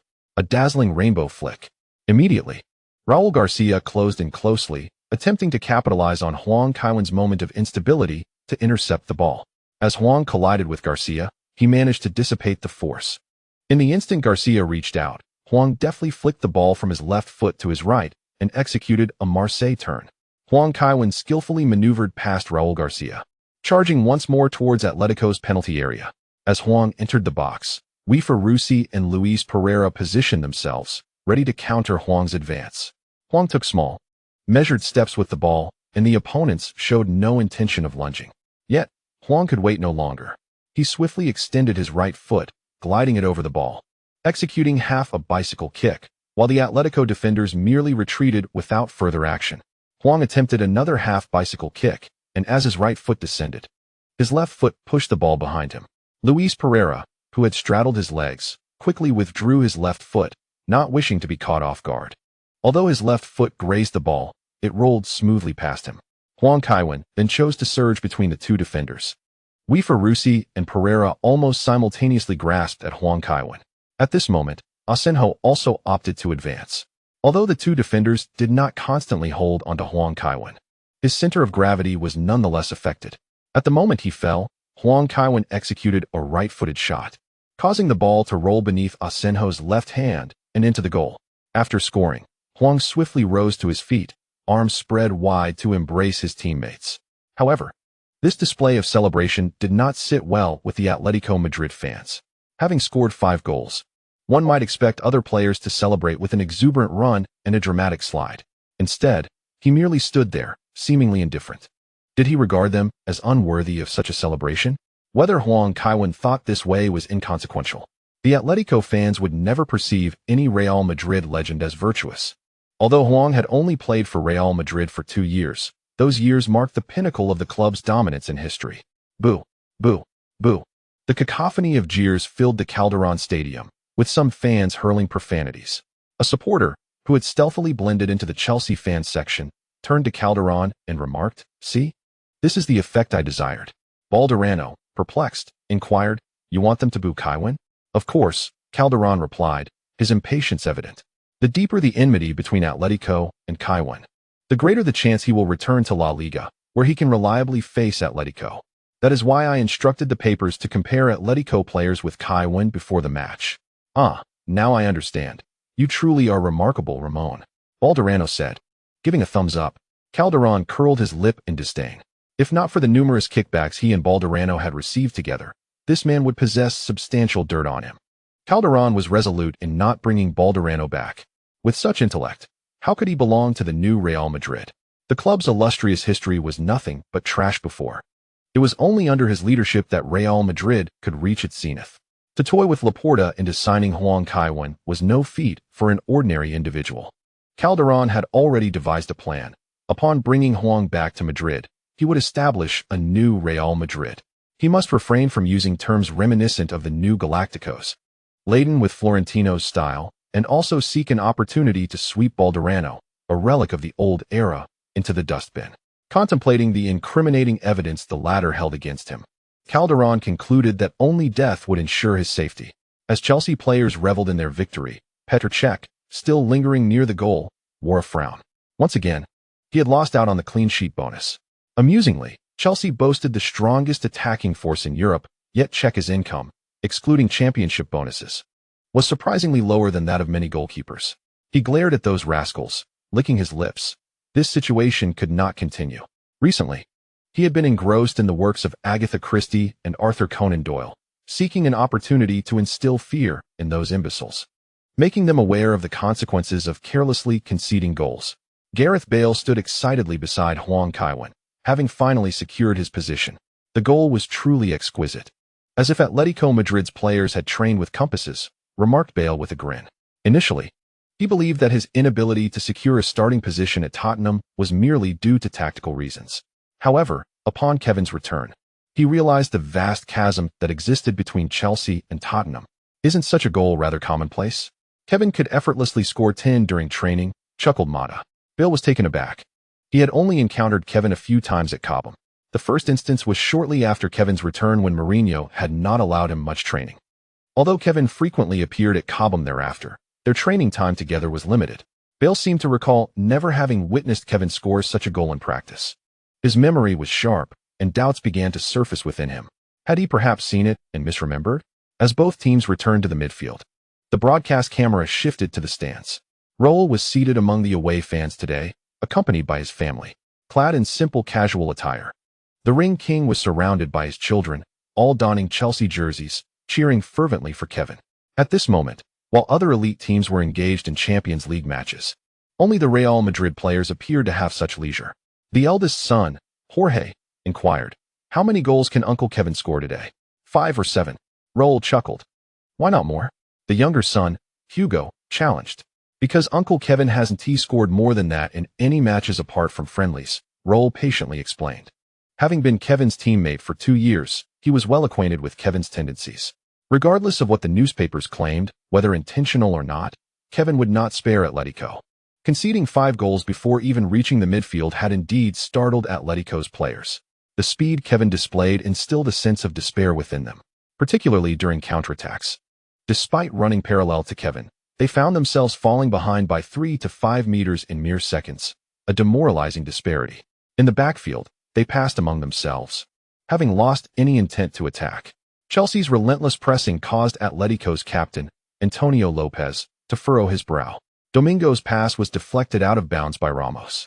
Immediately, he raised his hand to capture his teammates' attention, exclaiming loudly, "Even if we are to lose, we should do so with dignity. Given the circumstances, conceding another goal would not worsen our fate. We might as well continue to attack." Compared to his previous exhortation, this call to action evidently resonated more with the Atletico players. Indeed, conceding another 100 goals would yield no points, just as they had now. There would be no deductions. Such timid play only earned disdain from the fans. Atletico, by nature, was a combative team, shaped by their long-standing heritage. These South American players had emerged from similar environments. Following Lopez's encouragement, the morale of the Atletico squad notably surged. Mourinho watched Lopez with keen interest.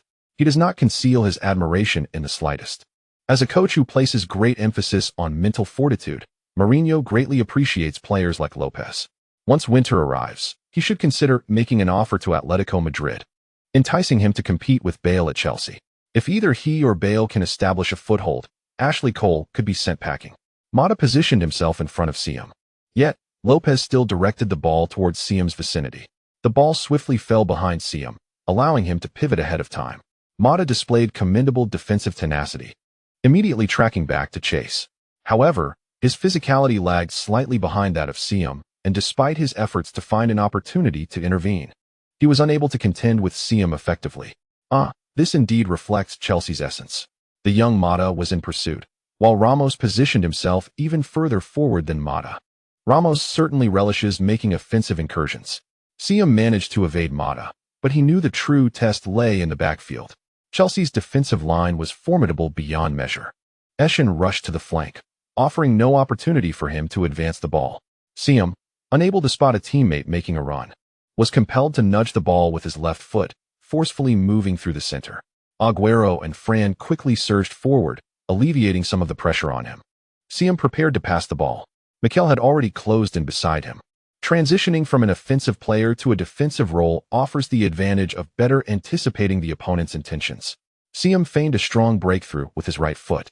Mikel immediately extended his leg while maintaining his balance.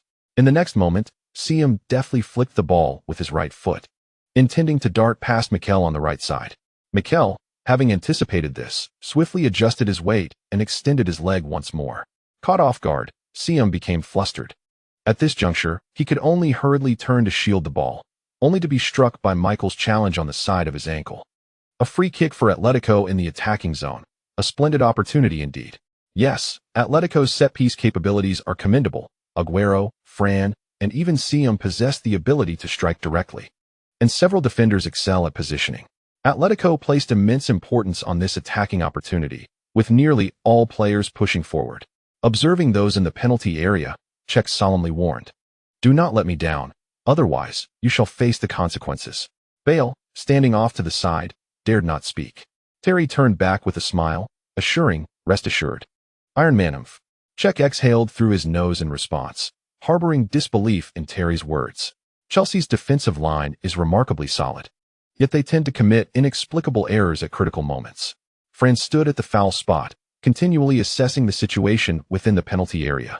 As the referee's whistle sounded, Fran took a run up and sent the ball toward the left post. An indirect free kick. Terry, positioned centrally, found himself unable to contest the first touch. But as Terry turned back, he witnessed Ramos leap high, powerfully heading the ball away from Domingo. Atletico's players scrambled back, failing to score and losing possession. They now faced Chelsea's counterattack. Positioned just outside the penalty area, Mata successfully received the ball at the arc's apex. Mata deftly passed the ball to Huntelaar ahead of him. Huntelaar, upon receiving the ball, turned and with a flick of his right foot, advanced it further despite Santana's presence. Damn, cursed Wiferuzzi, who was left at the back alongside goalkeeper Asenjo. The situation was perilously precarious. Although Huang Kaiwen had possession of the ball just a few meters away, Wiferuzzi opted not to press forward, instead choosing to turn half-heartedly and sprint back. He could only hope his teammates would return to defend with greater urgency. The Atletico Madrid half was alarmingly vacant, and Huang Kaiwen, unhurried, maneuvered the ball closer to the center. The boos from the Calderon Stadium grew louder, as some Atletico fans could barely bear to watch. In this scenario, the likelihood of Huang Kaiwen squandering the attacking opportunity was far greater than him scoring. As he approached the penalty area, Huang Kaiwen suddenly accelerated, pushing the ball forward with his right foot. Wiferuzzi hastened his retreat, yet in the next moment, Huang Kaiwen deftly flicked the ball with the outside of his right foot, continuing his advance toward the center. A feint. Wiferuzzi realized he had fallen for it. Huang Kaiwen's right foot was already poised to strike. Wiferuzzi quickly extended his leg in an attempt to block Huang Kaiwen's shot to the far corner. Just as Huang Kaiwen appeared to aim for the far post, he twisted his body, pushing the ball with the inside of his foot. The ball sped toward the goal, and Asenjo, believing it was headed for the far corner, could not adjust his position in time. He could only collapse on the spot, reaching out in vain, positioned centrally. He could not touch the ball as it nearly grazed the left post before rolling into the net. Boom. St. Kevin. St. Kevin. St. Kevin. The once numbed Atletico fans watched as the few thousand Chelsea supporters reveled in triumph at their home ground. Huang Kaiwen dashed towards the corner flag and executed a somersault, inadvertently bringing a sigh of relief to the Atletico supporters. This at least signified that Atletico remained a formidable opponent, deserving of celebration upon conceding a goal. Coach, shouldn't we make a substitution? Higuain inquired, having warmed up for an eternity. No need for your reminders. Mind your discipline. I am the coach. Mourinho replied, frowning. Oh, my apologies, coach. Higuain lowered his head, clenching his right fist out of Mourinho's sight. Indeed, all coaches seem to be the same, none of them benevolent. Prepare to come on, Mourinho instructed. Higuain tightened his fist even further. Damn it. If you're planning to substitute, is this a deliberate reprimand directed at me? Damn. Higuain felt as if he might crush his own fist. He had once thought Mourinho was a decent person, but it seemed that revelation had come swiftly. Kevin, you're being substituted. Huntelaar gestured towards the sidelines. Huang Kaiwen nodded and made his way off the pitch. Higuain smiled and embraced Huang Kaiwen, saying, well done. Keep it up. Huang Kaiwen patted Higuain on the back as he walked toward the sidelines. Villas-Boas handed him a towel and a water bottle. Kevin, you can leave now. Mourinho affectionately placed his arm around Huang Kaiwen's shoulder and remarked, don't you have some friends in Madrid? It would be splendid for you to gather with them. If you decide not to return with us tomorrow, just give me a call, and I will have Sergio deliver your passport to you. As Higuain stumbled just a couple of steps away, he nearly fell on the sidelines. Damn, is this what you call maintaining discipline? Fine, coach. I shall take my leave now. Huang Kaiwen nodded in response. Mourinho's intentions were well-meaning, even if he hadn't made prior arrangements. It was crucial to acknowledge Mourinho's gesture at this moment. To consistently appear overly affable might leave the coach uncertain of how to interact with him. The villa in Madrid had yet to be sold, so he could simply return there for the night. Upon exiting the stadium, Huang Kaiwen promptly called for a taxi to head home. There were still people at his residence for routine maintenance, alleviating any concerns regarding cleanliness. After ordering dinner over the phone, Huang Kaiwen turned on the television to catch the second half of the match. To his surprise, he spotted Shakira on screen. He quickly took out his phone and sent her a message. In the second half, Chelsea scored twice more, with Fran adding a goal in the final moments, resulting in Chelsea's resounding 82 victory over Atletico Madrid. Just as the match concluded, Shakira arrived at his doorstep. Huang Kaiwen opened the door to welcome her inside. Shakira entered the house and immediately headed for the fridge, retrieving a bottle of mineral water. After drinking half of it, she exclaimed, I've been preparing for the live broadcast at the television station all day and couldn't find a moment to hydrate. The host had an abundance of questions. When did you arrive in Madrid? Huang Kaiwen inquired curiously. After taking another sip from the bottle, Shakira replied, the day before yesterday, as I have an event here. Spain has always been one of my key markets, you know that. Of course, but did you not know I was here with Chelsea to face Atletico? Huang Kaiwen asked. Well, I certainly did, Shakira admitted, finishing the bottle of water. I simply got caught up in my busyness. Huang Kaiwen rose, took the empty bottle from her, and playfully crumpled it in front of her, saying, my heart feels just like this bottle now. You wicked woman. How could we both be in Madrid and not stay in touch? It's truly disheartening. With a smile, Shakira playfully asked, what can cure it then? It was uncertain whether she referred to the bottle or something deeper. Huang Kaiwen took a deep breath and forcefully blew into the bottle's opening. With a loud pop, the bottle returned to its original shape. See, just a little blow, and it's as good as new, he declared. Shakira rolled her eyes, somewhat exasperated. This man certainly had his tricks. Nevertheless, she honestly chose to crouch down to tie her shoelaces. Around 11 in the morning, after waking up, Huang Kaiwen received a phone call from Ramos. Approximately half an hour later, Ramos arrived at his home with a newspaper in hand. The coach told me to wait for you to return together, Kaiwen, Ramos stated. How did you know what time I wake up, Sergio? Huang Kaiwen inquired. A hint of curiosity in his tone. I saw in the newspaper that Shakira was at your house, so I figured you wouldn't be up until after 11. Ramos replied with a chuckle. Wow, the paparazzi in Spain have indeed evolved recently, capturing even last night's events. Upon receiving the newspaper from Ramos, Kevin Huang noticed a photograph of Shakira entering his home, gracing the front page of AS. It seems the attentive paparazzi, fixated on Shakira, followed her to his doorstep, leading to such an unexpected revelation. According to Marca, in Madrid yesterday, we once again beheld Kevin, who, despite donning a blue jersey, remained the unstoppable number 10. One must admit, Kevin's appearance in blue felt rather unfamiliar. This hue pales in comparison to the elegance of white. The finest players ought to don the most noble of jerseys. After the match, some extreme Atletico fans chose to burn Kevin's effigy, an act that provoked considerable outrage. Kevin remarked, is this never-ending? Do they really take me for a fool? Ramos, evidently having previewed the news, commented from the side, these individuals are truly excessive, showing no respect for the finest player in football. Forget them. They are irrelevant, Kevin replied. Who knows where these fans originated? They could very well be hired by Marca. With Kevin's illustrious reputation, even rival fans seldom engage in such antics. Since arriving in Madrid, Marca has been inciting confrontation between Kevin and Atletico supporters. He is no fool. When are we heading back, Kevin? Ramos inquired. Have they left? If not, we should return with the team, Kevin responded. They've departed. They flew back to London this morning. Ramos pointed out, gesturing upstairs. Aren't you going to wait for her to wake up before leaving? Forget it. She won't rise until the afternoon. And she has to leave Madrid as well, Kevin replied. Ramos nodded, shouldering both their bags. Their timing at the airport was fortuitous, allowing them to secure a flight to London. After more than 2 hours, Kevin and Ramos landed at Heathrow Airport, only to be besieged by reporters as they exited. Kevin, is it true that Shakira is having your child? Did Antonio de la Rua, the son of the Argentine president, claim you interfered in their relationship? Did you leave abruptly yesterday because of Shakira? Have you already chosen a name for the child? The reporters awaited eagerly, brandishing their microphones, eager to capture every word from Kevin. Ramos, growing impatient, prepared to push through the crowd. With a smile and a wave of his hand, Kevin addressed them. Someone is here to pick me up. I will briefly answer your questions. Shakira and I are merely good friends. Yesterday, we were discussing some musical matters. As you know, I possess a profound literary sensibility, and she aspires to write her own songs. It is entirely normal for us to convene in Madrid to discuss such topics. Therefore, your inquiries are unfounded. As for that de la Rua fellow, is his profession merely being the president's son? I do not even know him.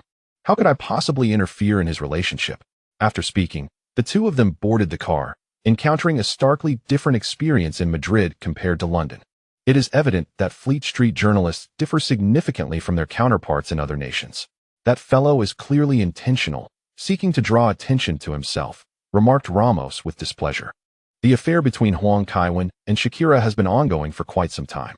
The son of that so-called president has deliberately chosen this moment to engage with the media, evidently aiming to capitalize on the global spotlight that Huang Kaiwen's return has garnered, hoping to attract more eyes. Never mind, I have nothing to lose. Huang Kaiwen smiled and advised. Shakira has been separated from that individual for quite a while. However, strictly speaking, this does mark the only blemish on the otherwise pristine record of the beloved Huang. After all, he presented her with a hat. What harm is there in allowing her a few words? Perhaps he should take the time to observe who his father's opponents are and extend some support to them. Chelsea triumphed over Atletico Madrid, leaving Ferguson in a state of distress.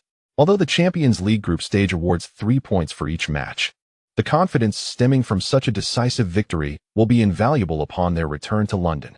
In the 4th round of the group stage, facing Atletico again, Mourinho will undoubtedly refrain from starting Huang Kaiwen.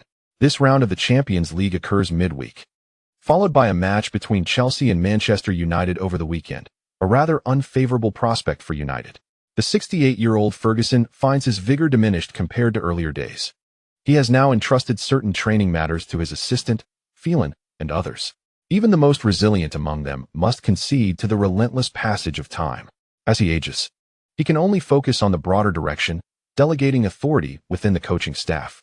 However, facing Chelsea instills a sense of uncertainty within him, especially after witnessing the match between Chelsea and Atletico, where Huang Kaiwen's speed filled him with despair. Despite Manchester United's formidable defense, Ferdinand and his compatriots would struggle to contain such a swift and agile attacking player. This season, he had summoned Manchester United players back early, aiming for the league title. But Huang Kaiwen's premature return has disrupted his plans. Currently, the two teams occupy the 1st and 2nd positions in the league, making their encounters crucial, as the two direct confrontations will likely determine the season's champion. Tactically, he must respond accordingly.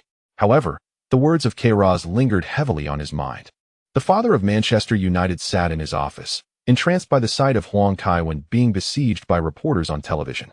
Uncertain of how much time had elapsed, Ferguson finally picked up the white telephone on his desk and dialed.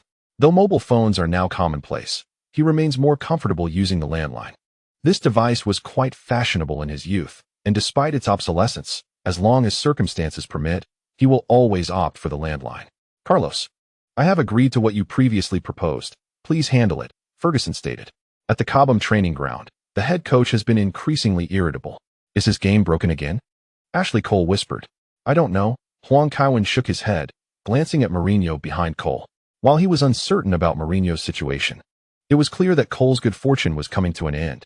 Mourinho gestured for the players to remain silent. Everyone was eager to witness Cole's antics. Unbeknownst to Ashley Cole, the specter of death loomed ever closer. Dribbling the ball beneath his feet, he mused aloud. It just feels that way. There aren't many things that could provoke such rage in a man. Poor boss, I wonder if his assets are still intact. Of course they are, Mourinho retorted with a sardonic smile. How do you know? Ashley Cole turned to see Mourinho fall back as if struck by a ghost, retreating a few steps in surprise. Laughter erupted across the training field. Boss, I was only joking. Do you believe me? Ashley lamented, his face a picture of despair. What do you think? Mourinho countered. Should I report to the reserves then? Ashley inquired. Absolutely not. Mourinho replied with a smirk. You are, after all, the best fullback in the world. The British media would crucify me if I sent you to the reserves. So what then? Ashley asked cautiously. I have resolved that you must live up to your reputation. A fullback lacking sufficient speed is simply unacceptable. You must undertake additional training in the coming period, Mourinho declared with a grin. Come on, boss. You aren't suggesting my speed could rival Kevin's, are you? For a man, being too fast isn't necessarily a virtue, Ashley exclaimed, his excitement palpable. Kevin, meanwhile, silently raised his middle finger, initially intending to defend his friend, but now opted to simply enjoy the spectacle. There's no need for that. It would be unfair to you. Mourinho said kindly. I am not unreasonable. As long as your speed can match Gareth's, that will suffice. I was mistaken, boss. Ashley groaned as he knelt on the grass in despair. Laughter erupted once more from everyone on the training ground. Who among them did not know of Bale's remarkable speed? Ashley was no slouch himself, yet the prospect of reaching Bale's level seemed almost fantastical. For the foreseeable future, Ashley would be in for a challenging time. A day later, Chelsea triumphed over Blackburn with an impressive score of 5-0. Although Kevin did not play, Fleet Street associated him with this victory. The Times headlined, "The Kevin Effect," stating, "When Kevin is at Chelsea, even when he does not take the field, The team's demeanor is transformed from when he hung up his boots. This was a squad exuding the aura of royalty, a stark contrast to earlier in the season. Mourinho often emphasized that Chelsea did not rely on any single player. Yet, in reality, the Chelsea without Kevin was an entirely different entity. The 5-0 victory served as significant evidence. During the period of Kevin's absence, Chelsea played 9 competitive matches and, including friendlies, a total of 13, with none of those matches seeing them score more than 4 goals. The Daily Mail remarked, "The method of controlling variables proves highly effective." Even with Mourinho absent from the touchline, Chelsea's performance remained stable, even with the team's medical staff directing the matches. However, when Kevin was not present, Chelsea devolved into a team reliant on defense and individual brilliance to resolve issues. In this comparative analysis, it is evident who stands out as extraordinary. The Sun reports that Manchester United's assistant coach, Carlos Queiroz, has been frequently in contact with sorcerers, presumably preparing for the forthcoming match against Chelsea. With a particular focus on Kevin, it remains to be seen what strategies Chelsea will employ prior to their encounter with Manchester United, as they have 2 matches ahead. However, media attention has already shifted to the highly anticipated clash between Manchester United and Chelsea. The Premier League boasts numerous fierce rivalries, yet Liverpool has faltered, and Arsenal's summer acquisitions have not yielded favorable results, leaving them at a disadvantage from the outset. Manchester City aspires to disrupt the standings, yet their performance and locker room dynamics do not reflect a championship contending team.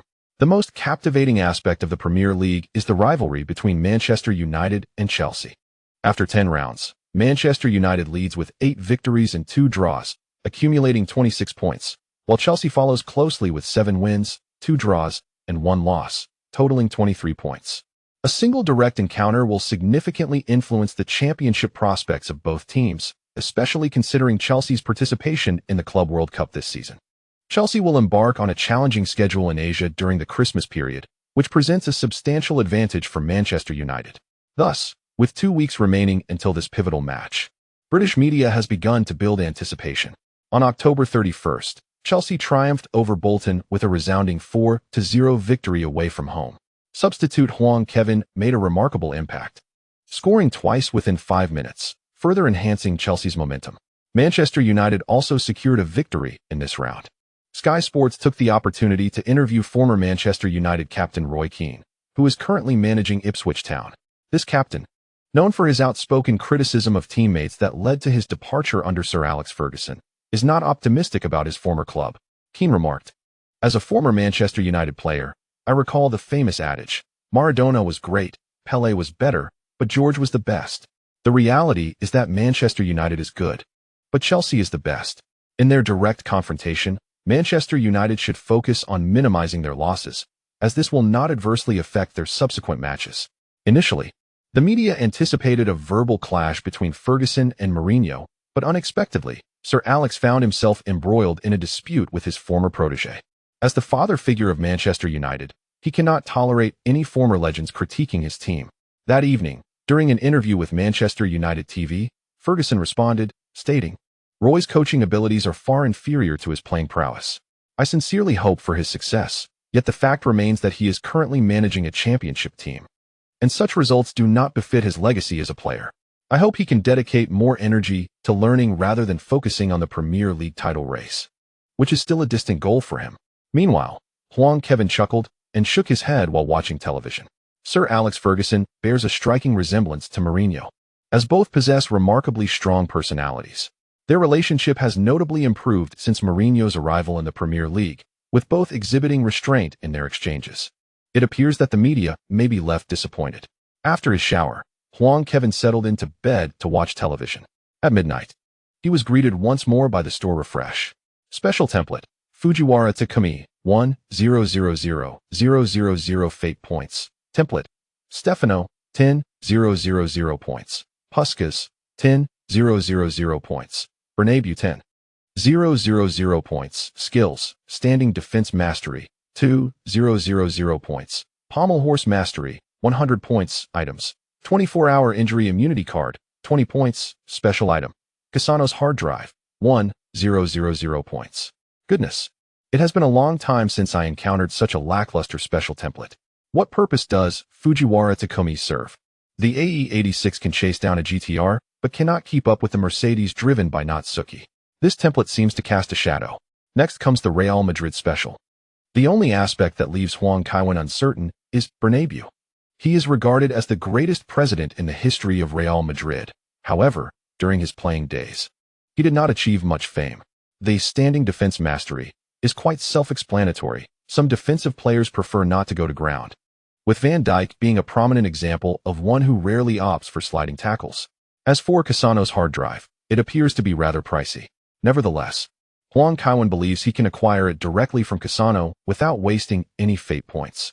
Ultimately, he decided to spend 120 points on the immunity card and pommel horse mastery. The skill of pommel horse mastery elevates one's pommel horse abilities to a professional level, enhancing both arm strength and core stability. His arm strength has notably improved. Huang Kaiwen is now left pondering who possesses greater arm strength between himself and Delap. Although Delap has trained in javelin and discus, Huang, the football king, has natural talent. After successfully enhancing himself, Huang Kaiwen retired for the night with a satisfied heart. The following morning, as he sat down for breakfast, Albert remarked, "Sir, this afternoon someone will come to present you with a certificate." "What certificate?" Huang Kaiwen inquired. "The Guinness World Record for the hand-thrown ball you achieved last season," Albert replied. "I see. Let them come," Huang Kaiwen said, as he had initially intended to invite Ramos for a fishing trip, hoping to dissuade him from constantly visiting the university. It seems that plan has been thwarted. Feeling somewhat bored, Huang Kaiwen opened his computer after breakfast. Li Qi is truly unfortunate. Aspiring to be a star yet facing disdain due to his father's issues. Indeed, he has his share of flaws as well. Xie Yuan is extraordinarily fortunate.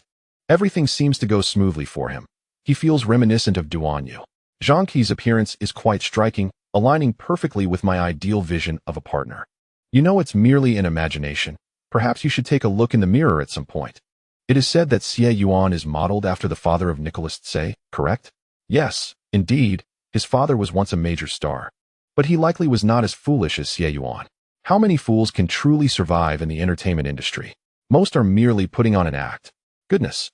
Upon witnessing this, Huang Kaiwen felt something was amiss. He had initially aimed to disappoint the critics with a television series, but it seems to have transformed into a recommendation for them instead. After contemplating briefly, Huang Kaiwen opened his cherished folder of study materials and posted again. In the dead of night, my father-in-law knocked on the door, and my timid husband dared not resist. My mother-in-law frequently sought fault, and it was not until I discovered the test results hidden in the drawer that I unearthed a shocking secret. Apologies for being 2 minutes late. Mbappé is indeed on his way to Real Madrid. No team in the Premier League can afford his salary. I seek monthly ticket recommendations. 0400. The miraculous reign of the Yellow Ball King descends. A perfectly good young man was left speechless by the Yellow Ball King's antics. This cannot be tolerated, madam. To put it bluntly, it feels akin to summoning spirits for the Hong Kong British government.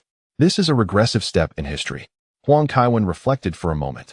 It is best to watch whatever shows one prefers. They cannot be allowed to only indulge in dramas, such as stories where the husband unexpectedly passes away, and Jalen and Old by come to offer comfort. On a night shift, caught in heavy rain and missing the last bus, one might stay at a colleague's home. Running a guest house to earn money by adding services for guests. These are the plots that resonate with the seasoned users of the forum. Observing more will deepen one's understanding of the customs of the people of Liban. One must learn from past lessons for future endeavors, should the need arise. This knowledge will prove useful. With this thought, a sense of mission arose within him. Unbeknownst to me, sharing a few seeds and URLs has sparked such extensive discussion. The Yellow Ball King truly deserves his title as one of the top 10 outstanding youths on the planet. He even carefully selected several captivating pieces. First and foremost, one must consider the actor's appearances, followed closely by the storyline. Both elements are indispensable. Ideally, villains should face punishment while heroes attain redemption, though this can be quite challenging. Nonetheless, it vividly exposes the hardships of the people of Liban. Wrongdoers escape punishment while the good can only shed tears, wary that the young man might be deceived. Huang Kaiwen altered several drafts before finally completing his posts. Today, the goal of doing a good deed was achieved. Huang Kaiwen resolved to seize the moment. His prowess, apart from his innate talent and the blessing of the Vatican, also stemmed from his reputable standing. Thus, he must continue to enhance Chelsea's spiritual and cultural development. The Yellow Ball King is not one to revel in his teammates' misfortunes. We are all part of the same team. One's glory is shared, and one's downfall is mutual. Look at Manchester United, frequently mocked for having a history of domestic violence DNA, largely due to the antics of Giggs and Greenwood. Chelsea's tarnished reputation reflects poorly on him as well. Previously, he submitted a piece about Ashley Cole helping an elderly lady cross the street away from home. Today, he chronicled the Chelsea team doctor in Berlin. Although this somewhat highlights the privileges of the Yellow Ball King, at his level, having no privileges would be abnormal. He aims to showcase to the world that under Abramovich's leadership, Chelsea is a united team, elevated above lowly pursuits, with clear rewards and punishments. As long as one contributes to the team, the club will not hesitate to offer rewards. Writing in this vein emphasizes Chelsea's excellence. In the end, he will ensure that Kenyon covers the expenses for the journalist's fees. Without further ado, Huang Kaiwen's pen flows like a dragon and snake. In order to provide Kevin, the Chelsea player, with the best medical environment in Berlin, Chelsea dispatched the chief physician, massage therapist, physiotherapist, chef, and several of the latest advancements from the cutting-edge laboratories of America, ensuring Kevin's optimal condition. To express his gratitude towards the Chelsea staff, Kevin gifted several luxurious cars and valuables. He vowed never to forget anyone who had assisted him. As he wrote, he felt a sense of nobility. There is no doubt that in terms of gratitude and appreciation, the illustrious Huang has truly excelled. After performing so many good deeds, what harm could there be in having the newspapers report on it? This would advocate for the spiritual and cultural development of London's populace, encouraging them to divert their attention from gossip and instead embrace the advanced ideologies guided by Marxism-Leninism. If this were to persist, it might even transform the societal atmosphere, purifying the ethos of the British Isles. If that were the case, should not Huang also be regarded as a mentor? Just as Huang was immersed in his thoughts, the old steward entered with others. "Sir," Albert said. "Gareth, Sergio, what brings you all here together?" Huang Kaiwen inquired, setting down his pen. It was no surprise that Ramos came. After all, it was akin to visiting family. However, it was the first time Bale had come over to celebrate. Bale, holding something in his hands, appeared anxious yet uncertain of how to begin. Ramos chuckled. "When I arrived, I found him loitering at the door. Your neighbor, uninterested in football. Nearly called the police, so I brought him along.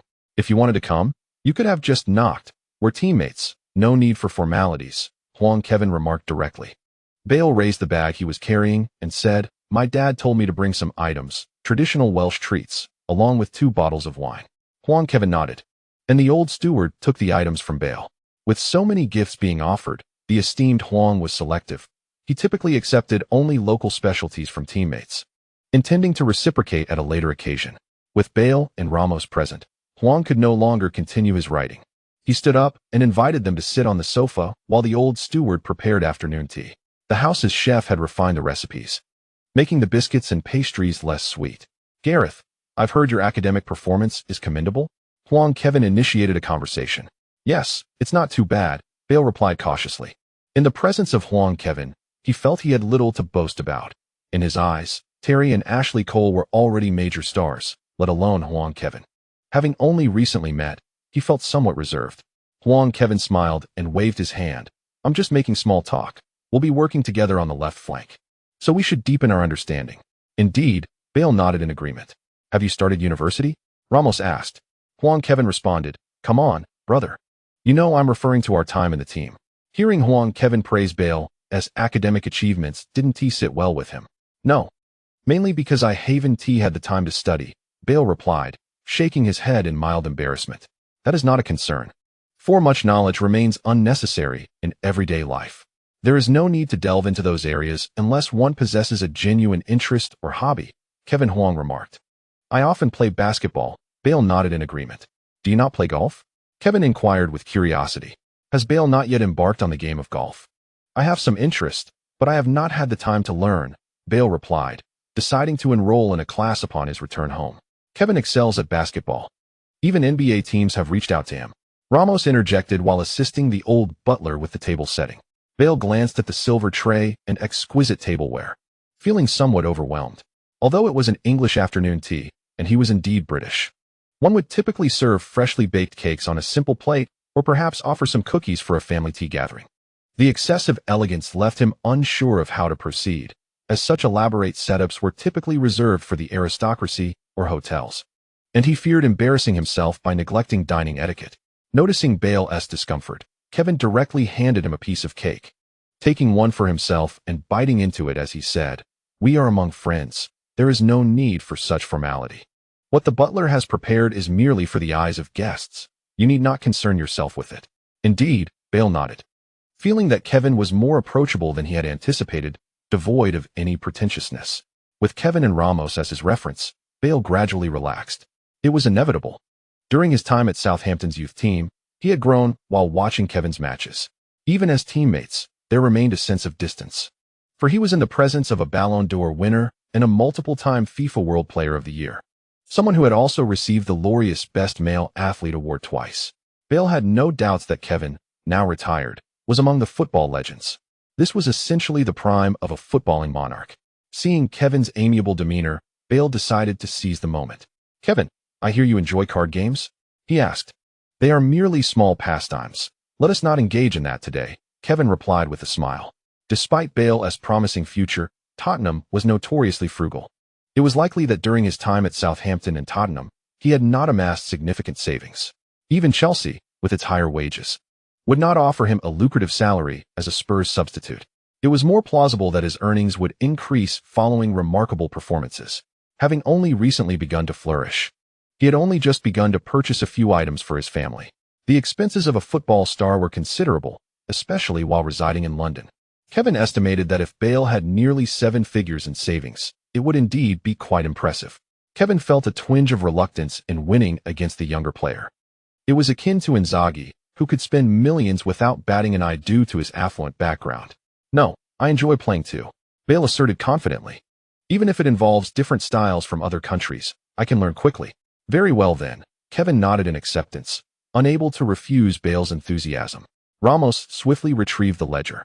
Preparing for the afternoon's awards presentation, Bale departed from Huang Kaiwen's residence, carrying a few £1,000s in winnings. To his surprise, he not only brought gifts but also earned a profit on his first visit. Kevin proved to be even more amiable than he had anticipated, displaying no anger despite his losses. As Bale was leaving, Kevin encouraged him to visit more often. Bale resolved to return after the next match day during his break. "Kevin, here is the certificate for the world's longest goalkeeper throw and another for the 800-meter world record," announced a staff member. "There should also be a certificate for Kevin's shooting speed, right? Isn't a penalty kick over 200 kilometers per hour the world's fastest?" Ramos inquired. Yes. We overlooked that. We will send it to you soon," the staff member replied. "Thank you for your trouble," Huang Kaiwen smiled as he escorted them to the door. The elderly steward also remembered to offer them gifts.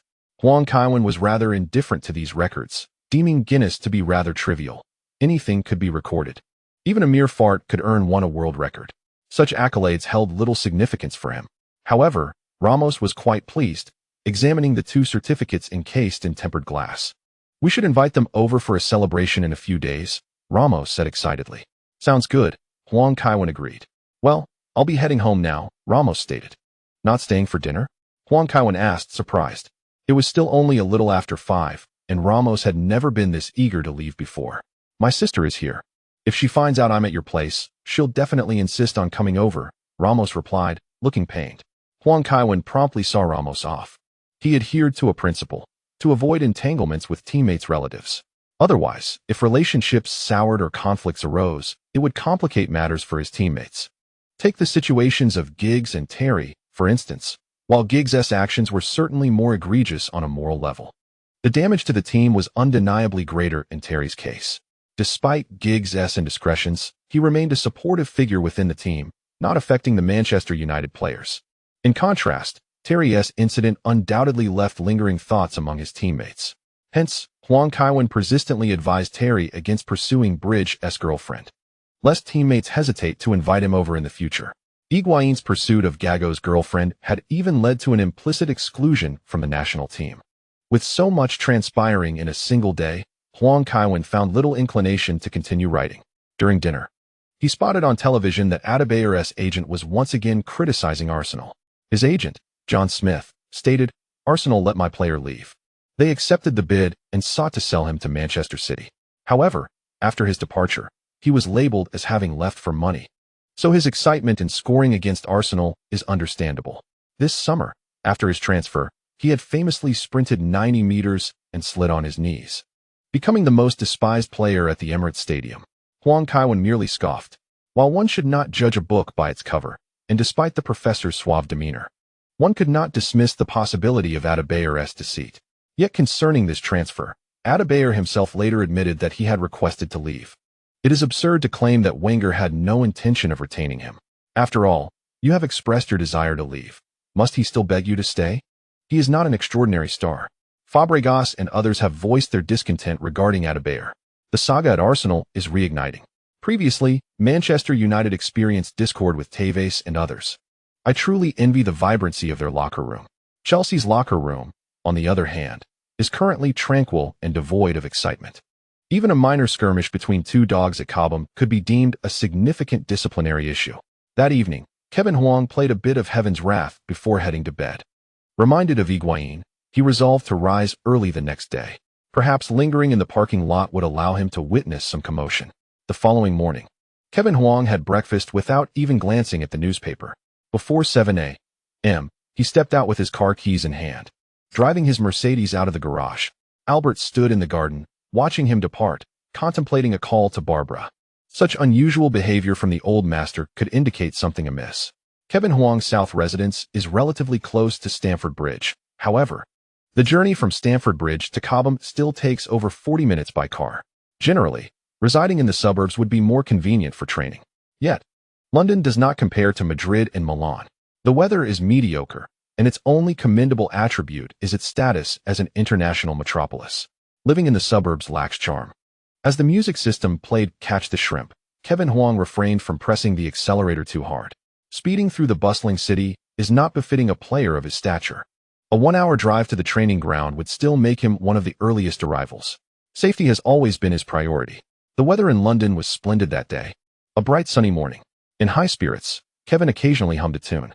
A school bus whizzed past, its vibrant yellow particularly striking. Kevin lowered his gaze to check the speedometer. He was already going 40 miles per hour, not particularly fast. The fact that he couldn't outpace a school bus slightly dampened his mood. With a firm press on the accelerator, he caught up to the bus, rolled down his window, and inquired, "Do you know the speed limit in the city?" "Bloody hell, Kevin." The driver, drenched in sweat, turned to see Kevin Huang. The surprise flickered across his face, but he grimly gripped the steering wheel and lamented, "The brakes have failed. We've lost control." No wonder. In the UK, the consequences for reckless driving in a school bus are severe. Kevin Huang glanced ahead. There was still some distance to the intersection, and he quickly asked, "Have you engaged the handbrake?" "I dare not pull it. At this speed, we might tip over," the driver responded, his voice trembling. The bus was filled with students, children of influential parents. If something were to happen, even a swift exit from this world would be too lenient of fate. Understanding the gravity of the situation, Kevin pressed further, "Have you called the police?" "Yes. Tell them to block the road." Upon hearing this, Kevin slammed the accelerator down. His beloved car roared ahead. Surging into the fray, Huang Kaiwen gazed at the position of the school bus in the rearview mirror, adjusting his own vehicle's placement. He swiftly activated the system, utilizing his last 24-hour immunity card. Accelerating ahead of the bus, Huang gradually decelerated to match its speed. The bus driver, eyes wide with realization, clearly perceived Huang's intentions. As he continued to slow down, the slower-moving Mercedes was abruptly nudged from behind. Yet, Huang did not abandon his course. Before him lay an intersection, and he remained uncertain if the road was obstructed. One wrong move could spell disaster if a vehicle approached laterally. Maintaining his deceleration, Huang cautiously pressed the brake, wary of causing the bus to tip over. Just as he reached the intersection, he was relieved to find it clear. After a smooth passage, he slapped his forehead in realization. He pressed the accelerator once more, and the Mercedes surged forward. The bus driver sighed. Under these circumstances, blame could hardly be assigned elsewhere.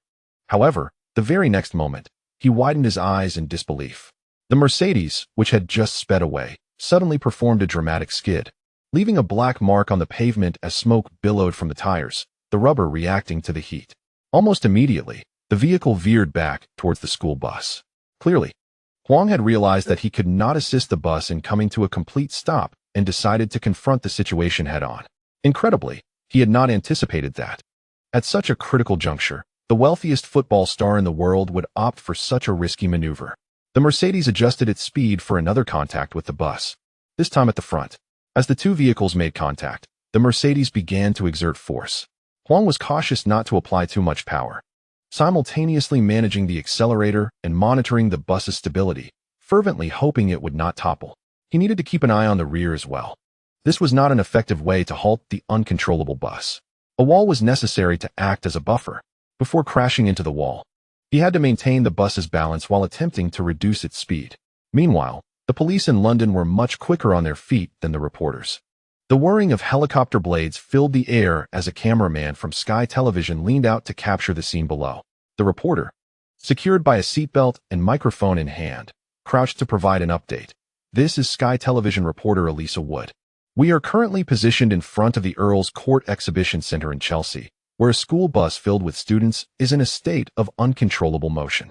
The Mercedes you see is reportedly driven by Chelsea's number 10, Kevin, who is attempting to slow the bus down.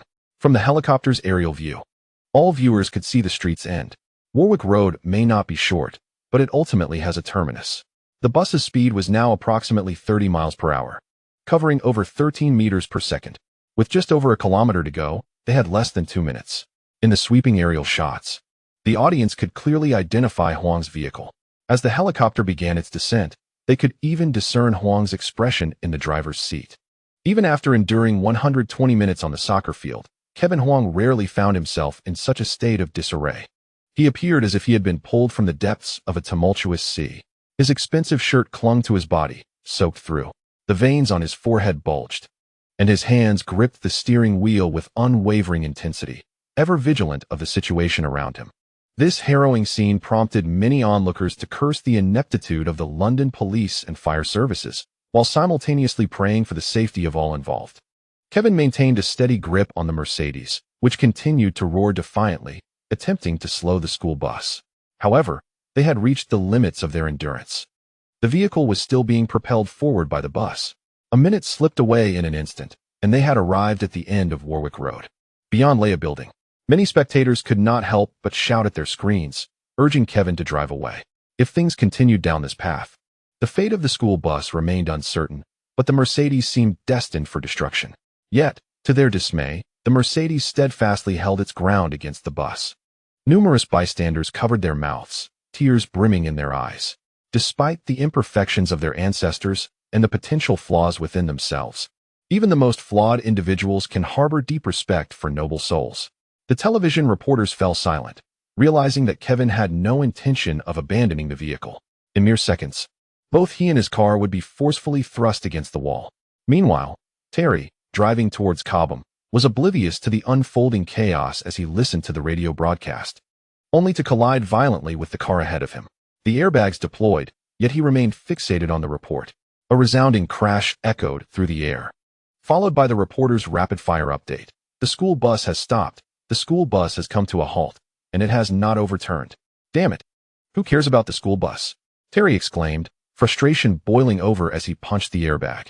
The rear of the Mercedes had been shoved into the staircase, sustaining severe damage, and Kevin's condition remained uncertain. Damn it! Terry unbuckled his seatbelt and dashed into the street, arms outstretched.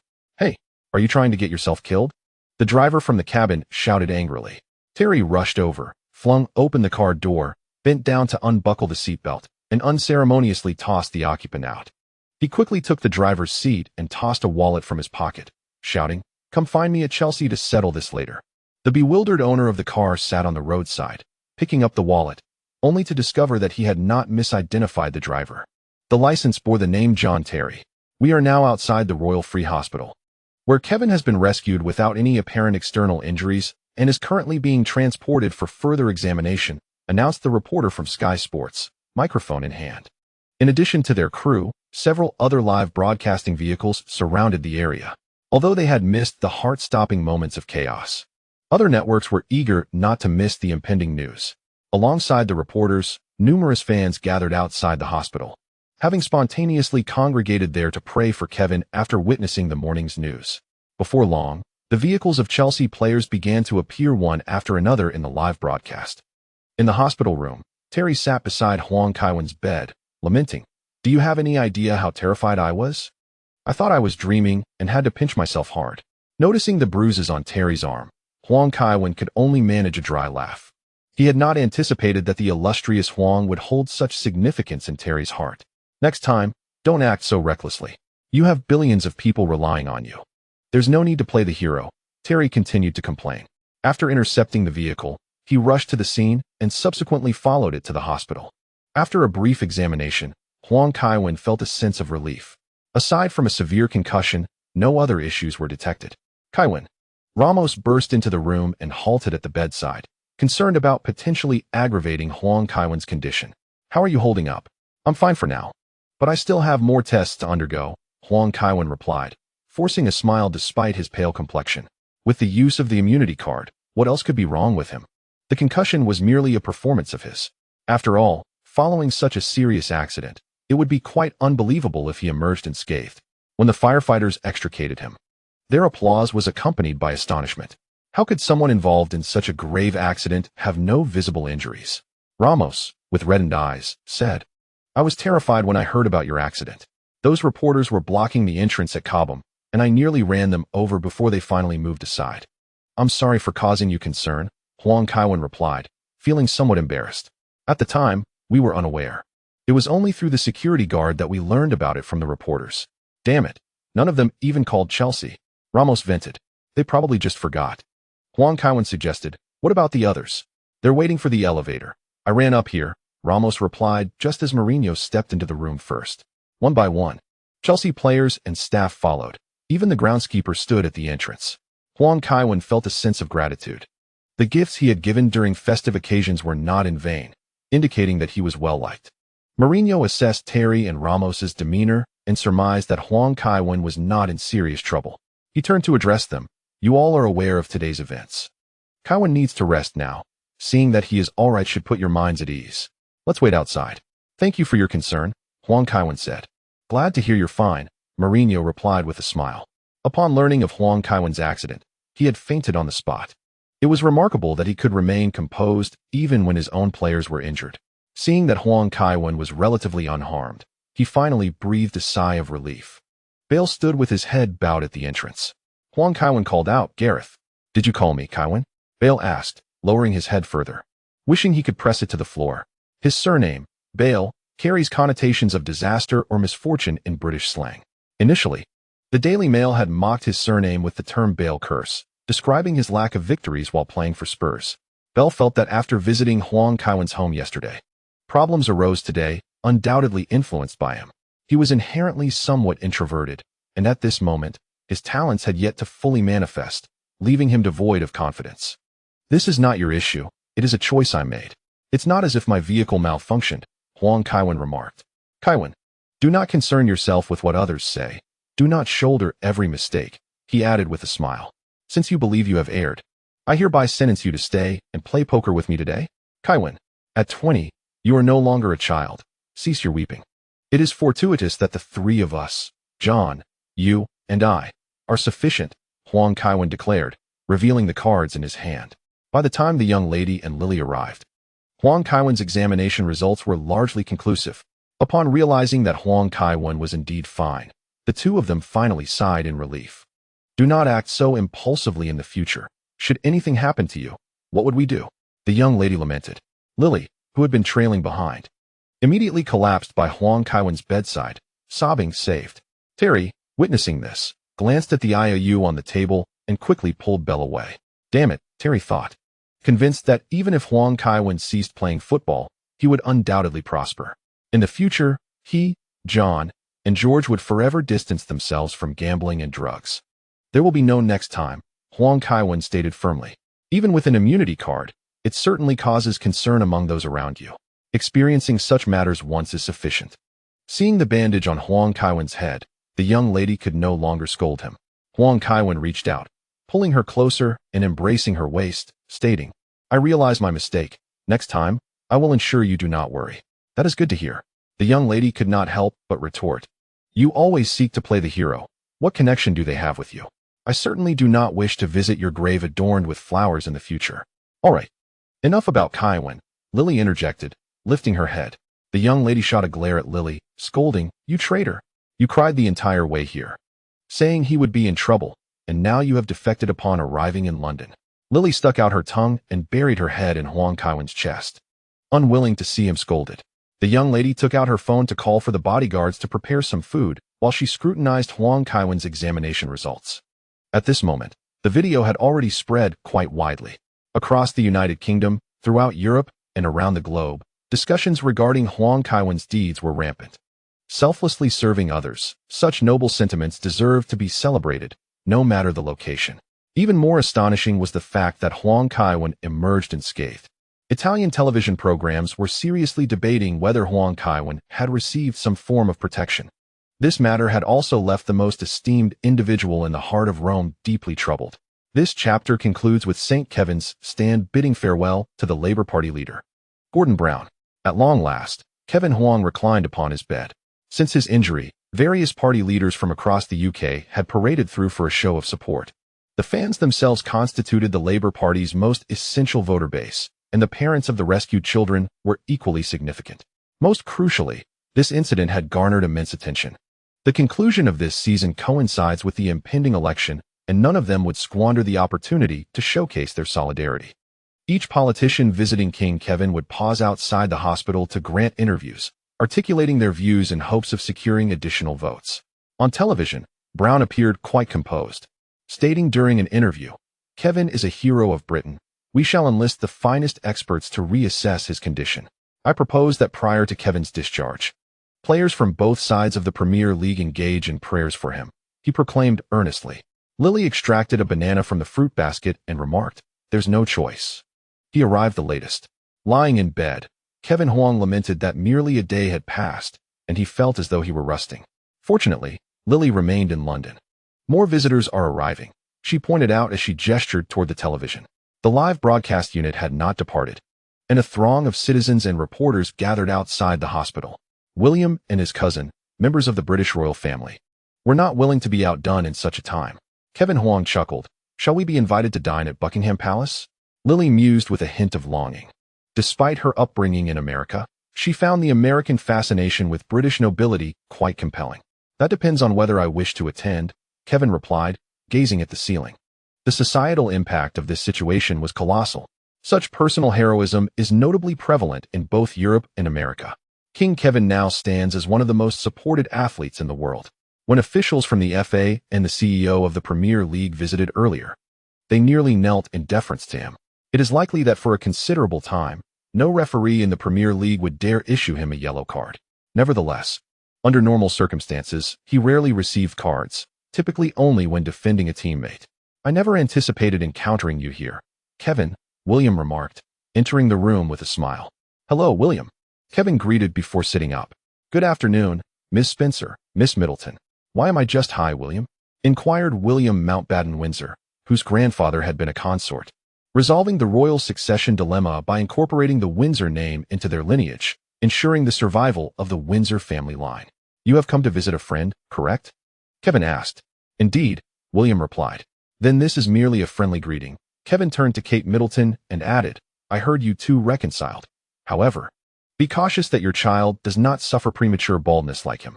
At that moment, William's hair was rather sparse at the crown. Their family genetics certainly posed an issue, as Charles had begun losing hair in his 20s. "Leave my hair alone," he quipped. William sighed and remarked, "I have contemplated numerous methods, yet none have proven effective in saving them." "Perhaps you might consider a wig," suggested Kate Middleton. "Forget it," William replied, placing the flowers down.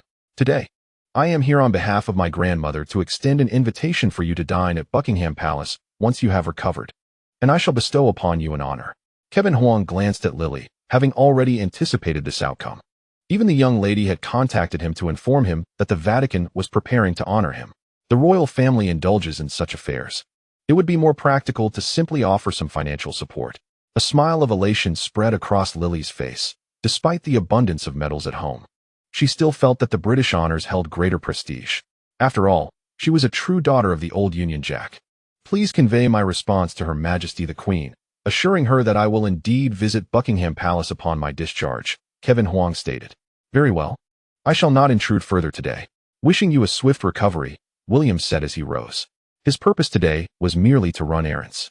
Kevin remained seated, allowing Lily to escort William to the door. Regardless of who arrived, the king of the yellow ball was not yet healed, and Lily had to drive manually. Later, Vatican radio reported that during a speech in St. Peter's Square, the Pope expressed hope that Kevin's brave deeds would inspire us to become courageous witnesses of the gospel and to commit ourselves to the dignity of humanity. When the church loses its courage, a tepid atmosphere permeates it. Christians, too, may become lukewarm, losing their fortitude. This severely damages the church, as lukewarmness ensnares us in contradictions, stripping us of vision and rendering us devoid of the courage to pray to the heavens or to proclaim the gospel. Should we remain lukewarm Christians, our courage will dwindle to focusing solely on our trivial matters, our jealousy, ambitions, and selfish pursuits, all of which bear no benefit for the church. The church ought to be as brave as Kevin. 2 days have passed, yet the fervor shows no sign of abating. Kevin Huang continues to dominate the headlines of major British media outlets. The Times reported, in the face of danger, Kevin displayed an indomitable spirit, saving the future of Britain. And we extend our highest respect to him. London Mayor Boris, in an interview, stated his intention to nominate Kevin as an honorary citizen of London. Our Queen should also consider bestowing upon Kevin the illustrious Order of the Garter. Although he is neither a monarch nor the Prince of Wales, he is already the sole non-political leader among the Knights of the Golden Fleece, and there is nothing amiss with being a non-royal member of the Order of the Garter. The Daily Mail noted, in Kevin's absence, Chelsea's victory over Atletico Madrid should pose no challenge.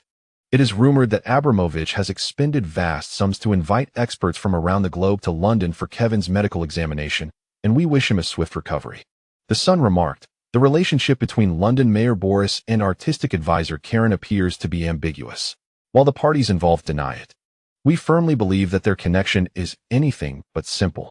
The parents of the rescued children have resolved to donate over $12 million to the Kevin Foundation, aimed at assisting families living in poverty. According to Stuttgart News, Charlie Gibson, a senior executive at Cerberus, the largest shareholder of Daimler, stated in an interview that the Daimler board is advancing its collaboration with Kevin, aspiring for him to become the global ambassador and lifelong spokesperson for the Mercedes-Benz brand. Soon, the world will witness an unprecedentedly sincere and substantial contract. In an interview with Milan Sports, Claude Dely expressed, I made several calls to confirm Kevin's safety, yet I still cannot rest easy. He is such a noble individual, as I have repeatedly mentioned during my commentary. In the face of danger, he would unhesitatingly choose to save others, disregarding his own safety, which is what concerns me the most. However, Milan producing such a player is a source of pride for us. When I inquired with the Milan club about establishing a statue for Kevin, they informed me that this matter requires municipal approval, as the stadium does not belong to Milan, which is utterly absurd. In a column for Turin Sports, Buffon remarked, I am not surprised by such events, for Kevin is indeed that kind of person. Throughout his life, he does not weigh pros and cons. He merely considers what he does not wish to see happen and acts to prevent it. If it were me, I could never achieve that. Hence I wish to convey my profound respect for Kevin. He is remarkably flawless, with no blemish in his life aside from losing to Bolt 3 times. World Sports front page. Florentino's greatest contribution to Barcelona has been driving Kevin away. With this alone, he will never have the opportunity to become president of Real Madrid. On the second page, Messi's silence led to the team's draw with Osasuna. Guardiola should provide more opportunities for Boyan and Pedro. Before the match against Atletico Madrid, the entire Chelsea team once again visited Huang Kaiwen in the hospital. Stamford Bridge was adorned with banners wishing for Huang Kaiwen's swift recovery. After scoring, Drogba removed his outerwear to display Huang Kaiwen's number 10 jersey. The only regret was that Agüero also scored twice in the final stages, helping Atletico secure 1 point away. After the match, Agüero, who was awarded man of the match, stated in an interview, Kevin is my role model. I often watched him play before coming to Europe. While I cannot guarantee the future, I am currently a player for Atletico. However, if I were to play in the Premier League, Chelsea would be my only choice. Lily, sitting beside Huang Kaiwen, remarked, I often hear players say similar things lately. Perhaps it is because I am a role model among players? Huang Kaiwen, with his hands behind his head, looked up at Lily and responded, you truly are something. What am I? She asked. Huang Kaiwen replied. This is what the editor of L'Equipe said. I hope players worldwide can learn from me. All right, but I am tired, Lily said, resting on Huang Kaiwen. He sighed, noting that even injury could not afford him a moment of respite. Every time he stayed with Lily, he managed to rise early, much like when he slept alone. In the following days, visitors came incessantly. Unable to bear it any longer, Kaiwen Huang opted to discharge himself and return home. Shortly thereafter, William called to extend an invitation to Buckingham Palace. On November 7th, after having breakfast, Kaiwen roused Lily from her slumber. What? Let me sleep a little longer. She mumbled as she pushed his hand away. Time to get up. We have guests to visit today, Kaiwen replied with a smile. Startled, Lily sat up and promptly leapt out of bed. She was far more enthusiastic about the visit to Buckingham Palace than Kaiwen. In an instant, she dashed into the bathroom. Truly, as the girlfriend of the king of football, her speed was remarkable. Once dressed, Kaiwen prepared to head downstairs for the newspaper, but Lily insisted he stay. How does this look? She twirled in a black gown. It looks splendid, Kaiwen remarked. Great, then I'll change into something else, she murmured, retreating to select another outfit. Kaiwen rubbed his temples, foreseeing a lengthy ordeal ahead. Indeed, as he anticipated, Lily continued to try on different dresses, frequently soliciting his opinion. Ultimately, she settled on a flowing white gown. After descending the stairs, they found Neo already asleep in the car. Sir, I apologize, Neo exclaimed as Kaiwen opened the door. No worries. I kept you waiting too long, Kaiwen replied, ushering Lily into the back seat. Let's go to Buckingham Palace. The palace, located in Westminster, West London, was approximately 16 kilometers from Kaiwen's residence. Even with city speed limits, the drive took just over 10 minutes. Once Neo parked, Lily immediately retrieved her makeup mirror. You haven't done anything. Why touch up your makeup? Kaiwen asked, amused. It's for meeting the Queen, Lily responded, applying her makeup in front of the mirror. Then hurry up, Kaiwen said, stepping out of the car. Mr. Huang, a middle-aged woman approached briskly. Kaiwen greeted her with a smile, Miss Kelly. Although it was Kaiwen's first visit to Buckingham Palace, he recognized the Queen's housekeeper. The staff at the palace were well known, often identified through the newspaper. Angela Kelly was one of the most trusted individuals, though she was later dismissed from the palace for adhering too strictly to royal protocols. Upon seeing her, Lily quickly exited the vehicle to apologize. With a smile, Angela Kelly led the way, saying, The Queen is waiting for you in the courtyard. Kaiwen was somewhat astonished. The courtyard of Buckingham Palace was typically reserved for inspections or receptions of foreign dignitaries. He had not anticipated such an honor for the king of football. The palace was designed with a central courtyard surrounded by buildings on all sides.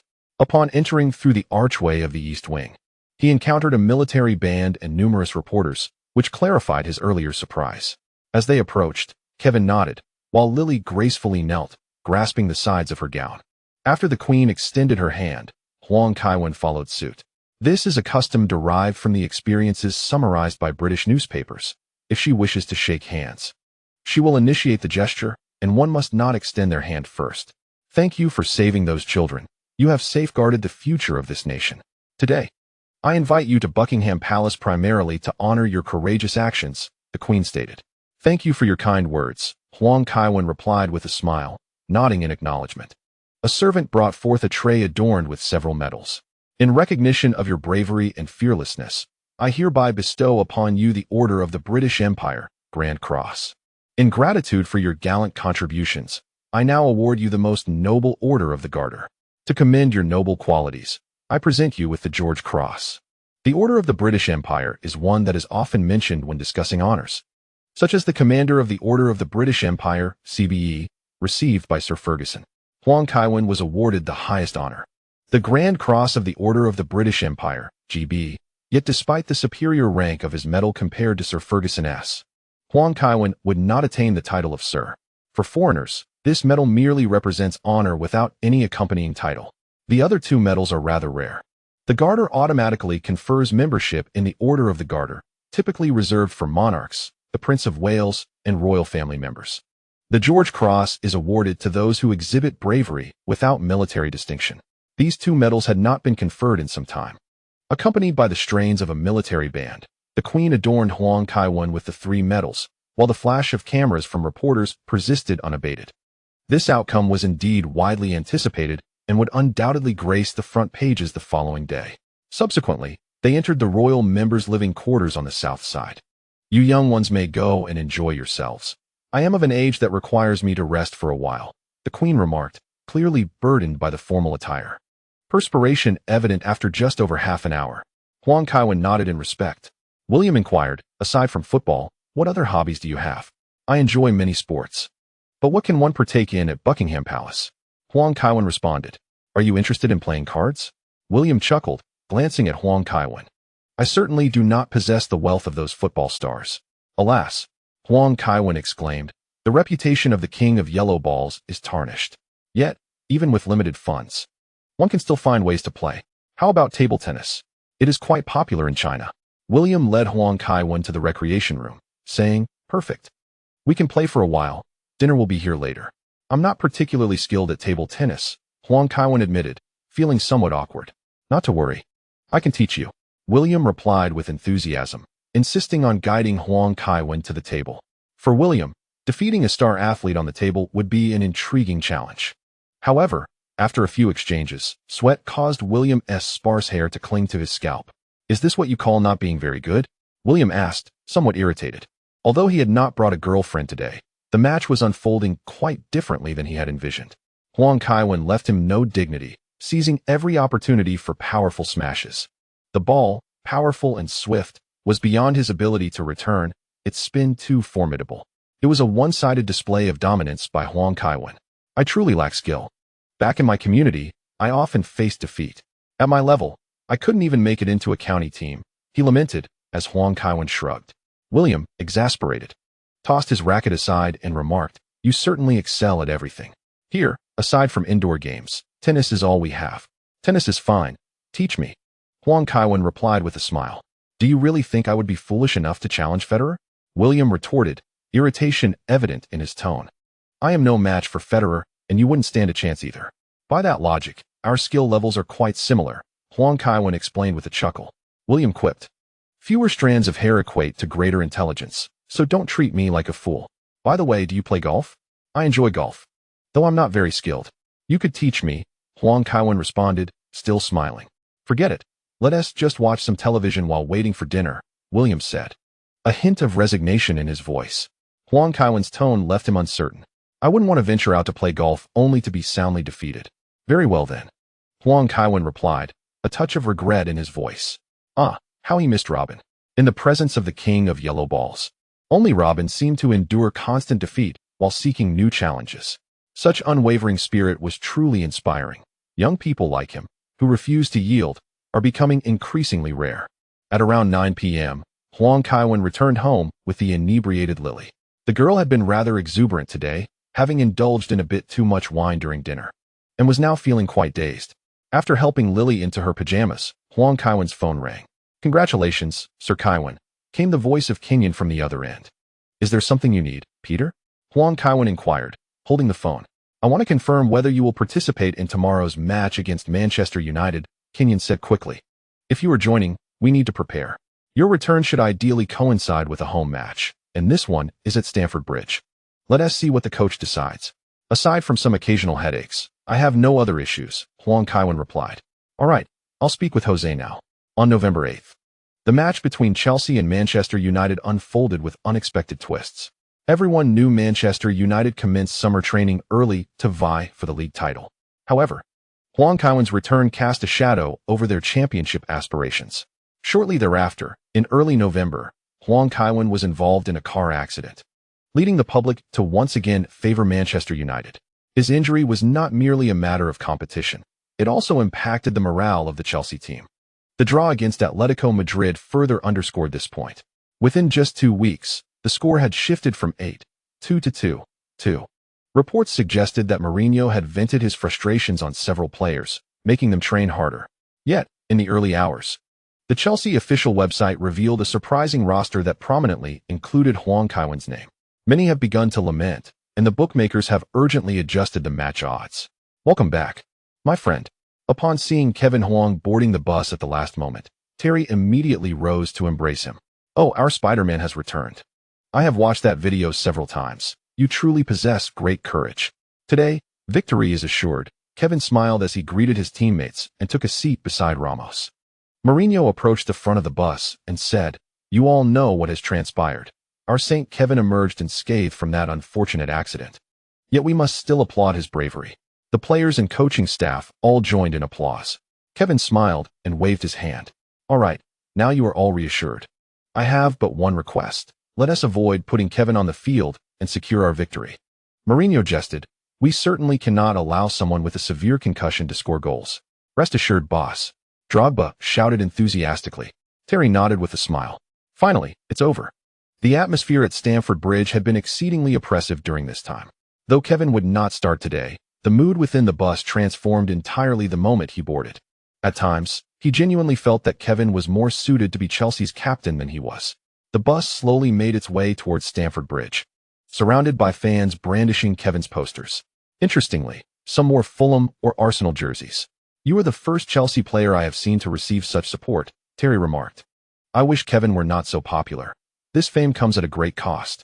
Ramos said somewhat discontentedly. He had not been sleeping well lately. "Mate, I truly commend you. Let us celebrate tonight. I'm sure those girls would never refuse your invitation," Ashley Cole suggested. Kevin simply raised his middle finger. He could not comprehend why Ashley Cole was so keen on going out. After experiencing much, it all felt rather similar. As the bus approached Stamford Bridge, a throng of fans gathered by the roadside. "St. Kevin! St. Kevin! St. Kevin!" The immense roar penetrated even the bus's bulletproof glass, resonating as if right beside him. The name echoed throughout all of London. After entering Fulham Road, the bus took 10 minutes to arrive at Stamford Bridge. Indeed, Stamford Bridge is situated on Fulham Road. When the entire team disembarked, Kevin was once again met with a fervent welcome from the fans, akin to a superstar making an appearance with entourage in tow. In the locker room, Mourinho looked at Kevin, now dressed, and said, "Come on, Kevin. If you do not attend the press conference, I fear I may encounter some trouble." "All right, coach," Kevin replied as he stood up. "It is wonderful to see you well, Kevin." In the corridor, Sir Ferguson was also heading towards the press hall. "Good afternoon." "Sir," Kevin smiled. "Stop joking around. You are GB. Should I bow to you, sir?" The Scottish elder jested. "Please, do not put Kevin in a difficult position, Alex." Mourinho interjected. "Jose, relax. We are merely reminiscing," Ferguson chuckled. The three of them laughed together as they opened the door. The journalists could hardly contain themselves, rising en masse to direct their inquiries. "Kevin, has your body recovered? What were your thoughts at that moment, Kevin? Do you still experience any aftereffects, Kevin? If given another chance, would you make the same choice, Kevin? Will you play today, Kevin?" The reporters were intent on directly confronting Huang Kaiwen, completely disregarding the two most talked-about coaches in the Premier League. Mourinho and Ferguson exchanged wry smiles and took their seats. Sir Ferguson even gestured for Huang Kaiwen to take the first interview. "I feel much better. Otherwise, you wouldn't see me at Stamford Bridge," Huang Kaiwen remarked with a smile. "Are there any other symptoms?" A reporter pressed. "Occasionally, I experience headaches, nausea, and tinnitus, but the tinnitus should not be a new symptom. It has been a lingering hearing impairment caused by Puyol's foul against me," Huang Kaiwen explained.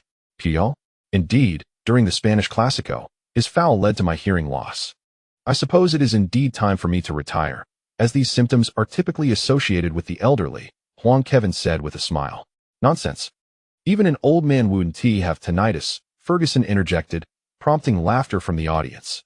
"Sir Ferguson, there are claims that you had Kairos curse Kevin, resulting in this incident. Is that true?"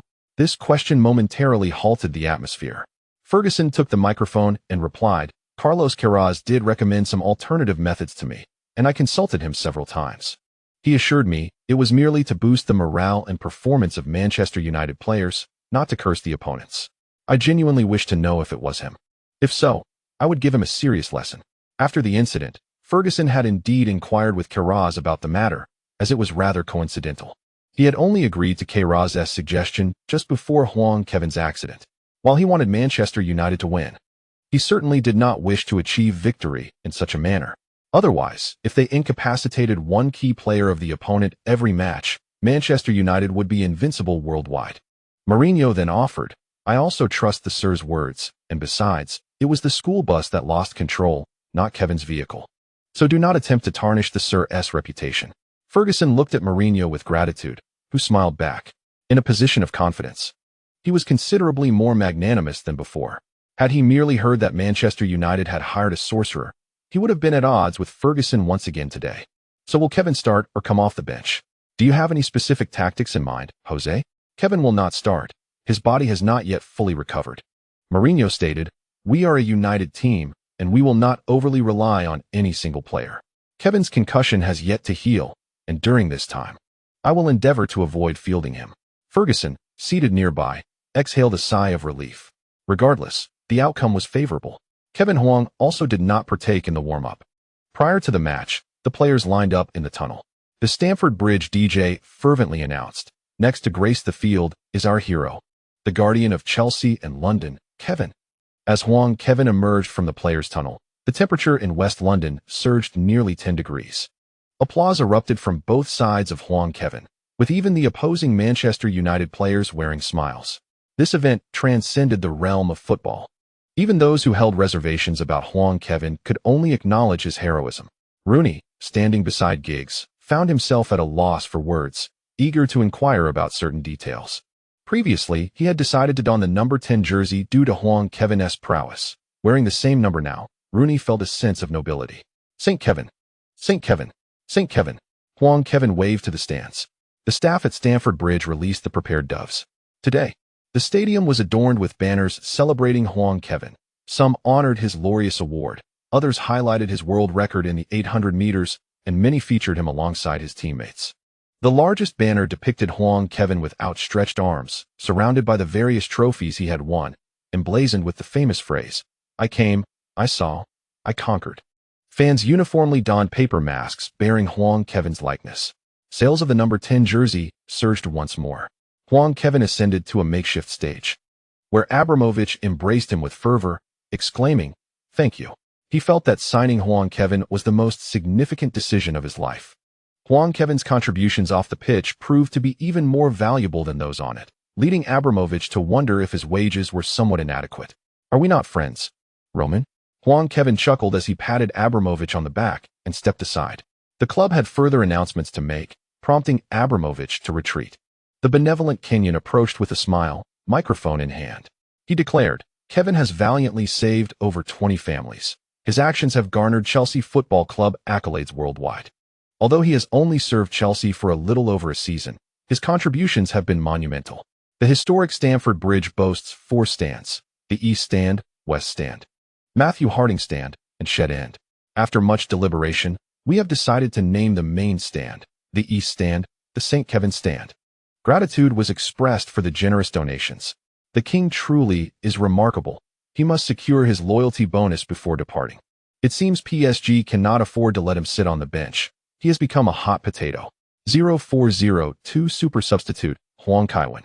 Subsequently, both teams' players returned to the tunnel and re-emerged onto the field.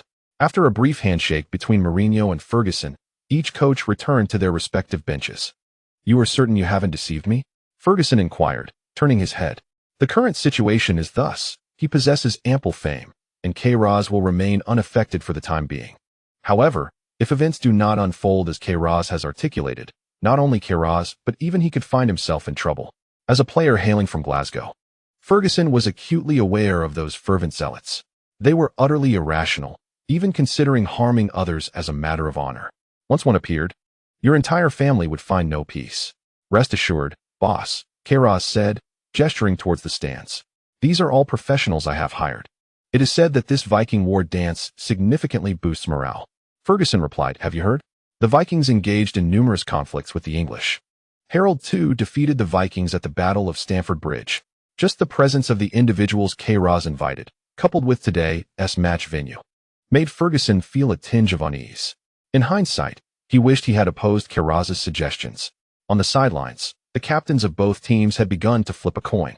Today, Huang Kaiwen occupied a seat on the bench, adding considerable suspense to the match. Indeed, both coaches opted for a rather conservative formation. Chelsea maintained a 4-4-2 with 3 defensive midfielders and 2 forwards, Huntelaar and Drogba. Meanwhile, Manchester United fielded 3 midfielders alongside 2 wingers, with Rooney as the sole striker, providing them a clear numerical advantage in midfield. It was evident that both coaches had invested significant effort into their tactics. Now, the match commenced. Following the kickoff, Manchester United did not rush into an attack. After receiving the ball, Giggs took a few steps forward but quickly returned the pass under pressure. With his technical prowess, it was not an issue for him, yet the tempo could not be accelerated too swiftly at the start. Manchester United had always been a team that grew stronger as the match progressed. "Have I upset the coach, Kevin?" Bell whispered, feeling somewhat disoriented by suddenly being a substitute again. "No, that's just the coach's nature," Huang Kaiwen replied. "What nature?" Bell asked, somewhat perplexed. "A tendency to favor defense in crucial matches. If you wish to play in such important games, you must enhance your defensive capabilities," Huang Kaiwen smiled. "You could also improve your synergy with Kevin," Kudasini remarked. If it were a significant match with Kevin starting, the coach would not prioritize defense so heavily. He values the collaborative abilities of others with Kevin more. "Didn't the coach say Chelsea does not overly rely on any one player?" Bell inquired. "Indeed. But the coach certainly did not mention that this does not include Kevin." Carlo Kudasini chuckled. As Chelsea's second-choice goalkeeper, he had spent considerable time on the bench and was well aware of the coaching staff's attitudes. Regardless of the circumstances, these individuals, in the end, as long as the team fails to secure a victory, it is certain that the number 10 will take to the field. Huang Kaiwen observed the subtle tactical shifts of Manchester United. Just as Ancelotti, in his earlier years, had declined to utilize players behind the forwards due to his reluctance to employ them, he later learned to adapt his approach. The tactics of the father of Manchester United are not immutable. The initial 4-4-2 formation led to a double crown, evolving into a 4-5-1 following their exit from the Champions League group stage in 2005, and now to a formation leaning towards 4-3-3. In truth, Ferguson has continually embraced new ideas. Even within the 4-3-3 framework, Manchester United does not employ an attacking midfielder. Today, Anderson occupies the role of a central midfielder, with Carrick and Fletcher positioned as deep-lying midfielders, thereby strengthening the intensity in front of the defensive line to compensate for the deficiencies of the central defenders Evans and Brown. Perhaps due to Mourinho's emphasis, Chelsea's two fullbacks have provided minimal support in attack today, resulting in the two forwards receiving little assistance. While Deco's passing in the center has been effectively stifled, after more than 30 minutes of play, both sides have made little progress. "Jose, should we consider acquiring someone to replace Deco?"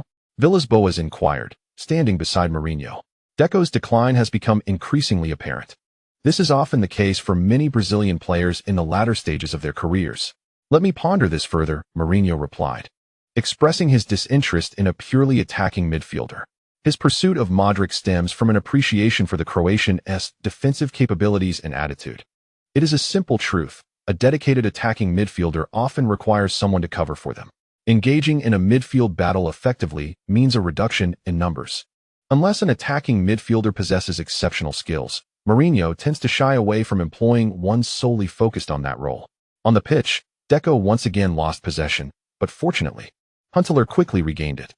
Huntelaar, making a central run, deliberately veered left to await his teammates' advance. As he lacked the capacity for a long-range run into the penalty area for a shot, Fletcher swiftly charged towards Huntelaar and executed a sliding tackle. Although Huntelaar evaded the challenge, the ball was sent soaring by Fletcher's intervention. Evans leaped high in front of the penalty area to head the ball away. Deco controlled the ball with his chest, passing it to Mikel, who then distributed it to Eschen, who once more sent it wide. As Drogba advanced down the right flank, he unleashed a powerful strike upon entering the penalty area. Even from his position on the bench, Huang Kaiwen could hear the quality of that shot. However, Manchester United's goalkeeper, Van der Sar, managed to deflect the ball away. A moment of peril. Following this, a corner was awarded. Chelsea is renowned for their prowess in set pieces, and Manchester United must exercise caution. Although Drogba has performed admirably today, he evidently appears fatigued. Indeed, despite having numerous forwards at his disposal, Mourinho still favors Drogba in crucial moments. Since the beginning of the season, he has only missed 2 matches. Deco took the corner, and O'Shea headed the ball clear. Both Chelsea and Manchester United are adept at counterattacks, with tactics that mirror each other, favoring swift transitions to the front. Anderson hesitated with the ball in the attacking third. The Chelsea players had already returned to their half.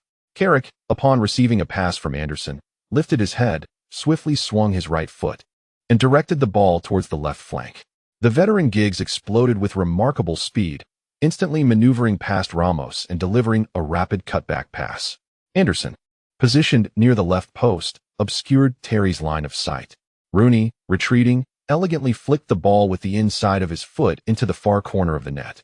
Wang! Wang! Wang! Following his goal, Rooney dashed towards the away fans, wildly pumping his fists.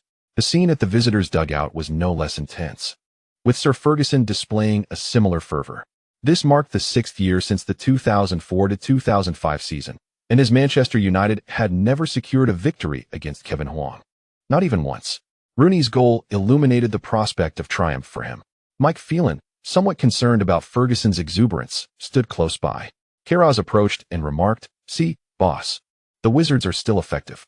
Ferguson caught a glimpse of the figures in the stands, and an ominous feeling crept into his mind. Damn it.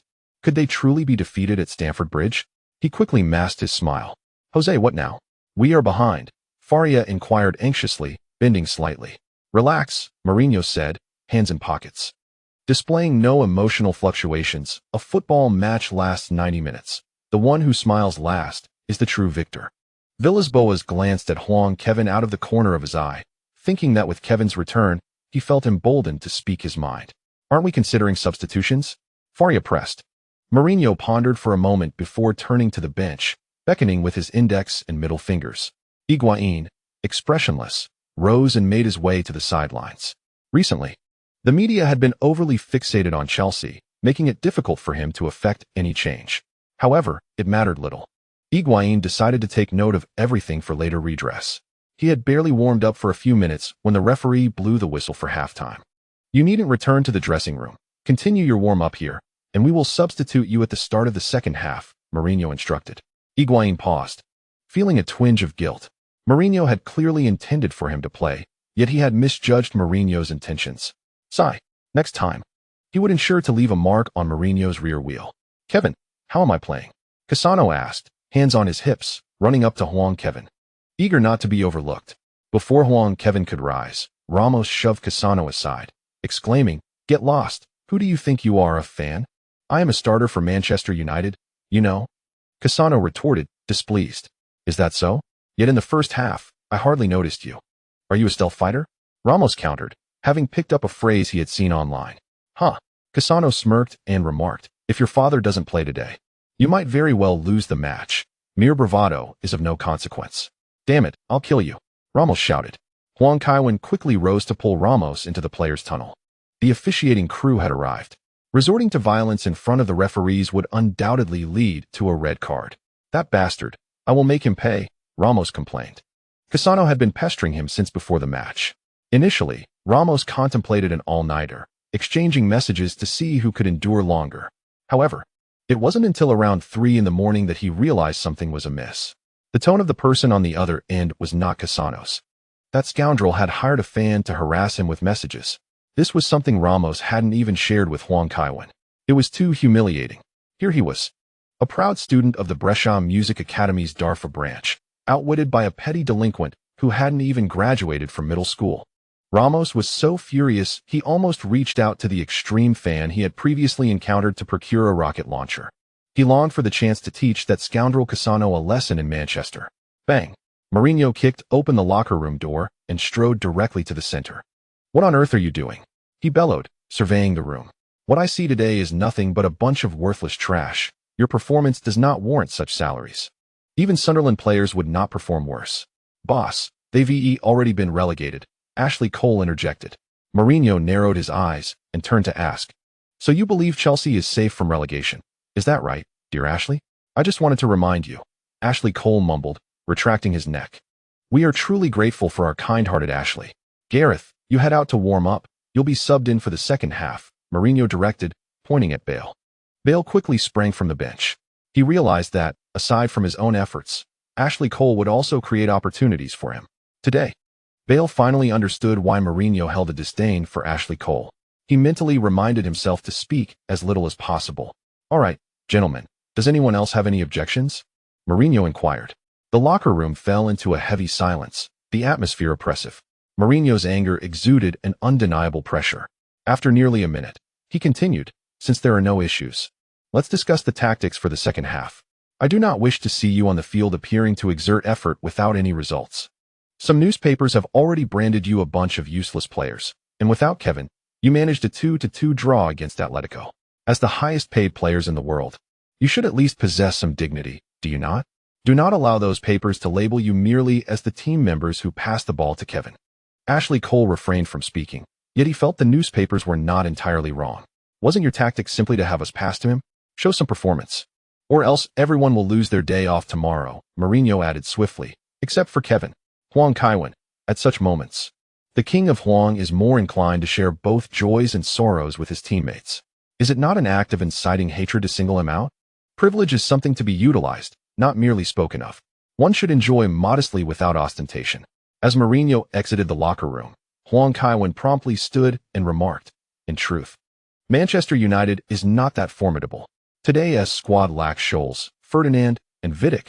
This is no longer the strongest Manchester United. Thus defeating them is not an easy feat. We cannot allow defenders of Evans and Brown's caliber to thwart you. Otherwise, tomorrow's headlines might read about a Northern Irish defender besting Didier Drogba.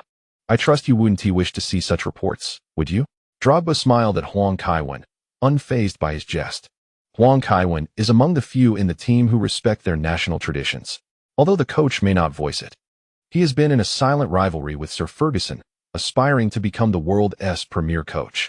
Anyone who becomes an obstacle will undoubtedly face dire consequences, whether for their own sake or to avoid the coach's wrath. A commendable performance is imperative in the second half. With that, Huang Kaiwen extended his hand, and one by one, the players placed their hands atop his. 1, 2, 3, Chelsea. Go, go, go. Your bathroom is quite splendid. Is it designed for dalliances with women? Cassano inquired with a wink. As they exited the locker room, they happened upon Manchester United players. Cassano sidled up to Ramos, whose eye twitched. He contemplated whether to puncture all of Cassano's umbrellas during his next visit.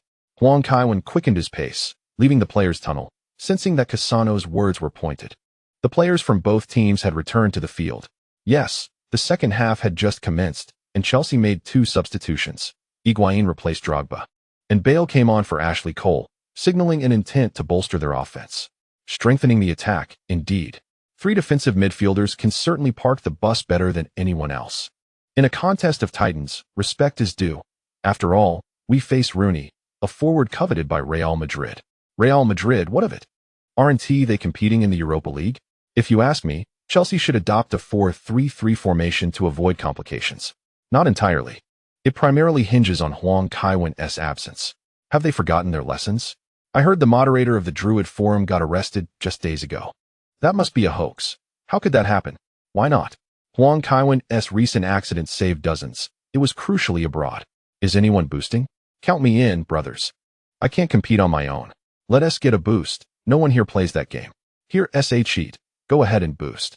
But don't come looking for me if you get banned. Boost, boost, boost. All they know is boosting. If Chelsea continues trailing, Huang Kaiwen will surely show off again. Not long into the second half, Manchester United was the first to make a change, bringing on Valencia for Anderson. Veteran Giggs shifted to the central position, while Cassano moved to the left flank to match up against Ramos. The substitution promptly revitalized Manchester United. Giggs' organizational prowess and game-reading abilities far surpassed those of Anderson. Within the first 20 minutes of the second half, Manchester United created numerous opportunities. Faria, somewhat concerned, inquired, Jose, should we make a substitution? Let us hold on a bit longer, Mourinho replied with a hint of reluctance. He was aware of the criticisms circulating in the media, yet he was determined to demonstrate that he, Jose Mourinho, could secure a victory against Manchester United without relying on anyone. After all, before Kevin joined Chelsea, hadn't he managed to outmaneuver Ferguson more often than not? Surely, the arrival of Huang Kaiwen wouldn't render him incapable of facing Manchester United, would it?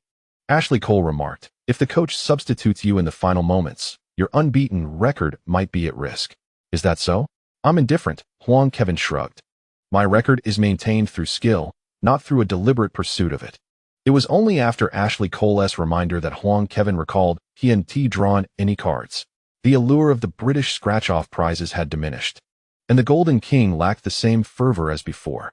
Observing the anticipation level at a full 100, Huang Kaiwen chose to draw a prize. Beep. You have obtained a 24-hour experience card for the UEFA Champions League final of the 1998-1999 season, Manchester United vs Bayern Munich, featuring Ole Gunnar Solskjaer. earning Stephen Hendry remarkable comeback. Wow, this is quite the dilemma for Huang Kaiwen, he thought. Solskjaer was known as the super sub. His prowess wasn't particularly formidable, and during his peak, he struggled to secure a starting position at elite clubs. Much like Inzaghi, he possessed both glaring strengths and weaknesses. His speed and ball control were quite average, yet he excelled in positioning himself to find space, remaining calm when shooting. Furthermore, Solskjaer's game-reading skills were exceptional, and his coaching acumen stemmed from the time spent on the bench due to injury, engaging in enlightening conversations with Ferguson. The choice lay between the reliable Bale or a potentially enhanced Solskjaer. Kevin, Kudasini nudged Huang Kaiwen's shoulder. Yes, what is it? The coach is calling for you. Kudasini pointed towards the sideline. Huang Kaiwen quickly rose and approached the edge of the pitch. Coach, did you call for me? He asked. Mourinho, draping an arm over Huang Kaiwen's shoulder, said, Today, the two defenders of Manchester United are not particularly astute. Their holding midfielder poses a greater threat. When you enter the field, instruct Deco and Ballack to interchange positions and advise the fullbacks to push forward, exploiting the spaces behind their holding midfielder. Understood, coach. Huang Kaiwen nodded. Then go on and replace Higuain. Mourinho added, It's perfect since you and Huntelaar have a good understanding. Huang Kaiwen replied, If you make this substitution, Higuain might just retaliate by taking your legs out. In a normal game, one wouldn't substitute a player unless there were performance issues or injuries. Although keeping Huntelaar might be more beneficial, wouldn't that create discord in the locker room? No matter how good-natured he is, he won't take kindly to it. Huang Kaiwen quickly urged, Let us substitute Huntelaar. I can collaborate with Higuain as well. Huntelaar has already run quite a distance, and his stamina is likely waning. Very well. Let it be so, Mourinho replied, wrapping his arm around Huang Kaiwen as they approached the fourth official to relay the substitution. Huang Kaiwen had made up his mind. It would be Solskjaer, a tribute in itself. Ding. Successfully used the Solskjaer experience card. Gaining the attribute Stunning Comeback, Stephen Hendry. Attribute, Stunning Comeback, Stephen Hendry. Hendry once staged a remarkable comeback from an 8-0 deficit, turning the match around to a score of 89. When you enter the field trailing behind your opponent, both your physical capabilities and mental acuity are heightened, significantly enhancing your psychological resilience. This attribute is formidable. It's a pity that Huang, the King of Yellow, already possesses a heart of steel. If this attribute were bestowed upon Little Ding, he would take flight. Fletcher cleared the ball out of bounds. Chelsea was finally making a substitution. Huang Kaiwen stood at the sidelines, the anticipation palpable. However, with injury time included, there were less than 10 minutes remaining for Chelsea. Ferguson swiftly responded, with young Fabio warming up on the sidelines, though it remained unclear who he would replace. As the fourth official raised the substitution board, the roar of Stamford Bridge surged like a tidal wave. Even Manchester United fans joined in applauding Huang Kaiwen. After embracing Huntelaar, Huang Kaiwen jogged onto the pitch. Higuain smiled and remarked, It's been a while since we played together. Indeed, let us do this, Gonzalo, Huang Kaiwen replied with a grin. Ramos glanced at Huang Kaiwen, who waved his hand. Ramos quickly sprinted to the sidelines, receiving the ball from the ball boy and taking a step back before launching it towards the halfway line. The Manchester United players, who had been focused on Huang Kaiwen, were taken aback, as he did not aim for the penalty area. Fletcher dashed toward Ballack, but the latter was already honing in on his target. Huang Kaiwen positioned himself parallel to O'Shea, flanked by O'Shea and Brown. This positioning evidently put him in an offside position. With a deft touch, Ballack sent a piercing through pass. The speed and power of the ball caught Deco and Higuain off guard. The ball zipped past both players, rolling close to Brown's right foot toward the penalty area. Huang Kaiwen sprang into action, darting swiftly to the left of Brown and successfully receiving the ball behind him. Brown attempted to pivot as quickly as possible, but his movements appeared sluggish compared to Huang Kaiwen, who, with a deft touch of his left foot, nudged the ball into the penalty area and surged forward. The crowd of over 40,000 spectators had not anticipated that Huang Kaiwen would find such an opportunity upon his arrival. With astute positioning, he had created a clear chance. Over 80,000 eyes widened in anticipation, fearing they might miss a single detail. The seasoned Van der Sar, wary of Huang Kaiwen's low shot, bent slightly, hands poised in front of his legs, ready to thwart a potentially lethal strike. Ferguson had forgotten to chew, his gaze fixed intently on the unfolding drama on the field. Every stride taken by Huang Kaiwen was laden with immense pressure. Brown had become a mere shadow of hope. The velocities of both sides were simply not on the same scale. Finally, Huang Kaiwen reached the extended line at the left corner of the small penalty area and regained possession of the ball. Without a moment's hesitation, he unleashed a powerful strike with his left foot. Bang! The far corner. Van der Sar, stationed near the near post, instinctively gauged the situation. His reaction was remarkably swift, showing no signs of being a goalkeeper approaching his 40th year. In an instant, he propelled himself with his right foot, leaping with one arm extended. His movements fluid and expansive, maximizing his defensive reach, his technique impeccable enough to serve as a textbook example for goalkeepers. Yet, deep down, Van der Sar felt no sense of relief. As he launched himself, he knew he could not reach the ball. The angle of the incoming shot could not possibly rebound off the post. He could only hope that the ball would ricochet off the crossbar and out of play. Almost simultaneously, the ball zipped past his fingertips. Enduring discomfort, Van der Sar strained to glance upwards, witnessing the ball glide just beneath the lower edge of the post. Nestling into the net above, the ball had found its mark. Boom! St. Kevin! St. Kevin! St. Kevin! After enduring over 80 minutes of tension, Stamford Bridge erupted in jubilant cheers. When all seemed lost for the players, once again, it was their number 10 who rose to the occasion. Kevin! Kevin! Goal! Goal! Goal! A quintessential Kevin moment. Having come on as a substitute, Kevin scored merely 4 seconds after the match resumed. The sequence of this goal appeared straightforward, Kevin charging into the penalty area to score, but it was imbued with profound intelligence. Kevin immediately assumed a position to receive the throw-in, compelling Manchester United to bolster their defense around him. In an unexpected twist, Ramos threw the ball to Ballack, causing concern among the United defenders as they surged towards the center. Meanwhile, several defenders remained wary of Kevin's movements, yet he remained calm, even feigning disinterest in receiving the ball. At the precise moment Ballack passed, he turned to find himself in the optimal position, neither offside nor hesitating, darting past Brown to seize a clear shot. The subsequent strike spoke for itself, a testament to Kevin's unwavering performance. Despite suffering a severe car accident and sustaining a concussion, Kevin displayed an astute sense of the game. It's hard not to ponder just how ingenious Kevin was prior to this ordeal. In the face of such a debilitating affliction, his ability to outmaneuver defenders of Manchester United's caliber speaks volumes. I harbor no doubt that had Kevin ventured into the realm of science, he would surpass even Einstein as a great scientist. Perhaps one day, when humanity masters controlled nuclear fusion, it will be Kevin who triumphs in unraveling that challenge. Ferguson cast a glance at Queiroz. This fellow had summoned a sorcerer. Trouble loomed large. If they managed to win the match, he would simply have to accept it. Truth be told, Ferguson truly sensed no distinction between Chelsea and their previous iterations. Similarly, Manchester United's performance was far from stellar. However, it became evident that United had gained the upper hand solely due to the absence of Huang Kaiwen. What difference does it make to consult a sorcerer? Ferguson began to question whether Queiroz, that old rascal, had deliberately deceived him out of 15,000 in activity funds. He had seen in the news that Mourinho's divination sessions cost 82.50. Boss, allow me to explain. Noticing the unsavory glint in Ferguson's eyes, Queiroz wiped the sweat from his forehead and continued. There is still time left in the match. We are Manchester United, the kings of comebacks in Europe. And today we shall surely vanquish our opponents. Ferguson remained silent as he approached the touchline. Embracing Fabio, he instructed, when you enter the match, let O'Shea play as a defensive midfielder while you assume the role of a fullback. Remind them that defense is paramount. Not conceding a goal equates to victory. Fabio nodded vigorously, still feeling as though he were in a dream to be participating in such a significant match. Manchester United made another substitution, with Giggs exiting the field, a move aimed at fortifying their defense.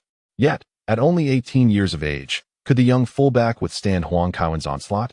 There was little choice, as United's injury list was extensive, leaving Ferguson with scant options. His current mindset was to secure at least 1 point away from home, maintaining their lead. However, acquiring that point would not be an easy feat indeed, despite Huang Kaiwen taking over from Huntelaar as a forward. The inexperienced Fabio presented a glaring opportunity that Huang Kaiwen was unlikely to overlook. Watch as Huang Kaiwen seizes the ball post interception, immediately launching an assault down the left flank. Huang Kaiwen's footwork remains exceptional, The Manchester United players hesitate, unwilling to commit. Fletcher reacted swiftly, blocking Huang Kaiwen's path, compelling him to pass back. Presently, United's defense against Huang Kaiwen was relatively tight, yet Ballack provided him with the ball again. Remarkably, for defenders converged upon Huang Kaiwen, who skillfully pulled the ball back, executing a splendid Cruyff turn before delivering a precise through ball. Higuain, caught off guard, found himself thwarted as Van der Sar rushed out to smother the ball. Higuain applauded Huang Kaiwen, acknowledging that he had indeed been slow to react. He had anticipated that Huang Kaiwen would dare to pass with two defenders in front of him. Huang Kaiwen chuckled and shook his head, recognizing that today Solskjaer was performing admirably, as long as he wasn't dealt a poor hand, bolstered by Huang's innate talent. Utilizing his technical skills fluidly posed no challenge. He was being closely marked, naturally drawing defenders to create opportunities for his teammates. Fletcher, that rascal, displayed no restraint today. As long as the referee remained oblivious, he would resort to physical play. Fletcher was quite astute. His fouls were minor and discreet, merely intended to delay Huang's pace. Such infractions would hardly warrant a whistle in the Premier League. In the 90th minute, Ballack once more sent a pass to Huang Kaiwen. Just as Huang received the ball, Fletcher closed in on him. With a deft touch using his left foot, Huang feigned a pass, preparing for his next move. Fletcher swiftly adjusted his position, and as Huang Kaiwen's left foot descended, his right foot nudged the ball forward. Realizing he had been deceived, Fletcher immediately grasped Huang Kaiwen's jersey from behind.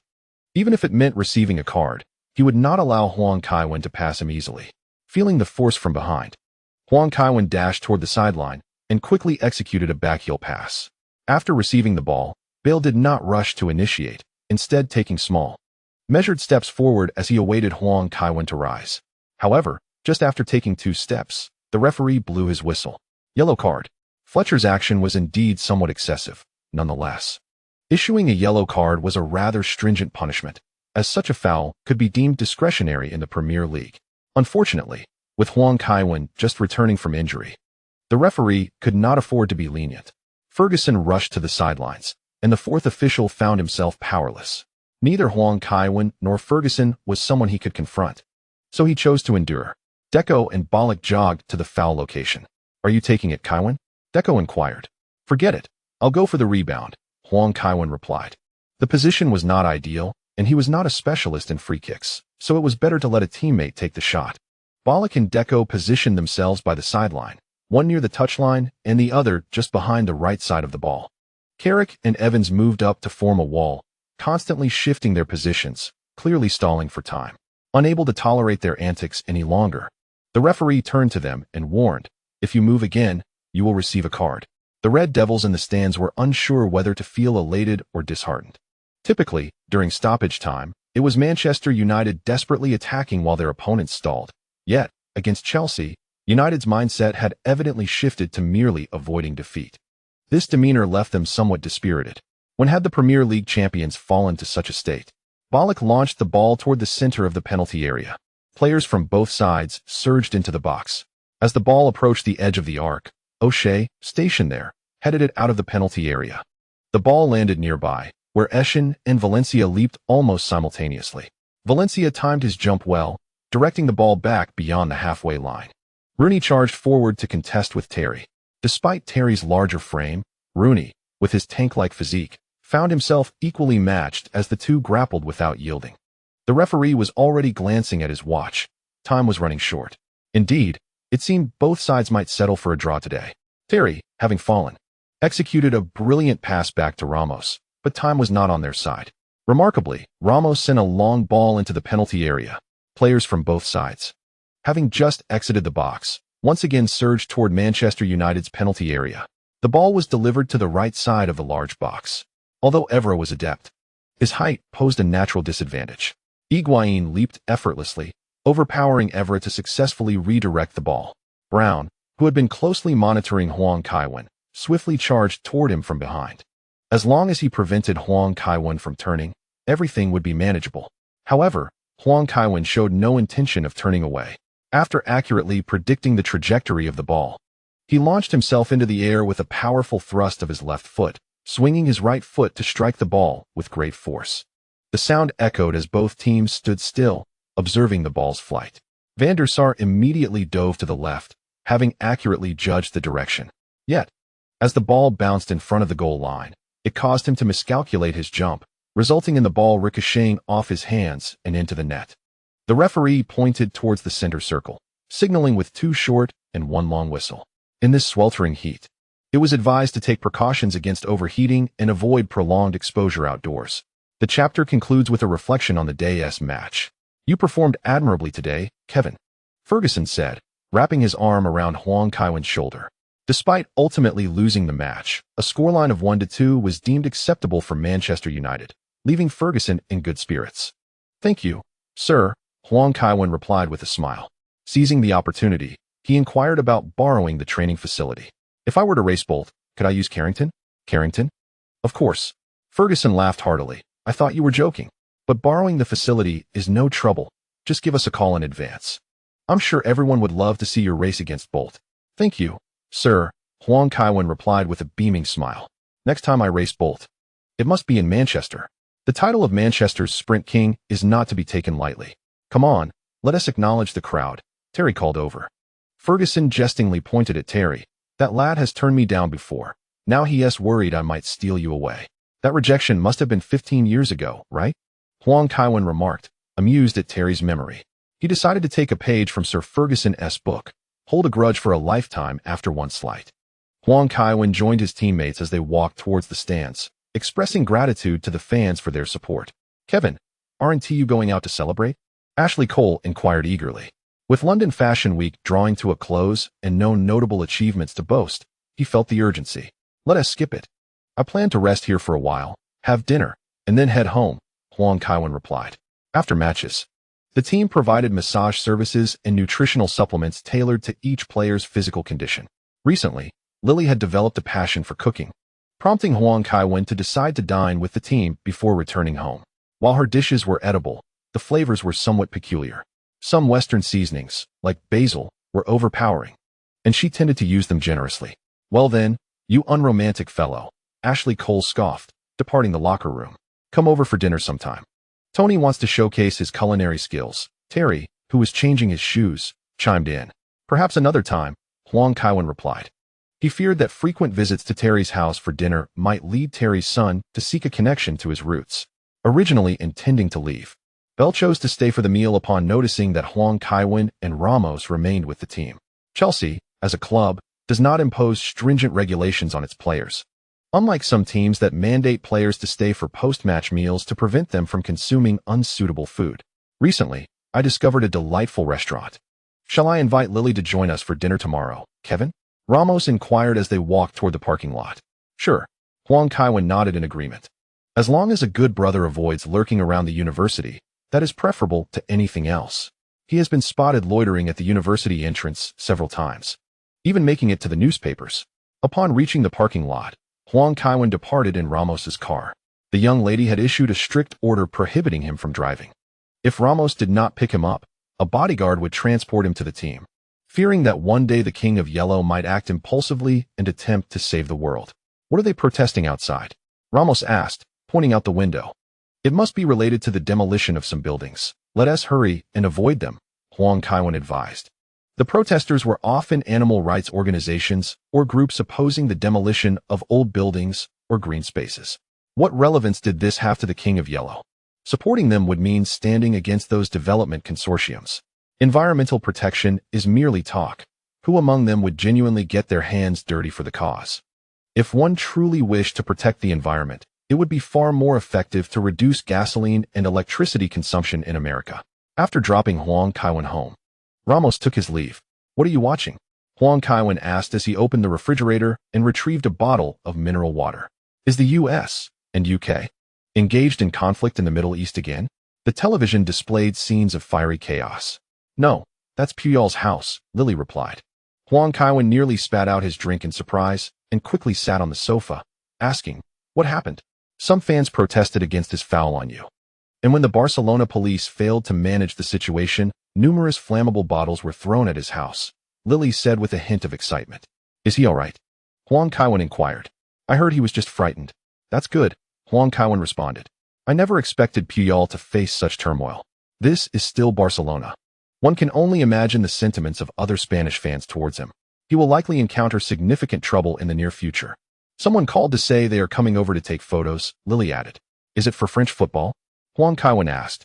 Ugh, how did you guess so quickly? Lily leaned against Huang Kaiwen's shoulder. Of course, because the awards ceremony is imminent, Huang Kaiwen replied.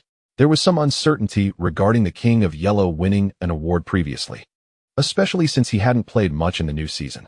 However, after having saved so many people, this award will undoubtedly be influenced, as the voters are, after all, human. As human beings, we are inevitably influenced by media and societal opinions. During this period, the illustrious Huang Wang has been lauded in newspapers and on television daily. So it seems entirely reasonable for him to receive an award, given that the Ballon d'Or, which values skill above all, has already been awarded. It is certain that the World Footballer of the Year, which places greater emphasis on fame, will follow suit without issue. Huang Kaiwen even harbors some doubts. After an entire season without playing, will he still be able to claim the title of Footballer of the Year come December? After their evening routine, Huang Kaiwen and Lily endeavored to assist her in studying history. They perused the rather substantial American history text and selected a passage.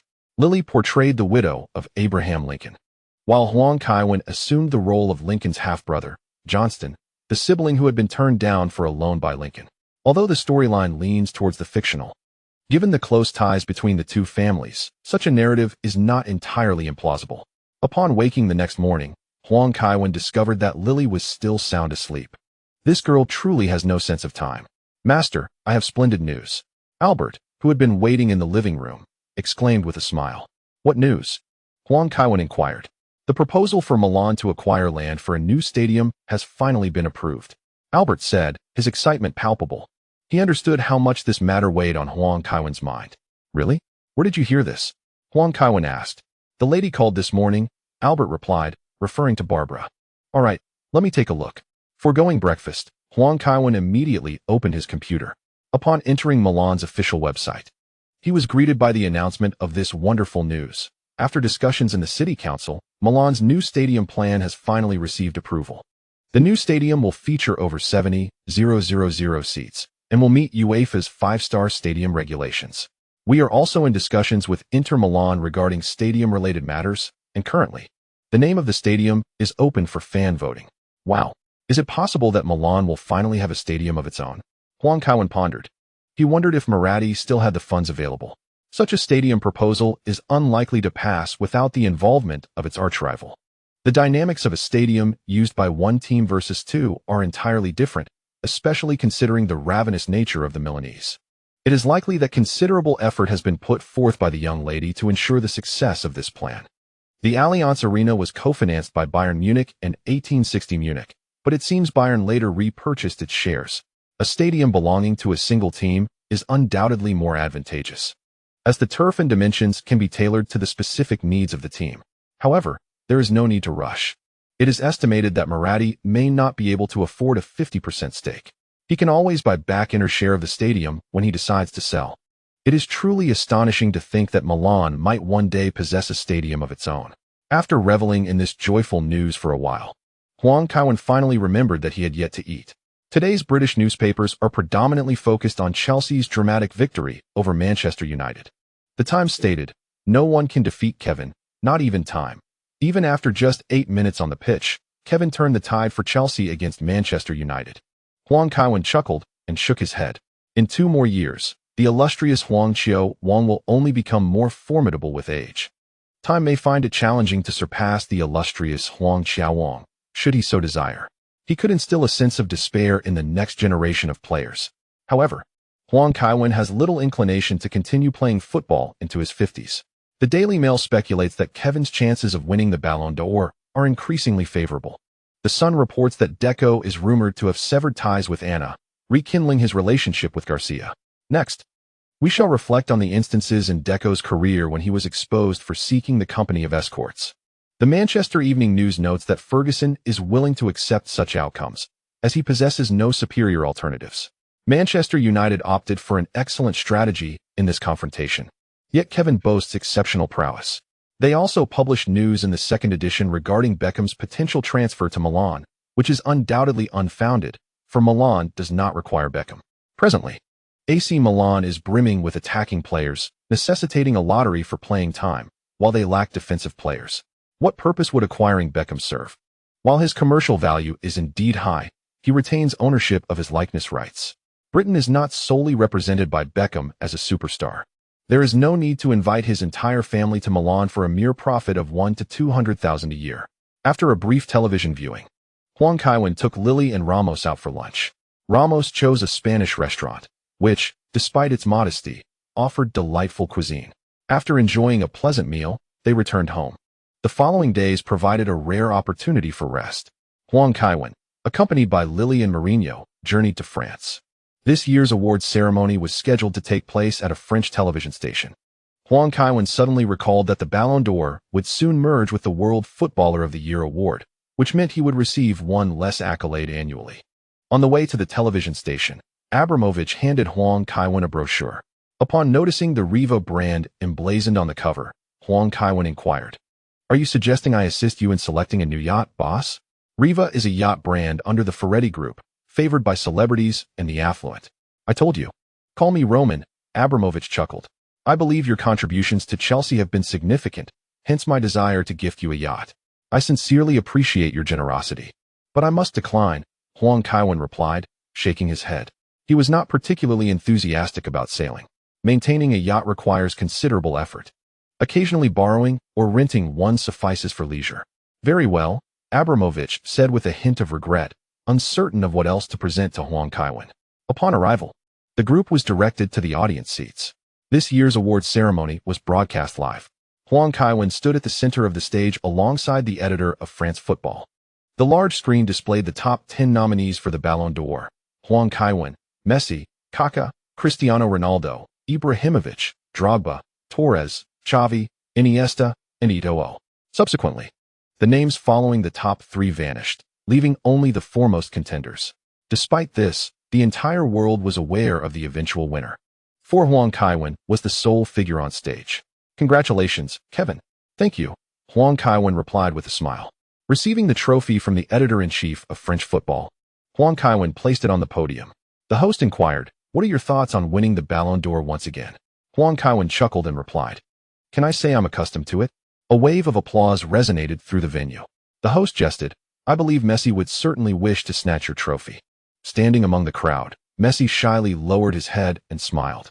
Huang Kaiwen remarked, "I too hope someone will take it from me." "Well, that is indeed a confident reply. Say a few words, Kevin." Huang Kaiwen approached the podium, feeling somewhat out of place. It was indeed his first time receiving an award so close to the audience. After adjusting the microphone slightly, he said, "I stand here not because I have worked harder than others. There has never been a shortage of effort. And at times like this, talent proves crucial. Therefore, I am uncertain of what to say, except to express my gratitude to those I love and who love me, as well as to all who have supported me. Thank you." With that, Huang Kaiwen lifted the trophy high. He was also prompted. Ding. Intercepting Barcelona player Messi, the king of football must be feeling the pressure from the king of the Ballon d'Or. No wonder the Ballon d'Or is merging. It seems the awards diminish in grandeur each year. This year's attendance was indeed sparse. "Congratulations, Kevin," Messi approached and said. "You will get yours eventually." Huang Kaiwen patted Messi on the shoulder and replied, "You are among the closest to the king of the Ballon d'Or." Messi sighed, "Yet I have yet to win the Champions League." He had suffered several defeats in the finals already. At this rate, he might end up like Juventus. "Perhaps you should seriously consider a transfer," Huang Kaiwen whispered to Messi. "You are not truly at home in Barcelona. Their dominance isn't as formidable. If you were to join Milan or Chelsea, you would surely clinch the Champions League." Messi appeared intrigued. In truth, he had contemplated this matter long ago. However, Barcelona had supported him during his most challenging times, covering his medical expenses. Were it not for his dire circumstances, Messi would be reluctant to leave Barcelona.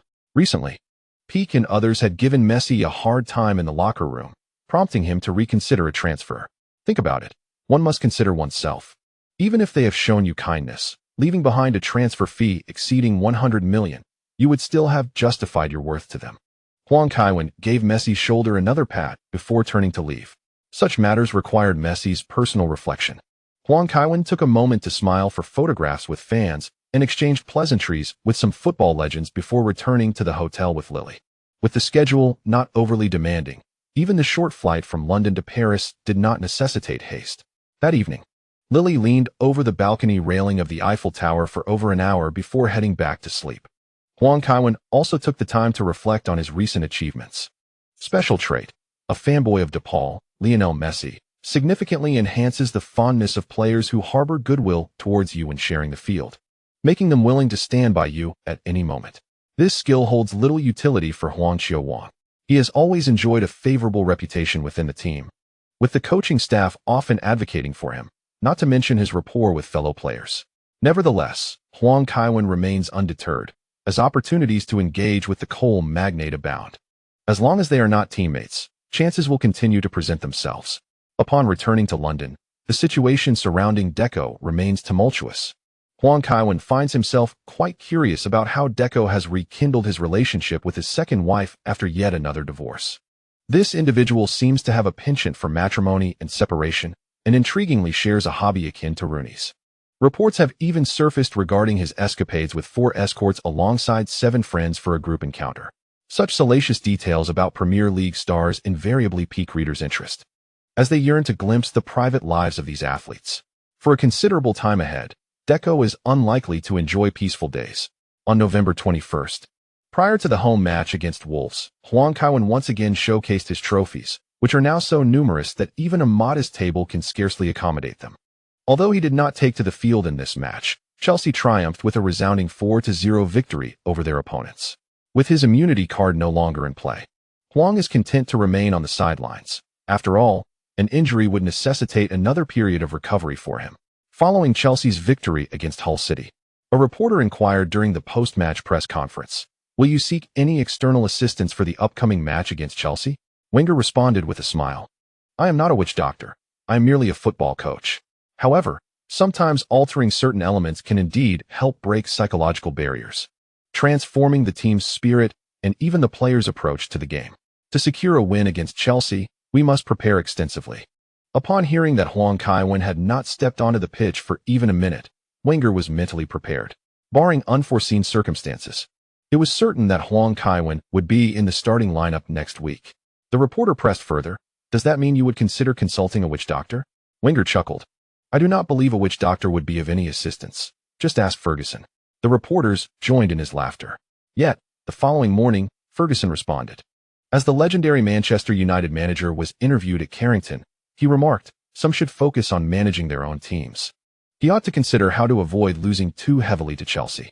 This season, they have already succumbed to both Manchester clubs and Sunderland. If this continues, qualifying for the Champions League will prove challenging. Whenever the two meet, their relationship is invariably amicable. However, during interviews, they cannot resist taking jabs at one another." Journalists delight in witnessing the verbal sparring between Ferguson and Wenger, 2 accomplished and distinguished coaches who frequently oblige their audience. It remains unclear who has ensnared whom in this rivalry. On November 22nd, it was yet another day of rest. Even though Huang Kaiwen's physical condition posed no issues, Mourinho insisted on sending him for a medical examination. Kevin's condition showed some improvement, yet he had not fully recovered, as the doctor conveyed. Anxiously, Mourinho inquired, "Is it still a concussion?" Indeed, Kevin is still exhibiting some symptoms. However, aside from that, his health appears to be remarkably robust, the doctor remarked. "All right, I understand," Mourinho responded, following Huang Kaiwen as they departed. Mourinho elaborated, "Since Dr. Mershman left, Chelsea has faced an abundance of injuries. I find it difficult to trust the claims of the medical team. You see, Kevin," Huang Kaiwen interjected, "during his tenure, Dr. Mershman also dealt with numerous injuries at Chelsea. I wonder how that quack managed to convince Mourinho." Nevertheless, at this juncture, Huang Kaiwen resolved to support Mourinho's perspective. He nodded and affirmed, "I understand, coach. That's good to hear. Before the match, you assess your condition. If you're fit, you'll start. If not, you'll be on the bench. Just communicate with me in advance," Mourinho stated, somewhat exasperated. They have charged exorbitant fees for treatment, and yet cannot even manage a concussion. Huang Kaiwen chuckled. That concussion's recurrence depends on the mood of King Huang. Primarily, this injury lacks a direct culprit. He decided to rest at home for a few days to recuperate. A choice that inadvertently led to Lily, that girl, fleeing back to Milan, leaving Huang Kaiwen quite helpless. Recently, she had shown little interest in her studies. yet she departed in such haste. On November 29th, at the Emirates Stadium, Terry inquired while changing clothes, "Kevin, are you feeling better?" "Much improved, though I still experience occasional headaches," Huang Kaiwen replied. "That's good to hear," Terry exhaled in relief. "If it weren't for you, we might have lost that match against Manchester United. If you're unwell, you ought to rest properly. Invite a few ladies to join you at the outdoor swimming pool for some leisure. You'll recover swiftly." Ashley Cole winked. "In this weather? An outdoor swimming pool?" Czech retorted. "I reckon the water in the pool is warmer than the air outside." London has been experiencing a significant drop in temperature recently, with daytime highs barely reaching single digits. Coupled with the frequent overcast skies, many have already donned their winter coats. Huang Kaiwen remained silent. In truth, his home pool is equipped with a heating system. However, at this critical moment, he felt compelled to side with Czech. Principles outweighed correctness. Ashley Cole continued to boast about his escapades with supermodels, while Deco listened with great amusement. Utterly perplexed as to how Cole could possibly attract such attention, Huang Kaiwen quietly retrieved a scratch card and swiftly rubbed a coin across its surface. 3 prizes. It had been a long time since he encountered such meager rewards. That's not right. The last time with Solskjaer was likely of similar caliber. Observing the accumulated expectation of 100, Huang Kaiwen opted to draw a lottery. Ding. You have received a 24-hour experience card for the match between Bayer Leverkusen and Hannover 96 in the 25th round of the 2018-2019 Bundesliga, featuring Kai Havertz, along with Hank Allen, agile posture. This third prize was not insignificant. During his tenure at Bayer Leverkusen, Havertz displayed remarkable talent. Thus, let us utilize Havertz. The activation of the Kai Havertz experience card was successful, granting the characteristic of agile posture, Hank Allen, which significantly enhances your agility and increases the success rate of your passes. Quite commendable.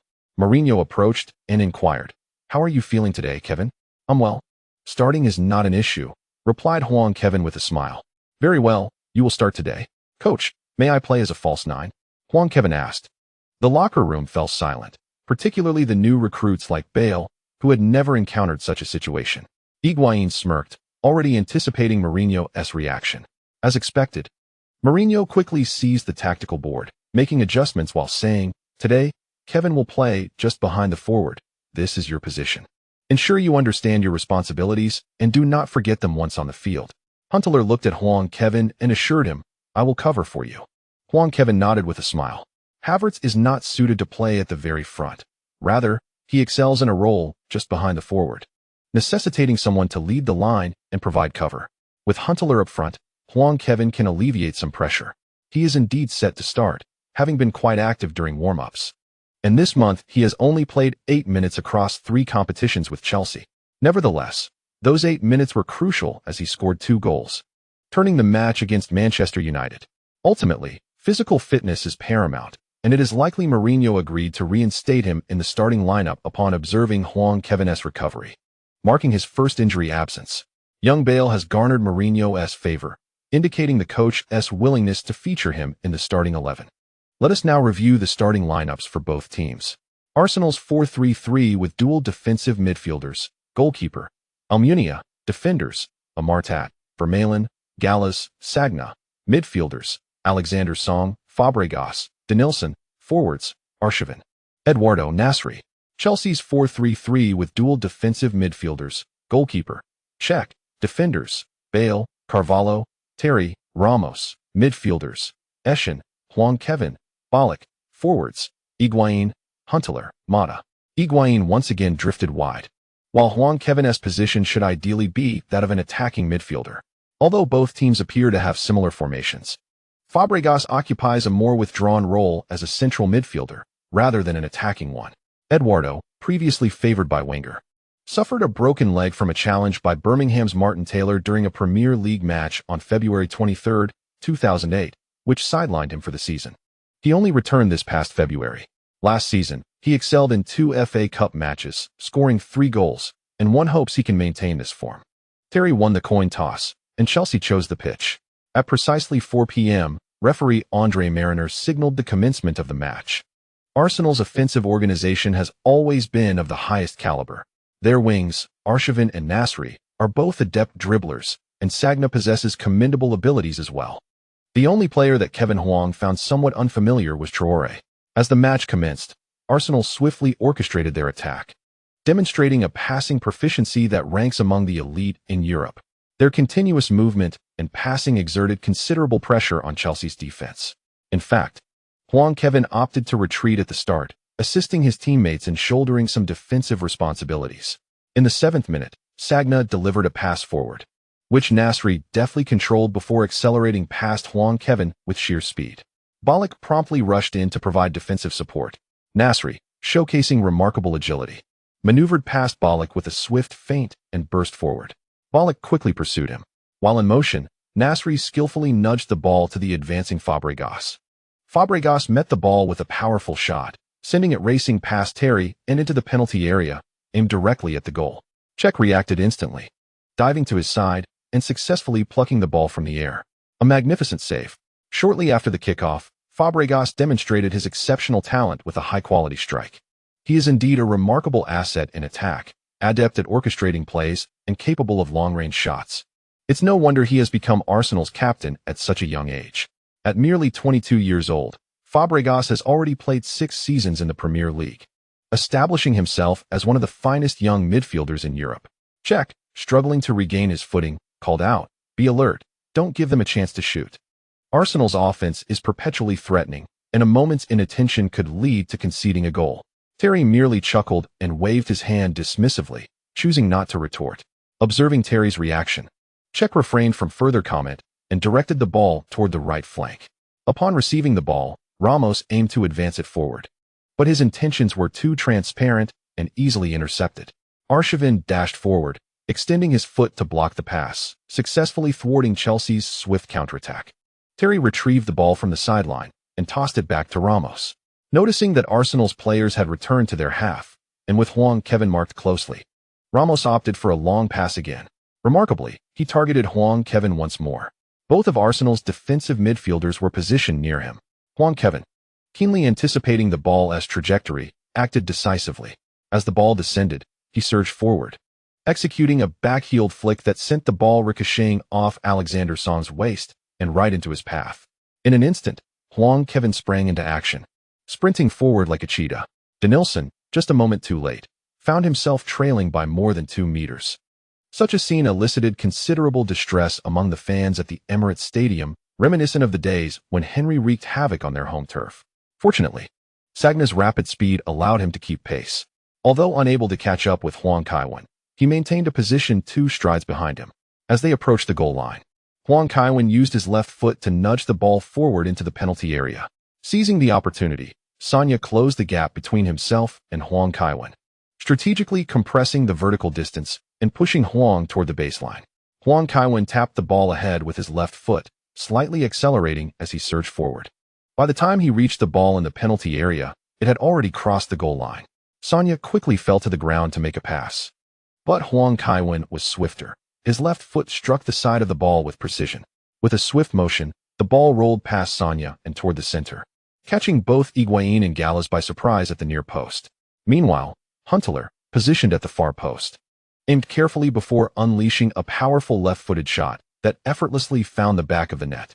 Arsenal had recently signed Timber and were also pursuing Rice and Caicedo. Their financial prowess was indeed impressive. Upon scoring, Huang Kaiwen discerned the weaknesses in Havertz's game. Despite the goal, Havertz's coordination seemed somewhat lacking. His elevated center of gravity and slower footwork often led to comical moments while dribbling. His lower body strength was insufficient, resulting in weak shots at times. However, his strengths were evident. His explosiveness and speed were commendable, offering considerable impact. Huang Kaiwen had not employed such a template in quite some time. To truly harness Havertz's potential, he needed to be in motion. His ability to withstand challenges while stationary was poor, and his agility could not be showcased. In dynamic play, he could leverage his height and agility to secure positioning and execute hooks. Thankfully, Huang Kaiwen had a keen understanding of shifting his center of gravity. Otherwise, Havertz's often precarious balance would lead to numerous pitfalls. As they walked back with their teammates, Huang Kaiwen remarked, "We could win more impressively." "How so, Kevin?" Huntelaar inquired. "You've seen Arsenal's style. They play quick passes and constantly move toward the penalty area," Huang Kaiwen explained. "In truth, Our technical abilities and movement are sufficient. We simply tend to stop to organize. We could mimic Arsenal and keep the ball moving straight into the goal. All right, let us give it a try, Higuain eagerly responded. Although he harbored some concerns, Chelsea often employed a lone striker, with both Drogba and Huntelaar positioned ahead of him. Even if Huang Kaiwen didn't start, he often found himself on the wing. His previous experiences at Real Madrid had also seen him play out wide. If Chelsea aimed to enhance their attacking rhythm, it would work to his advantage. After Arsenal kicked off and passed back, Chelsea's trio surged forward. Given Arsenal's proficiency in passing, such intense pressing would likely yield minimal effect. Fabregas quickly distributed the ball to the flanks, as Arshavin elegantly maneuvered his left foot, preparing to spring into action. He noticed a gap just outside Chelsea's penalty area. Instantly, he pivoted and delivered a swift, rolling pass.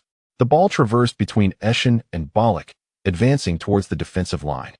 Eduardo turned to receive the ball, but Carvalho swiftly charged forward, intercepting it with a deft touch between Eduardo's legs. The ball sped towards the vicinity of the midfield. Huang Kaiwen surged forward, poised to intercept, while Fabregas, with daring intent, lifted his foot for a strike. In such a scenario, Huang Kaiwen could not afford to confront the opposing player's studs head-on, so he quickly sidestepped the incoming kick. The ball landed beside Fabregas' left foot. Just as Huang Kaiwen had evaded, he immediately closed in on Fabregas. With a deft pull of his right foot, Fabregas turned sharply as Huang Kaiwen followed his movement. Unexpectedly, Huang Kaiwen, not having committed his weight, positioned himself right in front of Fabregas once more.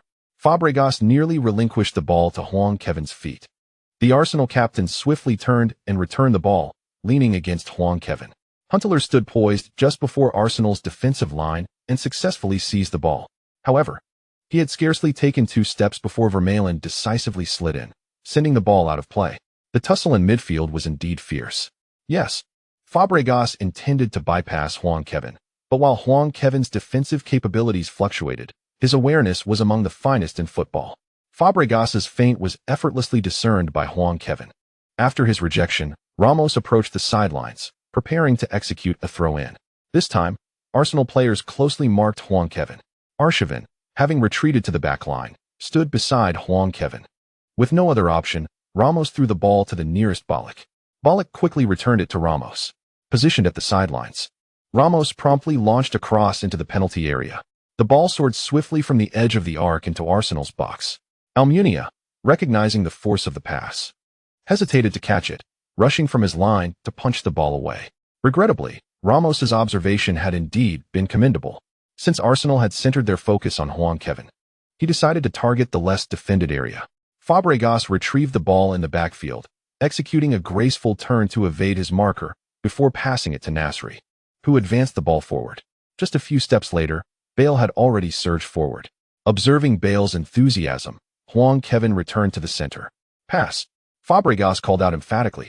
Nasri swiftly delivered a pass. Huang Kaiwen pressed towards Fabregas, while Eschen approached head-on. In the instant that Eschen made his move, Fabregas deftly flicked the ball with the outside of his foot, redirecting it to the right flank. Nasri received the ball without hesitation, sending it behind Eschen. As he approached the penalty area, Fabregas flicked the ball from his right foot to his left, smoothly bypassing Carvalho. Yet Terry and Ramos had already positioned themselves to block the path to goal. Arshavin raced to the right side of the small box. Fabregas again distributed the ball wide. Standing at the right side of the small penalty area, Arshavin struck the ball without taking a touch, only to be thwarted by the quick reactions of Cech, who dove to deflect the ball out for a corner. My word, the speed of Arsenal's attack is truly remarkable. Their passing is something that most teams find difficult to defend against. Fabregas and Nasri executed a series of precise passes that sliced through to the edge of the penalty area. Fortunately, Cech managed to parry it away in the end. Indeed, Arshavin's shot lacked power. Let us now observe the ensuing corner. Huang Kaiwen glanced at the positioning. Regardless of the template used, his height was more than sufficient. His instinct for positioning was commendable as well. However, the opponent's defense was equally focused on him. Noticing Alexander Song beside him, Huang Kaiwen opted to position himself outside the box, thus compelling the defenders to account for him and alleviating the pressure on his teammates within the penalty area. Nasri delivered the corner from the right towards the near post. Bale noticeably hesitated, allowing Gallas behind him to successfully connect with the ball. Cech instinctively raised his hand to block the close-range header. Eduardo sought to follow up, but Ramos was quicker, hooking the ball away.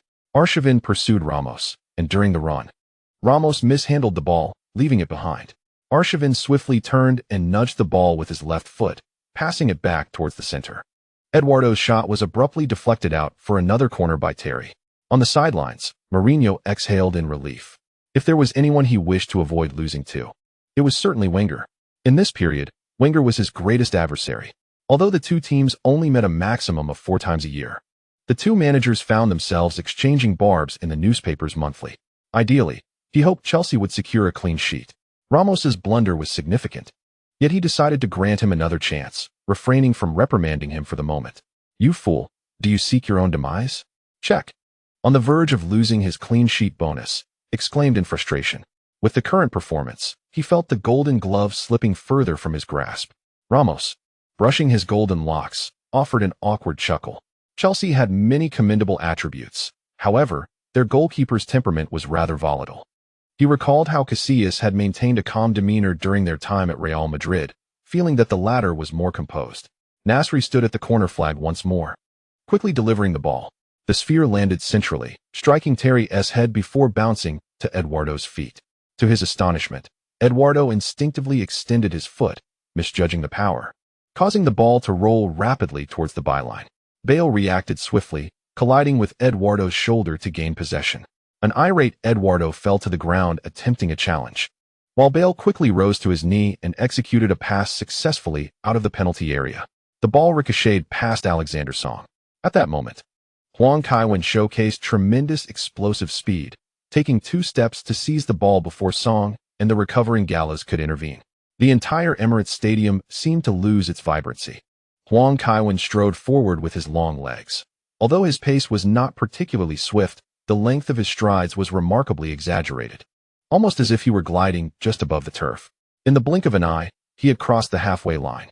Gala on the right reached out to grasp Huang Kaiwen's jersey, but after just a moment, he found himself unable to hold on, unable to match Huang's speed.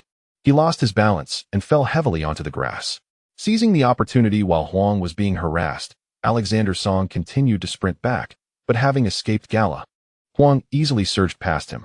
During this assault, all of Arsenal's players advanced forward, leaving Huang with no defenders in sight. A clear shot. Amunia, stationed within the penalty area, was already sweating profusely. Though Huang was still some distance from the box, he felt the mounting pressure. Amunia could only hope that Alexander Song would resolve the situation.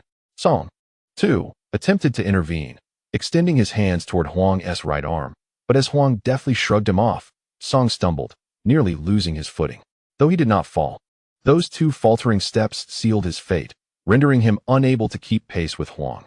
At that moment, Huang's left foot had already crossed into the penalty area, and he swiftly raised his right foot, striking the ball with the inside of his foot.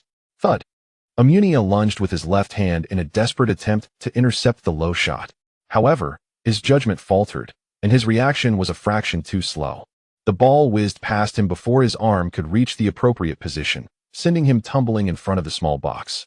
As the net behind him rustled with the sound of the ball finding its mark. Boom! St. Kevin! St. Kevin! St. Kevin! The blue-clad supporters cried out with fervor. No team in London posed a threat to them. Kevin! Kevin! Kevin! Goal! In the opening minutes, Arsenal exhibited their dazzling attacking prowess, frequently exchanging passes amongst themselves, appearing poised to slot the ball into the net.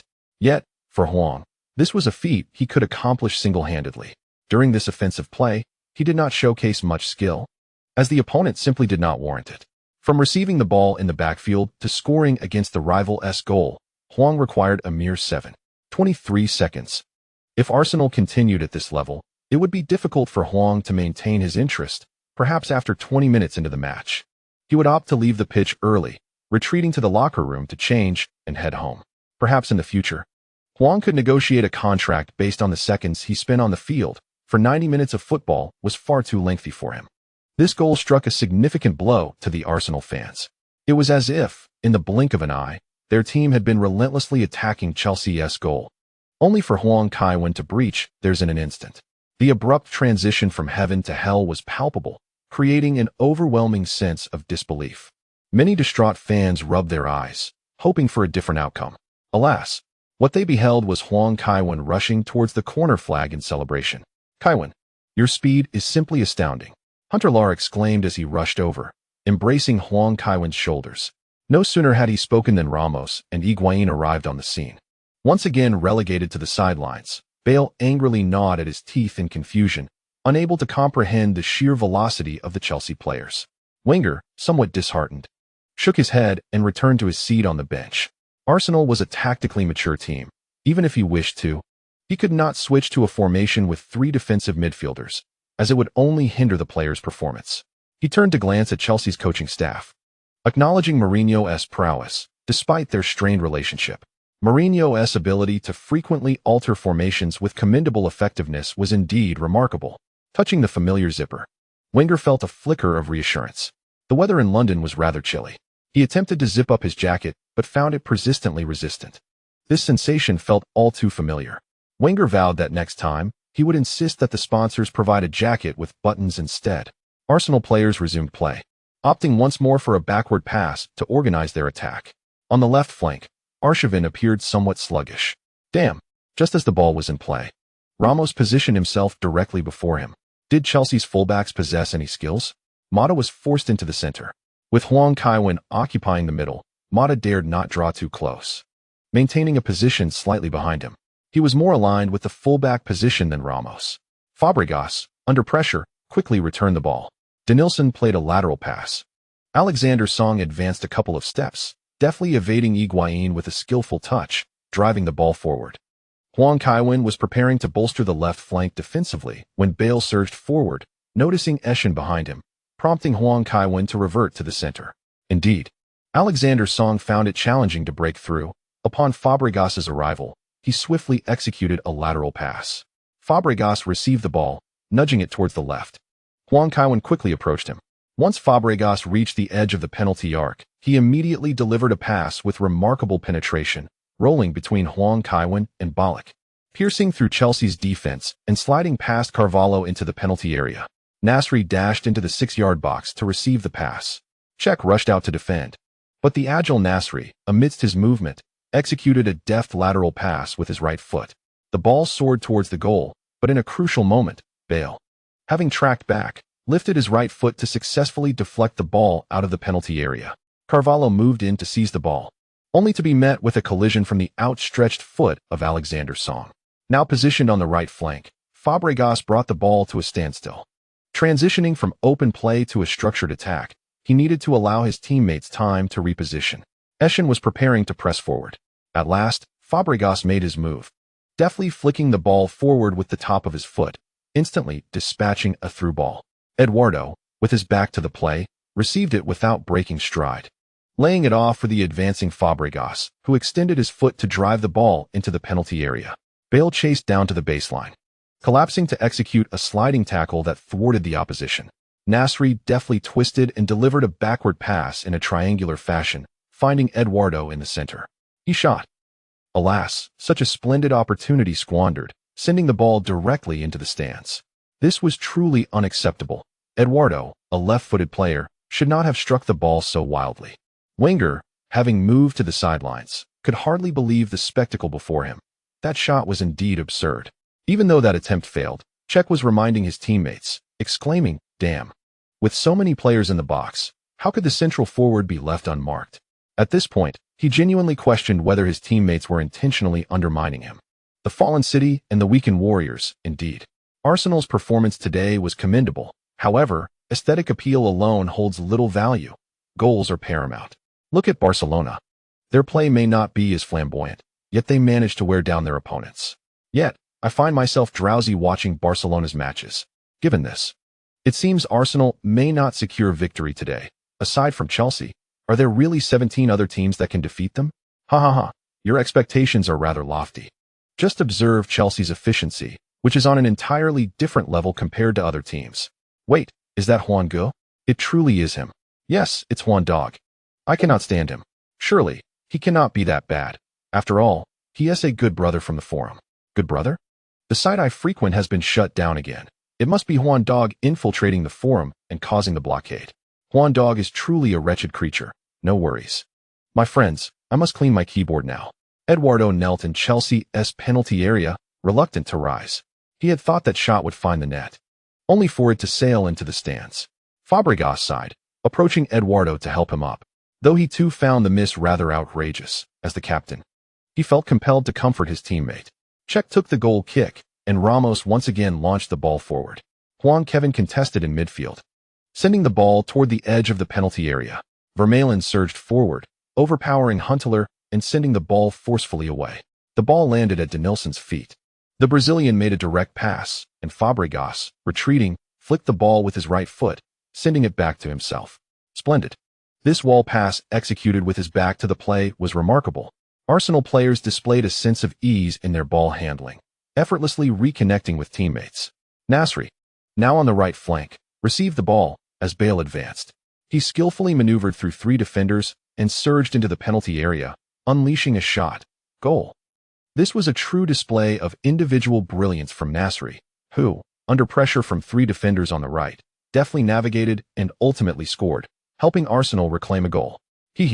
Arsenal players indeed possess skill. While they often execute fluid combinations reminiscent of mercury flowing, each player also demonstrates remarkable individual prowess. Fabregas frequently dribbles and shoots in the box. Wenger's team remains exceptional, and at last, a smile graced Wenger's face. Mourinho cast a disdainful glance towards the opposing bench. They had merely scored a single goal and still trailed behind. Was it not premature to celebrate? The British media often touts Wenger's composure. Should not such a quality be attributed to Jose Mourinho instead? Whether it be a moment of triumph or despair, he remains unfazed. This is the hallmark of a true maestro. Huang Kaiwen observed the exuberant Arsenal players. The moniker London may not resonate favorably, yet the prowess of these individuals is undeniable. In their prime, they have consistently delivered performances of world-class caliber, particularly Fabregas and Van Persie, both of whom had the potential to contend for the Ballon d'Or during their peak. Despite the abundance of exceptional talent, substantial accolades have eluded them. Aside from the limitations of their substitutes, Arsenal's fortune seems rather unfortunate. Pivotal players frequently succumb to injuries at critical junctures. It appears that the club's medical staff is not particularly adept. As the game resumed, Arsenal evidently fortified their defense. Huang Kaiwen received the ball again, deftly pushing it forward with the inside of his foot, prompting Denilson to pivot and pursue the ball alongside him. However, the disparity in speed was glaring. Anticipating the move, Denilson managed to gain a slight edge, yet both players executed their turns almost simultaneously. Once they surged forward, Huang Kaiwen had already left Denilson behind. A few strides later, Denilson found himself trailing by over a meter, almost 2. Sagna, caught off guard by Huang Kaiwen's decision to veer right, lunged at him with a sliding tackle. The ball was positioned slightly ahead, making any attempt to regain possession perilous. In this predicament, Huang Kaiwen opted to extend his leg, stepping on the ball and flicking it backward. He swiftly changed direction, though his left foot was grazed in the process. The referee poised to blow the whistle. Yet upon witnessing Huang Kaiwen regain his footing, he refrained from calling a foul. Ballack, now in possession, chose to shift left, signaling for Bale to advance directly into the penalty area without halting the ball. With his back against Gallas, Huntelaar seized the moment, deftly nudging the ball into the box with his right foot. Huang Kaiwen, who had been stationed just outside the area, surged into the penalty box, taking 2 decisive steps before executing a left-footed shot. As Almunia dove, he realized he was again a moment too late. The ball sailed past his hands and crashed into the right side of the net. Huang Kaiwen. Just as Arsenal had found the back of the net, Huang Kaiwen retaliated. His goal a testament to his astute positioning. Indeed, Huang Kaiwen had drawn the Arsenal defense's attention to the right flank before executing a sudden back pass to Ballack, who then switched play to the vulnerable left side. This maneuver effectively unsettled Arsenal's defensive setup, allowing young Bale to deliver a pass, which Huntelaar, with a clever backheel, directed into the penalty area, enabling Huang Kaiwen to breach the defense. Though both sets of players may not have run extensively, the swift movement of the ball captivated Arsenal's defenders, transforming the right side from a fortified front into a vulnerable zone, thus allowing Huang Kaiwen to exploit the opening in the box. Indeed, Chelsea has consistently drawn Arsenal's attention with their style of play, reminiscent of Barcelona, who thrive on exploiting opportunities to dismantle their opponent's defenses just outside the penalty area. Sitting in the stands, Petit felt a twinge of discomfort. Although he has represented both Arsenal and Chelsea during his career, and even spent a year at Barcelona, he began his journey at Monaco, firmly rooted in Wenger's lineage. He missed the opportunity to join Chelsea during their prosperous era. In Arsenal's anthem, Hot Stuff, he is celebrated as the great man, Petit. Naturally, Petit hoped Wenger would lead the team to victory. However, as a former defensive midfielder, Petit discerned a critical issue. Arsenal appeared to be lacking on the sidelines, with several missed opportunities by the players. In truth, the Gunners seldom created absolute chances, as Chelsea's central defense was impenetrable. Consequently, whenever players received the ball, they found themselves in suboptimal positions, forced to take shots. Given these circumstances, failing to score was unsurprising. Only sheer luck would yield a goal. Chelsea, in contrast, boasted a dynamic number 10, adept at attracting numerous defenders, thereby allowing teammates to find space. With ample openings, opportunities inevitably arose. Moreover, Chelsea's number 10 possessed remarkable individual prowess, capable of altering the course of the match while frequently collaborating with teammates. Petit struggled to identify any weaknesses in Chelsea's offensive strategy and was skeptical about Arsenal's chances of securing points that day. To him, this Arsenal side appeared excessively soft. In the past, Vieira had been a dominant presence among them, yet this team could not even find a leader akin to Vieira. After scoring, they conceded an equalizer, which shifted the players' mentality. Almunia retrieved the ball and turned to bellow, "Are you all wooden stakes, nailed in place? You allowed him to pass it in from behind." Sagna stuck out his tongue, while Gallas found himself thoroughly outmaneuvered, perhaps serving merely as a backdrop today. Despite the criticism, Gallas refrained from retorting, even though he had previously worn the captain's armband. Once a Chelsea player, he was included in the deal that brought Ashley Cole to Chelsea. Sent to Arsenal as a mere add-on, Gallas had long sought to make a statement against Chelsea, proving Mourinho's oversight. However, today he faced yet another failure. This intense sense of frustration drove Gallas to madness, vowing to show Chelsea's players a thing or two. Fabregas initiated another offensive, but this time his pace faltered slightly, allowing Huang Kaiwen to intercept him at the halfway line. The Arsenal captain attempted to backheel the ball to the left flank, but Ballack seized the moment to reclaim possession. Fabregas immediately pursued him. As Ballack prepared to pass to Huang Kaiwen, he noticed the latter was closely marked. He had no choice but to shield the ball and turn, using one arm to fend off Fabregas. "Give it to me," Eschen shouted, raising his hand for the ball. Barak executed a swift diagonal pass, and Eschen seized the ball, charging forward along the sideline. Alexander Song surged ahead, prompting Eschen to advance the ball with a quick touch. Ramos intercepted, closely pursuing, while Sagna hurried back in defense. Their speeds were comparable, yet Ramos held a more advanced position. He carried the ball down towards the goal line and swiftly pivoted to deliver a cross. Vermaelen, noticing Huang Kaiwen's movement, turned to sprint back. The ball flew rapidly past Sagna into the penalty area. It was delivered at a considerable height, leaving Gallas at the near post with no chance to intervene. The ball descended towards the near goalpost, and just as Vermaelen prepared to leap, Huang Kaiwen soared into the air, executing a powerful header that sent the ball into the net. 41. Hooray for St. Kevin! St. Kevin! St. Kevin! An uproar of cheers erupted from the away supporters. Arsenal players sat in the penalty area, resonating with the silent, yet fervent fans. Huang Kaiwen, oh Huang Kaiwen. This goal showcased his remarkable physical prowess. Indeed, Vermaelen needed to monitor Huang Kaiwen's positioning as he turned to run towards the goal. He realized he must adjust his posture upon leaping. Huang Kaiwen also recognized this and leapt early, denying Vermaelen the opportunity to recalibrate.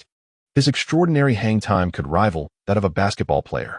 This goal was a testament to sheer physical dominance. For an ordinary player, it would have been challenging to handle. Vermaelen had already positioned himself well, and as a defender who transferred to Arsenal this season, his heading ability was formidable. Outjumping him was no easy feat. I sensed Huang Kaiwen was aware of this, prompting his early leap. Mourinho instinctively turned, extending his right hand with his index and middle fingers, gesturing towards the substitutes bench. Only then did he remember Higuain was starting today. Ashley Cole on the bench darted to the sideline, asking, "Boss, should I warm up?" "Go ahead and warm up." Mourinho nodded. After all, anyone warming up would suffice. If necessary, Bale could shift to the wing, with Higuain taking the number 10 position. Practicing various positions would benefit their careers. Just look at Belletti, Eschen, and Joe Cole. Many Chelsea players could perform in multiple roles. Those limited to 1 or 2 positions still had untapped potential waiting to be developed. Stay sharp, Wenger shouted from the sidelines. Hold on until halftime. Show some spirit. Besides spirit, he was at a loss for words. The team's morale was visibly low. Fabregas glanced at the armband on his arm, steeling himself to encourage his teammates. Drawing from the examples of his predecessors, he spoke up. The match isn't over yet. It's far too early to surrender. Then you mark him. Nasri replied. What? Fabregas inquired. Nasri pointed at Huang Kaiwen and declared, if you can contain him, we can win. Fabregas. Alexander Song approached and placed a comforting arm around Nasri's shoulders, suggesting, let us refrain from speaking too much. It's not about Cesc. Nasri retorted with a dismissive grunt. I simply cannot abide pretentious behavior. With his head bowed, Fabregas continued forward. He was the player most cherished by Wenger, so it was only natural for teammates to express their discontent. Nasri, with his notoriously difficult temperament, was not the only one harboring grievances against him. It was precisely due to Wenger's favoritism that he had ascended to the captaincy of Arsenal. Suddenly, Fabregas felt a wave of fatigue wash over him. The weather in London was indeed dreadful. Receiving a pass from a teammate, he glanced up briefly before delivering a swift through ball. However, his urgency led to a miscalculation as Huang Kaiwen intercepted it with a deft touch. Fortunately, Denilson was quick to react, successfully reclaiming possession. With the ball at his feet, Denilson surged forward, and as Ballack approached, he promptly sent the ball ahead.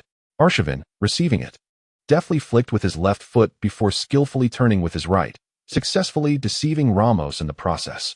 On the sidelines, Mourinho shook his head. While Ramos possessed formidable offensive capabilities, he still displayed a degree of recklessness in defense. This lad certainly needed further refinement. Arshavin accelerated down the flank, penetrating into the penalty area, but Terry, retreating, suddenly extended his leg and managed to hook the ball away. Reacting swiftly, Arshavin charged forward, only for Terry to pivot and send the ball to Cech. Cech, in turn, launched a powerful clearance, sending the ball hurtling towards the opposing penalty area. That reckless pass from Terry. The ball traveled with great force, heading straight for the opponent's box. Huntelaar seized the opportunity, leaping to redirect the ball with a header. Higuain and Gallas surged towards the 6-yard box, with Higuain, a step quicker, striking the ball mid-air with his right foot before it could touch the ground. Nearby, Almunia leapt to deflect the ball out of bounds. Another near miss. Yes, did you notice, Coach Jean? Huntelaar's role as a pivot has significantly improved. Indeed, his physique has strengthened since his arrival at Chelsea. Mourinho prefers a lone striker, expecting them to shield their teammates. Historically, Chelsea relied on wing play, with Drogba providing cover for Lampard. Although Chelsea's tactics have evolved, the essence remains similar. A corner kick was forthcoming, and Chelsea's offensive onslaught continued unabated. Observing Huang Kaiwen's reluctance to take the corner, Ballack approached the right corner flag. Before the kick, players on both sides vied for advantageous positions within the box. Huang Kaiwen glanced around and decided to position himself in the center of the penalty area. Alexander Song followed him out of the small box. With an emphatic strike, Ballack initiated the corner. Huang Kaiwen immediately discerned that the ball was aimed towards the back post. As he feigned a run towards the center, Alexander Song followed suit, only for Huang Kaiwen to swiftly pivot and dash towards the left post. The players at the front post misjudged the ball, and amidst fierce competition, neither side managed to leap successfully. Huang Kaiwen dashed into the small penalty area, launching himself towards the ball with a spectacular leap. At that moment, Gallas raised his right foot and forcefully struck Huang Kaiwen's chin. Both sets of players were taken aback. Almunia, regaining his composure, patted Gallas on the shoulder and remarked, "You might want to write your will first." Correction noted. It's Gallas, not Gallas, as the finals is silent in French, and I had forgotten he was a French player. The announcement of the 1.05 billion rice deal has left one to wonder if oil has been discovered beneath the Emirates Stadium. Arsenal's summer reinforcements are far from over. The chapter concludes here. The contract worth 40 million has been signed. The team doctor, Mourinho, emitted a piercing shout. English, anxious to assess the situation, rushed onto the field without waiting for a stretcher. After a brief moment of shock, a fierce skirmish erupted within Arsenal's penalty area. Bale was utterly astonished. He had not anticipated Ramos's ferocity. Despite several attempts to restrain him, Ramos proved uncontainable. Gallas was left battered and bruised. "Sergio, if you keep this up, someone might die." Terry exclaimed, urgently restraining Ramos. Initially, he had joined Ramos and Huntelaar in the fray, but upon witnessing the escalating violence, he realized it would be prudent to refrain from further confrontation. Was the Spaniard truly this formidable? Let go. I am determined to take down this pretentious brat, Ramos shouted. Struggling fiercely, English knelt beside Huang Kaiwen to examine him, rising to inform, "It seems Kevin is attempting to speak." "Is that so?" Ramos finally ceased his struggles. Terry, kneeling on the grass with his ear close to Huang Kaiwen, heard the latter weakly utter, "Sergio isn't a bad person. No immunity card." Indeed, Huang Kaiwen was injured. Thankfully, he possessed the injury mastery skill. Had it been anyone else, they might have ended up as a crooked-mouthed Dragon King. Having not sustained an injury in a long time, Huang Kaiwen was momentarily disoriented from the sudden blow. It appeared he had played too much. In the absence of an immunity card, one must remain vigilant against these rascals. When the stretcher finally arrived, Huang Kaiwen was carried off the field, surrounded by Chelsea's coaching staff, who escorted him down the tunnel. The technical area had been deserted. Physiotherapist Ian McCurdy inquired, "What should we do? Who will take charge?" "You should go. I prefer not to be in the spotlight," Thierry Laurent replied. With both the coaching staff and chief physician absent, they were at a loss. Fortunately, Chelsea had a tradition of readiness among their physiotherapists. In the 41st minute of the first half, Chelsea was awarded a corner kick. Huang Kaiwen's leap was met with a dangerously reckless challenge from Gallas, resulting in the interruption of the match. A fierce conflict ensued in Arsenal's penalty area. Although it was not entirely intense, primarily involving Ramos, Huntelaar, Ballack, Higuain, and Terry confronting Gallas. As it became apparent that Ramos was excessively aggressive, Chelsea players intervened to restrain him. Throughout the ordeal, Arsenal players did little to persuade or assist Gallas in standing up for himself. In the realm of disconnected city and the weak warrior, one cannot help but exclaim at Gallas' egregious foul. It is worth noting that Huang Kaiwen has frequently been subjected to similar infractions, from Puyol's elbow to the back of the head, to Farlinghurst's throat-crushing maneuver. Today, Gala has resorted to a hook kick. Setting aside technical prowess, few players can rival Huang Kaiwen's resilience. Indeed, he exhibits remarkable fortitude. Even as he was being carried off today, he remained conscious. While a kick to the jaw is typically not fatal, it is likely that Huang Kaiwen will face dental complications in the aftermath. I understand the rationale, yet it seems unjust that only Gala and Ramos received red cards. Ramos dashed off the field, seemingly anticipating the red card. One wonders how much Huang Kaiwen compensated him for such loyalty. Huang Kaiwen is indeed a remarkable individual. He has built an impressive business empire without enlisting any world-renowned singers, opting instead for Jay Chou. Enough of this. Shall I not make a purchase? I shall buy a drink shortly to assist with Huang Kaiwen's medical expenses. Ramos, having exited, immediately contacted the team doctor. As anticipated, Huang Kaiwen was already en route to the airport. Ramos called for a taxi, heading straight for Heathrow Airport. Upon boarding Abramovich's private jet, Ramos was taken aback and inquired, "Coach, shouldn't you be directing the match?" Mourinho turned to glance at Villas-Boas, who in turn looked at Faria. Faria shrugged and remarked, "I thought Steve would stay." The coaching staff had assembled, and it would be remiss for him not to conform. Steve Clark, looking somewhat innocent, chimed in.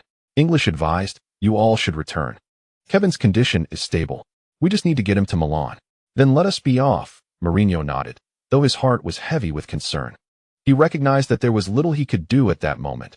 They would likely miss the press conference. Yet, how could he deny the reporters an opportunity to interview him? Mourinho had no intention of letting Gala off easily. If Huang Kaiwen were to be sidelined for an extended period, whom could he turn to for solace? On the flight to Milan, English sat beside Huang Kaiwen, stating, "For now, there appears to be no fractures or dislocations, only some capillary damage causing bleeding. We will apply cold compresses to reduce swelling and conduct further examinations upon arrival in Milan." Huang Kaiwen nodded in affirmation, feeling discomfort in his mouth and disinclined to converse. His usual resilience was less apparent this time, as his injury was notably severe. English, having contacted the young lady, discovered to his surprise that she had already infiltrated London. At this rate, should Mourinho pursue a witch hunt, he might indeed uncover a considerable number of culprits. After a brief slumber, Huang Kaiwen emerged from Malpensa Airport to find a throng of reporters awaiting at the entrance. With Ramos present, the journalists were unable to approach. Huang Kaiwen was swiftly loaded onto an ambulance. You see, I told you to refrain from playing, the young lady waiting by the ambulance remarked. Her eyes red with emotion upon seeing Huang Kaiwen. He looked up and smiled, contemplating the unpredictability of such incidents. Lily, that girl, went straight to the hospital. Your little sweetheart is safe. The young lady sobbed once more. Huang Kaiwen felt overwhelmed. Wasn't she supposed to be a strong woman? Why was she now playing the role of a grieving widow? Noticing the number of people in the ambulance, the young lady shyly stuck out her tongue and said, "Thank you for bringing Kaiwen back. I will arrange for your hotel accommodations shortly, and all expenses can be charged. Please don't hesitate." English nodded in acknowledgement, not feeling the need to refuse. The Huang family was renowned for their generosity. After over a season with the team, even he had received several gifts. Upon arriving at the hospital for an examination, the young lady finally breathed a sigh of relief. Although there were no significant issues, the doctor advised that Kaiwen should rest as much as possible and minimize his speaking for the time being. All right, thank you, the young lady nodded. Ramos pushed the wheelchair toward the hospital room. The English Football Association has announced their disciplinary decision, Lily exclaimed, staring at her phone. Huang Kaiwen reached out to take Lily's phone. The English Football Association stated on their official website, during the match between Arsenal and Chelsea at Arsenal's home ground, an unimaginable incident occurred. After our deliberation, we have decided to follow the precedent set in 1915 concerning Innovistor, imposing a 30-year ban on Arsenal player Gala and a fine of 20,000. Whether to prosecute him for first-degree murder is still under discussion. There was no mention of the Chelsea players in this matter, Huang Kaiwen estimated. At most, Ramos would receive a one-match suspension with no further penalties. If Gala maintained his form, he could still return to the Premier League when his ban was lifted in 2039. The yellow card punishment seemed to satisfy the Ball King. The hospital room was quite well furnished. Just as Huang Kaiwen lay down on the bed, there was a knock at the door. "Come in," Lily called out. The door opened to reveal a group of Milan players. Kaka rushed to the bedside and asked, "Kaiwen, how are you?"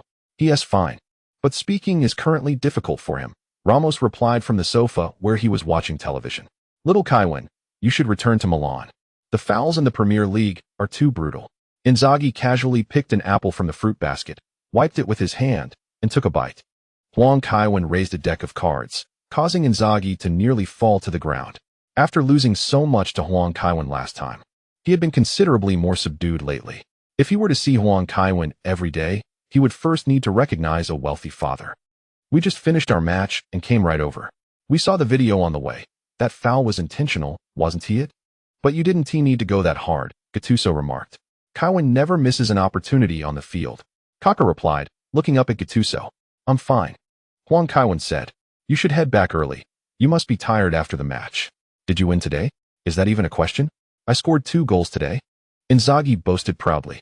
"That's quite an achievement. You should celebrate properly," Huang Kaiwen said with a smile. The young lady nodded and said, "It just so happens that Sergio is also here and is familiar with the Milan players. Why don't you all go out together?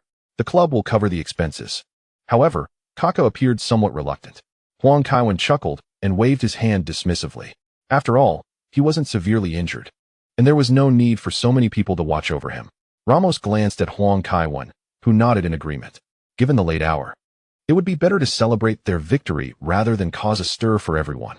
Inzaghi picked up an apple from the table and remarked, "Only Kevin treats me the best." Upon hearing that I scored 2 goals, he is willing to spend money for us to celebrate. Huang Kaiwen smiled and nodded. After all, it's the players who pay the price. As long as Inzaghi is happy, that's what matters. "I'm hungry too. Let us have them prepare something to eat," Huang Kaiwen said, looking up. "Only liquid food," the young lady replied with a smile. Huang Kaiwen felt a bit of a headache. Although he was not picky about food, he certainly had a fondness for meat. Now restricted to liquid food, his displeasure towards Galas grew.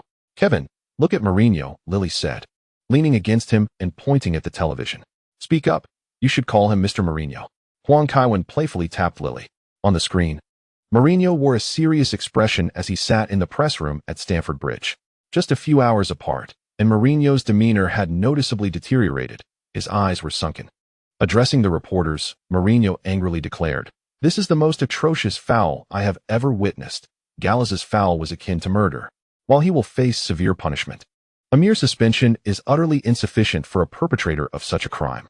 Regardless of what the FA decides, Chelsea Football Club will not let this matter rest." The situation was still evolving. Although it had only just occurred, the outcome was already foreseeable.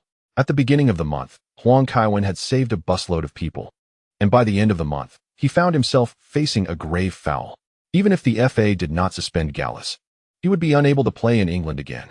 The most affected by this incident would be Arsenal, losing a defender mid-season. Later, Huang Kaiwen received a call from Wenger. "Kevin, I sincerely apologize. I never requested him to act in such a manner," Wenger said apologetically from the other end of the line. "Mr. Wenger, this is not your fault. Coaches cannot be held accountable for every player's actions," Huang Kaiwen replied hoarsely. "I understand, but this foul was indeed severe," Wenger said. Sounding troubled, "Gallas called me to say his residence was attacked, and his family in France faced threats. He is in a dire situation. I know it's difficult to ask for your forgiveness, but if possible, could you persuade the fans? I know you are a magnanimous person." Huang Kaiwen replied, "Professor, your judgment on people is truly lacking." Puyol, while possessing an immunity card, managed to foul the King of Yellow. The King of Yellow had held a grudge for years, waiting for an opportunity for revenge. Today, without an immunity card, Gallas fouled him. How could he possibly let this go? However, one must show a modicum of respect to the professor. For a man of his age, making this call and conceding is no small feat. Even if Wenger refrains from reaching out, King Huang would undoubtedly urge the fans to exercise restraint. As for whether the fans heed this advice, that is beyond Kevin's control. Kevin Huang remarked, "Once my health improves a bit, I will address it when I encounter reporters." "Thank you then, Kevin," Wenger replied, visibly troubled. He found himself in a precarious position. With the unfolding events, Arsenal too faced scrutiny. Gallas was already deemed ineffective, and soon he intended to persuade Gallas to exit Europe. "The French national team no longer welcomes you. Do you truly believe you can return to play in your homeland? Even if the French Football Federation does not impose a suspension, do you think your family can live comfortably in France?" Wenger felt utterly exhausted, having inexplicably lost over 10 million euros. It was a heart-wrenching pain that left him breathless. The following morning, the entirety of Europe was engrossed in discussions surrounding this foul. The Times, in an unusually stern tone, declared, "Gallas's grotesque foul altered everything. If Kevin contemplates retirement as a result, Gallas will have inflicted billions in losses upon the entire Premier League." It seems the higher-ups at the FA and the Premier League are likely restless. From a competitive standpoint, Kevin's departure would obliterate the technical advantage of the Premier League. Ferguson, in an interview with the Manchester Evening News, stated, "This unimaginable foul is hard to fathom occurring in the Premier League. Even if the injured player were not Kevin, it would still be intolerable. No one should deliberately use such actions against a player's head. It reminds me of Cech's incident, which was truly dreadful." The Sun reported, "Gallas's troubles extend far beyond this incident. His wife has previously suffered domestic abuse at his hands, and now, amidst his current predicaments, she is resolute in her decision to divorce him." Gazzetta dello Sport asserted, "One can never forgive a murderer, nor should one forgive a murderer on behalf of others. To see Gallas deliberately employ such actions against Kevin during a header, he truly deserves a place in the defendant's seat." Corriere dello Sport lamented, "Gallas and others are murdering football. They will render the sport increasingly unappealing and drive the artists of the green pitch away from the Premier League and even the football field." In a column for Tuttosport, Buffon expressed, "This shocking foul is beyond comprehension. It is devastating news to witness Kevin injured once more. His career has been a relentless battle against injuries and fouls. His life could be the most inspirational film in the world. However, I must state that whether in Italy, Spain, or England, Kevin has faced severe fouls, even during his away matches against Bundesliga teams. If financial concerns were set aside, the Dutch league, which celebrates attacking play, would be the ideal fit for Kevin. In a league that has birthed legends like Cruyff, Bergkamp, and the Three Musketeers, Kevin would undoubtedly receive ample protection, allowing his talent to elevate Dutch football once again." Domenech stated that although Gallas is a significant player for the French national team, he will never allow Gallas to don the national jersey again. When Huang Kaiwen awoke that afternoon, the street below was filled with broadcasting vans. What struck him as particularly amusing was the presence of 2 television stations owned by the Fininvest Group. Indeed, no news value was wasted. The King of Yellow created headlines, and his own network was there to report on it. Unfortunately, Huang Kaiwen could only rest in the hospital room. Yet the ripples from this incident showed no signs of abating. Milan and several Italian legends came forth to criticize Gallas, and the French team also distanced itself from him. Zinedine Zidane, coach of the Real Madrid youth team, expressed his support for the coach's decision in an interview with AS. Football has never been a sport for suits. Yet it should not be associated with murder. I reviewed Gallas's foul multiple times. There is no room for interpretation. It was intentional. When you deliberately kick another player's head, you forfeit your right to run on the pitch. Thierry Henry echoed similar sentiments in an interview with the World Sports Journal, stating, "I witnessed that foul. It was truly egregious. Kevin is an exceptional player, and I hope for his swift recovery." Amidst this turmoil, Chelsea finally lodged a charge of first-degree murder against Gallas in court. In the coming period, Gallas would find himself in considerable trouble.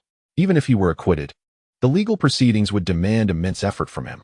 In this context, Huang Kaiwen welcomed a new month of shop refreshes.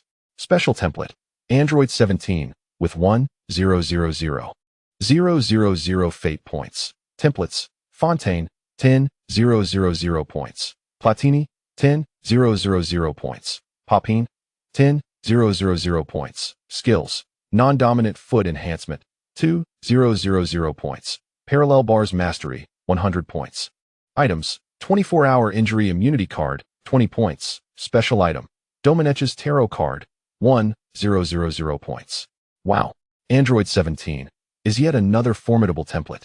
The templates from Dragon Ball possess star-shattering combat power, and there is no room for debate when compared to some other minor works.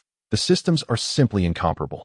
This led Huang Kaiwen to ponder the comparative power levels between Saint Seiya and Dragon Ball, particularly between protagonist Seiya and Goku.